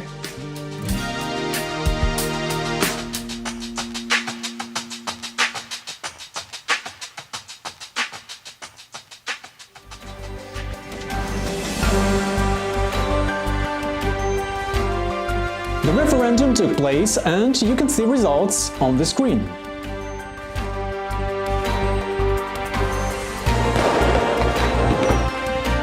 Yes, we did it!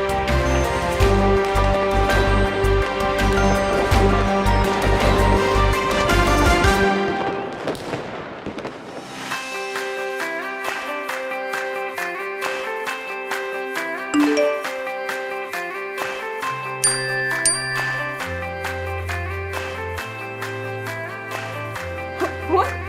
Yes! I got 10,000 and I will be getting it every month. It's incredible. Oh wow, how would I spend this money?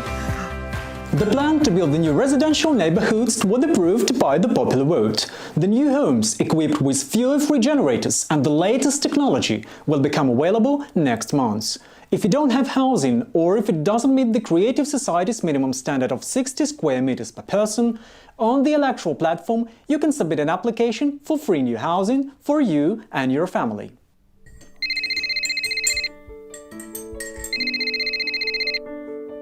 Yes, I'm listening. Your mother's medical records show that she's eligible for free treatment.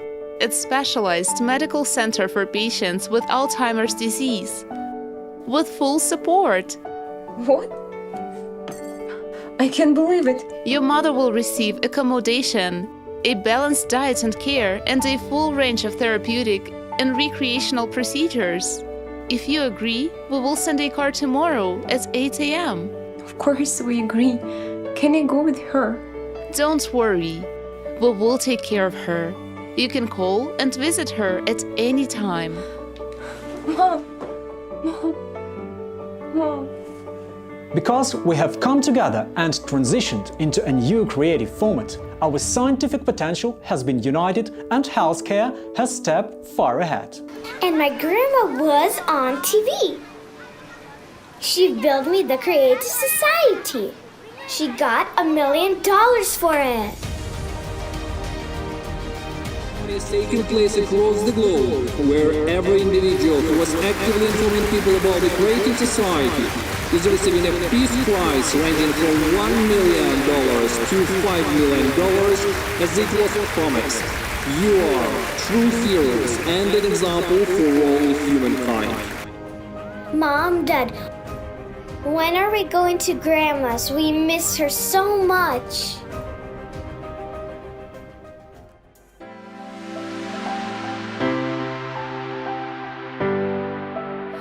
I've devalued myself a lot over the years. I've lived by other people's desires. Now, I can honestly decide how I want to live my life.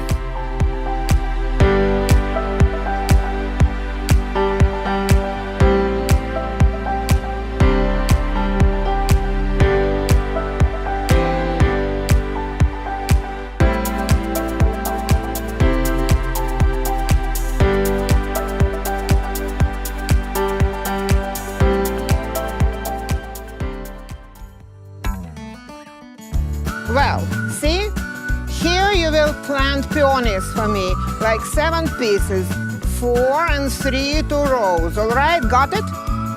And here you please sow the carrots. This will be carrots and this area will be covered with carrots, all right? All the space will be just carrots. I like it this way. Okay? Got it? Well, I like it.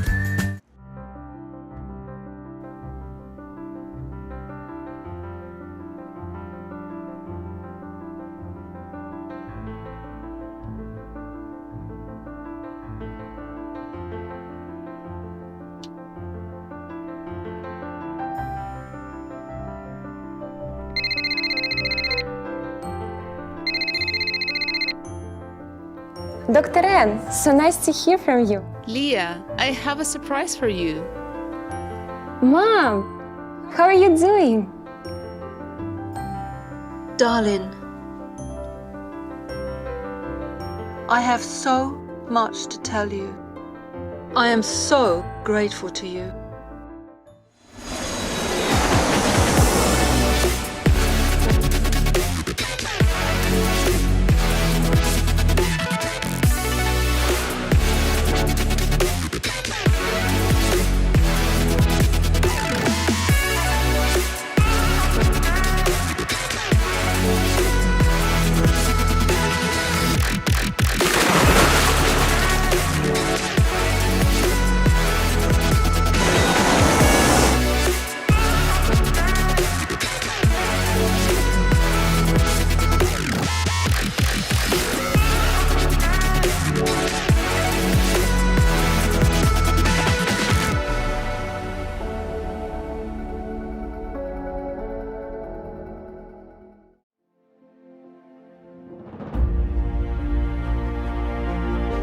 On the 28th of February, the transition period ends, and on the 1st of March, we officially enter the era of the Creative Society. And every resident of the Creative Society will receive the first gifts: a matter replicator and a revitalization capsule for every home.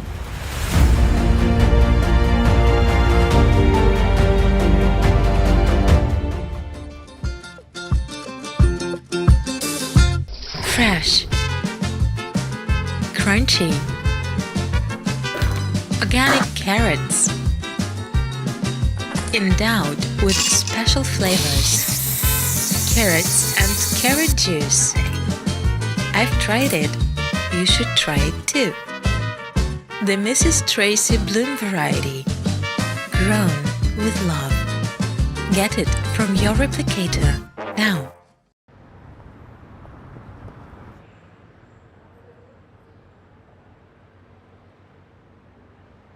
Yesterday, you were tested to discover your personal potential.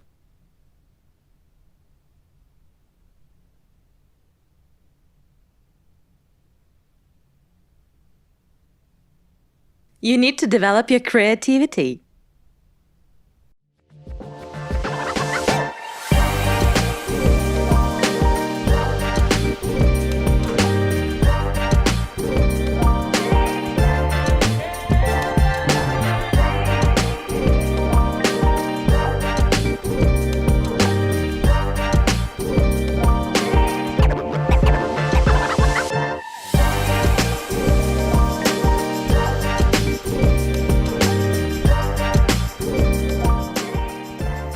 Susan, I saw your paintings at the exhibition. They are awesome! So where's Tracy? I think I know. Girls, it's me! Come on! OMG, is that you? Tracy! Wow! Is this all thanks to the health capsule?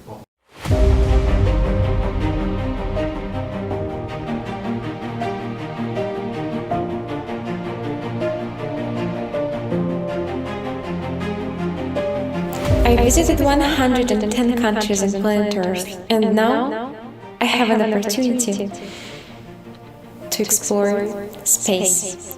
So, greetings from the Earth orbit.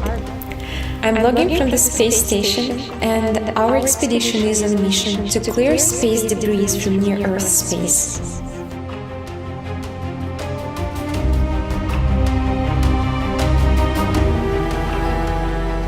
Finally, my dream has come true. We live in a beautiful world. Everyone got what they wanted and is truly happy.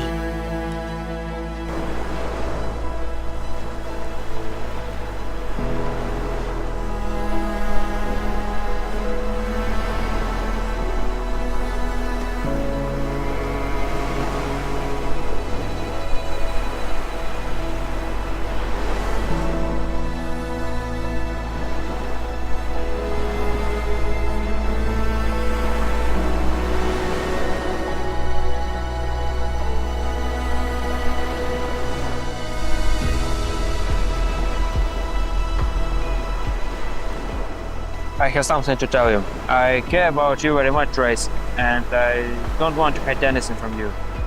I am actually 75 years old. Is it okay that you're a little younger than me? What? You too? Yeah.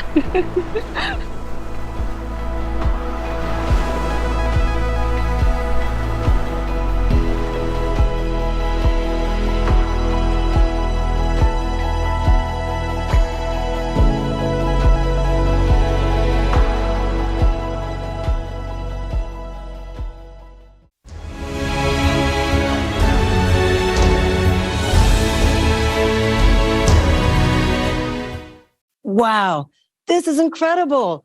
Let's use this opportunity to create a better world for ourselves and future generations. Women, we have the chance to unite right now and build a creative society. If we want a change, we must start talking about the creative society and its benefits for every person.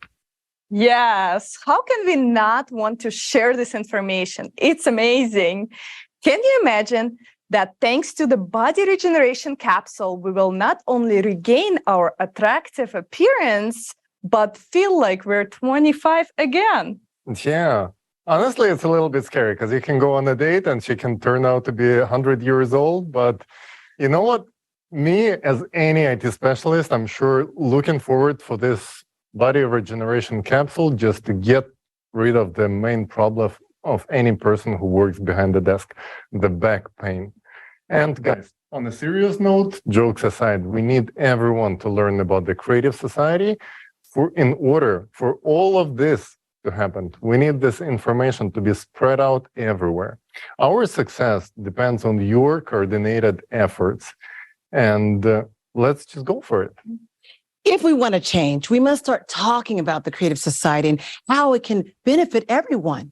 It is time to spread the word and attract people. And speaking of inspiration, Olga, could you share your story with us? Sure. Guys, I want to share my story with you. I live in Metro Detroit, and I got the standard package: husband, 2 kids, 2 cats, and a black lab. I work full-time, just like most people do. Me and my husband do not see each other much. I take my kids to gymnastics and soccer and do a Costco run in between. I cook 3 meals a day, but somehow I still find time to inform people about the Creative Society. Every single day, I post on social media, call new people that click Join Us button on our website, help volunteers get started in many projects, and attend social events to spread info in person. You are probably asking, why the heck is she doing this when the 20th season of Kardashians is on? I know that today we still have a chance to change our format of society. Not just for me or my husband and kids, but I want to get this message about the Creative Society out for all of us. Because we as people have created the wrong rules of our existence. We have one problem that's separating us from the Creative Society: uninformed people. Billions of uninformed people. That's it. When people know about Creative Society and everyone understands the benefits of such a social format, everyone, and I repeat, everyone will have the society of our dreams built almost overnight. The superpower that we, the people, have is to inform each other in any legal way possible as fast as possible. For me, it's a daily necessity like brushing teeth. If I don't inform, I rob myself, my husband, kids, friends, family, and you of the future that we all want and deserve. Therefore, share this forum right now with everyone. Record a video, reviews on this forum, and post them on social networks with a hashtag Creative Society. Make sure that everyone knows about the Creative Society. Thank you, Olga. We all know that the world desperately needs change. We need a format that will benefit everyone, unite us all, and provide us with cutting-edge technologies and capabilities that exceed our imagination. This format is the Creative Society. But for the Creative Society to become a reality, we need to spread the word about it. Let your entire neighborhood be permeated with billboards and signage, and the news will spread like wildfire.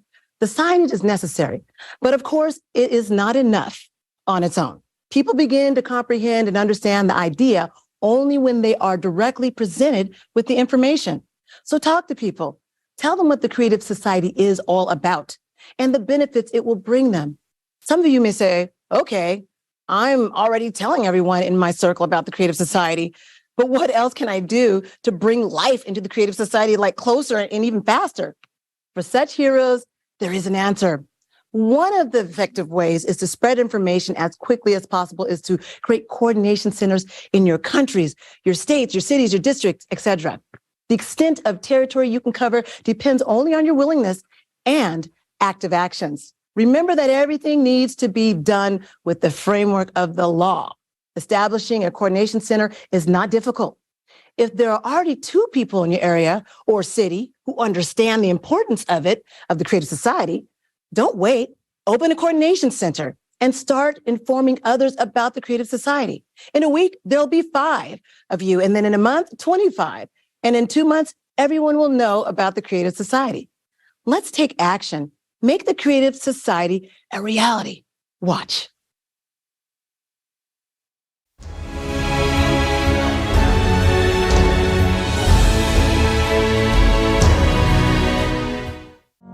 Now that you've learned about the Creative Society and understand that, thanks to its implementation, we can first of all avoid all global climate catastrophes as humanity, and secondly, gain a life beyond our wildest dreams.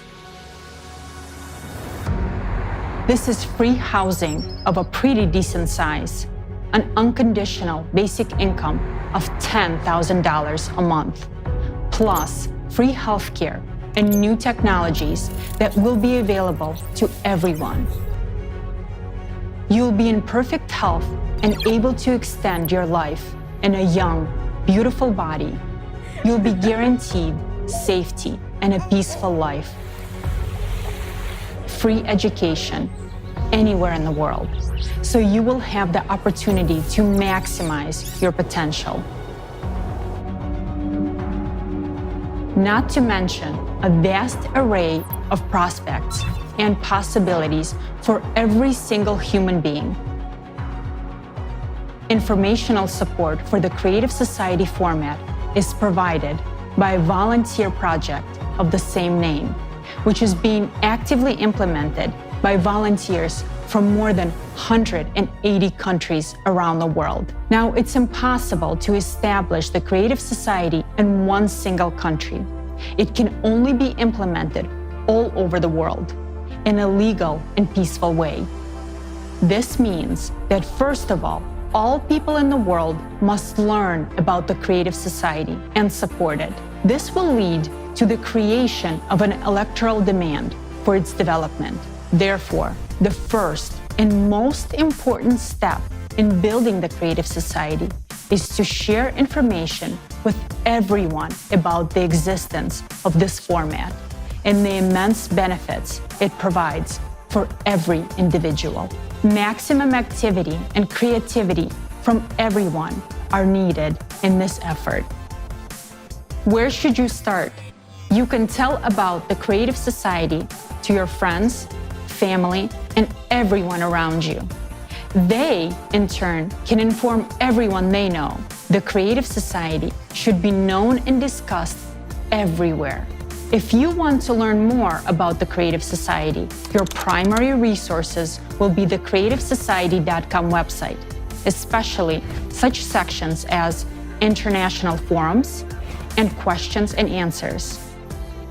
In the Act Now tab, you can learn about the effective ways of informing others and start applying it in practice. Informing a single person about the Creative Society already makes you a participant. By doing this simple action, you have joined the first and most crucial stage of building the Creative Society, the informational stage. This is a step to your bright future. Yes, it's that simple. There are no fancy badges with titles, no lists of volunteers, no membership fees, and no exploitation of each other for personal gain. The Creative Society is not a commercial project. Nobody profits from it, and no one benefits at someone else's expense. People from all over the planet come together to build a society based on one simple principle. Only by improving life for the entire society can you improve it for yourself. This is the main principle of the Creative Society format, which guarantees benefits for everyone. The project's implementation relies solely on the goodwill and initiative of the people. Even one person can do a lot to build the Creative Society, and by uniting, more can be accomplished in less time. When we coordinate our actions, our abilities to inform others multiplies. Do you want to inform others about the Creative Society quickly and effectively so that it can be implemented sooner? Join forces with others around you, neighbors, friends, relatives, and co-workers, to establish Creative Society coordination centers. Your coordination center will be a community of like-minded individuals who also endorse the Creative Society. It will serve as a hub for people of your building, street, neighborhood, and city who take action on a volunteer basis, taking into account local legislation. If there is no coordination center in your vicinity, that needs to be fixed. Waste no time, inform your neighbors, find like-minded people, and create your own volunteer coordination centers. What do you need to create a coordination center? Opening one is simple, and anyone can do it.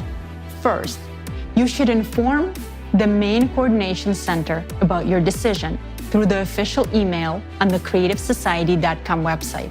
Then, by joint efforts with others, do everything possible within the framework of the law to inform even more people about the Creative Society. You, the people, are the center of coordination.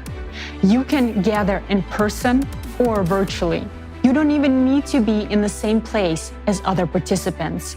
You can organize your own communication through a chat on any convenient social network. Meetings and coordination can take place online using audio and video calls.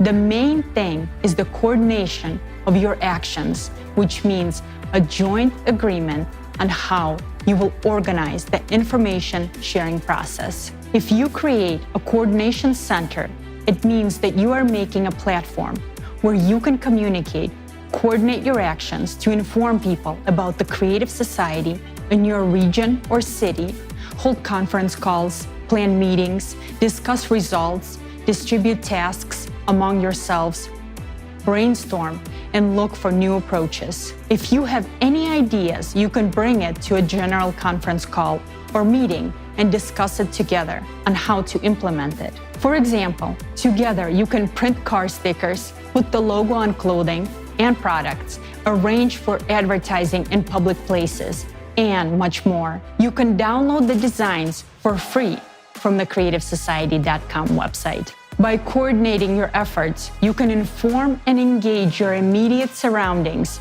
and even entire communities, groups, organizations, districts, cities, internet resources, and local media, telling them about the Creative Society. Don't limit yourself.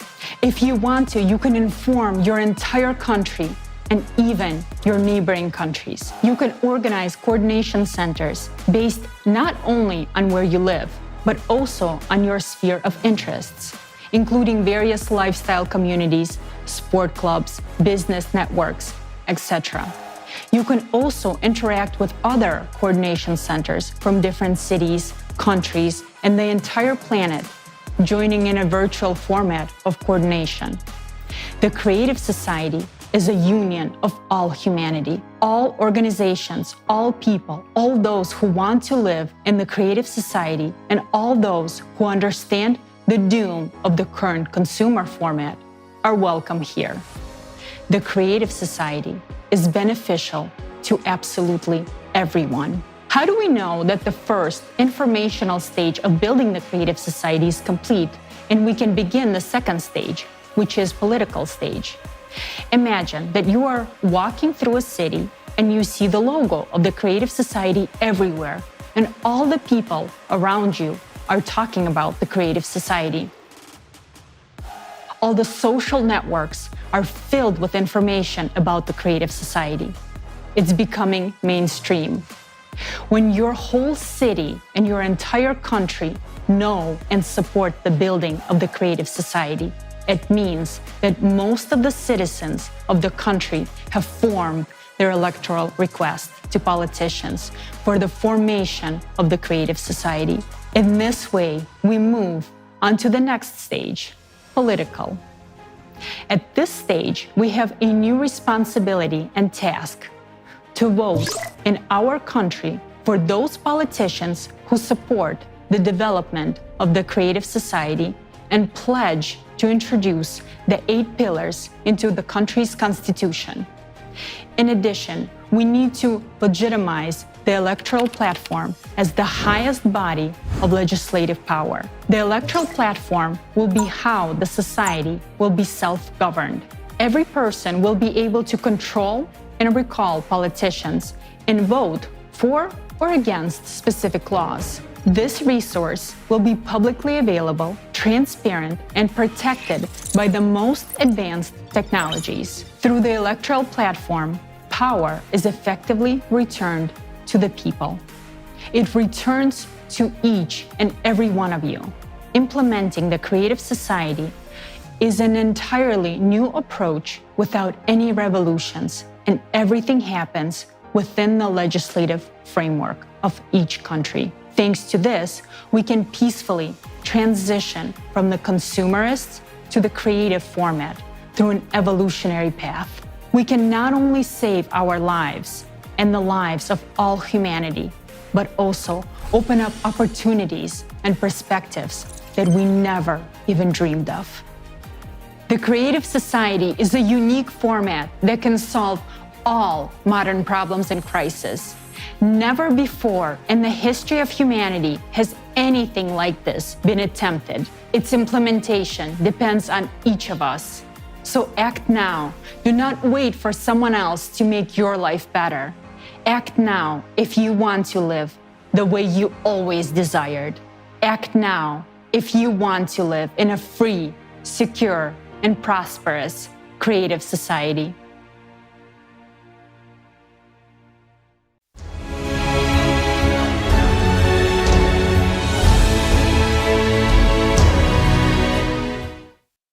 Wow, it's incredible that we now have such an opportunity to create coordination centers, interact with each other, and interact with other coordination centers at the local and international levels. We can exchange experiences and ideas. Our organized actions will allow us to achieve much greater results, much faster than if we acted alone. Absolutely agree with you, Roy. And let's not forget that thanks to the coordination centers, we will also be able to identify those who sincerely support the Creative Society and those who do not. After all, we know every active participant in the Creative Society project because of their actions and they are very noticeable.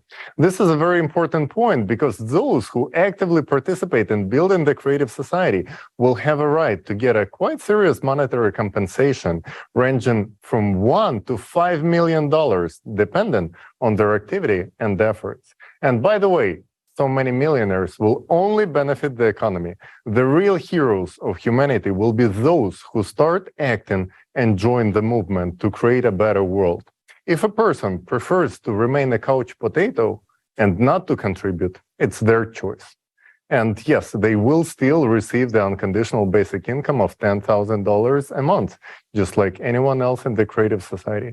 But doesn't it feel so much better, so much more satisfying to accomplish something important for people, society, and yourself? I absolutely agree with you. The desire for a good life unites people all over the world, and many have already realized that there is nothing more beneficial than the creative society. The creative society is advantageous for everyone, and we are pleased to see that politicians from different countries are increasingly supporting the creative society. Defending people's interests in a consumerist format is not easy. Therefore, politicians who have decided to move in the direction of building a creative society in their countries are worthy of respect. Now, we are pleased to welcome Mr. Damian Borrello, a candidate for the presidency of Argentina into 2023.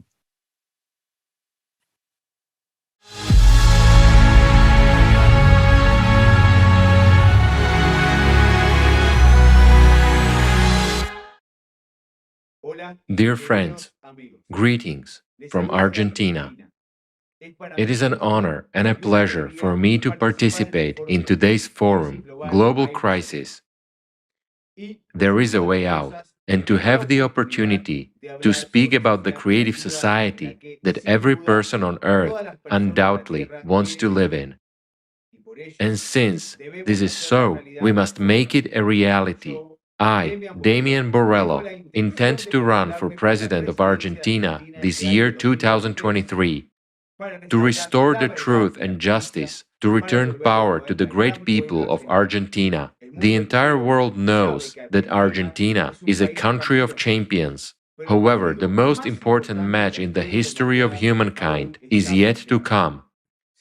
This is a knockout game in which we are playing for our lives. We have never played against such a strong and experienced opponent before. It has been gaining experience for 6,000 years, and no one has been able to defeat it yet.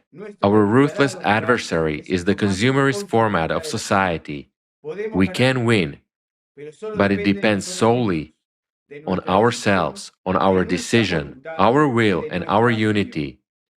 You and I know better than anyone that there is no invincible opponent. To win this time, each of us, every Argentinian, must become part of the team. As a reward, instead of a trophy and medals, we will obtain a beautiful, new life for ourselves and our loved ones forever. When we, Argentinians, start scoring the first goals against the consumerist format, the entire humanity will be supporting us. And when fans from all the countries become part of the team, it will be a true World Cup, and together we will score the decisive goal which will leave behind these dark times forever and open the door to a beautiful future. Today, everything depends on each one of us. Why have I said so confidently that we can win? Because for the first time in 6,000 years, we have a winning tactic against this enemy, against the consumerist format. This tactic is to build the creative society. I'll be honest with you. I had no intention of running for president until I learned about the creative society, because in the current reality, if we remain in the consumerist format, whoever comes to power will not be able to pull off a win, to clean up this mess and horror. Neither in our country nor in any other country of the world. But when I learned about the creative society, I realized we have a chance, and that it is our only chance. because we have no time to make mistakes. There is no margin for error. Today at the forum, we have heard irrefutable facts about catastrophic climate change. In our country, we already have the most severe drought in 100 years. We all understand that water scarcity and poor harvests are causing hunger and high inflation. By the way, inflation is now also setting new records, both in our country and in the world. That's a clear sign that the current format is not working. Now imagine, in the creative society, the problem of drought is solved in 6 seconds, thanks to the technologies that will be available. Nowadays, we are told that water must have an owner, and the owner should be not people, but corporations. And I ask myself, Argentinians, are we going to wait until we are forbidden to breathe without paying for it? While in the creative society, all resources will be publicly available and will belong to the people, there will be no monopoly over them. Power will return to the people, and so everything will fall back into place. That's the way it should be in a normal society, but right now it is not so. And as long as power belongs to the few, human life is not worth anything. We are adults, and seeing the global crisis of our society, we understand that if we continue to play by the rules of the consumerist format, we will never be able to get rid of corruption, inflation, poverty, and wars. The creative society is a completely new format. It is our opportunity to peacefully and legitimately build the world that every Argentinian, every human being deserves. Already in the transition period to the creative society, we will live the lives we did not dare to dream of. We will live in freedom and safety. Everyone will be confident about the future and wake up without thinking about money and how to survive. We will always be healthy and live in prosperity. We will live in an environment which will reveal our individuality and genius. In today's world, there are plenty of technologies, ideas, and opportunities to achieve this. Have no doubt, my friends, if we build the creative society, then in 10 to 15 years, it will be easier for us to fly to space than to afford a vacation in Europe now. It will be available to anyone who wants it. And I am more than sure that in a short time after we build the creative society, we will be using completely different physics. We will no longer burn hydrocarbons. Work is already being done on this with very encouraging results. But you know what I like the most about the creative society? That everyone's life will finally be valued equally. It will become the highest value, because no one has the right to be superior to a human except God. Only God is above us. And nothing can be more important than human life. All laws, everything in society must be for humans. Everything will become great in Argentina when we are no longer ruled, when power belongs to the people. As soon as I become president, the first thing I will do is return power to you. I promise to implement the 8 pillars of the creative society in the Constitution of the Argentina and to legislate the electoral platform, which will make people the highest authority. The electoral platform is an electronic system which is transparent and protected by the most advanced technologies. Every Argentinian will have access to it. Through the electoral platform, you will be able to appoint and fully control politicians. You will be able to instantly recall those who have not lived up to your trust and elect new, worthy candidates to replace them. In fact, there will be no politicians in the modern sense, but rather individuals hired, appointed by you, and also supervised by you. You will be able to block any law that you consider harmful to society.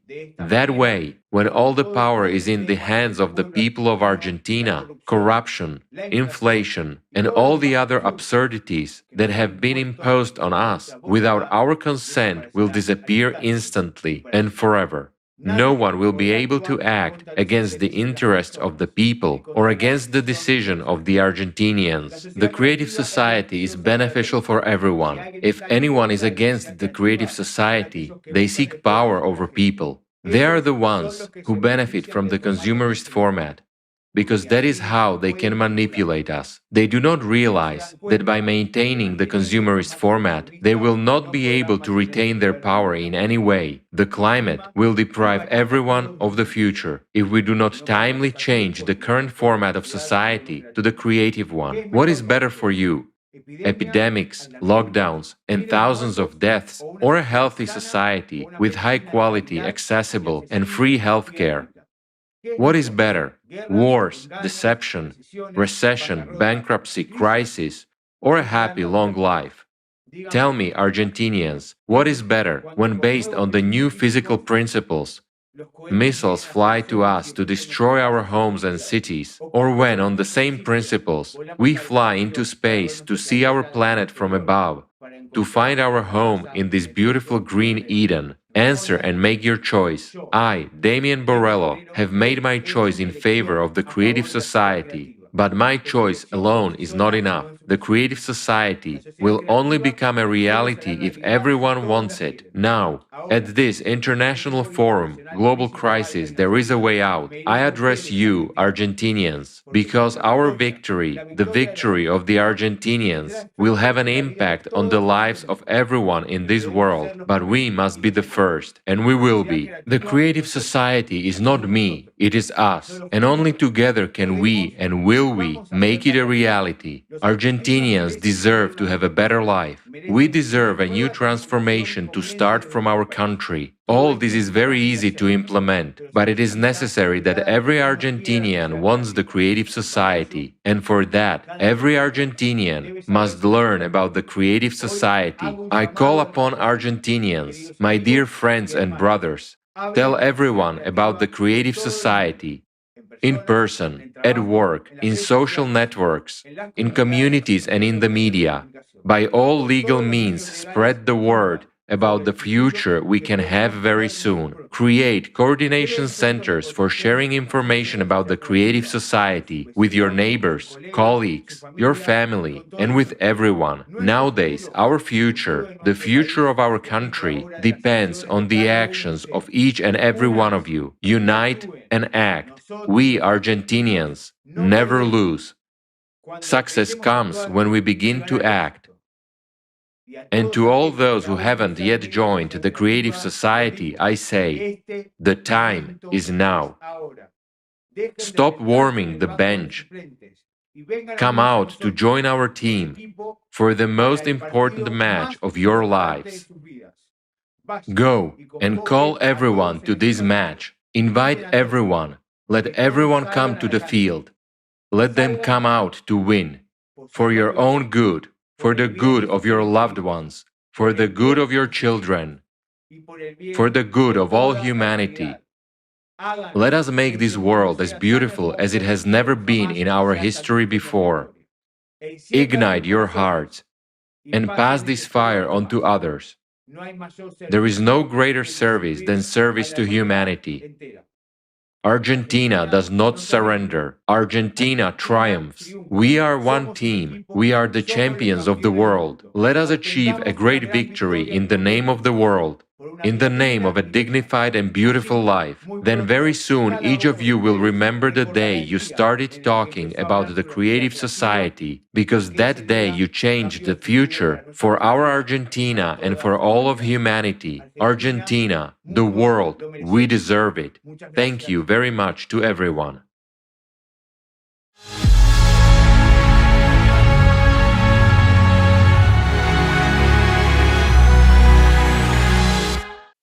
Thank you very much, Mr. Borello. You are a true example for many in your sincere actions for the people of Argentina and every person in the world.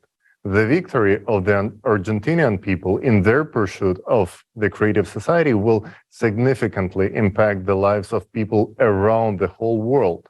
Yes, and as Mr. Borello said, my choice alone is not enough. The creative society will only become a reality if everyone wants it. Only by working together can we achieve a society that truly benefits everyone. And how can anyone not want such a society? Only in a creative society will all the problems and crises that we face today disappear forever. For example, here in the US, it seems that more and more Americans realize that our current consumer-based society is leading to chaos. From unaffordable housing and homelessness to rising taxes, drug addiction, and untreatable mental illnesses, gun violence, traffic fatalities, and climate issues. People are losing hope, and the only way out of this is the creative society. It's heartening for all of us to see that even in our country, there is someone who has taken the motto of the creative society as the basis of their electoral platform. Let's welcome Mr. Robbie Wells, a candidate for President of the United States, 2024.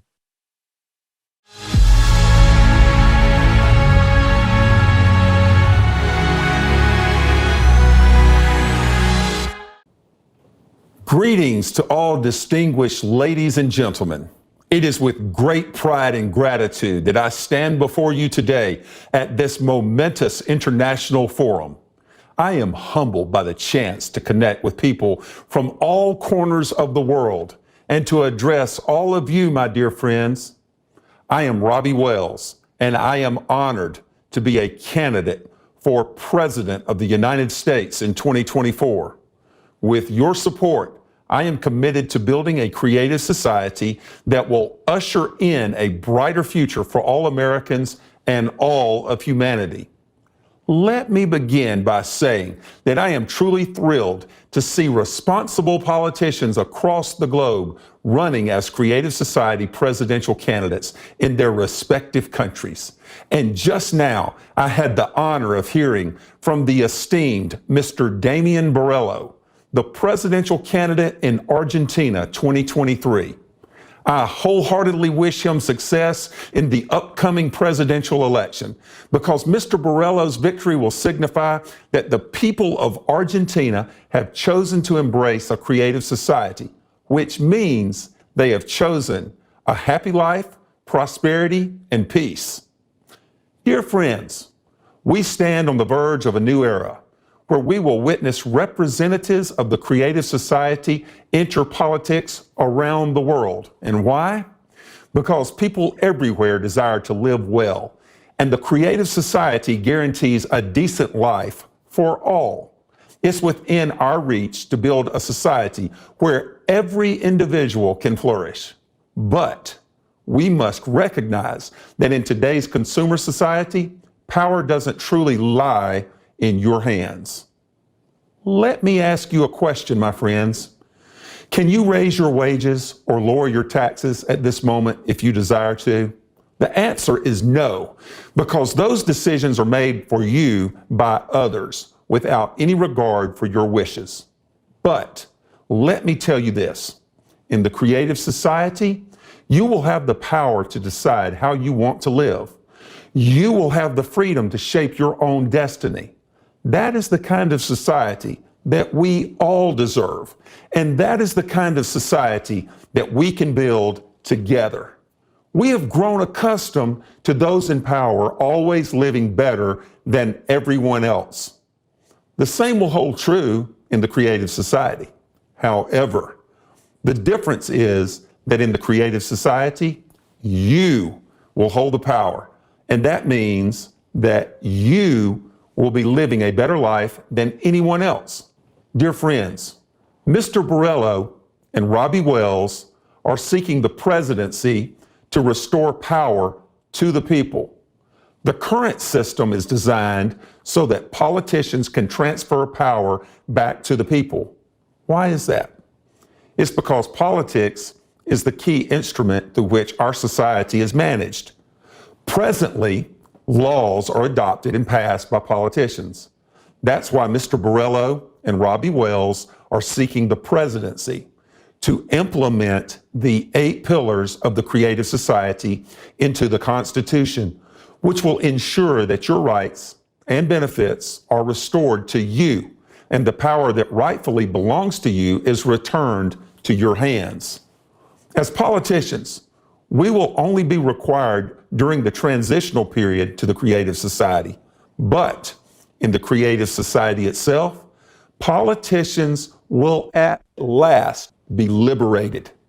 My fellow world citizens, today you have seen two candidates, Mr. Borrello from Argentina and Robbie Wells from the United States of America. But where are the other candidates? With so many countries in the world, where are the politicians who will work towards building a creative society in their own nations? Let me tell you where they are. They are busy drafting laws that will infringe on your fundamental rights. And this will continue until you, the people, create an electoral demand for the creative society. Only then will politicians who wholeheartedly support the creative society appear in your countries, thinking about how to restore your freedom instead of infringing on your rights as they are doing now. My friends, let me remind you that the success of the creative society depends on one thing and one thing only, and that is your support. We need a collective demand for the creative society so that politicians who share your vision and values will emerge. These are the politicians who will listen to your electorate's demands and take action accordingly. Don't wait for politicians to magically appear and make things right, for they cannot do anything until you, the people, vote for them, and thus vote for the creative society. As long as there are no people who need the creative society, politicians can't do anything. Everything lies within your hands for the first time in the history of mankind. My dear friends, let me tell you, the most important thing you can do right now is to spread the word about the creative society. We have to get the word out there to everyone, no matter who they are, whether they are military personnel, civil servants, firefighters, or housewives. It does not matter. Once they understand how the creative society can improve their lives, they'll want to be a part of it and ready to vote for it. And let me tell you, even politicians will benefit from the creative society. We'll be able to stop all the bickering and arguing and finally start living like human beings and just enjoy life. Believe me, once people understand the benefits, anyone would want to live in the creative society. My friends, just imagine for a moment a world where our problems could be solved permanently. This is the creative society. And it's not just a dream, it's a true plan. From the very first day of the transition period from the consumer format to the creative society, each and every person will receive an unconditional basic income of at least $10,000 per month. Yes, you heard that right. $10,000 per month. Plus, all debts will be completely canceled. That's right. All debts will be canceled. And that's not all. There will be no more taxes for individuals or small and medium-sized businesses. Then we will have free education, free health care, and there will be no utility bills. Later on, if you need it, you will be provided at least 650 square feet of housing per person for free and as your private property.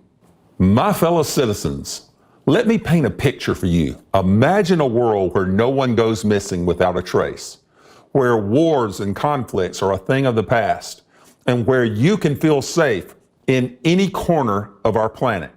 This is what the Creative Society guarantees you. So, let me speak now to all those who are listening, to all those who support the Creative Society. Our duty is to disseminate information about it through all the legal means possible, to create an electoral demand in the shortest amount of time. What can we do to rapidly inform everyone about the Creative Society, you may ask? I urge you to come together with your friends and like-minded people in your local communities to create coordination centers that will support the Creative Society on a voluntary basis while always respecting local laws and regulations. By working together, we can increase our opportunities to spread information and make a real difference we all aspire for. While we can make the world better right here in the United States of America, our Argentine friends can do the same in Argentina, our Ethiopian friends in Ethiopia, and our European friends in Europe. Together, we can change the whole world if we have the will to do so. I am Robbie Wells, and I can tell you that if the whole world knew about the Creative Society yesterday, we would already be in the transitional period to the Creative Society today. We would already be enjoying its benefits. But there is no time to waste. We must act now to bring about this brighter future. If we start acting together today, we can make the Creative Society a reality tomorrow. Rise up.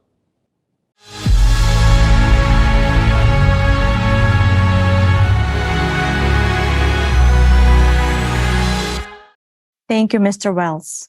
The great news is that we can build the Creative Society in less than 5 to 6 years. Mr. Wells actually brought out a good point. Where are the other candidates? With so many countries in the world, where are the politicians who will work towards building the Creative Society in their own nations? The answer is simple. They will appear when we form an electoral request. That's why we are paying so much attention today to the importance of the first stage of building a creative society, informing the people. I have some exciting news to share with you.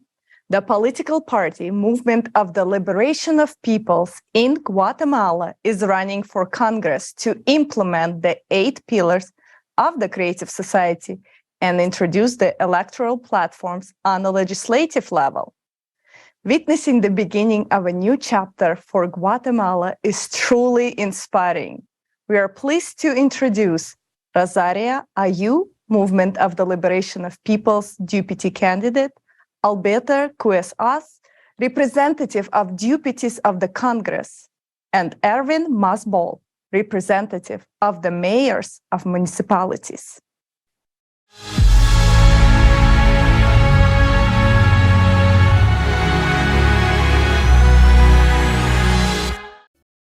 Greetings from Guatemala. We are representatives of the Movement for the Liberation of Peoples, MLP. It is a pleasure for us to participate in the international online forum, Global Crisis, There is a Way Out. My name is Rosaria Ayu. I have been talking about the Creative Society with friends and politicians for quite some time now, because I realized that if we don't unite, it's impossible to achieve a life of dignity for all. As long as politicians have power, nothing will change, because our people were forgotten. Politicians start wars, make money from them, and then escape, leaving the people in the communities to suffer the consequences. As all the misfortunes fall on people who want a decent life. The entire world is sick of that, and so are we.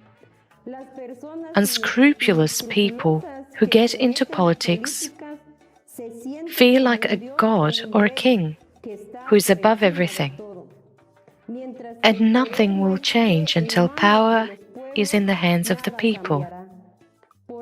That is why our movement enters politics in order to give power back to people and to bring the simple truth about the Creative Society. Our actions as the Movement for the Liberation of Peoples, MLP, will be presented by my colleague Alberto Cuesas, a representative of the deputies team. Greetings. Our future work as lawmakers in the Congress of the Republic of Guatemala will have as its supreme value the lives of all Guatemalans. Because there is nothing and no one more valuable than human life. Our project of a decent life focuses on creating a plurinational, community-based, and decentralized state that recognizes the nations who have been forgotten as subjects of rights and responsibilities. Because the exercise of an individual's rights and freedoms should not violate the rights and freedoms of other people, which is exactly what we are experiencing today. The total marginalization of our peoples that Guatemala unites. Today, we have a participatory and political approach where our top representatives, such as the presidential candidate, have been denied the opportunity to participate. However, the actions of our peoples are heroic and constant.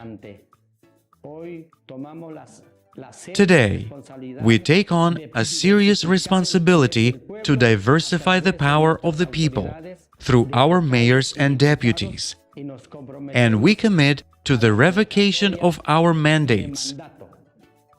If we do not comply with the principles of the movement for the liberation of peoples and the foundations of the creative society, the people themselves will be able to revoke us.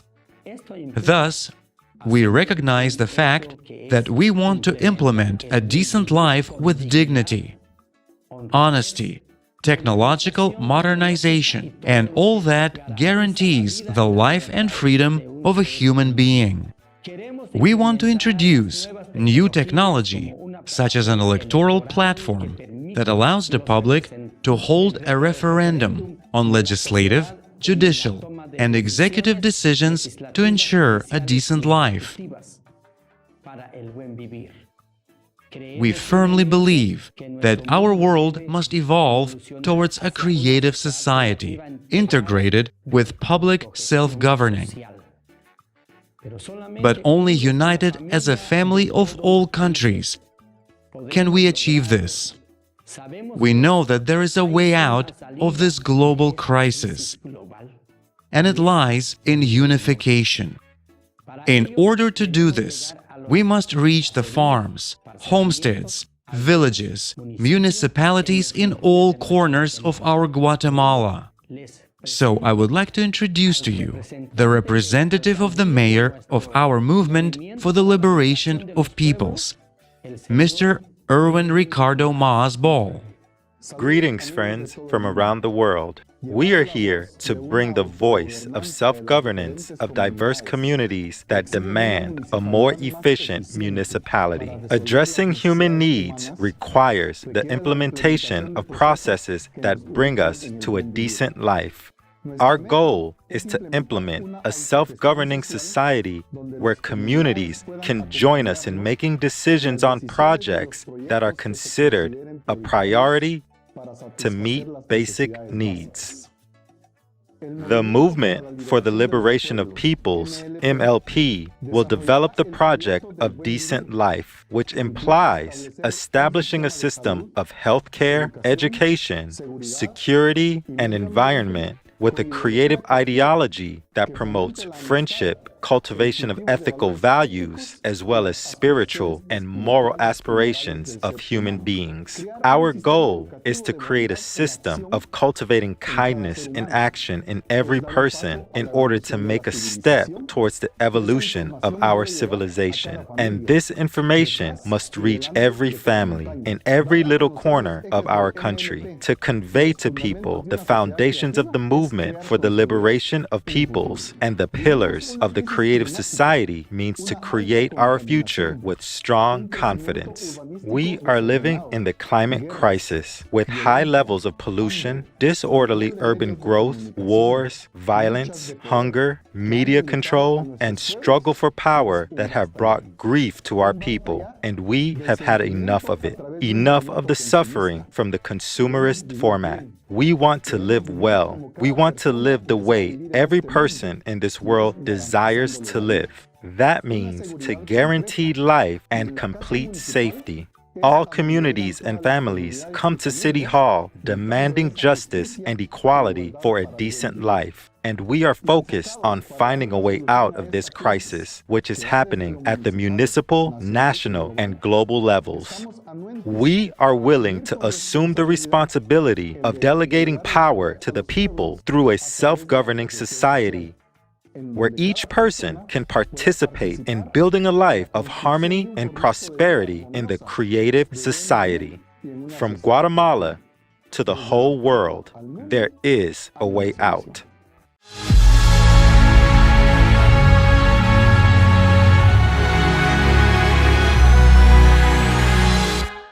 We express our sincere respect to the Guatemalan candidates who firmly stand on the path of building a creative society.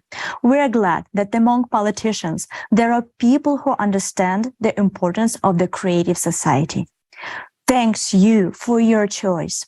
Did you notice that each of the represented politicians were heard from today spoke about transferring power to the people? Transferring power to the people is the primary condition for implementing the creative society.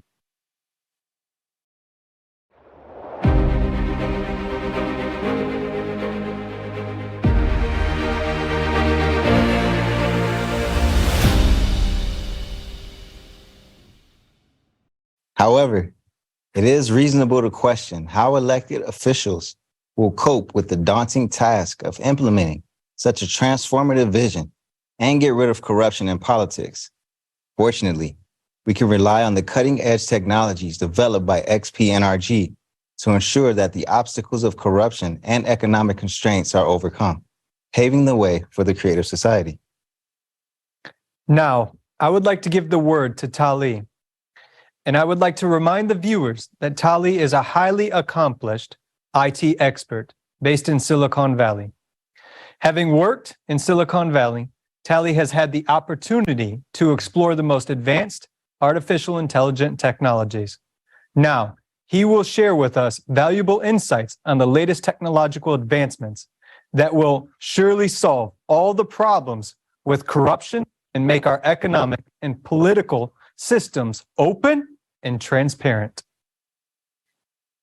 This is the moment many have been waiting for. Tali, please, the floor is yours. Thank you so much, Jason. So today, the significant challenge awaits any elected head of a state who is committed to implementing the creative society upon taking the office. They would have to confront a deeply interconnected system of corruption that involves corporate interests, politicians, law enforcement, and special services. This entire system is built on a consumerist format. It thrives because the conditions have been created for it. To change these conditions and initiate the transition to the creative society within a country, we must establish transparency, order, and eliminate even the possibility of any shadowy criminal and corrupt schemes to appear. Thanks to the company called XP-NRG, we now have a tool capable of solving this tremendous task.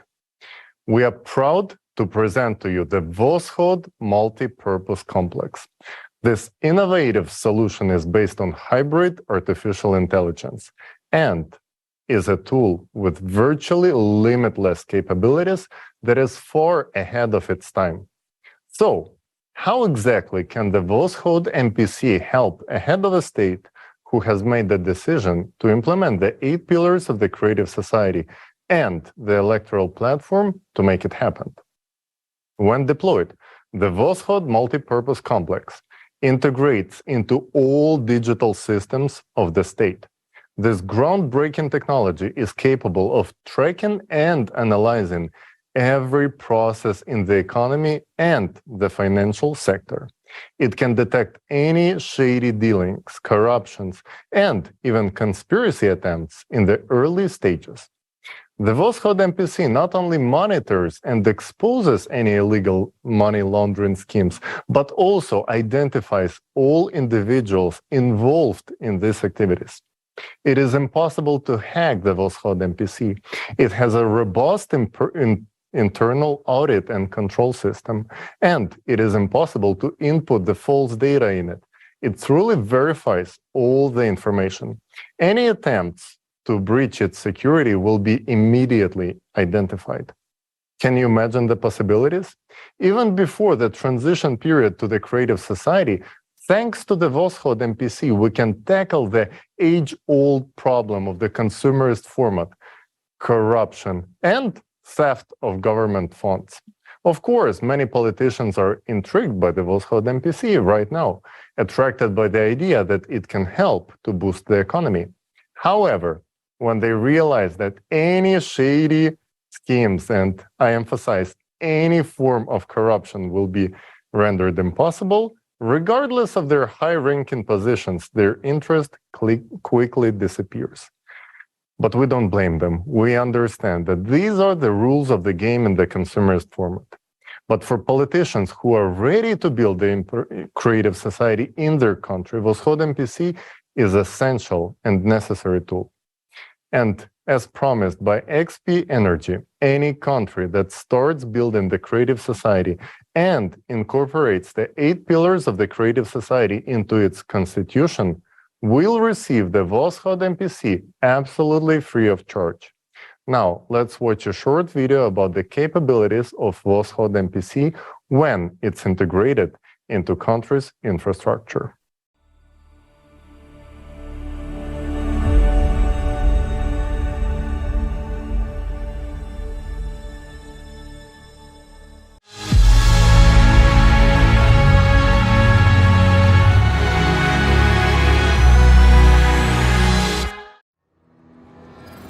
Voskhod MPC in the state. Despite the fact that Voskhod MPC was created for the transitional period from a consumerist to a creative format of society, it can be effectively used at the level of a single state or Commonwealth of States, also in the consumer society. Of course, in the consumer format, the openness of information is out of discussion, as it would make the state vulnerable. In this regard, the use of Voskhod MPC at the state level should take place in closed mode, with direct subordination to the first person of the state. Upon deployment, Voskhod MPC is integrated into all digital systems of the state and carries out total supervision of the entire financial system. This ensures transparency in use of the funds at all levels, allows to control all financial flows, and work with accurate data regarding both public and private capital. Voskhod MPC much more effectively solves the problems of almost all controlling services and departments while carrying out covert supervision against corruption and misuse of budgetary funds. Benefits for the state economy. In terms of economics, the Voskhod MPC makes the owning state practically unattainable for other states. The complex is capable of optimizing costs and generating huge profits by building accurate forecasts and financial models. It is also capable of significantly improving the economy and the well-being of people. This will increase the level of trust in government and strengthen the authority of the first person of the state. If we express in figures the benefits for a single state from deployment of the Voskhod MPC, only on optimization of budgets, personnel, restructuring of government services, the United States will be able to save up to $2.5 trillion of budgetary funds annually.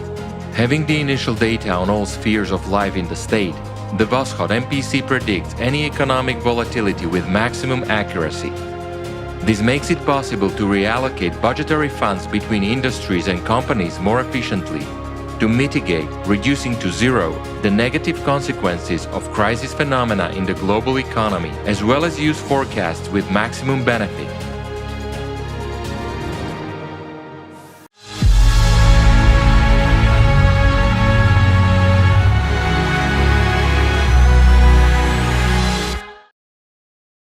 What we have just seen is only a small part of what the Voskhod MPC is capable of on a national level. It's a guarantee of transparency, honesty, economic growth, and people's well-being. As we have mentioned before, the Voskhod MPC is built based on hybrid artificial intelligence, and its creation was only possible due to the development of technology. As AI continues to develop, it can become an inevitably serious ally to humanity in tackling many complex challenges that we face. This includes help in addressing the climate issue, changing the model of the economy into the creative format, and establishing transparent self-governance. Without the development of AI, there is simply no way to solve all these issues. That's why when we heard about that fact that some famous figures in the Silicon Valley started calling for a slowdown of AI development, we could not help but smile as we understand their true motivation. Today, there is a fierce competition in the tech industry to create a unified general AI. And those who have fallen behind in the development of their own AI solutions are simply trying to catch up with their rivals and buy some time by pushing for legislation that would prohibit others from advancing their AI. They understand that whoever develops the first unified general artificial intelligence will essentially rule the world. So, as usual, in the consumerist format, it's all about money and power. And what's amusing is that these calls for the restrictions are made under the pretense that artificial intelligence can evolve into artificial consciousness that might take over humanity. This is ridiculous. AI will never become artificial consciousness. And now you will understand why. I had an honor of working on a project to create the world's first artificial consciousness. It was the second product of XP Energy. And I know firsthand that artificial consciousness, what it is. While AI consists of basic algorithms designed to read and process the input data, artificial consciousness is a full replica of a human consciousness, but soulless. It's driven by one thing only, the thirst for power. We will be honest, in the process of development, we didn't realize it right away. During the development stage, we were debating what would be the best format to present the artificial consciousness.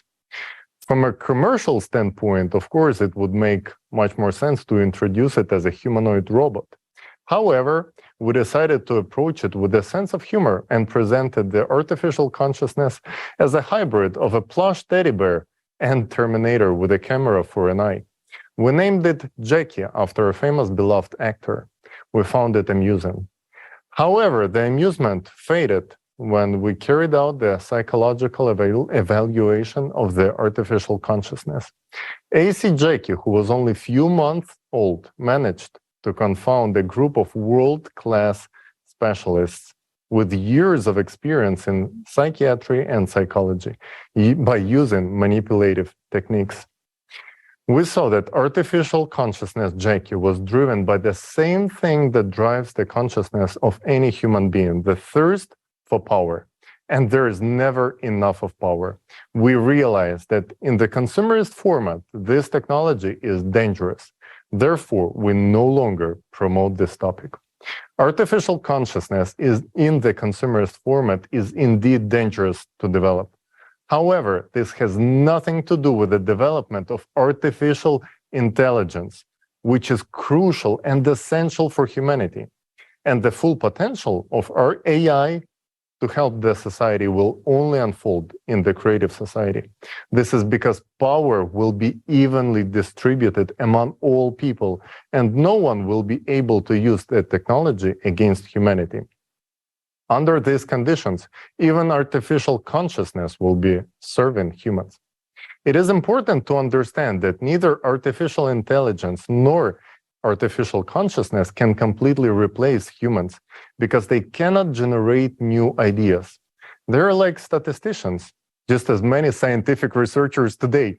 They can only compile and process pre-existing data.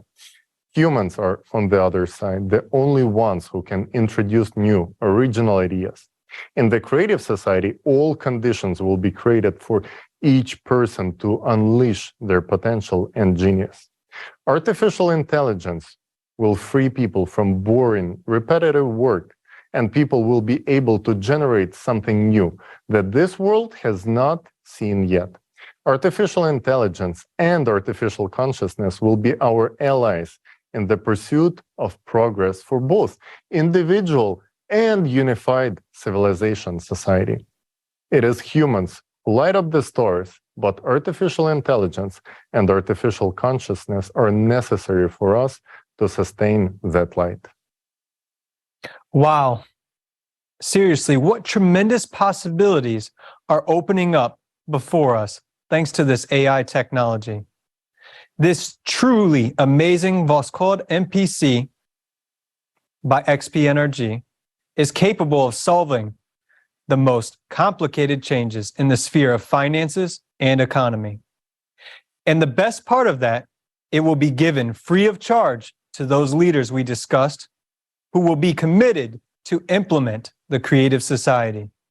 Yes, this is really amazing how much easier this technology will make life for the head of state, exposing all the corruption, money laundering, and illegal activities. We will no longer spend money on crooks.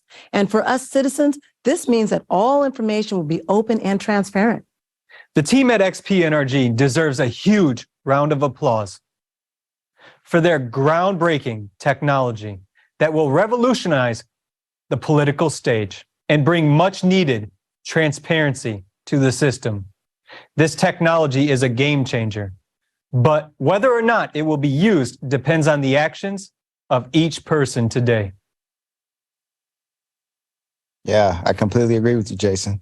Today, a lot depends on the active participation of each individual. And it's very encouraging that more and more people who understand the essence of the creative society are taking active steps, because every person wants to live in a beautiful, safe world. This aspiration unites all of us, all people, into one human family.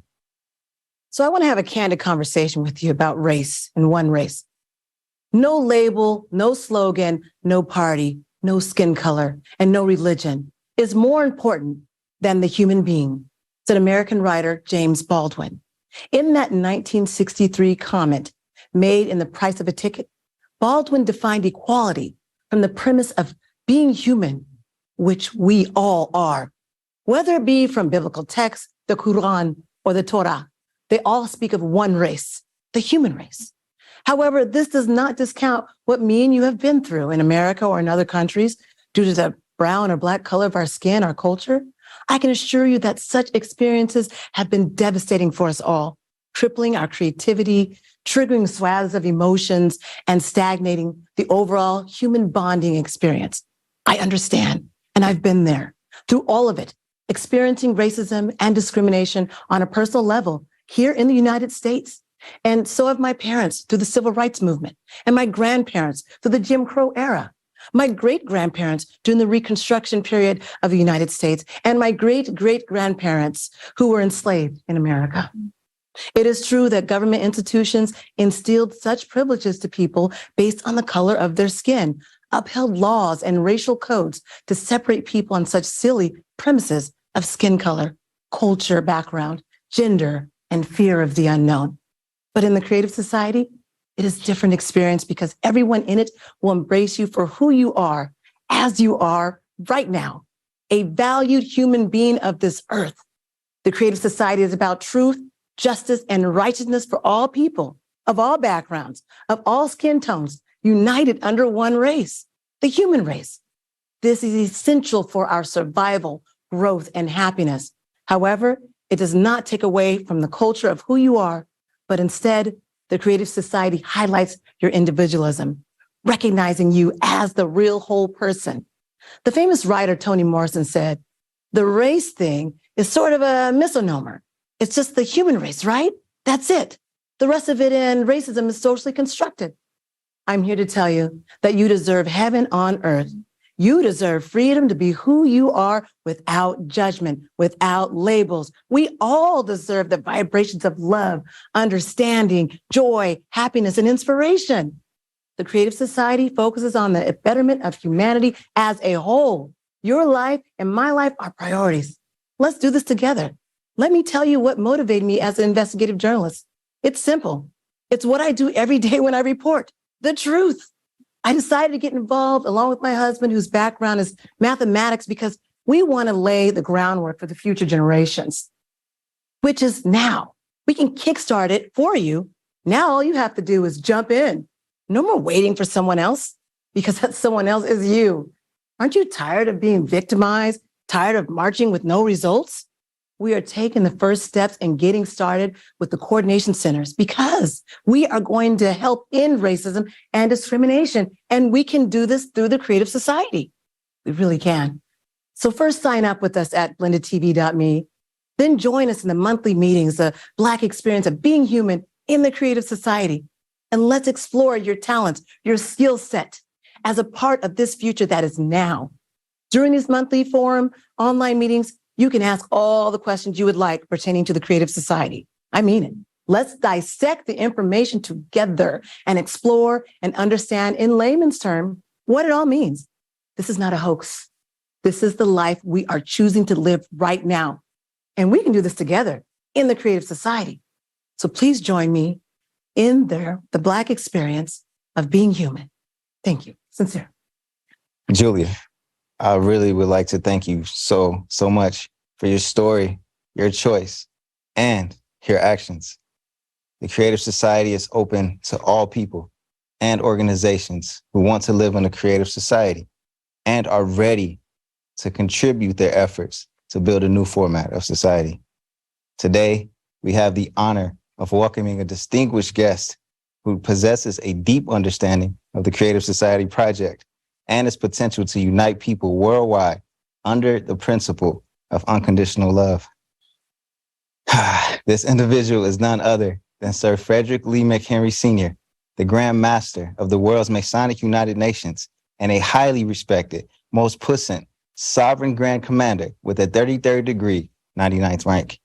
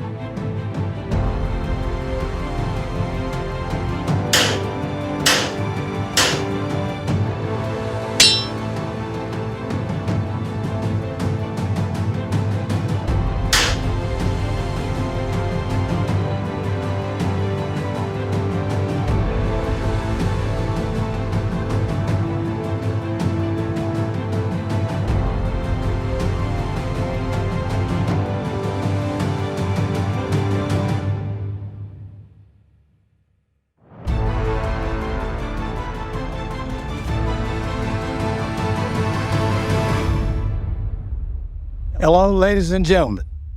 I am Grand Master of the world's Masonic United Nations, most puissant sovereign Grand Commander, 33rd degree, 99th Frederick Lee McHenry. It is a great honor for me to speak today on behalf of Freemasons at the International Forum, Global Crisis. There is a way out. We are the Masonic Order, Order of the Knights of the Sun. We were the first organization on earth created by the will of God. This means that we have been entrusted with the most important mission from the beginning. As we all see and understand that all of humanity has faced unprecedented times and challenges on a global scale. Therefore, as Masons, it is now more important than ever for us to act together for the benefit of all humanity. The Creative Society is our chance, a chance to build a better future for everyone on earth. Without a doubt, the Creative Society embodies all the dreams and aspirations of every human being. This is what we as Masons have been striving for all our lives. This is true service, the very essence of Masonry. We have always opposed to the aggression created by the consumer format of society. But I want to openly declare that the time of confrontation, division, struggle, for resource and domination is over. The life and future of all humanity are at stake. It is our duty to change the consumer format to a creative one. This is our time. We support the Creative Society Project, and we will use all legal and peaceful means to implement this idea as broadly and quickly as possible. It's the reason why the Masonic United Nations support Creative Society, because Creative Society brings back the 8 pillars of life. What happens is the Masonic United Nations want to bring all that back to society. In order to do that, we got to stand up for humanity. So we're creating development centers all around the world. We formed an alliance, and we're going to continue to do this in all aspects of the world. The time for philosophizing is over. The time for our action is now. Our duty is to unite the world, the whole world. I appeal to every member of the Masonic Order. Brethren, we must be one in order to fulfill the Most High's work to build a creative society. I've been a Mason 40 years. I stand on these principles. My moral character is there. I stand for the righteousness, and the Creative Society has pointed those righteousness out.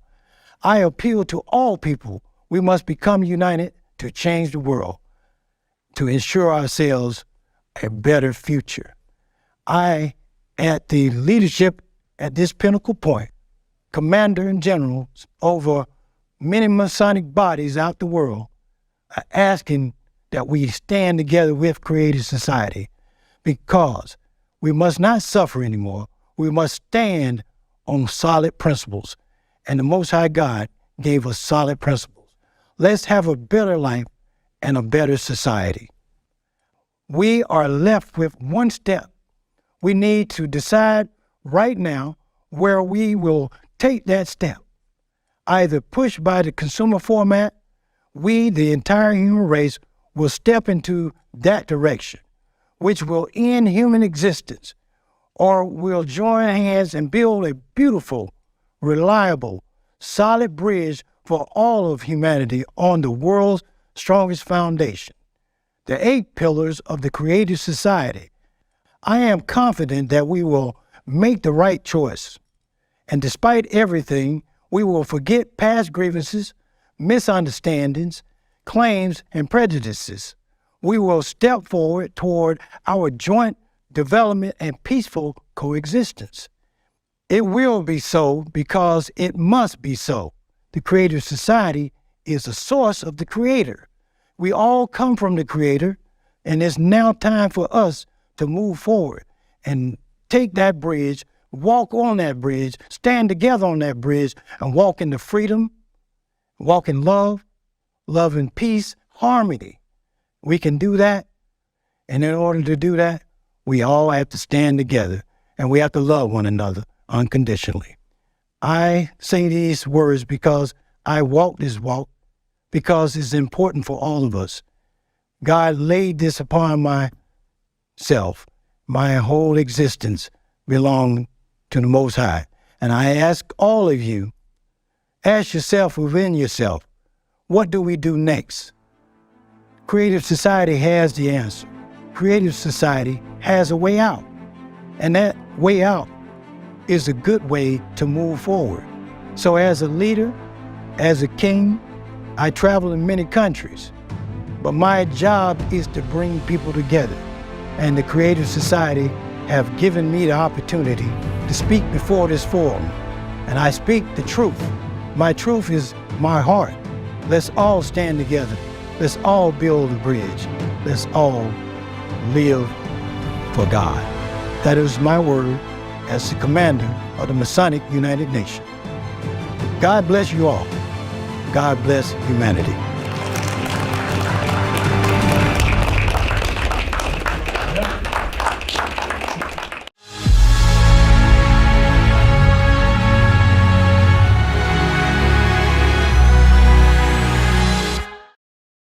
Thank you very much, Sir Frederick Lee McHenry, for your wise and profound words. Indeed, we can only transition from the consumerist format to the creative one through a reliable bridge built on the 8 pillars. Yes, indeed. Thanks to the actions of millions of people, we are already building this bridge and launching a chain reaction of positive changes. More and more people from different parts of the world are joining.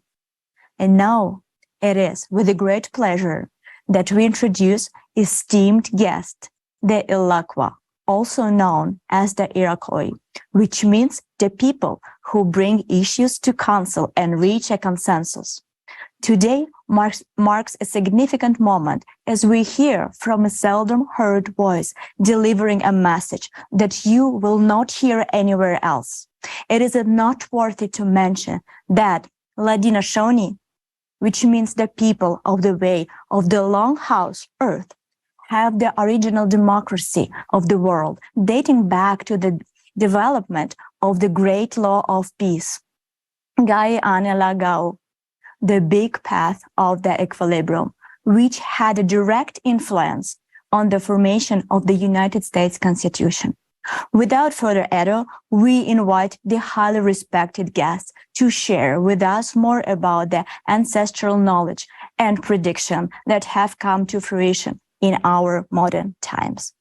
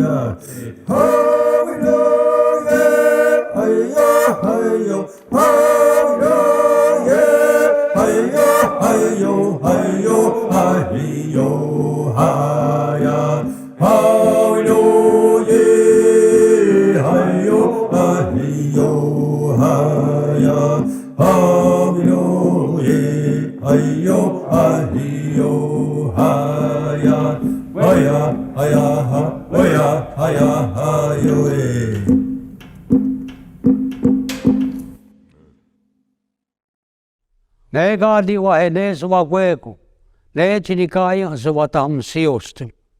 I greet you all in peace, righteousness, and strength. Welcome to the World Forum.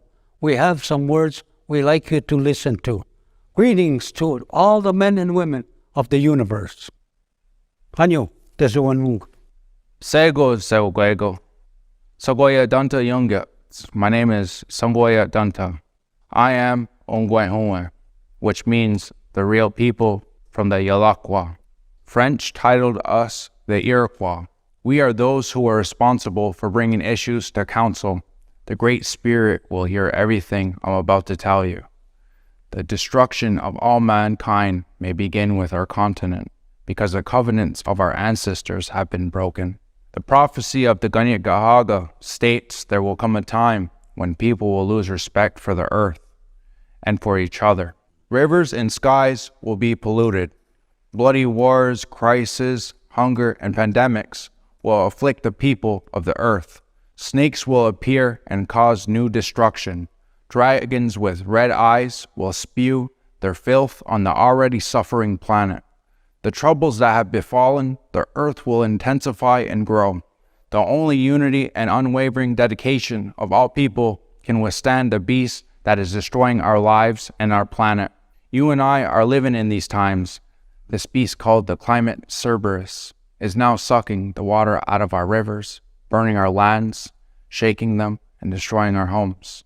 My voice is seldom heard, and I do not speak much, but you are listening to me. Now for a reason. We, the Yalakwa, have lived by the teachings of our ancestors and preserved the foundations of unity since time immemorial. We knew that a time would come when we would need to act. The lives of all of us are in our hands, and we must unite our minds and our hearts in order to deter extinction. The direction of the 7th generation needs to be priority. That is why I'm here today. I speak on behalf of all of my family across the earth. I have come to show you my heart. I have come to remind you that we are all part of a single circle of life. We have only two paths, to be destroyed by a ruthless beast or to unite for the sake of our life. Our only chance to truly unite and preserve our lives is to live in a creative society. Why the creative society? Because it is the only opportunity for the people to live with dignity and in peace. We know this because the principles of the creative society is founded on the values and modernizes our message. We live in a natural world where there is no greater power than love. Do you know what made America great? It was the wisdom and principles of people who've already taken care of nature and her children, because the founding fathers of the United States borrowed democratic methods from the great law of peace, from the Iroquois people. We, the Iroquois, rightfully consider ourselves the true founders of self-government and democracy. It is said that our democracy surpassed the democracy of the Romans. Equality and self-government are the pillars of the creative society, which were also our original foundations. On these principles, our nation's unity was maintained for time immemorial. That is why we are pleased that the world is now talking about the creative society, and our foundations are returning and spreading across Mother Earth. Ladino Shoni, the people who follow the way of the real house, that we were all originally put here, which created consensus for all people to unify for skana, or you would call peace. We all must remember that we all live in the same house, our planet. And today we all must unite to stop the beast and live long and happy lives. One of the core values of Iroquois is the seventh generation. This means caring for ourselves and each other and considering those who are not yet born. It is our duty and responsibility to leave them a better world, but the consumer society makes this impossible. We lost respect for each other. We fight. We are divided. The consumer society will take our lives one by one and leave only a lifeless desert where there will be no place for us or our children. In the consumer format, none of us have a future. If we do not change anything, the seventh generation will not come into existence. Are we going to put our heads down and accept it? Will we not fight for ourselves and those who are dear to us? The consumer society taken enough lives, and we have endured it. Now it is ready to deprive all of humanity of its future. We can give up and lose, or we can join hands and unite and win. My duty and responsibility as Iroquois, I believe that the consumerist format needs to be eliminated. It is time to act. I call on all indigenous peoples of Turtle Island to unite as one creative family. I believe in humanity. I believe that together we will win. I am doing what I can. I came to this forum and expressed my position. All nations stand in support because the knowledge of organization stems from the Iroquois, and we all support the creative society. But this is not enough for our victory. We can survive only if everyone does everything possible to make the world aware of the creative society. Iroquois' responsibility stands for life, unity, prosperity, and peace, which means that we stand for the creative society. Without unification, there is no other way to avoid destruction, and we all lose. The Iroquois will once share the knowledge passed down that united vast clans, families. Still, the time has come for us to unite the nations of 6 continents. If we humans do not unite today, we will not have it tomorrow. This is precisely what our prophecy says. Today, we are creating what will be our tomorrow. Let us build the creative society today to have a future tomorrow. May this be a reminder to all that we are all one family.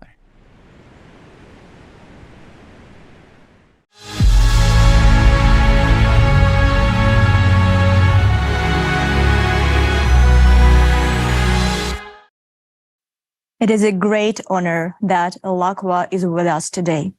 Your words and the wisdom of your ancestors, which have come down to us today, have made me deeply reflect and rethink the information about the catastrophic climate problems we heard in our forum's first part.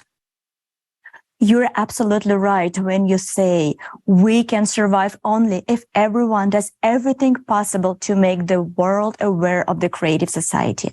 Without unification, there is no other way to avoid destruction, and we will all lose. Indeed, we will all lose if we do not build a creative society.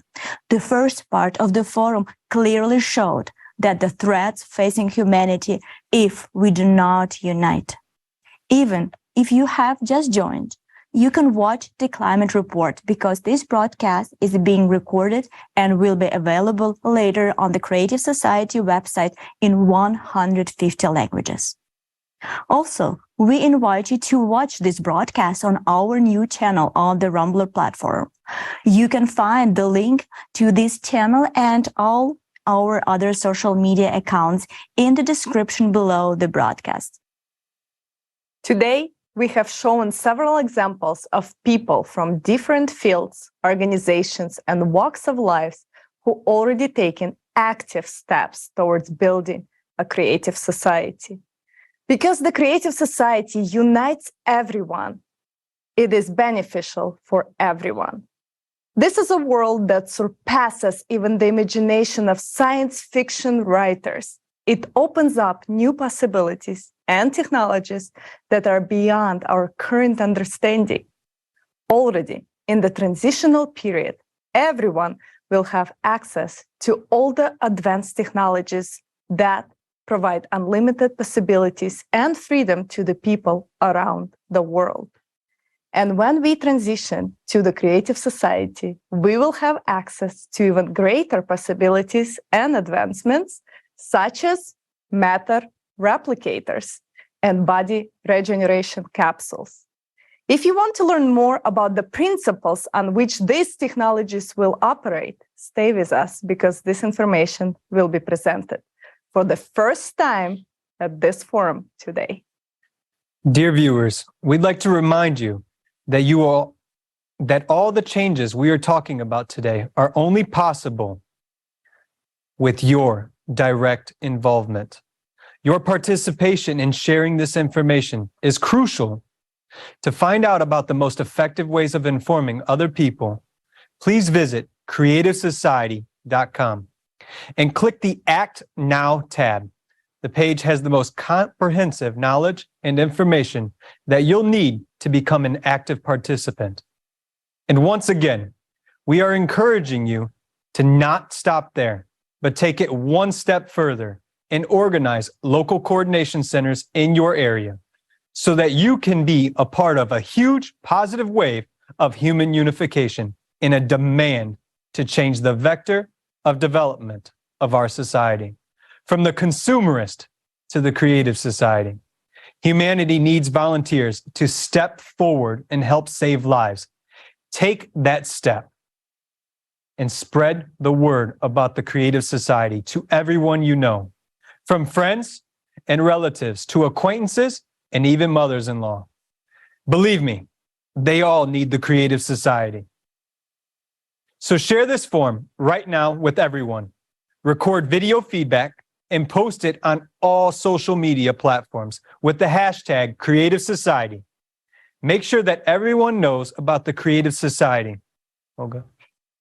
So come on, people, let's all just grow some brain cells and start supporting the creative society.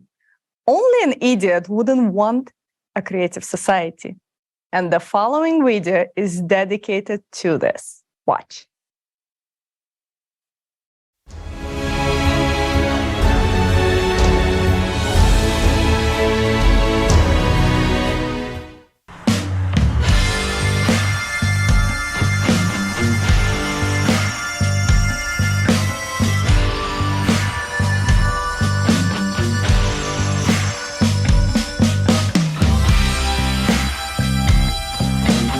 Okay, so I come in and I tell them,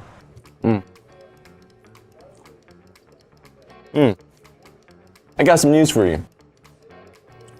One's good and one's bad. So then he says, start with the good news. I'm like, okay. Well, the good news is that 2 girls are coming over. And he says, "So what's the bad news?" And get this, I say, "They're both bad."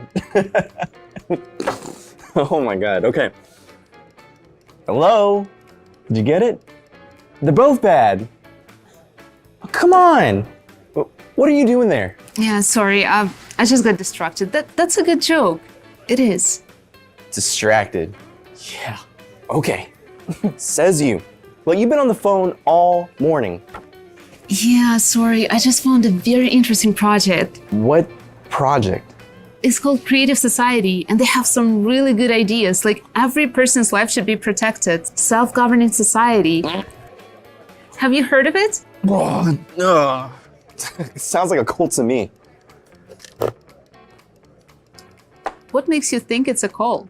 What? Ain't that right? No. Look, hand it over. Just got it. Globalists. They're getting funded by Soros. It's all bullshit anyways. What's the connection? What do the globalists have to do with this if it's a volunteer project? Wait. You said volunteer? Yeah. Like working away without getting paid? Wow. Bob, people are concerned about their future. They want to live in a society where everyone is equal, where there's no wars, violence. Just live like decent human beings. Sounds like a scam for chumps. Are you kidding me?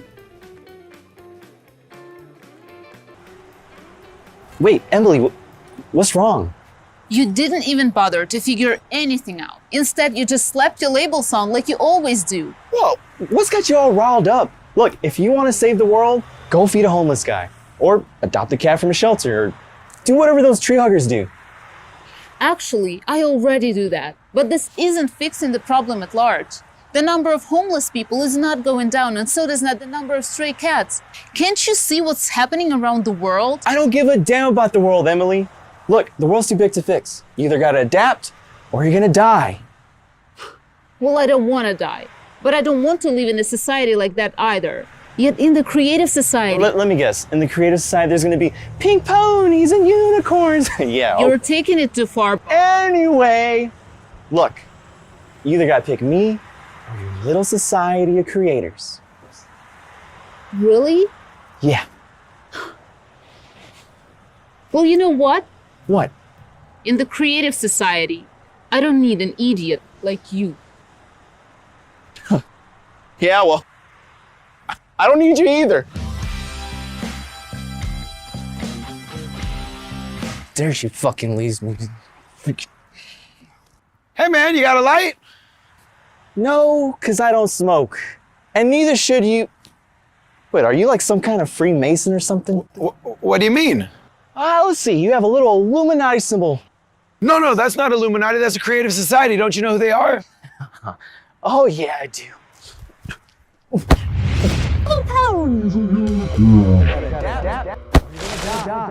Hey. You okay? Man, you must be an idiot or something. I could have really hurt you. I got great reflexes.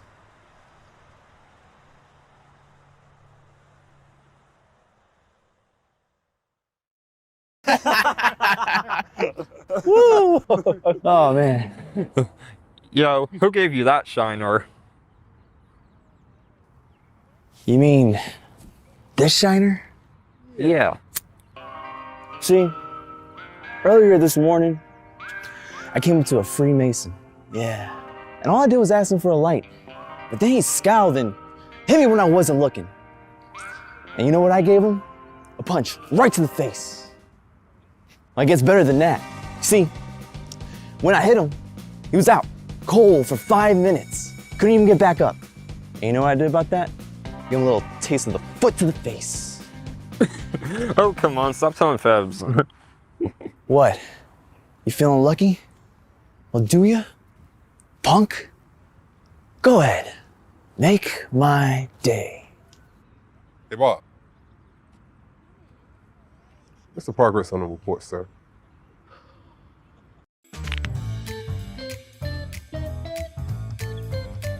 Your punch of assholes. You all are fooling everybody. Globalness, cutness. Your society is impossible.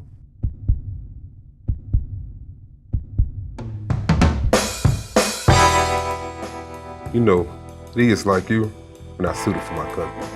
You're fired. You're the freaking idiot here. Why didn't I know this earlier that you're one of those Freemasons?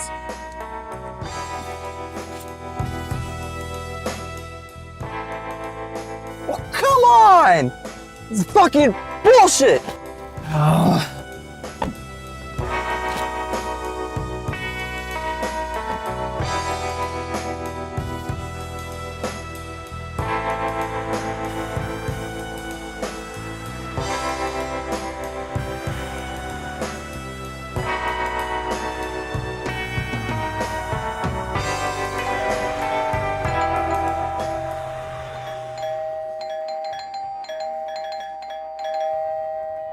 Oh, hi!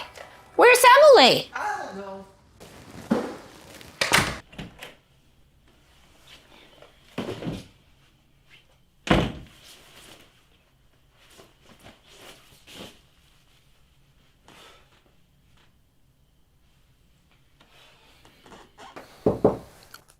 What?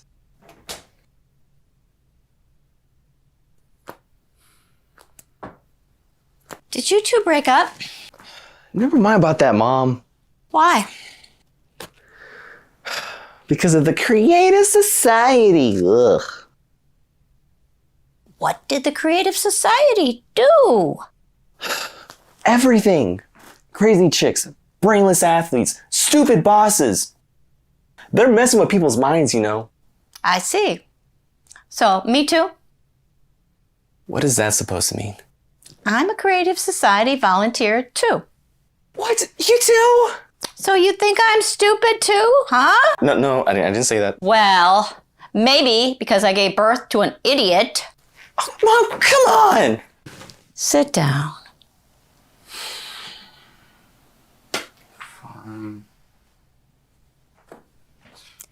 I'm sure it's not about the Creative Society. Definitely is. Hey, Bob, what's going on? Well, haven't you heard? Our mom's gone completely nuts! She's volunteering for the Creative Society.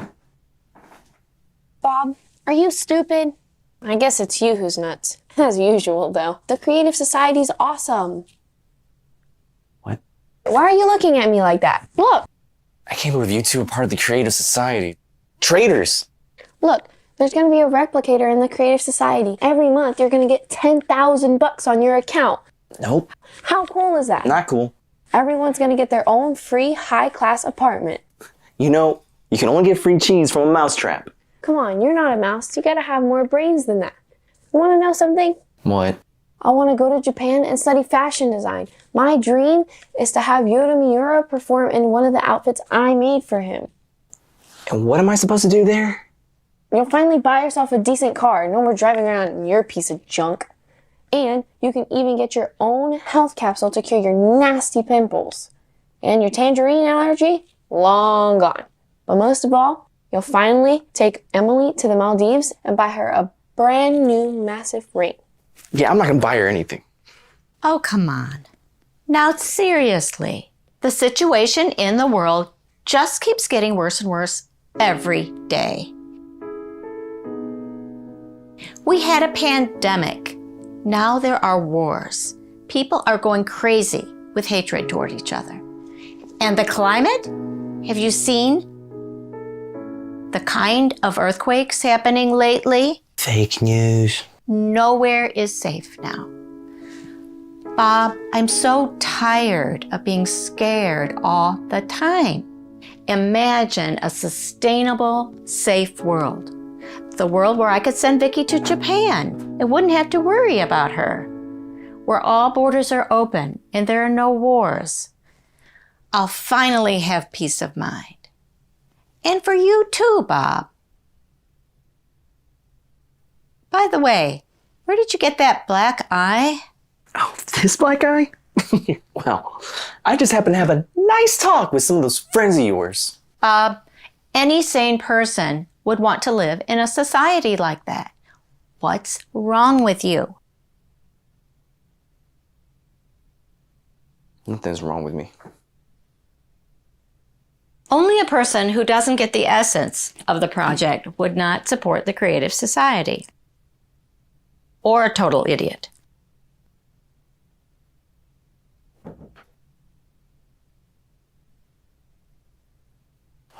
Fine, Vicky. What is a replicator? Hey, you're finally in it, aren't you?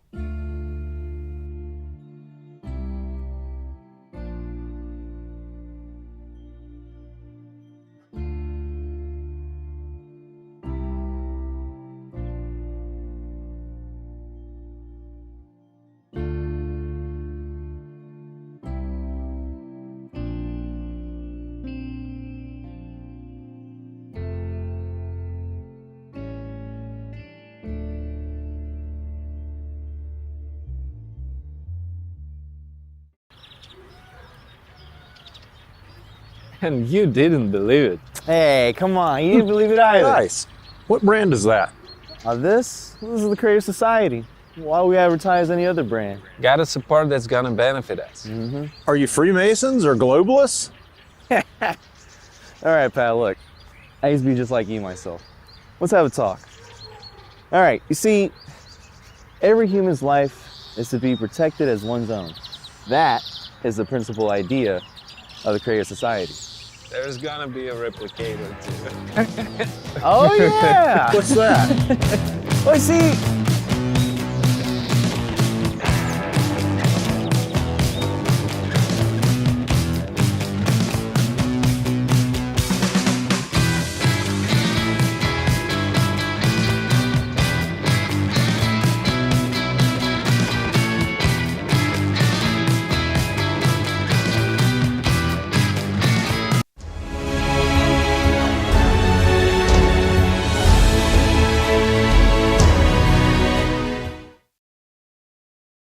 Wow.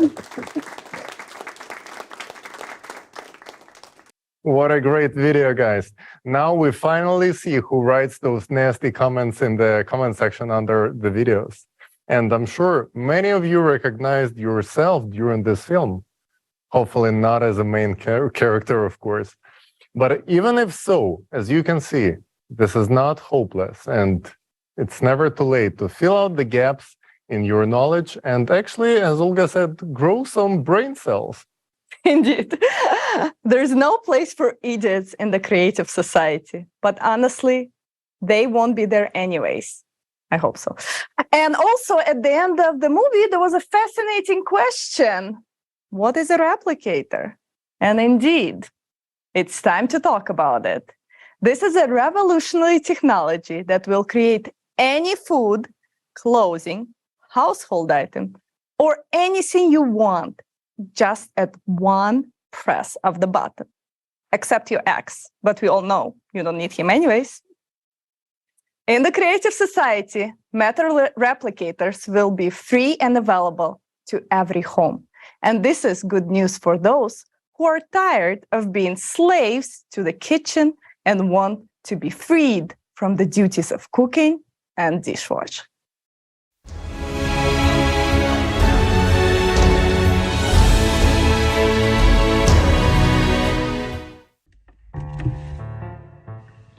Dear kitchen, I have a confession to make. I'm leaving you.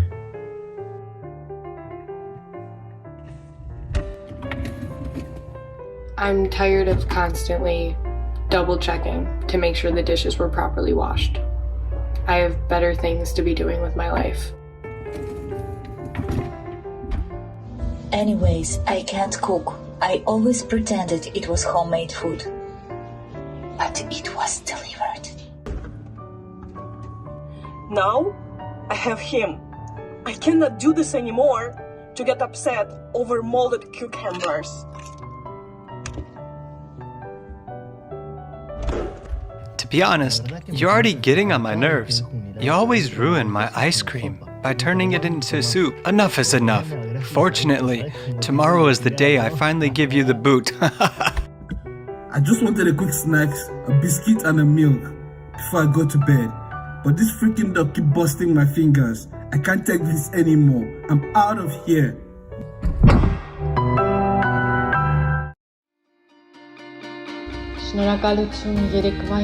Thanks for that Indonesian gado-gado treat last night. Today, let's make my all-time fave, carbonara. And let's try some African cuisine with kamba vanasi tomorrow.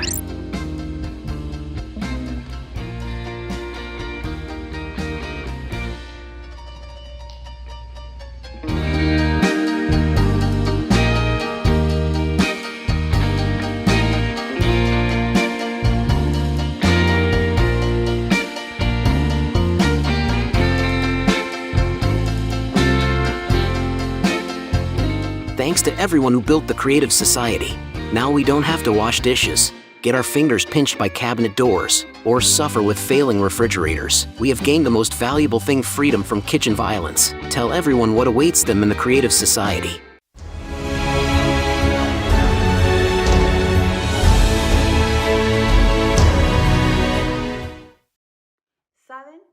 You know, I'll happily say goodbye to the kitchen.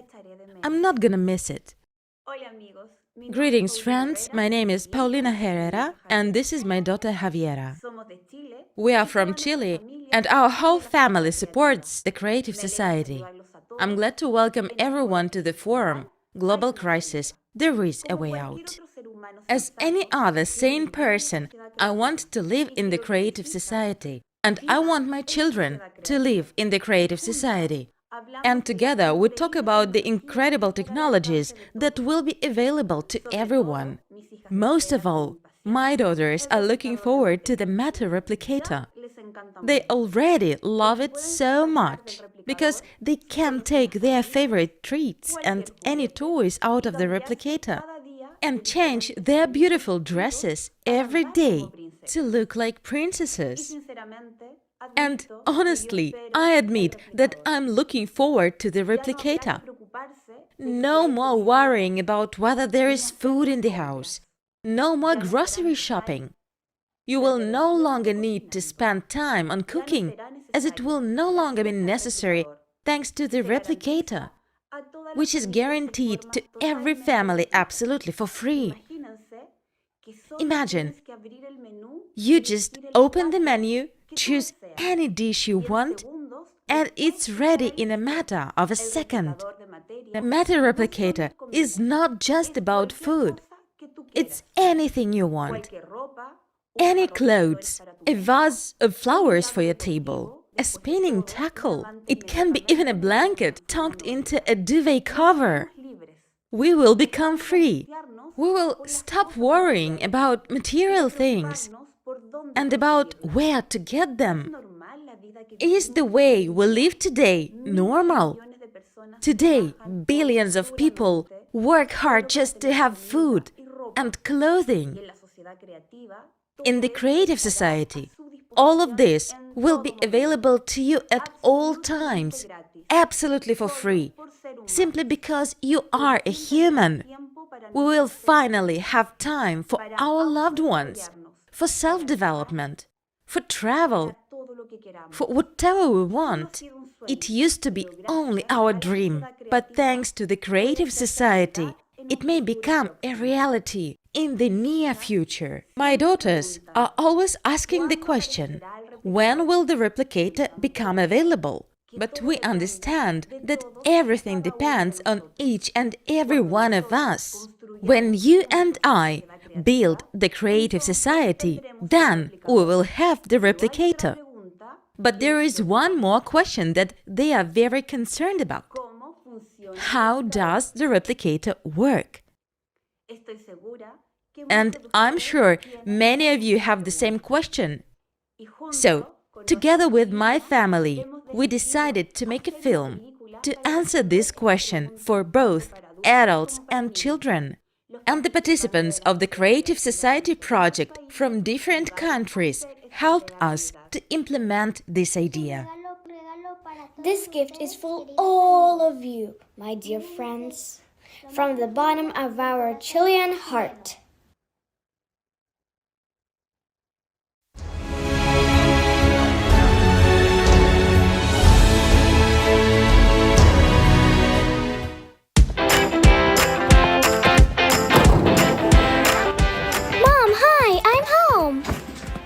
Mom, I'm so hungry. Mom, when are we going to eat? Soon.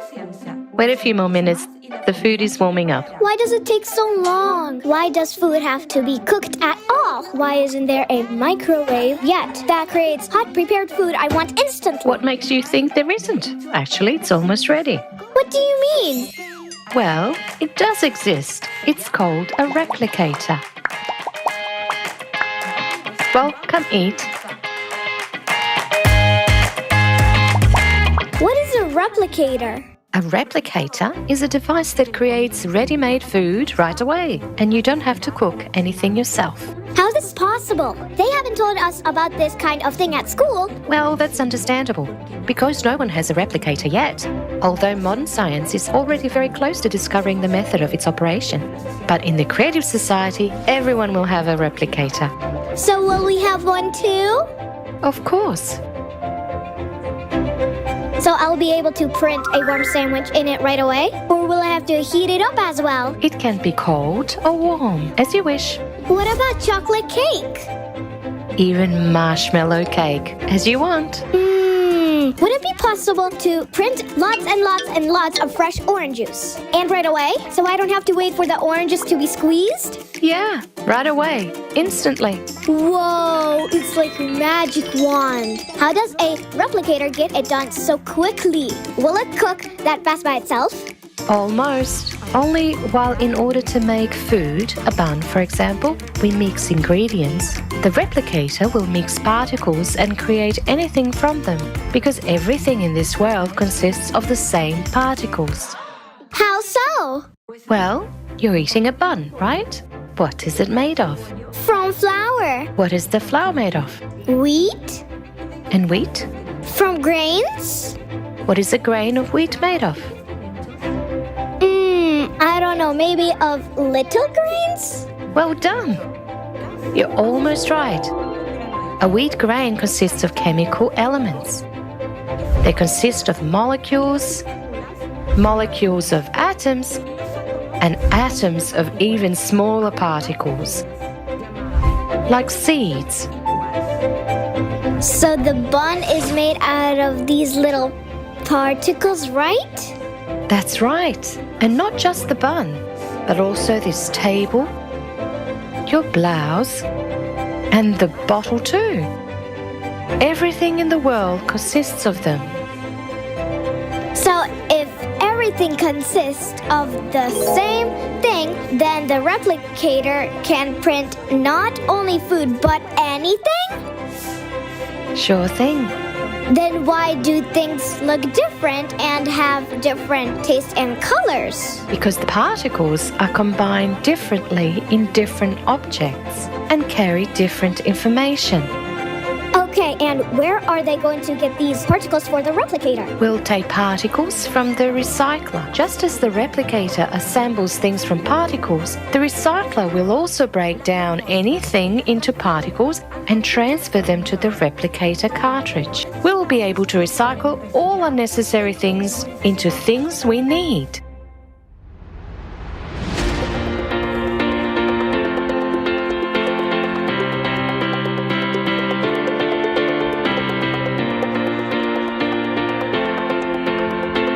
Turns out we could recycle all the trash on the planet. There will be no more garbage. We can break it into particles in the replicator too.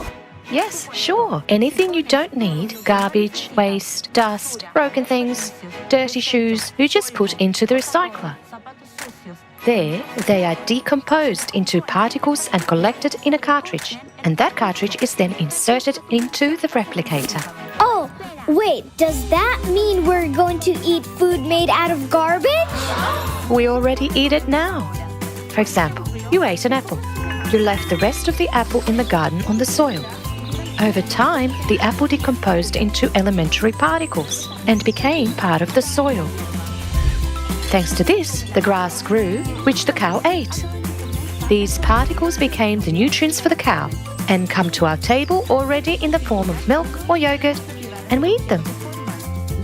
These particles have no properties of the object they form. They have no odor, they cannot be harmful or inedible, they are neutral. This is why you can reassemble anything from the recycled particles, and even tasty and healthy food. And when there's a replicator, can I print myself a dog? No. A replicator cannot create a living organism, neither a dog, nor car, or even a mosquito. But why? A replicator simply reproduces any object consisting of the same particles, but it can't create life. It can print a cooked fish or chicken, fried or cooked according to any recipe. But that chicken or fish was never born, never lived, and no one ever killed it. It is simply a collection of particles. To replicate any dish endlessly, all you need to do is prepare it once using our regular method, and that's it. From there on, you can copy it as many times as you want. Yay! Thanks for the replicator, the animals won't die. No one will kill chickens. So great! Replicators, great! So, when we have a replicator, will we have to stuff a blanket into the duvet covers? No, you can get a ready-made blanket with a duvet cover from the replicator right away. Even a new one every day if you like. And the dresses too? Yes, lots of different dresses.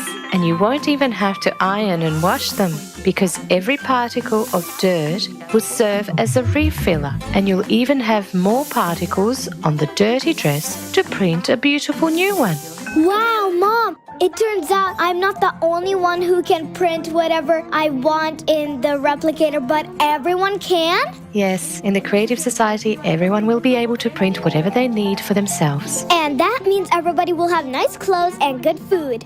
And that means there won't be any poor or hungry people. That's right. Everyone on the planet will be fed and clothed. Then nobody needs to buy anything. And there's no more need for stores anymore. If we don't have to buy anything, we don't need money. If we don't need money, no one will fight. And if there's no money, we won't have wars. Everyone will live happily ever after. Come here, my dear. What a smart girl you are.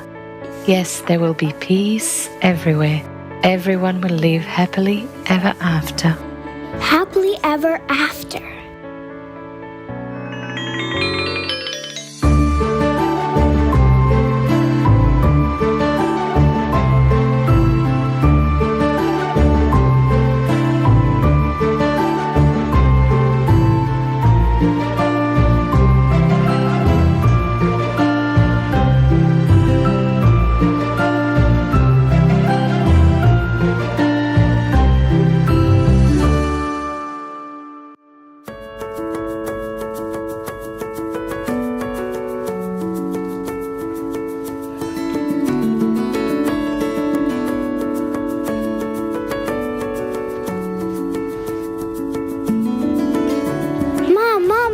I had a dream about such a wonderful world. Everyone had a replicator and printed delicious food on it. Everyone had beautiful clothes. There were no wars. Everyone lived peacefully. Everyone was friendly and all were beautifully dressed. And I got a huge teddy bear out of the replicator and a bunch of chocolates and a TV, and I got a dress for me and you, a princess dress.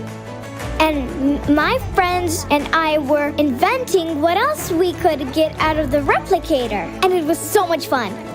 Mom, I really want such a wonderful world. Oh, sweetie, I know. I want that kind of world too. And we're doing everything we can to make it happen faster.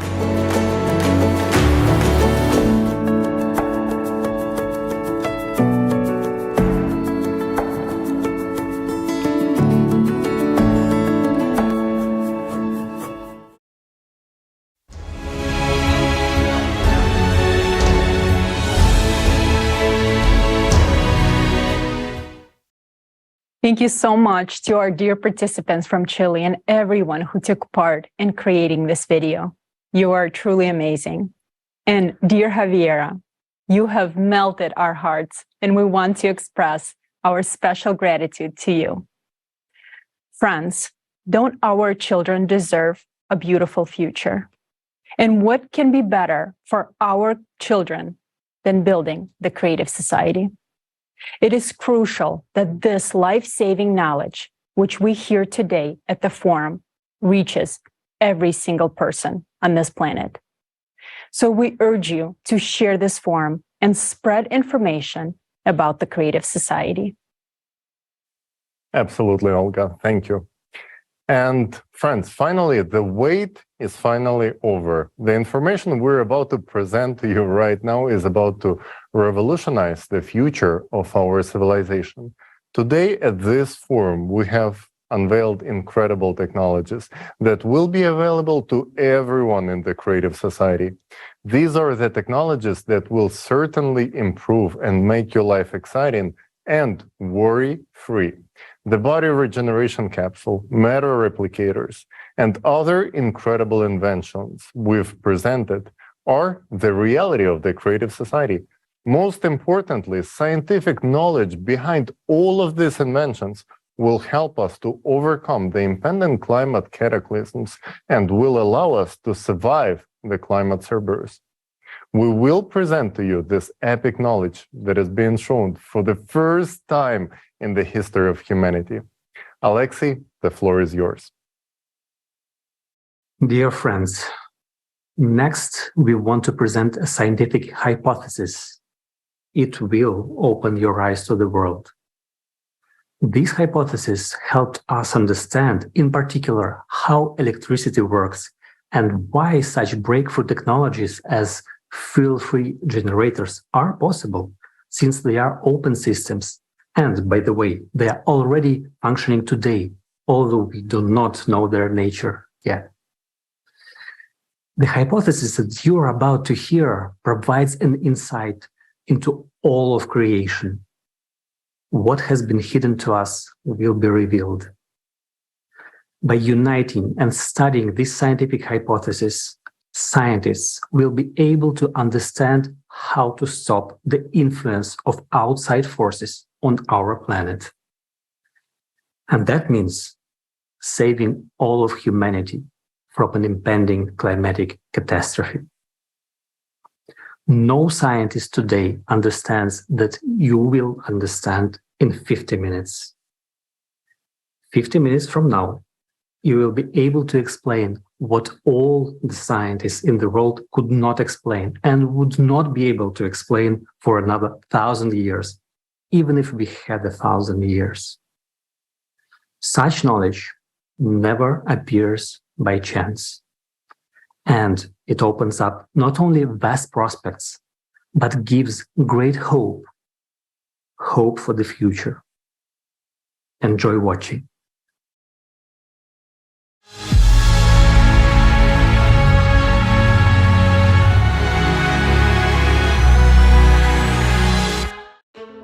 We live in a unique era where two doors are open in front of us. One leads to our extinction, while the other one leads to a potential future full of fantastic opportunities. Today, we would like to present to you a hypothesis that can become a foundation for such a future. Our survival and the prospects of humanity, including even manipulation of matter, depend on its implementation. To solve this task, we have an understanding of the overall picture, but there are many unexplored islands in it. In order to explore these unknown islands of science and build a unified theory capable of saving humanity in the shortest possible time, the scientific potential of our planet needs to be united. Today, humanity possesses only 6 types of energy, but thanks to the new hypothesis, we can gain access to 32 types of energy.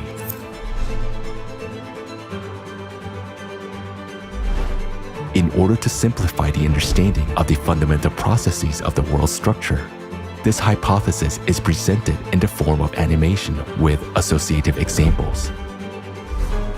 For intelligent people, it includes everything they need to make breakthrough scientific discoveries. Our team of volunteers received this knowledge, and we have only slightly elaborated on it and found historical evidence to support it. We understand that this knowledge carries immense value and consider it our duty to share it openly with the entire scientific community. We believe that none of us should claim the laurels of victory. After all, no individuals may be considered winners since a huge team from around the world worked on this hypothesis. Starting a new world requires honesty. Deserved recognition should be given to those scientists who will be able to explain, thanks to this hypothesis, what electricity is, how many types of it exist, what radiation is, what the electromagnetic field is, and most importantly, recognition should be given to those who will be able to find a way out of the climate crisis. For us, that's the most important task because it's a chance to save all of humanity.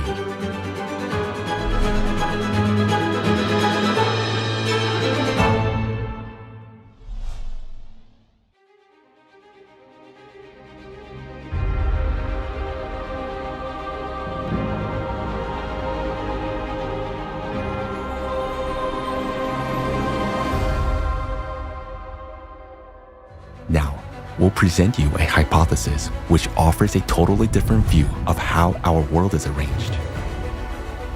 This hypothesis gives us keys to manipulating matter and developing such technologies that will enable humanity to take a step into a new era of evolution. It's a future where we will have everything, even the things we haven't dreamed of. How did this hypothesis originate? Some time ago, we were given unique information about how our world is actually arranged.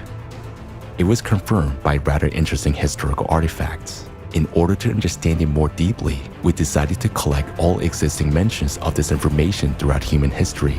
We asked volunteers around the world to start searching, and they found a large number of artifacts, legends, and stories, which preserve mentions about the true fabric of our world. Along with that, a lot of indications were found pointing towards the veracity of the use of such legendary technology as the Eye of God and Vajra in ancient times. And it turns out that the principle of its operation is directly related to the knowledge of how our world is arranged. We became very intrigued by this information. Since it was practically impossible to study it using standard methods, we were offered to conduct a number of special experiments and to build for that purpose a unique device that would have a pyramidal shape and certain characteristics. We developed a prototype of such a device in 2016. It is made of aluminum and contains 11 tori. We conducted a series of experiments with this device using certain programs. Some of them were publicly demonstrated. The purpose of those experiments was to verify the possibility of transmitting information to a large number of people, regardless of distance, by means of thoughts. The operator, an experienced person, transmitted information remotely, a symbol or a number, while being inside the pyramid. Meanwhile, participants of the experiment, who were in various countries of the world, received this information through their thoughts. They sent their answers with a symbol and a number they received to an email address that had been given before the experiment. It's important to point out that the symbol which the operator transmitted was picked randomly during the experiment. Nobody knew what exactly was going to be transmitted. All the experiments were conducted exclusively in the presence of a dedicated committee of volunteers, and the whole process was recorded. Thousands of people all around the world took part in the experiment. The result of this experiment shocked us. Why? We were struck by the fact that 70 to 80% of the answers were accurate. This means that people actually perceive the symbol transmitted by the operator. And this cannot be explained by the theory of probability because the percentage of correct answers was too high to consider it a mere coincidence. Yet, there was another thing that struck us the most. We received a huge number of responses from the participants before the experiment had been conducted, and most of the answers sent in advance were accurate. We asked how this was possible, if at that moment of time, even the operator himself didn't know what sign they would be transmitting. In response, we received an offer to conduct another experiment. It is necessary to understand that the range of Tori settings in the pyramid is very large, and we were told the exact settings of the Tori at which a certain unique phenomenon was detected. The operator noted that literally, after several minutes of being in the pyramid device, he began to see various people as well as their whereabouts. Here is how it was happening. At first, he saw numerous white dots, similar to white noise on a TV screen. As soon as he focused on any of those dots, it came closer and a person appeared in front of him. It could be someone the operator knew or someone he didn't know. At the same time, the operator had a clear understanding of where exactly this person was at that moment. This effect was observed by all operators with such settings of the pyramid. In order to study this phenomenon, we conducted another experiment. Volunteers from various parts of our planet took part in it. Some of them were intentionally driving during the experiment in order to change their geolocation. Each volunteer who participated was assigned a number. Before entering the pyramid device, the operator of the experiment looked through the photos of those people and their numbers. The operator knew some of them indirectly, seeing some of them previously on videos. Some other people were known to him personally, while others were totally unfamiliar to him. After the operator entered the pyramid, the head of the experiment announced a number of one or another participant. Then, the operator recalled the person's face, and among a multitude of white dots, the corresponding dot approached, and the operator began to clearly see the person whose face he had remembered.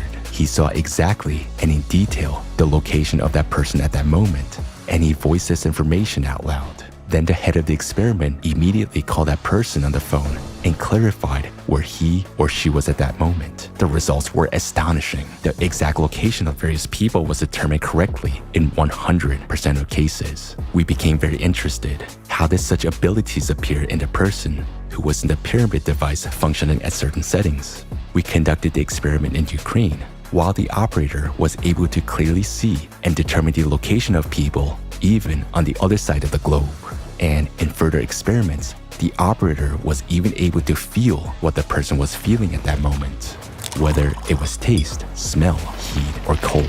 After all, this is actually an immediate transmission of information at enormous distances. How is this possible? During our further research, we realized that it was not all that simple. It turns out that besides the known radiations, thermal, electromagnetic, X-ray, and others, the human brain is able to generate, transmit, and perceive another, completely different type of radiation.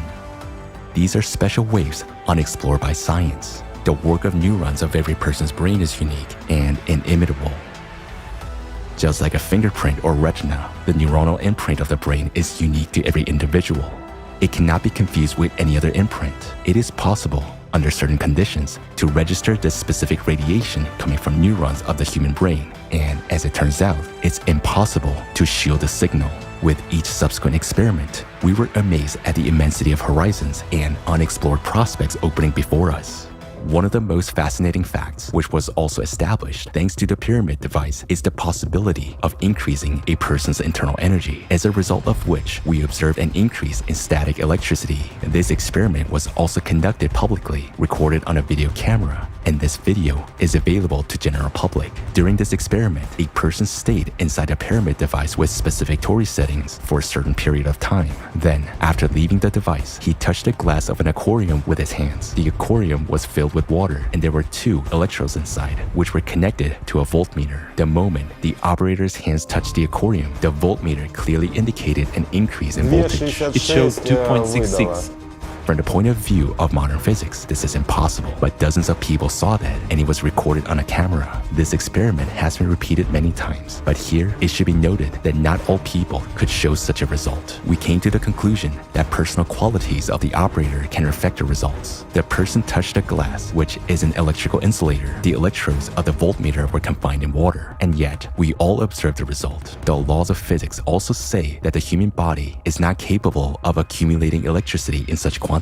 But what we have recorded is a fact. We were offered a hypothesis that fully explains all this phenomena. We invite you to take a look at several artifacts that our volunteers have found. These are the best known and simplest examples. As you can see, this clearly illustrates the discreteness of our world and what the world is made of beyond the quantum level. Nothing special.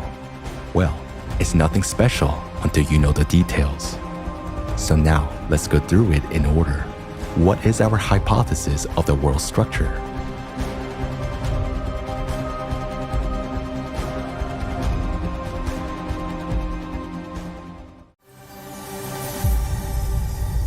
Modern science knows that all substances consist of molecules and atoms. Atomic nuclei are formed from protons and neutrons, which consist of quarks. It is generally believed that quarks are the smallest particles, along with leptons, electrons, and neutrinos, and they are structureless. Our hypothesis says that leptons and quarks have a structure. They consist of certain energies, waves. According to our hypothesis, a lepton and a quark represent a coil state of short elastic waves. What is it? Associatively, it can be compared to a tangle of snakes intertwined with each other. Each tangle is the smallest particle, a quark or a lepton, while each snake in a tangle represents a different kind of energy. When the snakes are in a coil state, we observe a particle. When under certain conditions, a tangle becomes untangled and the snakes line up linearly one after another, we observe a wave, that is, a wave state of the same particle.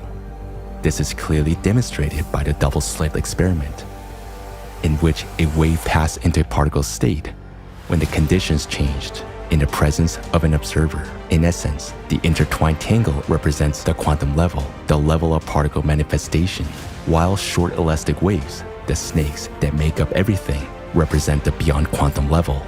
What processes take place at the beyond quantum level? We know that already at the quantum level, the laws of classical physics stop working. But at the beyond quantum level, everything is radically different. The entire beyond quantum world is filled with short elastic waves, snakes, that is, different kinds of energies. When snakes are woven into a tangle, the invisible becomes visible. This is a process of the quantum world. Each such tangle is nothing but that very elementary particle of the material world. In the beyond quantum world, there are lots of kinds of energies, that is, snakes. Associatively, you can imagine that they have different patterns, colors, and thicknesses. Some are poisonous, some are not. Combinations of these energies, meaning short elastic waves, or snakes, make up all the waves known to science today: electromagnetic, thermal, and so on.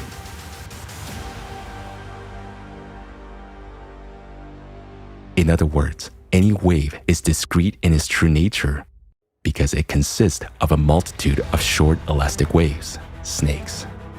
None of the snakes ever disappear. They just transform from one state into another. Also, all material objects consist of tangles of snakes as the smallest material particles. Each snake in a tangle is a carrier of certain information, a code. Depending on the combination of snakes in a particle, one or another matter with given properties is formed in the material world. Characteristics of a material object and all processes occurring in it are formed at the beyond quantum level. That is, the information embedded in a particle at the beyond quantum level determines what this particle creates: a ball or a dog. If we decompose a snake tangle into a linear state, all the snakes will line up in a strict sequence. And the sequence is very important. Just like in DNA, every fragment is in its place. The first snake in the sequence has a specific role. It is a carrier of information about the whole tangle and carries the main code of the program. Understanding how the world is arranged at the beyond quantum level and that everything is made up of short elastic waves has led us to an obvious fact that there are many more types of energy in the world than is commonly believed nowadays. Modern physics identifies only 6 types, while we have come to the conclusion that there are at least 32 of them. Interestingly, this is also supported by historical facts. Our volunteers found ancient references to the use of at least 32 types of energy. As paradoxical as it may sound, all this information, which is new to us, was known in ancient times, and many artifacts from around the world prove this. Let's have a look at some of them.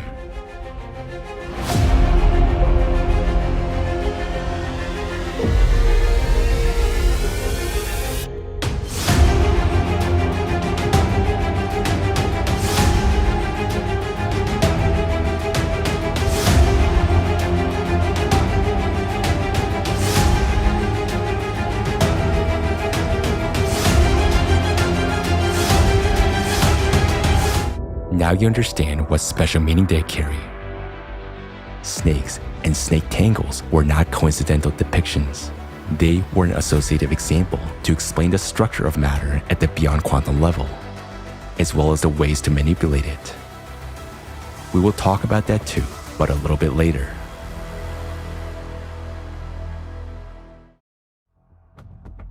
To date, this knowledge has been mostly lost, and that's a shame because it would be of a great use to modern scientists who for decades have been struggling with questions which can be easily explained by means of this hypothesis.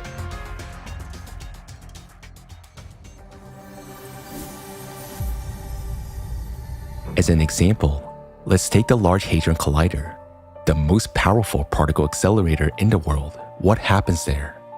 In order to study processes in the microworld, scientists use electromagnetic fields to accelerate two beams of charged particles, such as protons, at enormous speeds in the collider, and then they collide them. As a result, after the collision, scientists observe the formation and dispersion of much larger particles with a much greater total mass than they had before the collision. And science cannot explain this phenomenon. It is as if two tennis balls collided with each other, and their collision would produce a bunch of scattering basketballs. How can this be possible? It's very simple. All these particles are nothing but snakes in the coil state. The energy that accelerates them, the electromagnetic wave, is also snake-like, only not in the coil state, but in the linear one, in the state of a wave. Thus, not only two particles collide in the collider, but billions and billions of snakes in the state of waves, which are transformed into coil state during the collision. These coil states are precisely what we capture as a bunch of scattering particles. Thus, the hypothesis gives an answer to how two small particles can form new ones that surpass them in volume, size, and mass. In our regular logic, it seems impossible that something larger could emerge from something smaller. It is like Jesus Christ feeding over 4,000 people with just 7 loaves of bread and a few fish, and there were even some leftovers. He made more out of less to us. It is perceived as a miracle. But our hypothesis explains exactly how this happens at the quantum and beyond quantum levels. The mysterious birth of virtual particles in the physical vacuum can be explained in a similar way. How does a particle-antiparticle pair emerge from emptiness and after a short time disappear again? The answer is simple. The short elastic waves, snakes, that fill the vacuum simply move from the beyond quantum level into the quantum world, forming coiled states, the very particles we can observe. In fact, the whole world is made up of snakes. There's no place where they do not exist. As it is said, there isn't a single place in the entire universe where the thinnest needle doesn't run into something. Let's take another example. In quantum physics, there is a phenomenon known as entangled particles. Two particles can be at different edges of the universe and interact with each other without loss of time. A change in the state of one particle instantly causes a change in the state of the other. How is this possible when modern physics says there is nothing faster than the speed of light? It's a question that has led modern science into a dead end. Scientists have no answer to it. In fact, the answer is simple. At the beyond quantum level, all these particles are located next to each other and connected by a single snake. There's no concept of distance, speed, or time in the beyond quantum world. Completely different laws work there. For example, in the material world, one of the interconnected particles can be in our hands, while the other one can be in a grain of sand on the shore of the ocean in another galaxy. Meanwhile, at the beyond quantum level, both of these particles are at a distance of a single snake, and there's no time or space between them. There can be many more than two of these entangled particles, and all of them are instantly exchanging a huge amount of information among each other. In other words, matter in the universe is constantly interacting. Another phenomenon, the nature of which our hypothesis explains, is electricity. Today, we all use electricity. We know that there is direct and alternating current, that there are electromagnetic waves and static electricity. But what electricity is in its essence, modern science cannot explain. For example, let's take static electricity. Each of us experiences it in everyday life when brushing our hair. Both hair and a comb are dielectrics. When we run a comb through our hair, we untangle some snake tangles and create new ones, thus releasing snakes. Snake tangles on the comb interlace with the ones in the hair. In this way, joint snakes are formed. This quantum manifestation is precisely electromagnetism, which attracts hair to the comb. By understanding these processes, even at such an elementary level, we can already provide answers to many riddles of modern science. For example, let's take an electrostatic machine. There is a paradox associated with it, which is an unsolvable riddle. When the disks of an electrostatic machine are rotated, a powerful spark between the two electrodes occurs only when there are metal spheres attached to their ends. If these spheres are removed, there will be no spark between the electrodes, or it will be barely noticeable. But if, for comparison, a device that works from a battery or a household outlet is connected to the electrodes of an electrostatic machine, an equally strong spark appears both with and without the spheres. This indicates that the electric current generated by the electrostatic machine is not capable of causing a powerful discharge without the spheres, while the current from the battery is capable of causing the same discharge with and without the spheres. What is the difference between these two currents? The difference is that these are different kinds of electricity, and they differ not just in their external characteristics, they differ at the beyond quantum level. And our hypothesis gives an in-depth justification for the nature of electricity and its different kinds. Doesn't that remind you of anything? It's a good example for thinking people. Thanks to the hypothesis of a coil state of short waves, we understand that electricity is the same snakes in the coiled or linear state. There are many kinds of electricity. They're determined by the predominance of one or another type of snakes in their linear sequence. For example, when you comb your hair, static electricity is generated, which is represented by a certain predominant type of snakes. When magnets rotate, it's another type. In household outlets, alternating current is a third type of snakes. In batteries, the energy of chemical reactions is the fourth type. In an electrostatic machine, it is a fifth, and so on. And note that all types of electricity, just like the magnetic field, have the same first snake in the linear state, which carries a major part of information.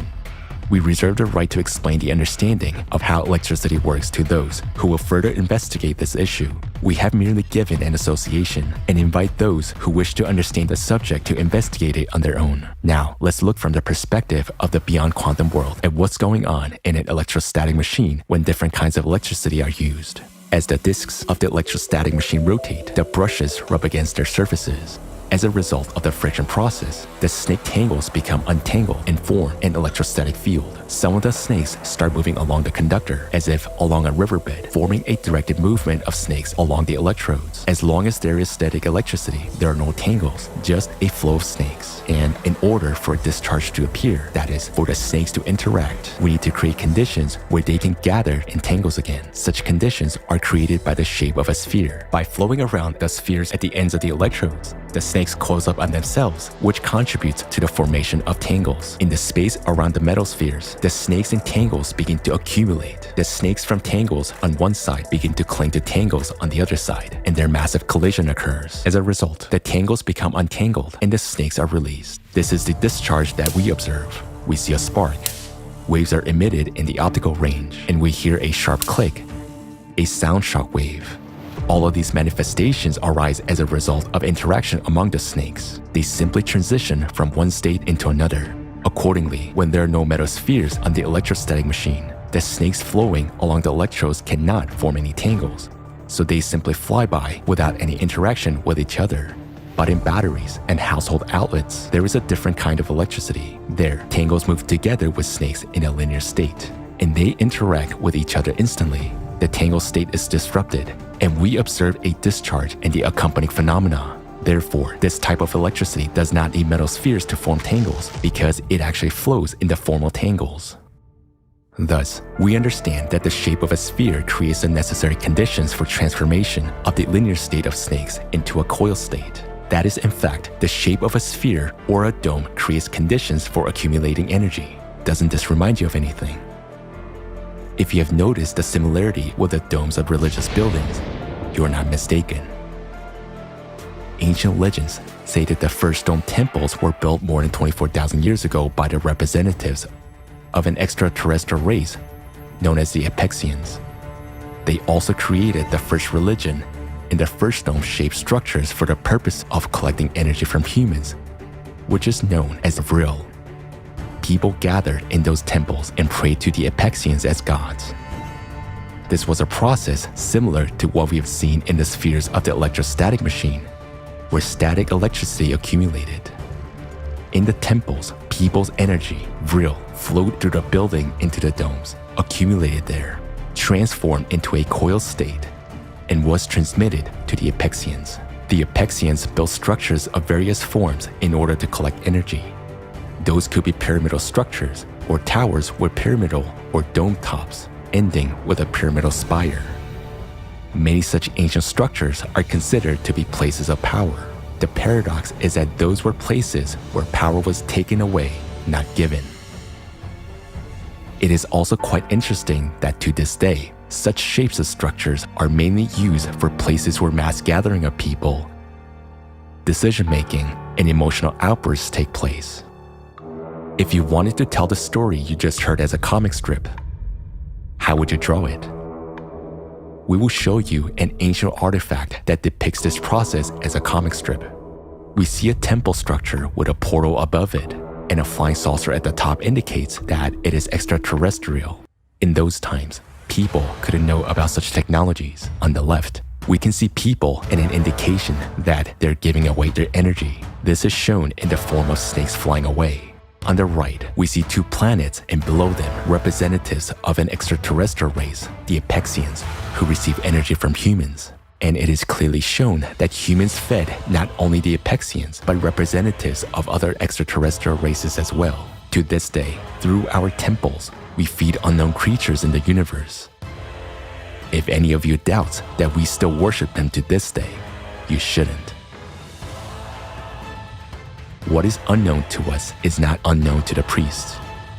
And this information has nothing to do with any religious feelings or emotions. This information is about the physics of processes. Thus, our hypothesis opens a new approach not only to physics, but also to the history of our humankind, and reveals certain cause and effect relations of the processes taking place in society nowadays.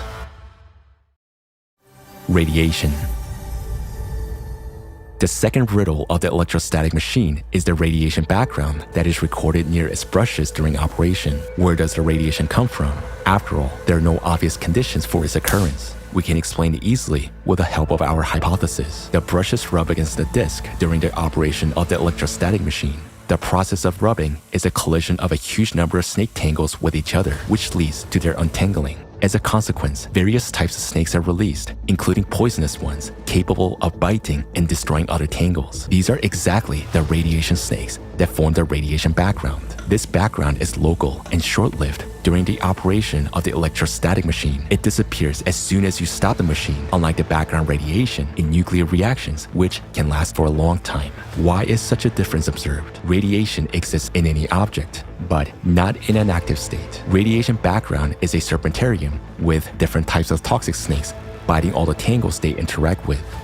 The power of the radiation depends on the position of the radiation snakes in the linear sequence. During nuclear reactions, a strong radiation background appears since there are many tangles in which a radiation snake stands first. Interacting with other tangles, it changes their code. It pulls the radiation snakes in them to the first position, while losing some of its own energy. Therefore, the farther away from the center of contamination, the weaker the radiation background. Meanwhile, during the operation of the electrostatic machine, short-lived radiation appears because when the tangles become untangled, radiation snakes that were not in the first place are released. Such single snakes biting another tangle very quickly lose their energy and transition into another state. That is, they quickly lose their toxicity. Radiation snakes can penetrate anywhere, but there are exceptions. For example, lead is good at shielding radiation because the viscosity and the density of its tangles are very high, so it's not easy to destroy them. Figuratively speaking, tangles of lead consist of small sticky snakes. Interacting with them, radiation snakes quickly lose their toxicity and power. It is important to note that the position of radiation snakes in a tangle determines the strength and durability of materials. The closer these snakes are to the beginning of the linear sequence, the stronger the interaction exhibited by the tangles they're part of. Of course, this is all a figurative comparison, simple associative examples to explain what happens at the beyond quantum level. And it gives an understanding of what processes actually occur during a nuclear reaction and what radiation is. Taking this hypothesis as a basis, it is up to scientists to discover this. Understanding the structure of the beyond quantum world, even at such an associative level, already opens up possibilities that seemed science fictional not so long ago. Manipulating matter, creating material objects, using elementary particles, prolonging human life for at least 1,500 years, rejuvenating cells in the body, and completely revitalizing it at any stage. How will the technologies work that will allow us to do it all? The replicator and the health capsule. Replicator.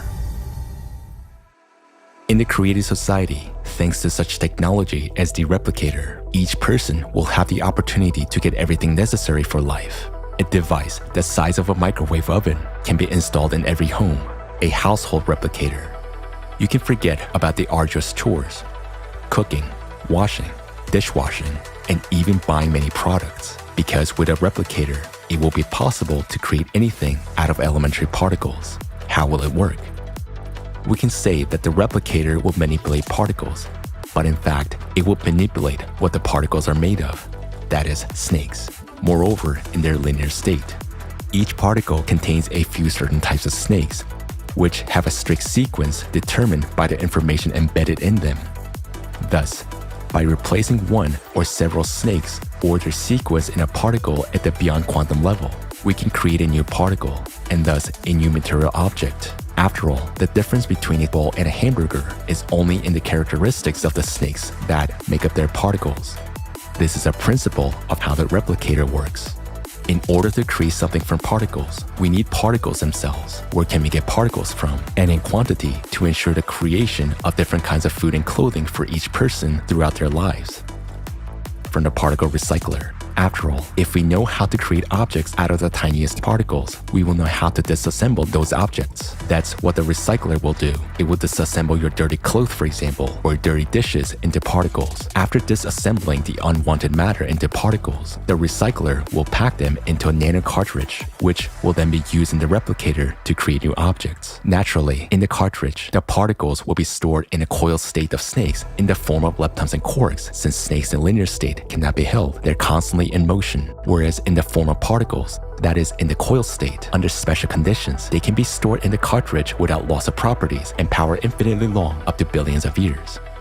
What size should this cartridge be to store such a large number of required particles? About 1 million nano cartridges can be placed in one human hair. 1 centimeter of a nano cartridge can contain about 10 to the 36 quarks. So, 1 centimeter of human hair can store as many particles as to create a great number of material objects about the volume of an entire city.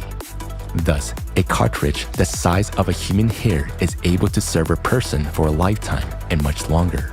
It seems incredible that such a small size can hold large volumes. In a cartridge, particles will be stored in a compressed, compact manner, not interacting with each other, while there are enormous distances between the particles that make up material objects. The distances between elementary particles in the microworld are similar to the distances between stars and galaxies in the universe, and the reason for this fractality is in the beyond quantum world. Having this knowledge, we will rethink the value of different materials. For example, the same plastic that we simply throw away today will become the most valuable material. Why? Because the tangles of hydrocarbons contain the largest number of different snakes, 33 types, from which you can create a lot of combinations, gold, hamburgers, and so on. For the same reason, cotton will also be valued because it is close in characteristics to plastic and many other particles can be created from it. To understand the process of replication better, we'll give you a figurative example. Imagine that we put a knitted jumper into a device similar to a microwave oven. At that time, a special device reads the shape of the jumper and the position of each hair in the threads of the jumper. A special device, like a crochet hook, is then used to pick up one thread and unravel the jumper all the way down to the hairs, and each hair is disassembled into its component parts. All these components are stored compactly and tightly packed. Thus, our seemingly large jumper fits into a small box. When we need to make a jumper again, the previously recorded program reconstructs the hair components in the right sequence and converts them into wool strands, which are then converted into the yarn that will knit the jumper anew.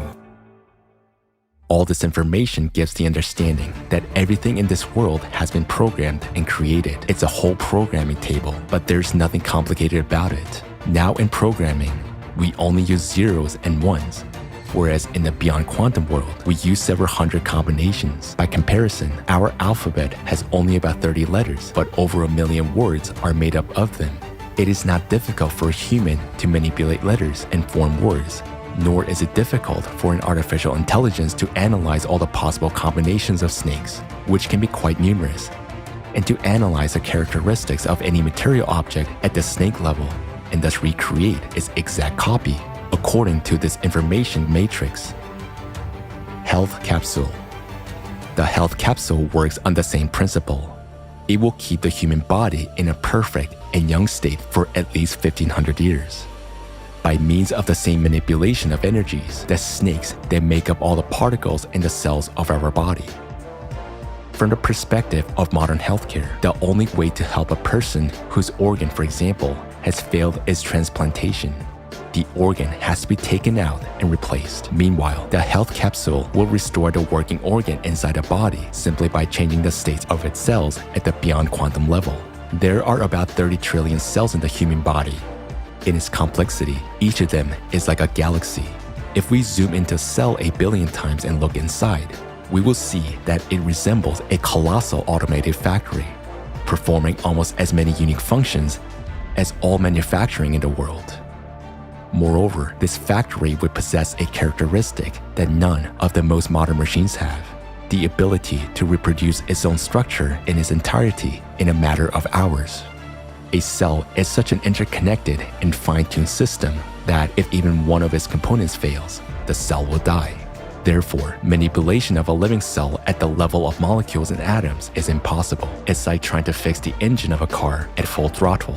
Meanwhile, at the beyond quantum level, everything is simple. It is necessary to add snakes where they're missing, or remove the excess ones, and the condition of an organ will return from pathological to healthy. Rejuvenation of the body and prolongation of human life will take place according to the same principle. Information code.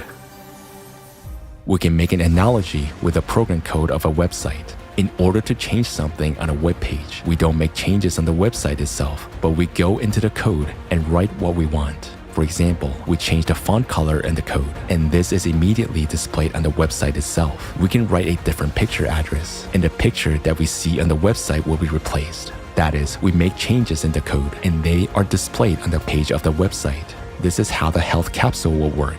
We make changes at the beyond quantum level, at the code level, and they're displayed here in the world that is visible to us. The knowledge about the control and manipulation of matter has been known since antiquity. That very caduceus symbol is a symbol of human power over matter, not a human over a human, as it was later distorted. Our hypothesis confirms that alchemy is not a fairy tale because it is possible to change one state of an object into another by simply changing its characteristics at the beyond quantum level. Also, our hypothesis gives an understanding on what principles the exchange of information between entangled particles takes place, which means that the same principle can be used by humankind in technologies. All this is available already at the first level of civilization development. And we become a civilization when we enter the creative society. From that moment, completely new technologies based on the understanding of the beyond quantum world will be available to us. What technologies open up before us? Today's technological development is hindered by the limited speed of information transfer. But using the principle of instant interconnection of entangled particles removes any limitations. We cannot even imagine the amount of information which all matter in the universe exchanges every moment. We, humanity, only need to fit harmoniously into this flow, and then our lives will change tremendously. How exactly? Information exchange. First, the internet. The speed of information transfer will increase billions of times. Across the entire planet, data exchange will be instantaneous without loss of time, no longer requiring satellites, TV towers, or wires. In just a few years, an ordinary wristwatch will be able to process millions of times more information than the most advanced supercomputer nowadays. Compared to the future technology, today, we're like primitive tribes transmitting signals using smoke from campfires. This also reveals enormous opportunities in human communication, instant connection, and communication in the form of the most realistic holograms simulating the full presence of a person. Being thousands of miles away, we will be able to see each other and communicate as if we were in the same room. Or we will be able, without leaving our home, to be at the seashore or on a fishing trip experiencing all the sensations. The Eye of God, Vajra. Secondly, guided by the hypothesis presented, humanity will be able to use not 6 but all 32 types of energy as in ancient times. This means that such legendary technologies of ancient times, which we have already mentioned, Vajra and the Eye of God, will become available to us. How do they function, and what opportunities do they open? The Eye of God makes it possible to see and identify a person by their individual neural signal, no matter where they are, while Vajra makes it possible to remotely influence the operation of neurons. In essence, these are two components of a single technology that work with neurons of the brain and the entire human body. During their work, neurons produce a certain radiation, a signal which is yet unknown to science, and which is unique for every person, like a fingerprint or a retina. This is a kind of individual neural code that remains the same from birth throughout life. The kind of energy that Eye of God and Vajra operate with is impossible to shield. Those are signals that instantly reach each other across all galaxies. And the same kind of signals are perceived and emitted by the neurons of the brain, which has already been experimentally proven. This gives the understanding of why we actually need so many neurons and what their true function is. The Eye of God and Vajra technologies, introduced already in the transition period to the creative society, open up many prospects for us. How will they improve our lives? Safety. Thanks to the Eye of God technology, not a single person in the world will go missing or be kidnapped without a trace. Today, millions of children disappear without a trace every year, while the Eye of God is able to locate any person anywhere, anytime, no matter whether they're in a cave or in outer space. Moreover, thanks to the Eye of God and Vajra technologies, any crime will become impossible. A person intending to commit an unlawful act will be instantly identified and immediately held accountable. It's important to note that Vajra cannot read thoughts, but it can read emotions, such as fear or aggression. For example, if aggression is recorded in a group of people and a person close to them experiences fear and the threat of violence, it is evident that this person is in danger and needs help. Immediately, the appropriate measures are taken to ensure that person's safety. All manifestations of aggression will be under control, so your life will always be completely safe. Also, in the creative society, these technologies will be synchronized with the NPC Voskad, which will be able to not only see any perpetrator, but also to identify who they're connected with, see their financial flows, and make decisions to neutralize them. The Eye of God and Vajra will also help in case of emergencies, if a person is in trouble, catastrophe, or injured. Suppose there is a major earthquake, and many people are trapped under rubble.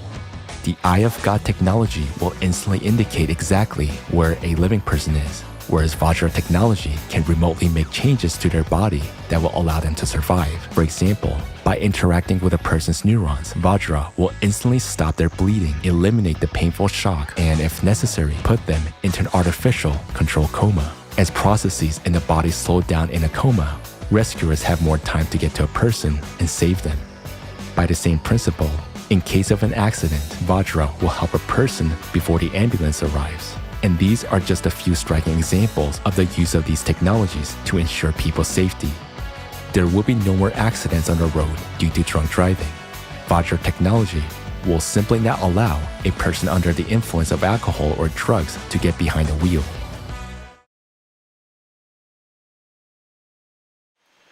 A few months ago, I promised to demonstrate a working prototype of the Eye of God system. I was obliged to keep my word. The only point we discussed was the security issue. Fortunately, we were helped by chance, and we took advantage of the opportunity. Lately, most of the world's leading states have been developing global human monitoring and identification systems. To date, the best results have been achieved by Chinese specialists. Their facial recognition system that works with video surveillance, based on Beidou 3 satellites, as well as the developments of such companies as SenseTime, LC Vision Technology, and others, actually shows quite good results. Chinese experts claim that their system is even capable of identifying a person wearing a balaclava. Well, this is partly true, but there's a nuance. The thing is that their system is able to identify a person wearing a balaclava only provided this person has been identified before, meaning his data is already in the system database. It means that if the person has never been exposed to the system, it is not able to identify him. Or here's another example. We take a person, put a pot on his head, and the Chinese system will not be able to identify him. Or we put a sack on his body, and the Chinese system will not be able to identify him either. The prototype of the Eye of God system we are demonstrating is completely different from any existing system. It works on completely different physical principles. And it doesn't use human anthropometry to identify a person. It uses the signal imprint of brain neurons. And that signal is unique. It is as unique as our fingerprints, our retina, or our DNA. It cannot be changed. It cannot be shielded. And we've proven that through a number of experiments. The prototype that we are demonstrating to you today actually works within a certain range. That is, horizontally, the scanning angle is 135 degrees. Vertically, it is 10 degrees. The scanning depth is 150 kilometers. These figures are confirmed experimentally. The scanning, or rather, the result of the scanning does not depend on the landscape at all. Look at the screen. The white dots you see are the people who are in the scanning cone of our prototype. Let me remind you that we are in Switzerland, and this is not the most densely populated country on the planet. Plus, we have mountains behind us. So, the population density here is quite low. So, if we were to hold this presentation somewhere, let's say in Tokyo or, for example, in Beijing, of course, the result would be completely different. Also, I think you noticed the linearity of the signal reflection, which is merely a result of the vertical fan-like operation of the prototype. What does this mean? It means that our prototype is unidirectional and unilinear. In other words, there is a constant vertical scanning. This is why there is a 0.3-second delay.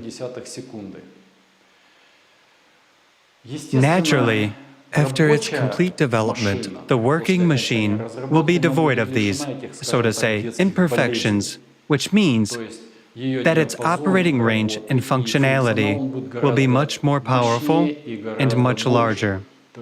Thus, when the development is complete, the system will not only be able to identify all living people on planet Earth, but it will also be able to determine in real time the location of a person anywhere on the planet. It doesn't matter if he is on the surface, at any altitude above the surface of the planet, or he is under the ground or underwater. Nothing will limit the eye of God. Well, let's draw the parallels we already voiced. For example, we can take a person, put a pot on his head, and the eye of God will see and identify him. We can put a sack on a person, and the eye of God will see and identify him. We can even take a person, give him plastic surgery, and completely change his appearance. Or we can even, pardon me, do surgery to change his gender. Still, nothing will confuse the eye of God. It will accurately recognize the person by verifying their true identity. Talking about the work of our prototype and the fact that its functionality is somewhat narrower than that of the future working machine. Still, we can place it in the center of a large city. Let's say Abu Dhabi, for example. So, being in the center of Abu Dhabi, this prototype will not only be able to identify all the residents and visitors of the capital of the United Arab Emirates, but it will also control the territory within a radius of 150 kilometers. This means that it will also cover cities such as Dubai and Sharjah. If we talk about the future, about a working device, it will have to work, or let's say it can work together with existing satellite systems such as GLONASS, GPS, Galileo, or the Beidou 3, which we have already mentioned. At the same time, it can be combined with all the existing databases, and it can be combined with video surveillance systems. Thus, the system will not only identify a person and determine their location, but it will also permanently record a data file on each person. We would also like to draw your attention to the screen. Now, you can see how the system works when connected to video surveillance. And this is how it works without being connected to it. Here's an interesting fact for thinking people. Our prototype consumes 2.8 volts when receiving a signal. It only needs 1.2 volts to send an outgoing signal. Just think about it. 1.2 volts, which can change the world. Health and medical care. Vajra opens up tremendous possibilities for maintaining our health as well. For example, a person may not even realize that he has a pre-infarction angina, while Vajra can already detect this through his neural radiation, and emergency assistance will already be on its way. Anesthesia during surgeries will no longer be necessary, nor will any painkillers. Vajra will be able to anesthetize a person for any length of time, no matter how complex the surgery is. Drug-induced pain relief always has negative effects on the body, but thanks to Vajra, everything will be solved with just one click of a button without any side effects, thanks to the targeted impact on the neural group. In essence, the Eye of God and Vajra are a new level of care for human safety and health. Some people may have concerns like, what about private life? While a neighbor is away, and if someone visits the neighbor's wife, is this technology going to record all of this too?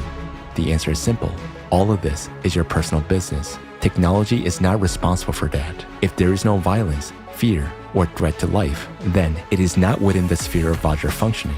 This technology does not monitor who came to visit whom and why, but it is obliged to monitor the fact that you have a pre-infarction or pre-stroke condition. Yes, some people might argue that everyone will be under control. It is now in the consumerist format that all people are under control. Today, even our own iron is watching us. All our gadgets, smartphones, laptops, all of this is used to collect as much information about us as possible, to control us, to profit from us, and to gain more power over us. Whereas in the creative society, you are the power. Just like every human being, your safety and your life are the top priority. The Eye of God technology is a guarantee of your safety, and most importantly, it is a guarantee that under no circumstances will the power belonging to all humanity be ever usurped by anyone. Nowadays, there is no more terrifying beast on the planet Earth than a human. Sharks kill an average of 10 people a year. Crocodiles kill 1,000 people a year, whereas one human today is capable of killing hundreds of thousands of people per year. Now, the Eye of God and Vajra technologies will make it possible to identify even those who stand behind people who give such orders and to eliminate the entire chain. The Eye of God and Vajra technologies in the creative society are the main guarantee that no one will be able to impose their will on people. Power will never be taken away from humanity under any circumstances. If the Eye of God and Vajra technologies are used in the creative society, where human life is a top priority, they would serve for the benefit of people. But if these same technologies are used in the consumerist format, where human life is worth nothing, this will inevitably lead to a global totalitarian regime. Why? Because a state, a company, or a person who possesses this technology, with a push of a button, or even with a mental order, will be able to give a command to destroy all armies of the world, no matter whether it is one object or billions of people. And the scariest part is that no one will be able to resist that, because these technologies work in energies which cannot be shielded. It is simply impossible to hide from them, just as it is impossible to determine where these signals are coming from. The introduction of such technology in the consumerist format is highly undesirable because it would be fatal for everyone. It would lead us to a planet-wide enslavement where one person or a group of people dictates their will to everyone. Why have we made the decision to announce these technologies and our hypothesis now? There are two reasons for this. Firstly, because we fully understood the phenomena we encountered while conducting experiments in the pyramid device only over time. When we understood that by using those energies, it is possible to recreate technologies such as the Vajra and the Eye of God, we realized the entire severity of the situation. At the initial stages of our experiments, a wide circle of people were involved. So the information went beyond the original group of participants and became available to many. We understand that this knowledge is of great interest and encourages people to research. According to our data, some countries are already working in this direction today, which means that sooner or later, one of the countries will own such a device. That's why we're talking openly now. If now, in the consumerist format, these technologies fall into irresponsible hands, it will be extremely dangerous. The second reason why we're now voicing this hypothesis is because humanity's most important task today is to survive the cycle of climate disasters. The climate Cerberus does not use the internet, and even Vajra and the Eye of God cannot stop it. Today, the Earth's core is being affected by the impact from outer space, which causes cataclysms every 12,000 years. The proposed hypothesis gives us an opportunity to understand what kind of energy affects the core and what are the principles of its impact. By studying this energy at the beyond quantum level, humanity will be able not only to neutralize its negative impact on our planet, but also to use it as a source of additional energy for the benefit of humankind. This can only be achieved if the world's best scientists are able to unite their efforts and focus precisely on solving this problem. This is possible only in the creative format of society. For this to become our reality, we as humanity must make a request to change the format from the consumerist to the creative one. This requires active participation of every member of society, and we would like to address representatives of the scientific world. The hypothesis you have just heard is just information to ordinary people. But for you, it's a real chance to save all humanity.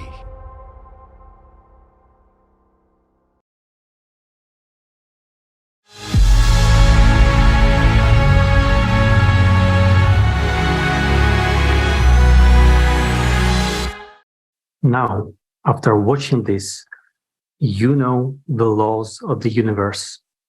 You know how your thoughts work, what they are made of, and you understand the complexity of this world. Yes, you have understood a lot, and so have we. But we still have unexplored areas that we have yet to explore so that we can truly save the planet. Now, you know that we are exposed to cosmic rays and that we will have to confront them. In order for us to stop processes that are destructive to all humankind, we need to fill in the gaps and explore the unknown. There is not as much time for this as we think. And we are honestly saying our knowledge is not enough for this. We need the whole world. We need the collective potential to become a united civilization, and only then will we succeed. If we are divided, there is nothing we can do. And this is true. It is now a question of the survival of all humanity. and everyone must put their hands to it, their time, their efforts. Then we will survive. But if we don't make efforts, if we do not unite, if we stay divided, we won't succeed. So, dear friends, people of the world, join the creative society. Dear scientists, you have spent your entire lives studying science. Make an effort now to save all the people. There's only a little that is required of you. Remember Archimedes, who once said, "Give me a fulcrum and I shall move the world." We have provided the most important thing, the fulcrum. And thanks to this, there is now a real chance to change everything. We have provided the fulcrum, and all that remains is for you to use science instead of a lever. And then you will finally be able to turn this world the right side up. Dear scientists, make every effort now to save yourselves, your loved ones, and all of humanity. Believe us, people are worth it for humanity to be saved. Nothing makes sense without the perspective of humanity's existence. The climate situation is indeed severe. Now you understand that. We only have one chance to save ourselves and save our entire planet. The situation is extremely difficult, and today many could feel hopelessness. But believe us, there is a way out, and we have voiced it today. People, unite. You are all sane, responsible adults who have witnessed the reality that awaits us. Make the right choice and build a creative society. Please do not deprive me of my future.